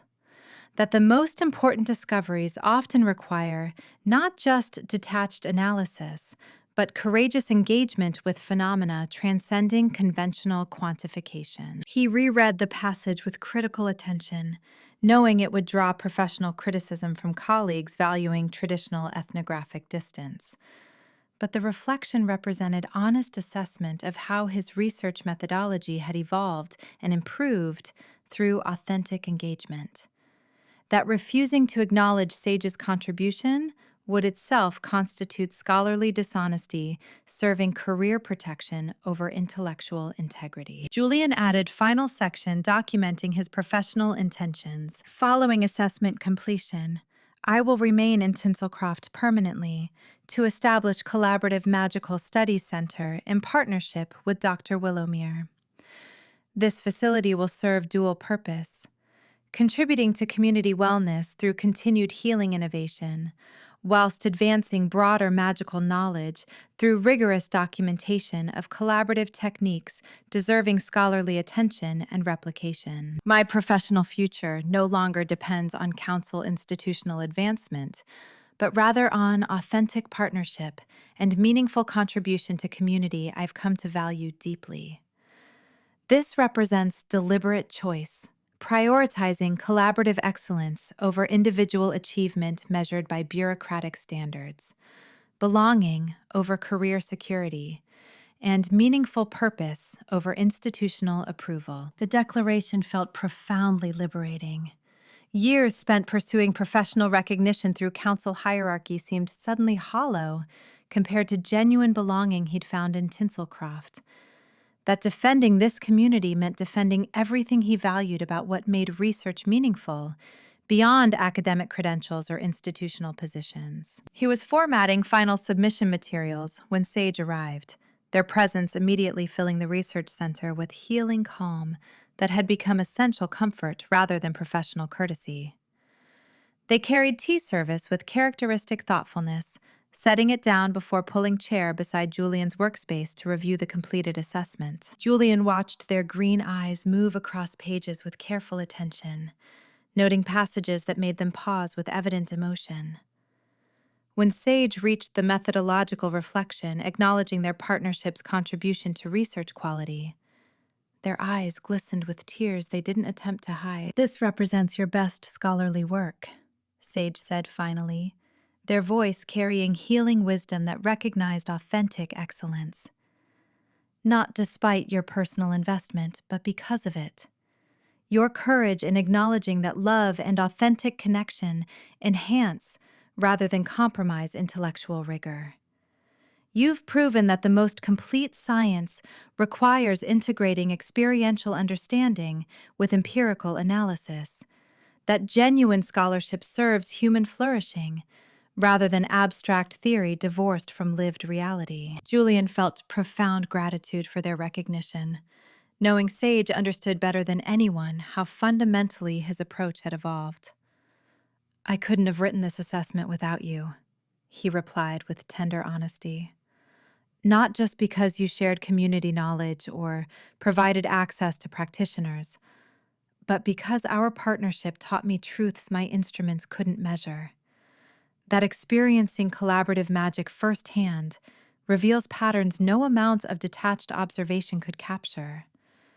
That some phenomena require authentic involvement to comprehend fully." They discussed implications of his permanent commitment to Tinselcroft, Sage sharing excitement about Collaborative Research Center that would honor community innovations whilst contributing to magical theory evolution. Their vision aligned perfectly, creating synthesis of practical healing wisdom and scholarly analysis that served both local wellness needs and broader magical knowledge advancement. "We can contribute to other communities struggling with similar challenges," Sage observed, their healer's perspective naturally extending to wider magical world. "Document successful approaches to collaborative magic, provide consultation for communities seeking to develop partnership-based practices, train practitioners in integration techniques. Your scholarly credentials combined with my healing expertise creates unique capacity for meaningful contribution beyond assessment defense." Julian felt energized by their shared planning, recognizing how naturally their different strengths complemented each other. The Research Center can validate community innovations through rigorous documentation, whilst providing empirical support for practitioners defending collaborative approaches elsewhere, he agreed. Academic analysis serving practical application rather than abstract theory. Scholarship grounded in genuine partnership with communities we study, rather than detached institutional observation. The conversation flowed with easy collaboration that had become natural rhythm between them, professional planning seamlessly integrated with personal partnership. They understood instinctively how to support each other's expertise whilst building something neither could achieve alone. That together, they created capacity for contribution, transcending individual achievement. Julian paused their practical discussion to acknowledge the deeper transformation he'd experienced. "You've changed everything for me," he said, with vulnerable honesty that months ago would have felt impossible. "My understanding of magic, my approach to research, my values about what makes scholarship meaningful. But most importantly, you've taught me that the most rigorous science requires acknowledging that love, healing, and authentic connection represent the most powerful forces in existence. Unmeasurable by conventional standards, but undeniably real. Worth defending with every resource I possess." Sage reached across the workspace to take his hand, their healing touch conveying acceptance and tenderness that still filled Julian with grateful wonder. "You've given me equally valuable gifts," they replied softly. "Your analytical framework helps me articulate healing wisdom I've always understood intuitively, but struggled to explain convincingly to skeptical outsiders. Your rigorous documentation validates community practices through empirical evidence that defensive assertions never could. And your courage in choosing truth over career security demonstrates integrity that makes me love you more completely than I imagined possible." They sat together in comfortable silence, hands intertwined across assessment materials that represented both professional accomplishment and personal journey. Julian felt profound peace, despite knowing the report might cost him institutional career opportunities, that choosing integrity over advancement meant defending truth regardless of bureaucratic consequences. Sage helped him prepare final submission materials with characteristic attention to supportive detail. They organized supporting evidence chronologically, created comprehensive reference indexes that would allow council reviewers to verify every citation, compiled supplementary data visualizations that made complex quantitative analysis more accessible to non-specialist readers, and formatted the document according to official council submission standards that Julian had nearly forgotten after months of community immersion. Working together felt natural and satisfying, their different strengths creating efficient workflow that honored both precision and intuition. Sage anticipated organizational needs, whilst Julian verified accuracy. Their collaboration on mundane preparation logistics demonstrating the seamless partnership they'd developed across professional and personal dimensions. "This is what we do best," Sage observed warmly whilst assembling appendix materials. "Support each other through combining our different gifts, your analytical precision with my holistic perspective, your scholarly credentials with my community wisdom, your rigorous methodology with my experiential knowledge. Together, we create something more complete than either could achieve alone." Julian felt profound agreement, recognizing how naturally they complemented each other across every dimension of their partnership. "The assessment itself demonstrates collaborative superiority," he replied, with academic appreciation for the elegant symmetry, proving through our own experience the same principle we're defending, that authentic partnership enhances rather than diminishes individual excellence, creating outcomes neither person could achieve through solo effort, regardless of personal capability. When submission materials reached final prepared state, Julian reviewed the complete assessment one last time with critical eye that remained uncompromising about scholarly standards. The research validated collaborative practices empirically, whilst his personal experience demonstrated why those practices mattered beyond data. That authentic partnership created meaning, purpose, and belonging professional achievement alone could never provide. The report embodies everything he valued: scholarly integrity maintaining rigorous evidential standards, evidence-based conclusions following directly from systematic observation, passionate defense of human flourishing, serving genuine welfare rather than institutional convenience, and courage to challenge bureaucratic orthodoxy when empirical truth demanded it. "Ready?" Sage asked gently, their hand resting supportive on his shoulder. Julian nodded, opening the Council's secure submission portal and uploading comprehensive assessment files with steady, deliberate care. The formal transmission represented both professional completion and personal commitment, choosing truth and choosing love as complementary rather than conflicting priorities. His amber eyes remained steady behind wire-rimmed glasses, despite knowing the report might cost him institutional career opportunities. "Whatever the Council decides," he said with quiet conviction, "I know this represents honest, rigorous work serving both academic truth and community welfare. I've defended what matters most with every resource I possess. The rest is beyond my control." The submission confirmation appeared on his screen, official timestamp documenting the moment his research became council property rather than personal possession. Julian felt profound peace rather than anxious anticipation.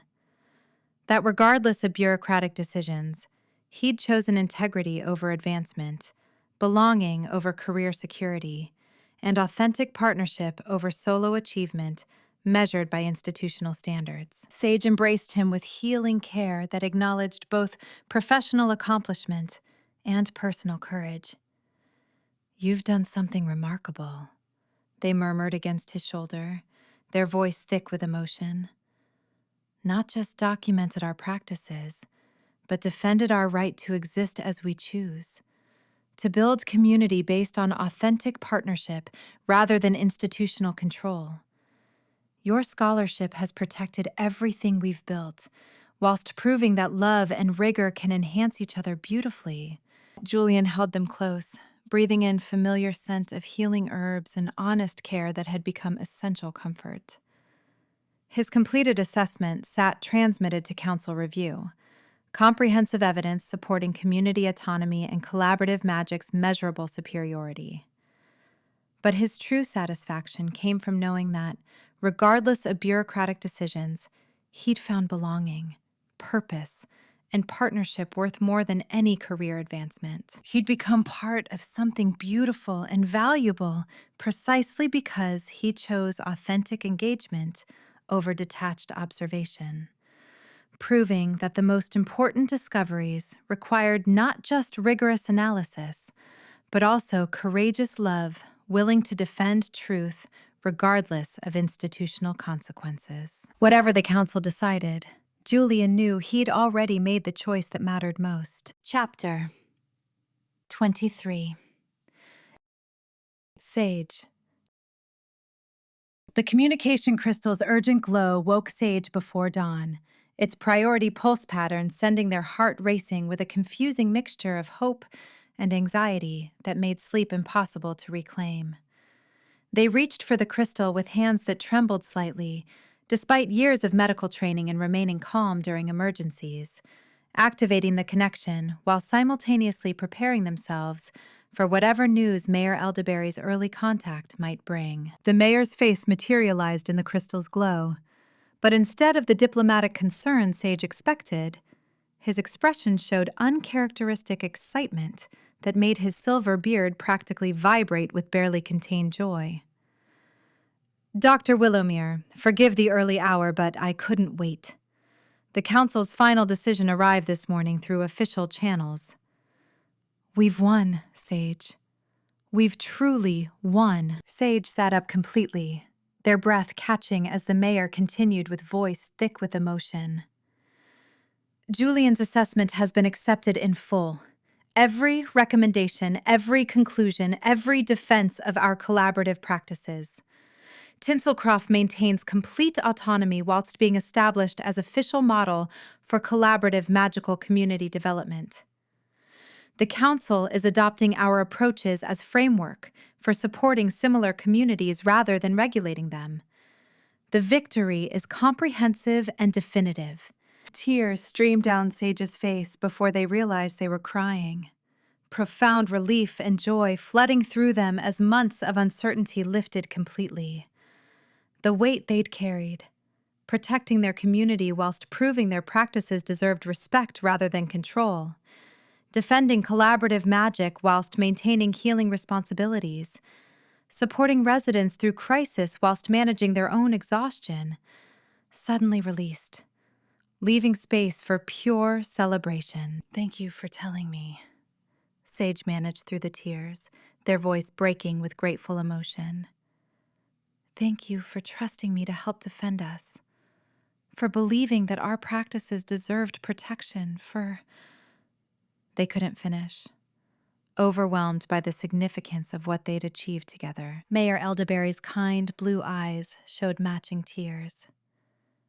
Thank you for being exactly who you are, Sage. Healer, defender, and bridge between our wisdom and external understanding. You and Julian proved that authentic partnership creates excellence rather than compromise. The Council's decision validates everything you've built here.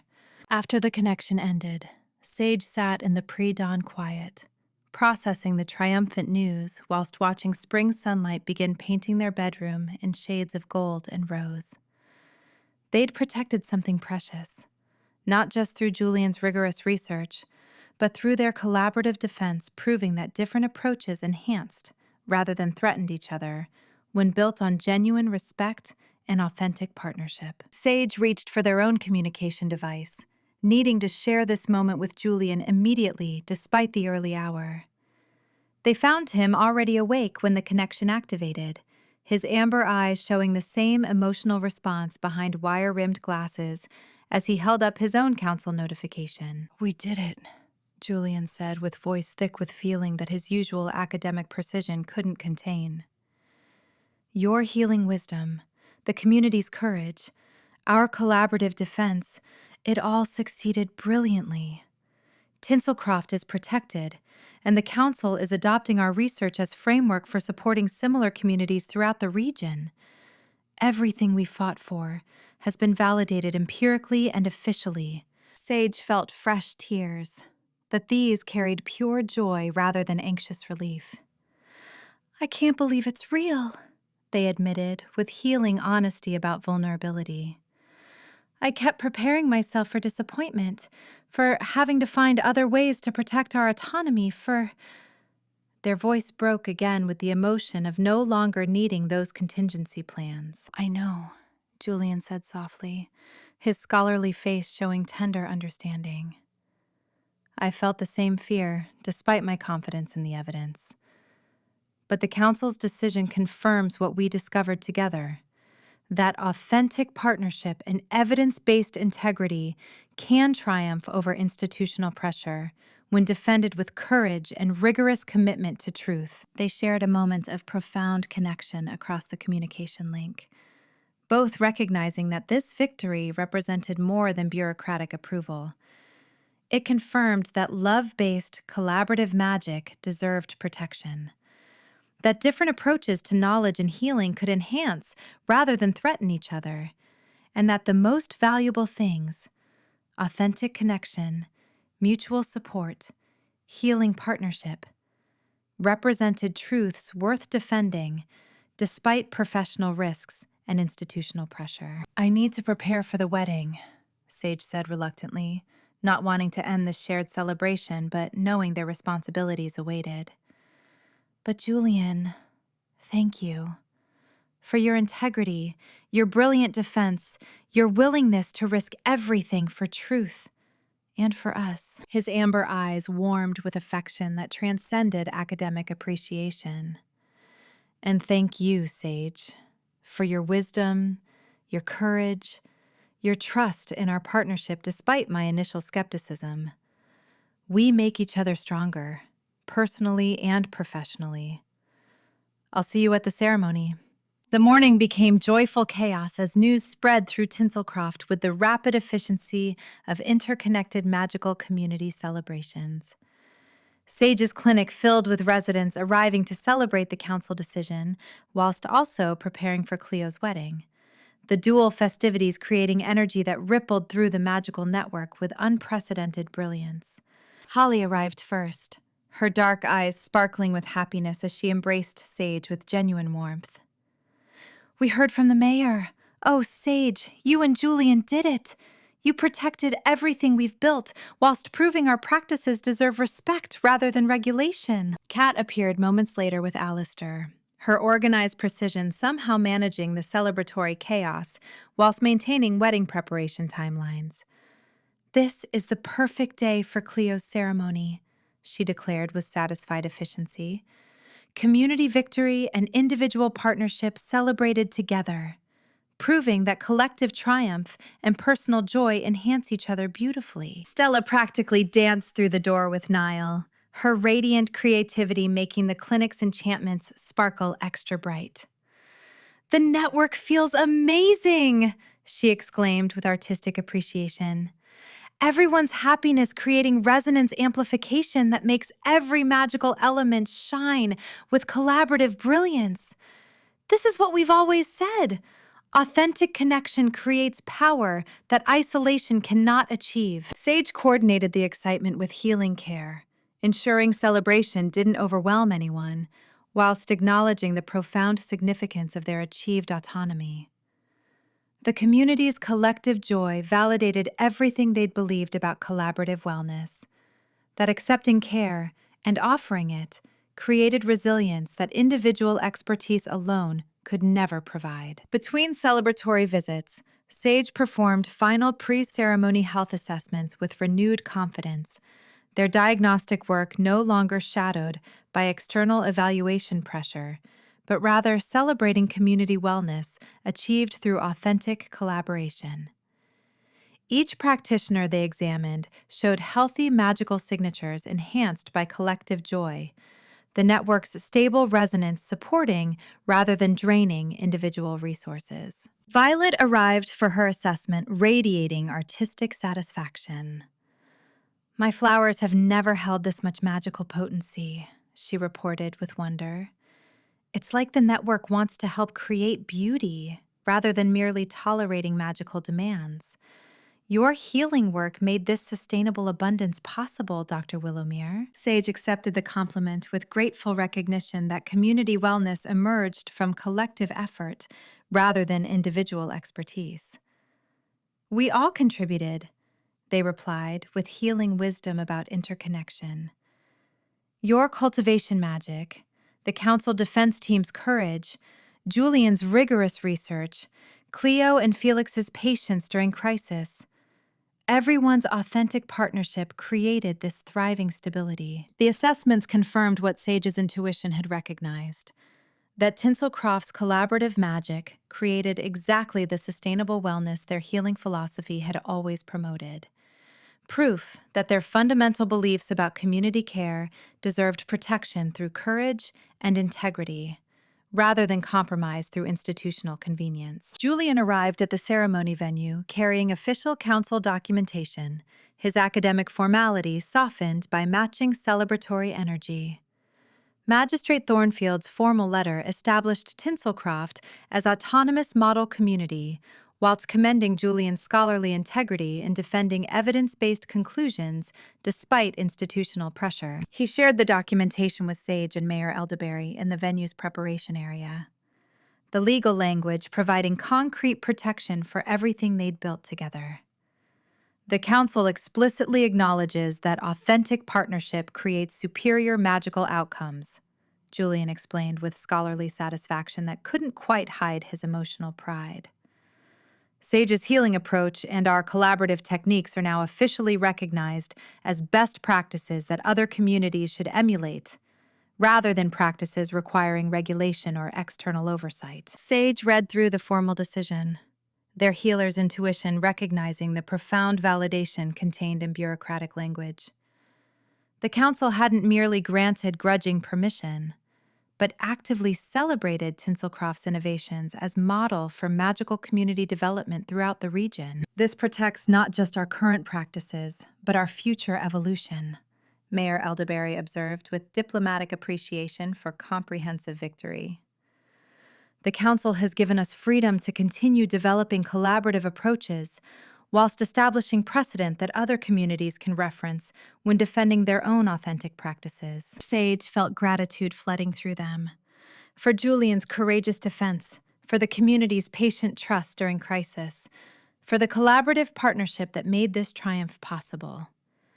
They'd protected something precious, whilst proving that love and rigor could enhance each other beautifully. Violet appeared with final floral arrangements, the wedding flowers radiating unprecedented magical potency that celebrated both the couple's union and the community's triumph. Her cultivation magic showcased the network's complete health, each blossom contributing to celebration enchantments without creating depletion risk. "I've never created anything this beautiful," Violet said with artistic wonder, adjusting a particularly radiant spray of spring blooms. "The network feels so abundant and supportive, like it wants to help create joy rather than merely tolerating magical demands. Your healing work made this possible, Dr. Willowmere. You proved that accepting care enhances rather than diminishes our capacity to serve others." Sage helped position the arrangements with appreciation for how individual magical contributions created collaborative beauty. The flowers represented more than wedding decoration. They demonstrated healthy, magical ecosystem, supporting celebration without sacrificing sustainability. Exactly the balance their healing philosophy promoted. Cleo arrived for her pre-ceremony health check, radiating bridal happiness that made her spiky black hair practically shimmer with pastel-coordinated enchantments. Her magical signature showed healthy emotional intensity enhanced by community celebration rather than destabilized by wedding stress. Sage and Julian examined her together, their partnership creating comprehensive care that addressed both technical, magical health and emotional wellness. The collaborative assessment felt natural and efficient, each contributing their expertise whilst supporting the other's diagnostic process. "Everything looks perfect," Sage confirmed with healing satisfaction. "Your magical signature shows beautiful balance, excitement and joy supported by community connection rather than overwhelming your natural resonance. You're ready for this celebration, Cleo." Cleo's bright green eyes filled with grateful tears. "Thank you for everything," she said with heartfelt emotion. "Not just the health support, but the example you've provided, showing how different people with different approaches can work together beautifully when there's genuine respect and love. You've made me more confident about building collaborative life with Felix." Julian nodded with academic appreciation for the personal application of their research. "Your partnership with Felix demonstrates exactly what we documented, that complementary strengths and authentic communication create relationships where both individuals thrive whilst building something neither could achieve alone." The ceremony space reached perfect magical readiness as final preparations concluded, all elements functioning in harmonious integration that showcased Tinselcroft's collaborative excellence whilst celebrating their hard-won autonomy. Sage felt profound satisfaction watching the venue transform into sacred celebration space through community contributions. Violet's flowers created living beauty that enhanced rather than overwhelmed the human emotions. Stella's ornaments caught spring sunlight with collaborative magic that made every surface sparkle with shared joy. Holly's enchanted textiles provided comfort and warmth that supported rather than distracted from ceremonial significance. Evander's traditional woodwork honored cultural heritage whilst embracing contemporary innovation. Countless other magical enhancements created through authentic partnership demonstrated exactly why their practices deserved protection. The Council's validation added deeper significance to every detail. Proof that love-based collaborative magic represented truth worth defending, rather than threat requiring control. Mayor Elderberry made brief announcement before the ceremony began, sharing the council decision with assembled guests and acknowledging everyone who contributed to defending community autonomy. His diplomatic eloquence transformed bureaucratic victory into celebration of collective courage and authentic partnership. Today we celebrate not one union, but many, he declared, with voice carrying across the venue's perfect acoustics.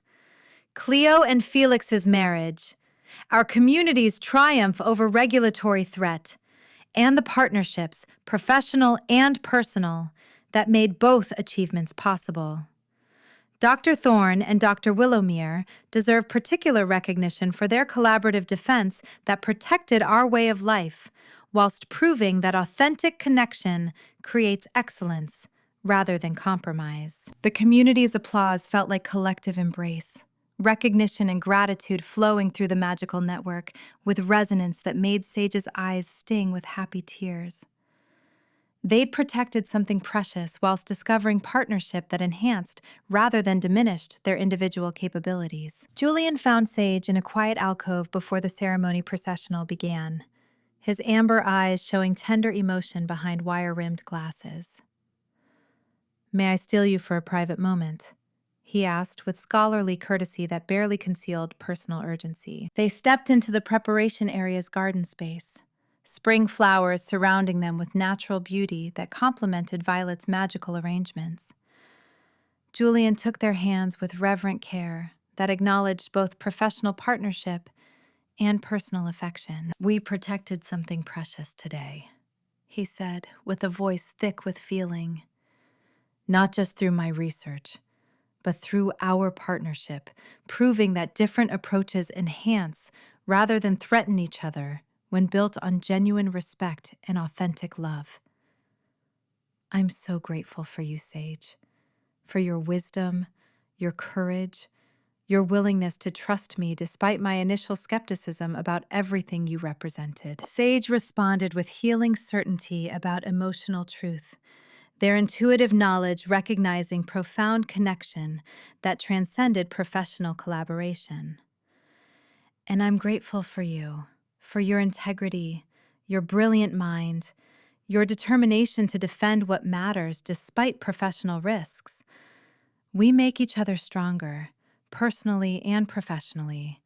You've taught me that accepting support enhances rather than diminishes my capacity to serve others, that the strongest healing emerges from authentic partnership rather than isolated expertise." They kissed with tender celebration that honored both their romantic connection and the triumph they'd achieved together, surrounded by spring beauty and community joy that validated everything they'd fought to protect. The wedding ceremony proceeded with flawless magical coordination, Sage monitoring the network's stability, whilst Julian documented the celebration magic's healthy resonance patterns. Their professional partnership ensured perfect conditions for communal joy, whilst their personal connection added deeper appreciation for what they were witnessing. Cleo and Felix exchanged vows with artistic eloquence and scholarly sincerity that showcased their complementary strengths. Magical elements enhanced rather than overwhelmed the human emotion, each enchantment contributing to celebration, whilst respecting the ceremony's fundamental purpose.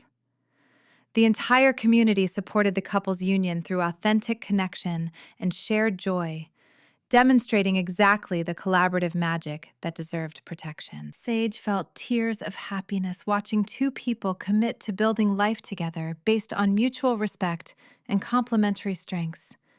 Exactly the partnership model they and Julian were also embracing. The ceremony represented both individual achievement and collective triumph, proving that personal joy and community wellness enhanced rather than competed with each other. During the reception, as spring sunlight painted the celebration in shades of gold and rose, Sage reflected on their complete triumph. They'd achieved more than professional validation or community protection. They'd proved that their fundamental beliefs about healing, partnership, and love represented truth worth defending. The council's decision validated that authentic connection created power conventional measurement couldn't capture. That accepting care enhanced rather than diminished capability to serve others. And that the most valuable things, love, healing, community, deserved protection through courage and integrity, rather than compromise through institutional convenience. Standing beside Julian amid the joyful celebration, watching their community thrive in hard-won autonomy, Sage felt profound gratitude for the journey that brought them here.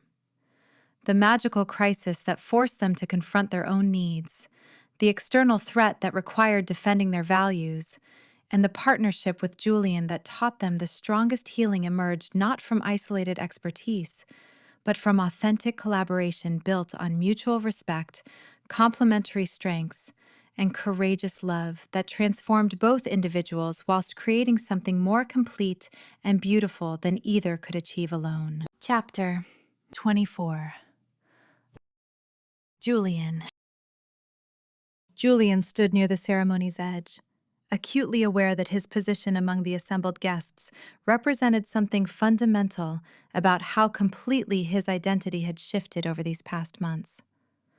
The wire-rimmed glasses perched on his nose were the same ones he'd worn when arriving in Tinselcroft with assessment equipment and bureaucratic objectives, but the man wearing them bore little resemblance to that skeptical researcher. He wasn't documenting potentially dangerous practices anymore, wasn't maintaining professional distance to ensure objective analysis, wasn't cataloging data points about collaborative magic whilst remaining emotionally detached from the people whose lives he studied. Instead, he belonged here. The realization settled through him with quiet certainty as Cleo and Felix exchanged vows beneath floral arrangements that Violet had enhanced with magic, proving exactly the sophisticated innovation Julian's research had validated.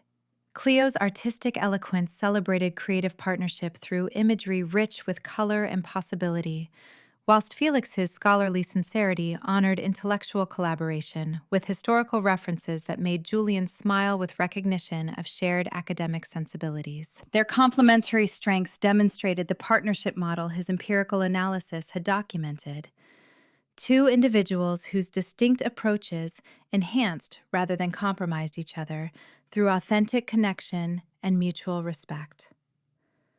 But watching them commit to building life together, Julian felt more than professional validation of his research findings. He felt genuine emotional investment in their happiness, personal joy in witnessing community celebration, deep appreciation for the authentic connection that transformed individual excellence into something more complete and beautiful than either person could achieve alone. The ceremony's beauty moved him profoundly, not as data points about magical resonance patterns, but as human truth about love's transformative power.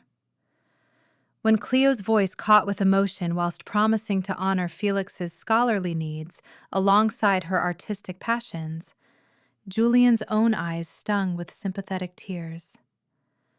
When Felix spoke of choosing creative spontaneity over perfect planning because Cleo had taught him that authentic partnership required embracing the unpredictable, Julian thought of his own journey from rigid academic frameworks to appreciation for truths that resisted quantification. The community's visible support surrounded the couple with palpable warmth. Holly's beaming smile, Stella's happy tears, Mayor Elderberry's paternal pride, and dozens of other residents whose genuine affection for Cleo and Felix demonstrated the authentic connection his research had documented, but his heart had learned to cherish. This was what he'd defended. Not abstract principles about collaborative magic's empirical benefits, but real people whose authentic relationships deserved protection from bureaucratic interference.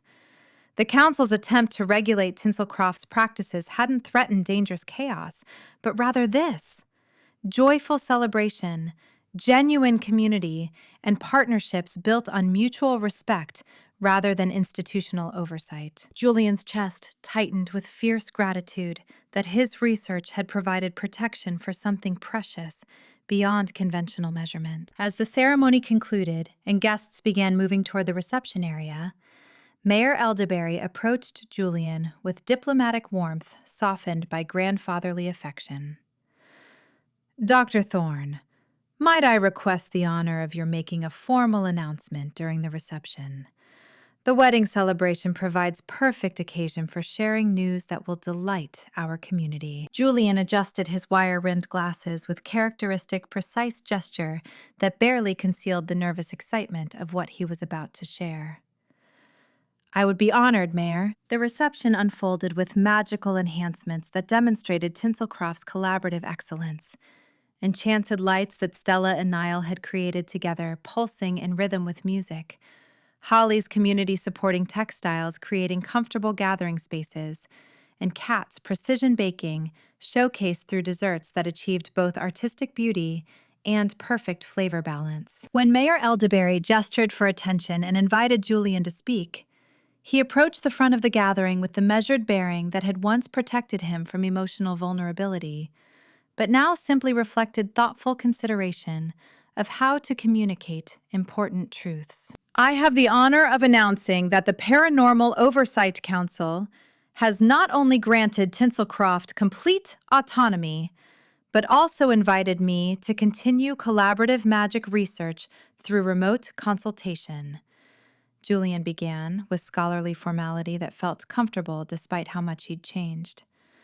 His academic training provided useful structure for communicating complex information clearly. But when he continued, his voice gained warmth that transcended professional announcement into personal conviction. However, that research will be conducted from here, Tinselcroft, where I'm relocating permanently to establish a collaborative magical studies center in partnership with Dr. Willowmere. The community's response came in waves of joyful exclamation and enthusiastic applause that rippled through the magical network with palpable warmth. Julian felt the resonance as physical sensation, acceptance, and welcome, flowing through connections he'd spent months documenting academically, but had only recently begun experiencing personally. Residents who'd initially viewed him with understandable suspicion now welcomed him with genuine affection. Holly practically bounced with her characteristic optimistic enthusiasm as she embraced him, with strength surprising for her petite frame. "We're so glad you're staying," she declared with a voice thick with happy emotion. "You and Sage are perfect together, and your research center will help so many communities learn what we've discovered about collaborative magic. It's exactly what the magical world needs: rigorous documentation combined with authentic respect for practitioners' wisdom." Others echoed similar sentiments, their welcome feeling like coming home to family he'd chosen and who had chosen him in return. Kat offered congratulations with her methodical grace, whilst Alistair grinned and mentioned potential collaborative experiments between Julian's research methodology and innovative magical techniques. Stella hugged him whilst mentioning ornament commissions for his new research center office. Rowan gave him a quiet nod that conveyed more acceptance than verbose speeches could communicate. The warmth overwhelmed Julian's careful emotional control, making his voice slightly unsteady when he continued explaining his vision for the research center. The center will serve both Tinselcroft's ongoing wellness needs and broader magical community development through rigorous documentation and respectful partnership with practitioners, he explained with intellectual excitement that felt energizing rather than merely professional. "We'll bridge academic research and practical healing wisdom, combining empirical measurement with experiential knowledge to validate collaborative techniques whilst developing new approaches that honor both analytical precision and intuitive understanding." He paused to adjust his glasses, a habitual gesture that gave him moment to organize complex thoughts into clear communication. "Dr. Willowmere and I will lead the work, but every community member whose innovations contribute to magical theory advancement will be recognized as co-researcher rather than merely study subject. Your techniques deserve academic validation, yes, but more importantly, they deserve respect as expertise worth documenting for others to learn from, rather than data to be extracted and claimed by external researchers." The distinction mattered profoundly to Julian. His entire career had been built on maintaining observer distance, treating magical communities as subjects for academic study rather than colleagues in collaborative knowledge development. Tinselcroft had taught him better. These people weren't subjects. They were partners whose words deserved recognition alongside his analytical methods. Movement at the edge of his vision announced Sage's approach, their graceful presence beside him feeling natural and right as they addressed the community together. Sage's healing wisdom complemented Julian's academic precision in ways that made joint presentations feel like continuation of private conversations rather than formal public addresses. Julian and I have been collaborating for months on defending our practices, Sage said with calm authority that commanded attention without demanding it. But our partnership extends beyond crisis response to building something sustainable. Research that honors both rigorous analysis and authentic healing wisdom. Documentation that protects innovations whilst respecting practitioners' autonomy. And contribution to broader magical community that shares what we've learned without compromising what makes us special. Their fingers found Julian's with natural ease, intertwining in gesture that symbolized both professional collaboration and personal commitment. The touch steadied Julian while simultaneously making his heart race with tender affection. They were doing this together, building something meaningful that served both community wellness and broader magical development, combining their different approaches into partnership that enhanced both individual excellence and collaborative potential. Professor Lysander Quill stepped forward with academic enthusiasm barely contained by professional decorum, his bright green eyes showing genuine excitement about Julian's unconventional career path. Dr. Thorne's decision represents exactly the kind of engaged scholarship magical research desperately needs, Quill declared with scholarly approval that carried weight among academic circles. Too many researchers maintain detachment that produces sterile findings disconnected from lived experience. We document magical practices whilst remaining carefully separate from the communities we study, treating them as objects for analysis rather than colleagues in knowledge development. He gestured toward Julian and Sage with obvious respect. Julian's integrated approach, combining rigorous methodology with authentic participation, will generate insights that conventional academic distance cannot achieve. He's not abandoning scholarly integrity, but rather enhancing it through experiential knowledge that validates empirical findings whilst revealing truths resistant to conventional measurement. I'm honored to serve as consulting researcher and look forward to collaborative publications validating Tinselcroft's innovations for academic audiences. Dr. Beatrice Meridian added her medical perspective with clinical authority that complemented Quill's scholarly endorsement. The integration of emotional authenticity with magical health represents best practices that deserve comprehensive documentation and broader adoption, Beatrice explained with professional conviction. Dr. Willomere's holistic healing philosophy addresses patient wellness in ways conventional magical medicine often neglects, acknowledging that emotional stability affects magical resonance, that community support enhances individual health, and that authentic connection creates healing power beyond technical treatment protocols. She nodded toward Julian with obvious respect. Dr. Thorne's analytical precision provides rigorous validation for approaches that skeptics might dismiss as unscientific sentiment.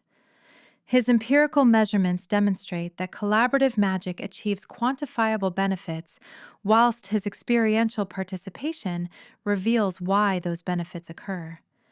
Together, they create research foundation that could transform magical medicine by proving that holistic approaches and analytical rigor enhance rather than contradict each other. Beatrice's professional support meant validation from medical establishments that had initially questioned whether collaborative healing met safety standards. Her endorsement would help other communities adopt similar approaches without facing the regulatory scrutiny Tinselcroft had navigated. Julian felt profound gratitude for both colleagues' support, whilst recognizing that their validation reflected truth he'd discovered through personal transformation, rather than merely academic research. He'd arrived in Tinselcroft expecting chaos requiring regulation. Instead, he'd discovered sophisticated innovations, genuine wisdom, and authentic partnerships that challenged everything he'd believed about magical practice requiring institutional oversight. The community had taught him lessons that transcended professional development into personal growth. Taking deep breath, Julian spoke with vulnerable honesty that would have been impossible months ago, when emotional authenticity felt like professional liability rather than scholarly strength. I arrived here expecting to document chaos requiring regulation, he admitted with self-deprecating humor that acknowledged how completely wrong his initial assumptions had been. My research framework assumed that unregulated collaborative magic would create instability, that emotional authenticity would compromise magical precision, and that love-based partnerships couldn't achieve the excellence that rigorous institutional training provided.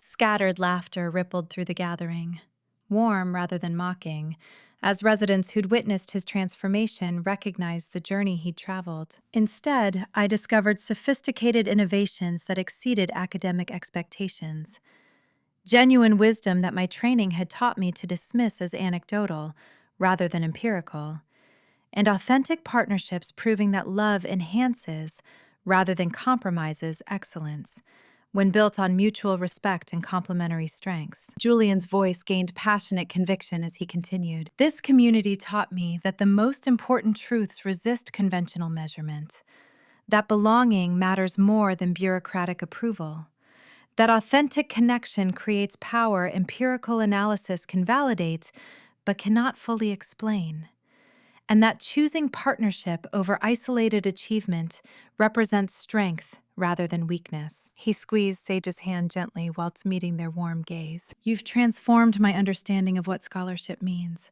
what research achieves, and what makes life worth living. I'm grateful beyond words for the wisdom you've shared, the patience you've shown, and the acceptance you've offered to someone who initially represented threat to everything you'd built. The celebration continued with Julian fully participating rather than observing, experiencing community joy as insider rather than external researcher documenting others' experiences. He danced with Sage during the reception, their movements finding rhythm together that reflected their growing comfort with physical closeness and emotional vulnerability.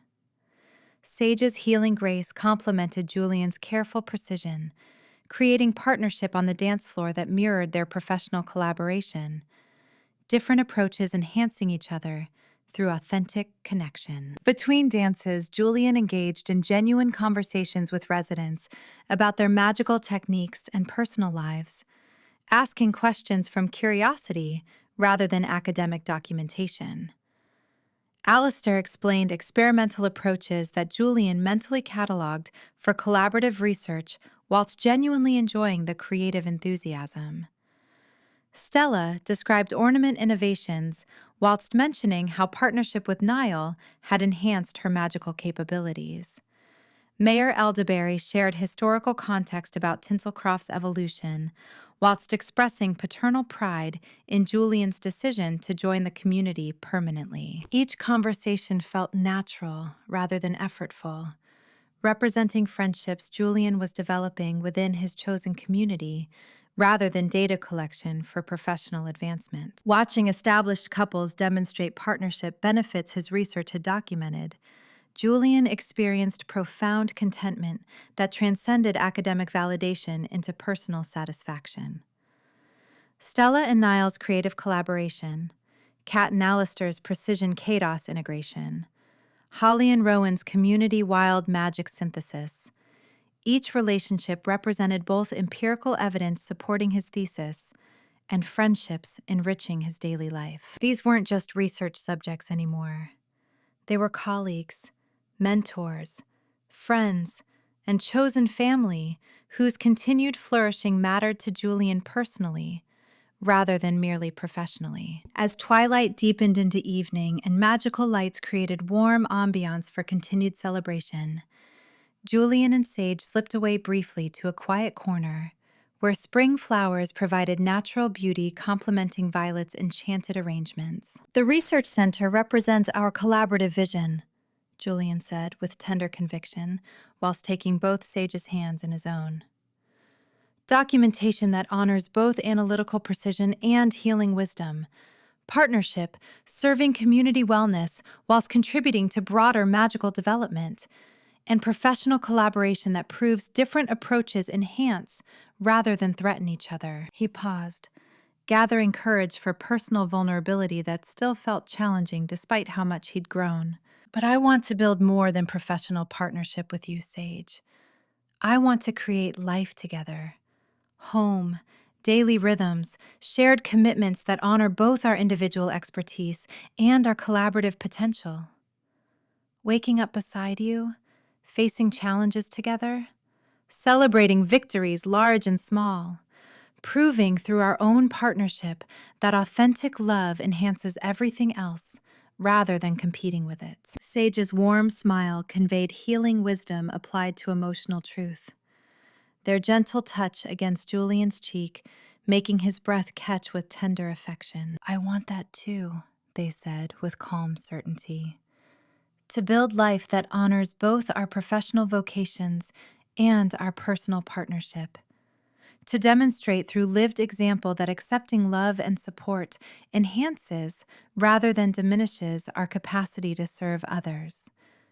To create home where rigorous analysis and intuitive healing coexist naturally because we've learned to appreciate how our different approaches complement each other. They kissed with tender celebration, surrounded by spring beauty and community joy, acknowledging both professional partnership and personal commitment through physical affection that felt natural rather than performative. When they returned to the celebration, holding hands openly, their romantic relationship no longer represented tentative possibility, but established reality that the community celebrated alongside Cleo and Felix's union. Friends and colleagues offered congratulations and teasing affection, acknowledging that Julian and Sage's partnership had become essential to community wellness and future development. The acceptance felt complete. Julian wasn't external researcher who'd fallen in love with local healer, but rather community member whose relationship with Sage represented exactly the authentic partnership Tinselcroft celebrated and protected. As evening stars emerged and celebration magic illuminated the venue with warm light, Julian experienced profound satisfaction watching everything beautiful about Tinselcroft on display. The joyful dancing demonstrated community cohesion his research had documented. The creative, magical enhancements showcased innovations his analysis had validated. The genuine affection between residents proved that collaborative magic created stability rather than chaos. But more than academic vindication, Julian felt personal gratitude for belonging to something precious beyond conventional measurement. He stood with Sage amid the celebration, their intertwined hands representing both professional collaboration and personal commitment, watching Cleo and Felix dance their first dance as married couple, surrounded by community support. The council's decision protected Tinselcroft's autonomy, but Julian's choice to stay represented his personal autonomy, selecting belonging over bureaucratic career advancement, authentic purpose over institutional approval measured by publications and professional advancement, and collaborative excellence over individual achievement validated through conventional academic standards. He wasn't just observing beautiful tradition anymore. He was participating in it, contributing to it, building his own partnership within it, proving through lived example that the most important research achievement wasn't documenting others' success, but creating his own authentic life based on courage, integrity, and love that transcended measurement whilst deserving celebration through every possible means. Chapter 25. Sage. Sage's healing senses tracked the celebration's magical elements with quiet satisfaction, monitoring countless subtle enhancements that contributed to the reception's seamless beauty. The enchanted lights danced in rhythm with the musicians' changing tempos. Temperature regulation maintained perfect comfort despite the evening's cooling air. Protective wards provided security without creating oppressive atmosphere. and the underlying magical network supported it all with effortless grace. The network no longer required constant intervention the way it had during those early months of collaborative development. Instead, it functioned with mature integration, each practitioner's contributions flowing naturally into the collective resonance. Watching Stella's ornament magic interact harmoniously with Violet's floral enchantments, whilst Niall's diagnostic precision ensured structural stability, demonstrated how far Tinselcroft had evolved from tentative experimentation to confident, collaborative excellence. Magic served authentic human connection rather than replacing it. The enhancement provided framework for celebration, whilst the genuine affection between community members created the joy that made everything meaningful. Sage recalled the journey that brought them to this triumphant moment, remembering the challenges that had seemed overwhelming when they first began helping newly integrated couples develop collaborative techniques.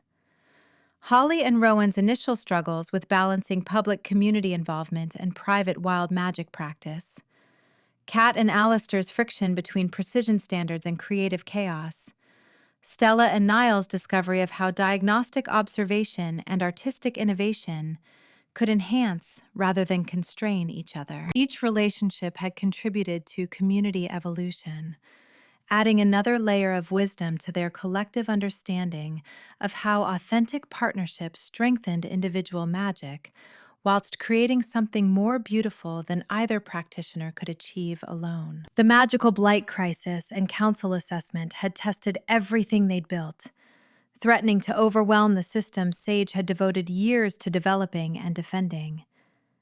But the community's response, rallying together with adaptive capacity and mutual support, demonstrated exactly the resilience that made collaborative magic powerful rather than chaotic. They'd proved that love-based community practices created stability through authentic connection, rather than requiring regulatory control. Movement at Sage's peripheral awareness signaled Julian approaching their quiet monitoring station, his own instrumental readings providing complementary perspective on the celebration's magical harmony.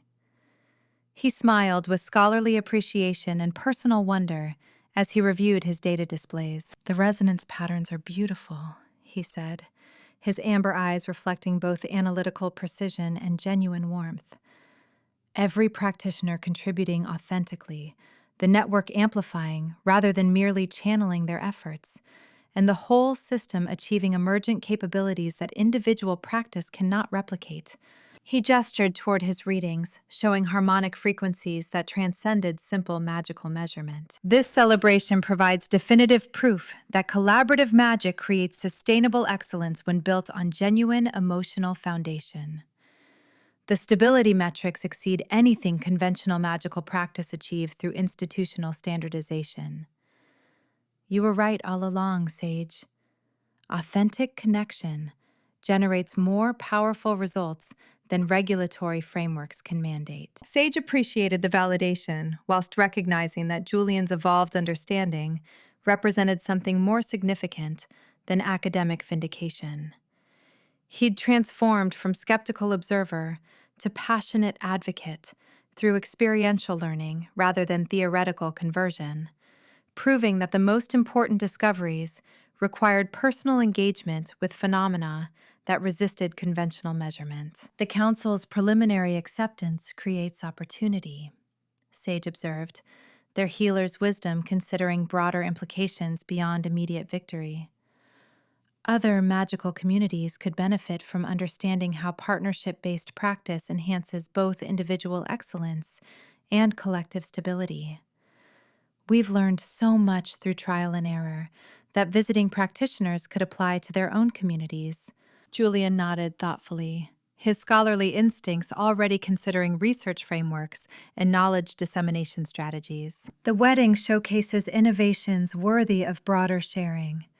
Collaborative techniques that could help struggling communities develop their own authentic partnerships, rather than imposing rigid institutional structures that eliminate the human elements making magic meaningful." Sage felt both excitement and protective concern about opening their techniques to external scrutiny. Years of serving as Tinselcroft's primary healer, whilst watching bureaucratic systems dismiss experiential wisdom in favor of quantifiable data, had created wariness about academic extraction of community knowledge. I want to help other healers understand how emotional authenticity enhances magical wellness, they said carefully, articulating concerns that mattered for sustainable knowledge sharing. But I worry about techniques being extracted and standardized in ways that eliminate the authentic connection that makes them effective. Our magic works because it honors individual humanity.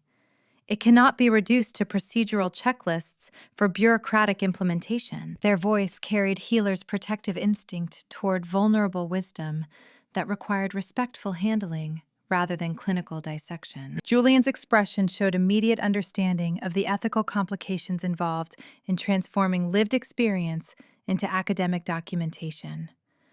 His months in Tinselcroft had taught him that the most valuable knowledge resisted conventional scholarly frameworks whilst deserving serious intellectual engagement. We'll document collaborative principles rather than rigid protocols, he explained, with thoughtful precision, his analytical gifts applied to protecting rather than extracting community wisdom.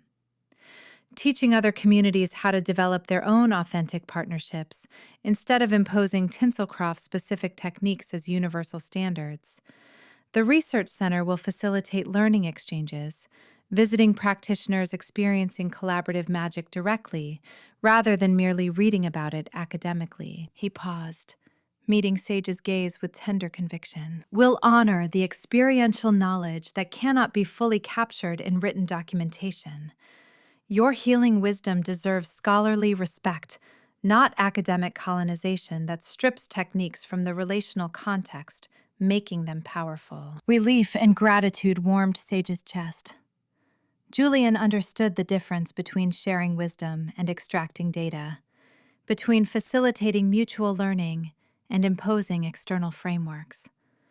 His proposal protected what made Tinselcroft special, whilst creating opportunities for broader contribution. Mentorship programs connecting our established practitioners with other communities, Sage suggested with growing enthusiasm as the vision took clearer shape. Holly could help communities develop supportive textile magic that serves collective wellness. Stella and Niall could share diagnostic creative integration techniques. Kat and Alistair could demonstrate precision chaos balance. Their healer's gift for recognizing connection patterns extended to envisioning how individual expertise could serve broader healing work. Each established partnership represents wisdom that deserves respectful sharing. And visiting practitioners could bring their own innovations, creating mutual learning that enriches everyone, rather than one-directional knowledge extraction from Tinselcroft to academic institutions. Julian's smile reflected appreciation for how Sage's vision transformed his research framework into something more collaborative and reciprocal. Exactly. The center becomes hub for exchange rather than observatory for external study. We contribute our discoveries whilst learning from others' approaches, building network of communities supporting each other's development, rather than hierarchy of academic authority imposing standardization. They stood together watching the celebration, their combined monitoring ensuring magical stability, whilst their collaborative planning created foundation for sustainable community contribution beyond immediate crisis resolution. But Sage felt nagging concern about balancing expanded research center responsibilities with their primary obligation to Tinselcroft's ongoing wellness. Years of serving as soul healer created deep commitment to maintaining the relationships and systems enabling community flourishing. I cannot neglect the community that made everything possible, they said, with healers' awareness of existing responsibilities requiring continued attention. My first obligation is maintaining the health and stability we've achieved here. External research must enhance rather than distract from local care. I won't sacrifice Tinselcroft's well-being to build academic reputation or contribute to broader magical development. Their voice carried protective firmness, born from witnessing too many communities harmed by leaders prioritizing external recognition over internal service. Julian's immediate agreement demonstrated his evolved understanding of sustainable community contribution. The research center serves Tinselcroft first, documenting our practices, supporting our continued development, and providing resources for community wellness. Broader contribution emerges from that foundation, rather than competing with it. Your local healing work creates the authentic experience, making our research credible. External engagement must support, rather than undermine, that essential service. His scholarly precision applied to protecting, rather than exploiting community wisdom, showed how completely his perspective had transformed through partnership with Sage and integration within Tinselcroft's collaborative culture. Movement at their periphery announced Marigold approaching with her characteristic gentle authority, her weathered hands carrying 2 cups of chamomile tea that filled the air with soothing botanical fragrance. The elder's amber eyes reflected decades of observing magical community evolution and understanding risks of overextension. Dr. Willowmere, your healing work has been essential for Tinselcroft's success, she said, offering 1 cup whilst settling comfortably beside them at the monitoring station. But sustainable service requires accepting help and delegating responsibilities. Train other healers in your collaborative techniques. Develop systems that don't depend entirely on your individual expertise, and trust the community to support your wellness whilst you serve theirs. She sipped her tea with calm wisdom, allowing her words time to settle. The Research Center provides perfect opportunity for creating sustainable healing infrastructure. You cannot maintain community wellness indefinitely through personal dedication alone. Even the most skilled healer requires support, rest, and renewal. Sage felt the truth of Marigold's observations settling into their awareness with uncomfortable recognition. They'd been so focused on providing care, on maintaining community magical health through constant vigilance and responsive intervention, that they hadn't adequately considered succession planning or capacity building beyond their individual practice. What would happen if they became ill or needed extended time away? The community had grown dependent on their healing expertise in ways that created vulnerability, despite all their collaborative development. You're right, Sage acknowledged, with grateful recognition of wisdom they'd needed to hear but struggled to accept independently. I've been so focused on providing care that I haven't adequately prepared others to continue the work if I'm unavailable. The Research Center can include training programs developing other healers' collaborative techniques, creating mentorship relationships that strengthen the entire community, rather than centralizing knowledge with me alone. The realization felt both vulnerable and liberating. Accepting that serving the community well meant preparing it to thrive independently required releasing some control, whilst trusting others to develop their own healing expertise through guided support, rather than dependent reliance. Marigold's warm smile conveyed approval and understanding. That's the wisdom of sustainable leadership, building capacity rather than dependency. Your healing gifts serve Tinselcroft best when shared generously rather than hoarded protectively. She rose with gentle grace, leaving the 2nd cup of tea for Julian before returning to the celebration with satisfied confidence that her counsel had landed where it needed. Julian and Sage exchanged glances that acknowledged both the challenge and opportunity in Marigold's advice. Building the Collaborative Research Center represented more than documenting existing practices. It required developing sustainable infrastructure that strengthened community resilience through distributed expertise. We'll outline our vision for the center as collaborative institution, Julian said, his analytical gifts already structuring their emerging plans. Documenting Tinselcroft's innovations for academic validation, whilst providing training for visiting practitioners seeking collaborative techniques.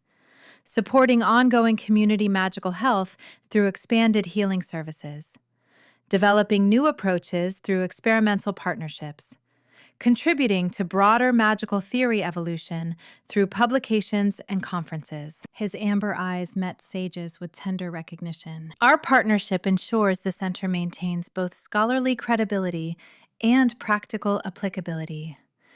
Your healing wisdom provides authentic foundation, whilst my academic expertise creates frameworks for effective knowledge sharing. Sage nodded, their healer's vision expanding to encompass sustainable contribution beyond individual practice. We'll need dedicated training spaces, visiting practitioner accommodations, research documentation systems, community health monitoring infrastructure, and collaborative workshop facilities.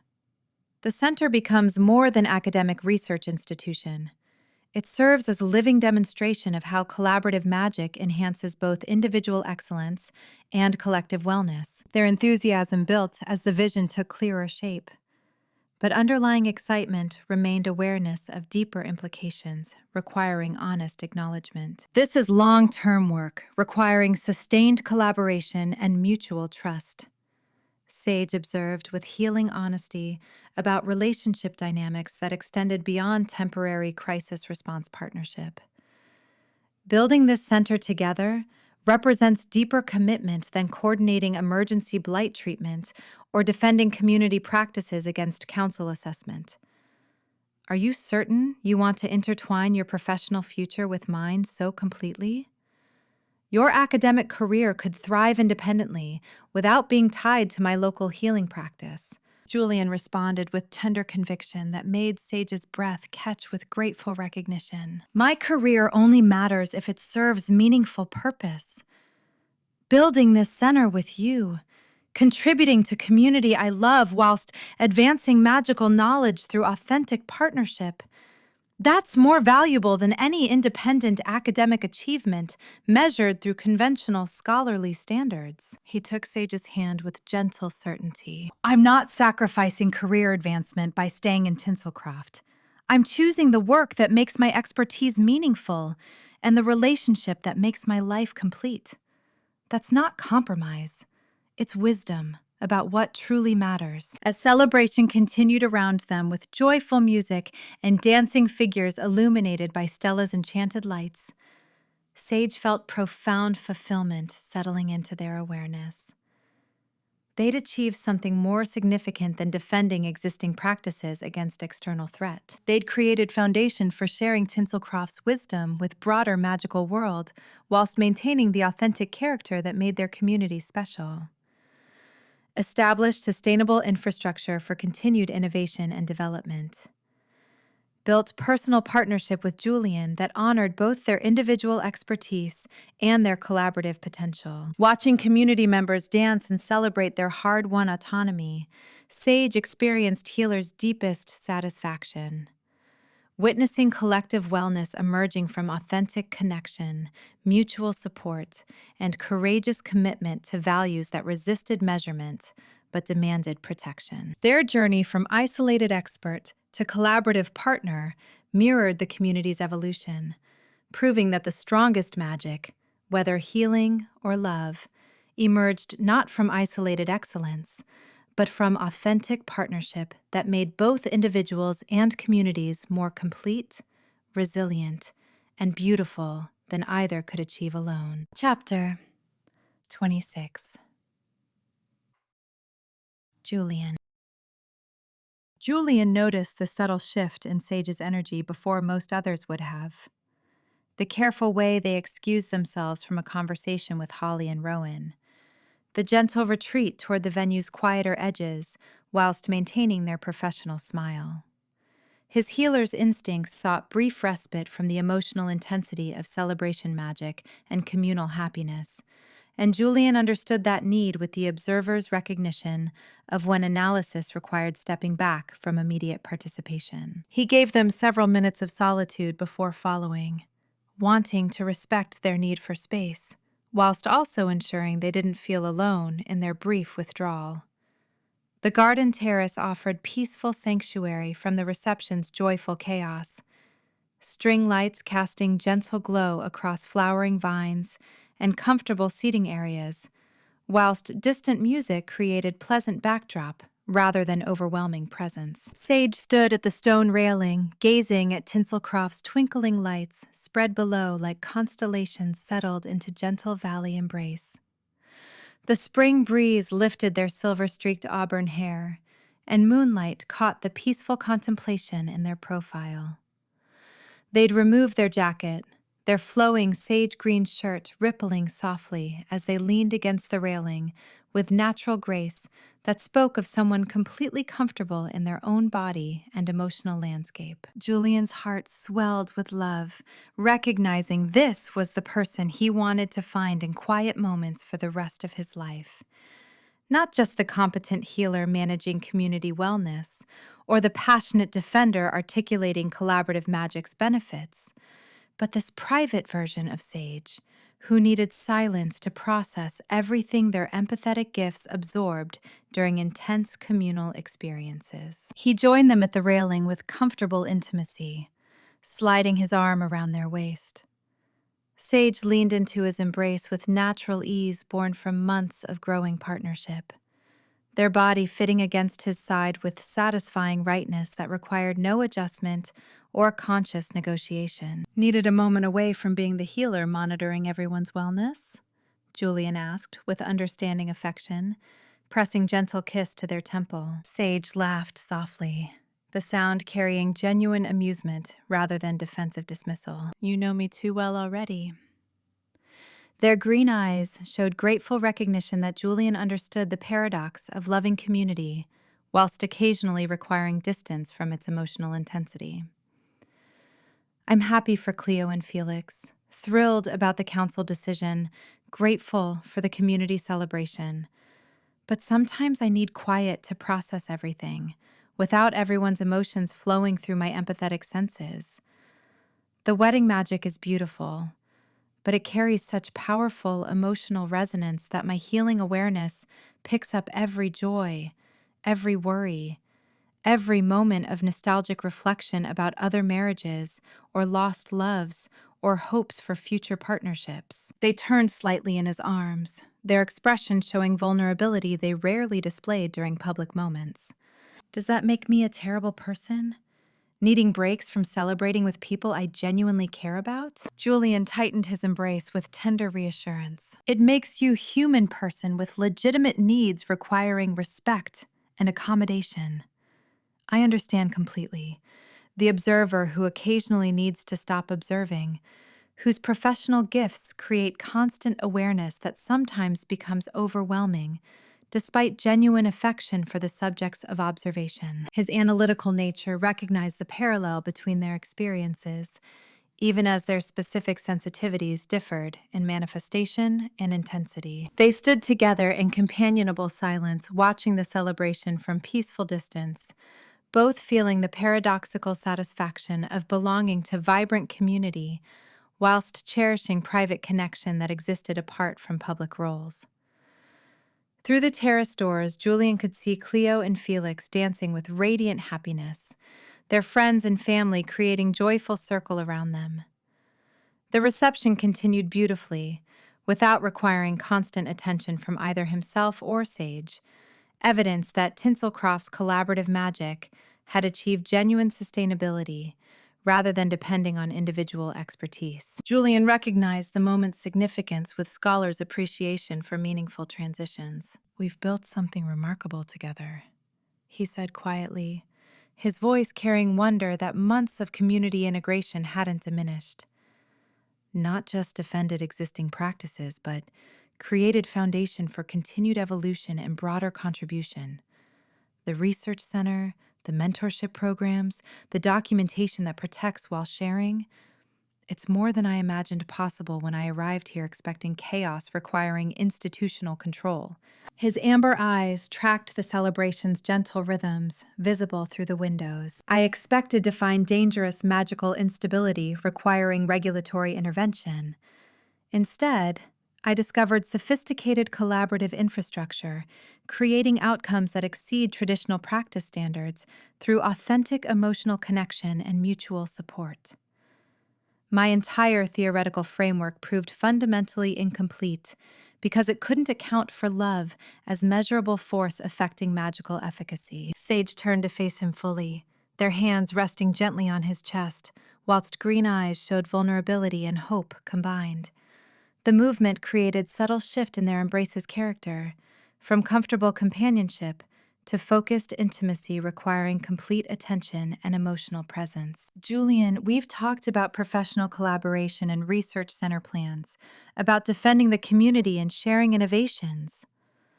Their healing directness cut through any potential ambiguity or polite deflection.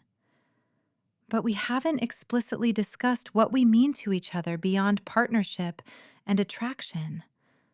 I need to know, when you committed to staying in Tinselcroft, when you chose this community and chose me, what exactly are you choosing? What do you want our relationship to become? The question carried weight of genuine need to understand rather than testing uncertainty.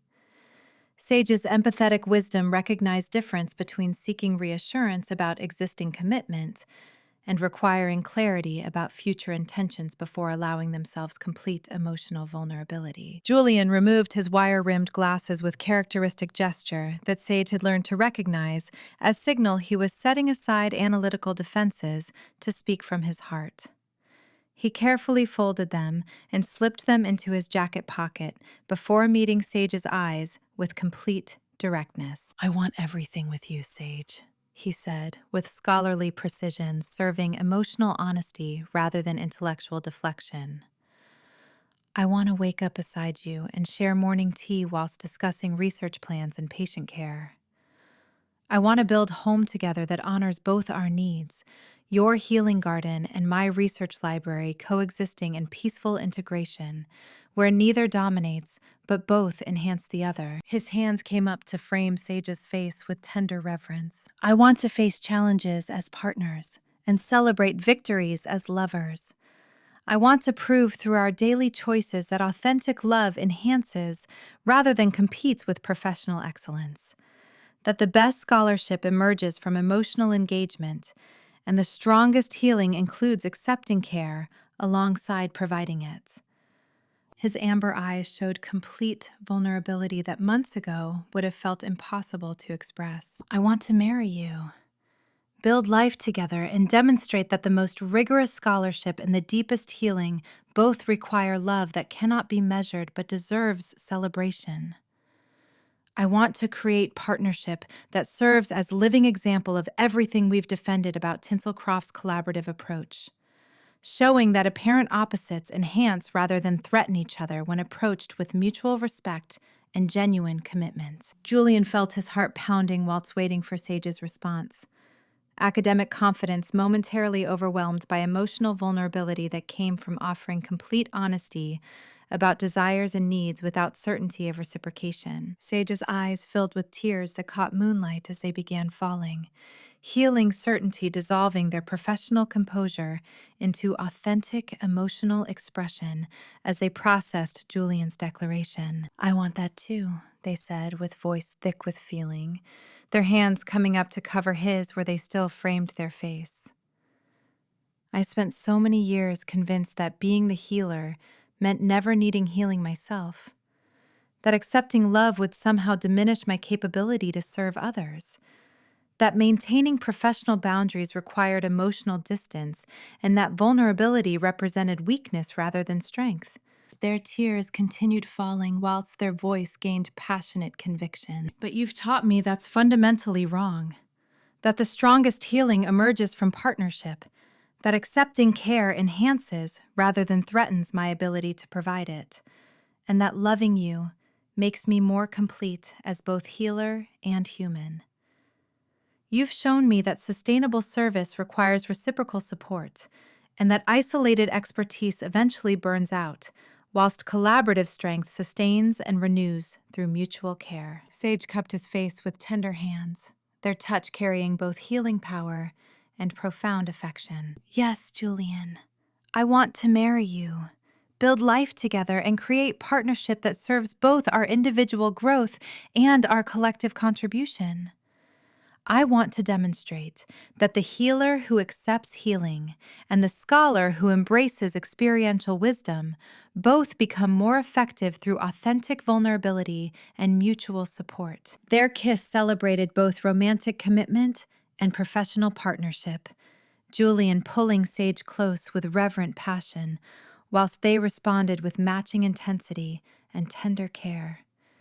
The embrace conveyed months of growing attraction, intellectual respect transforming into romantic love, and the profound recognition that they'd found partnership honoring both individual authenticity and collaborative potential. His hands splayed across Sage's back, feeling the warmth of their body through the flowing fabric, whilst their fingers tangled in his hair with gentle authority that made his breath catch.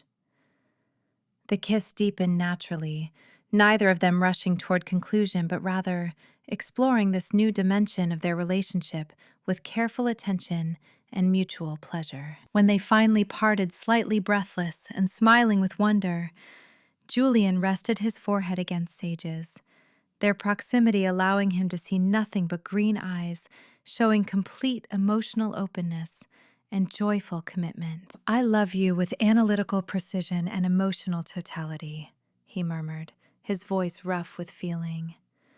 "You've transformed my understanding of what makes life meaningful.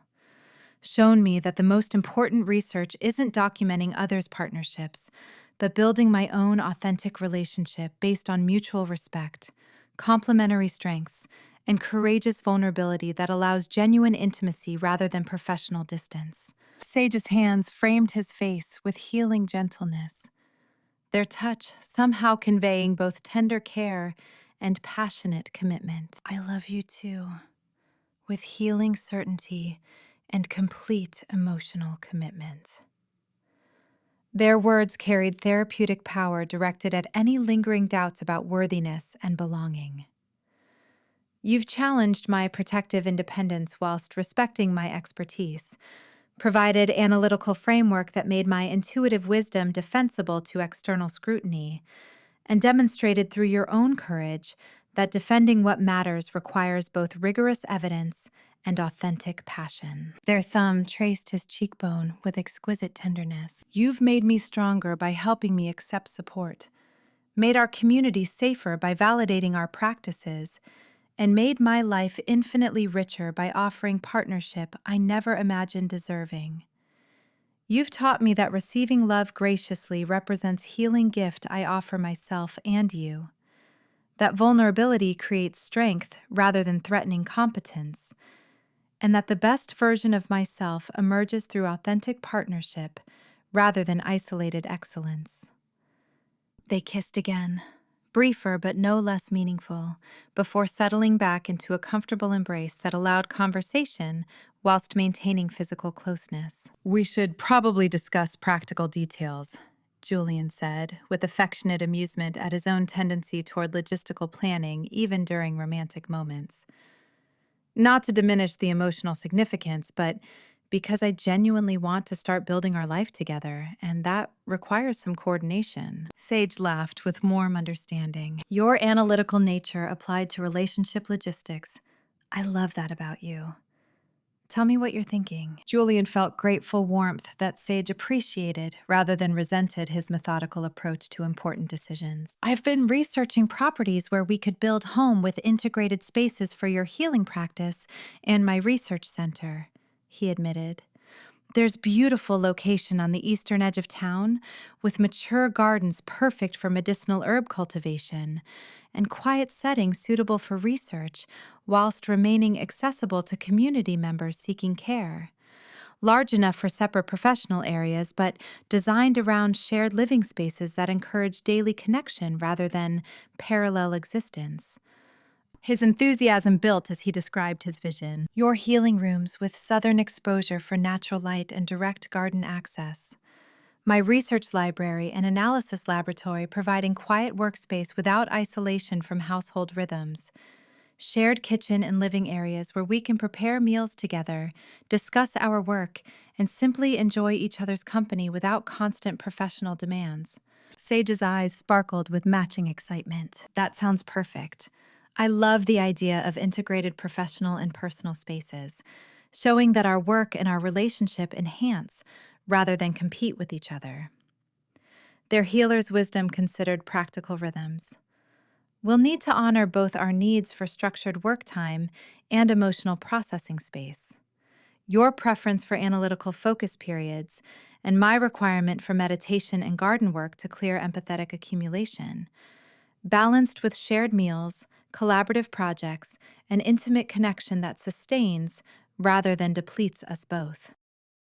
Thank you for listening. Please visit me at winvalentine.com to stay up to date. Please subscribe, leave a comment, and review.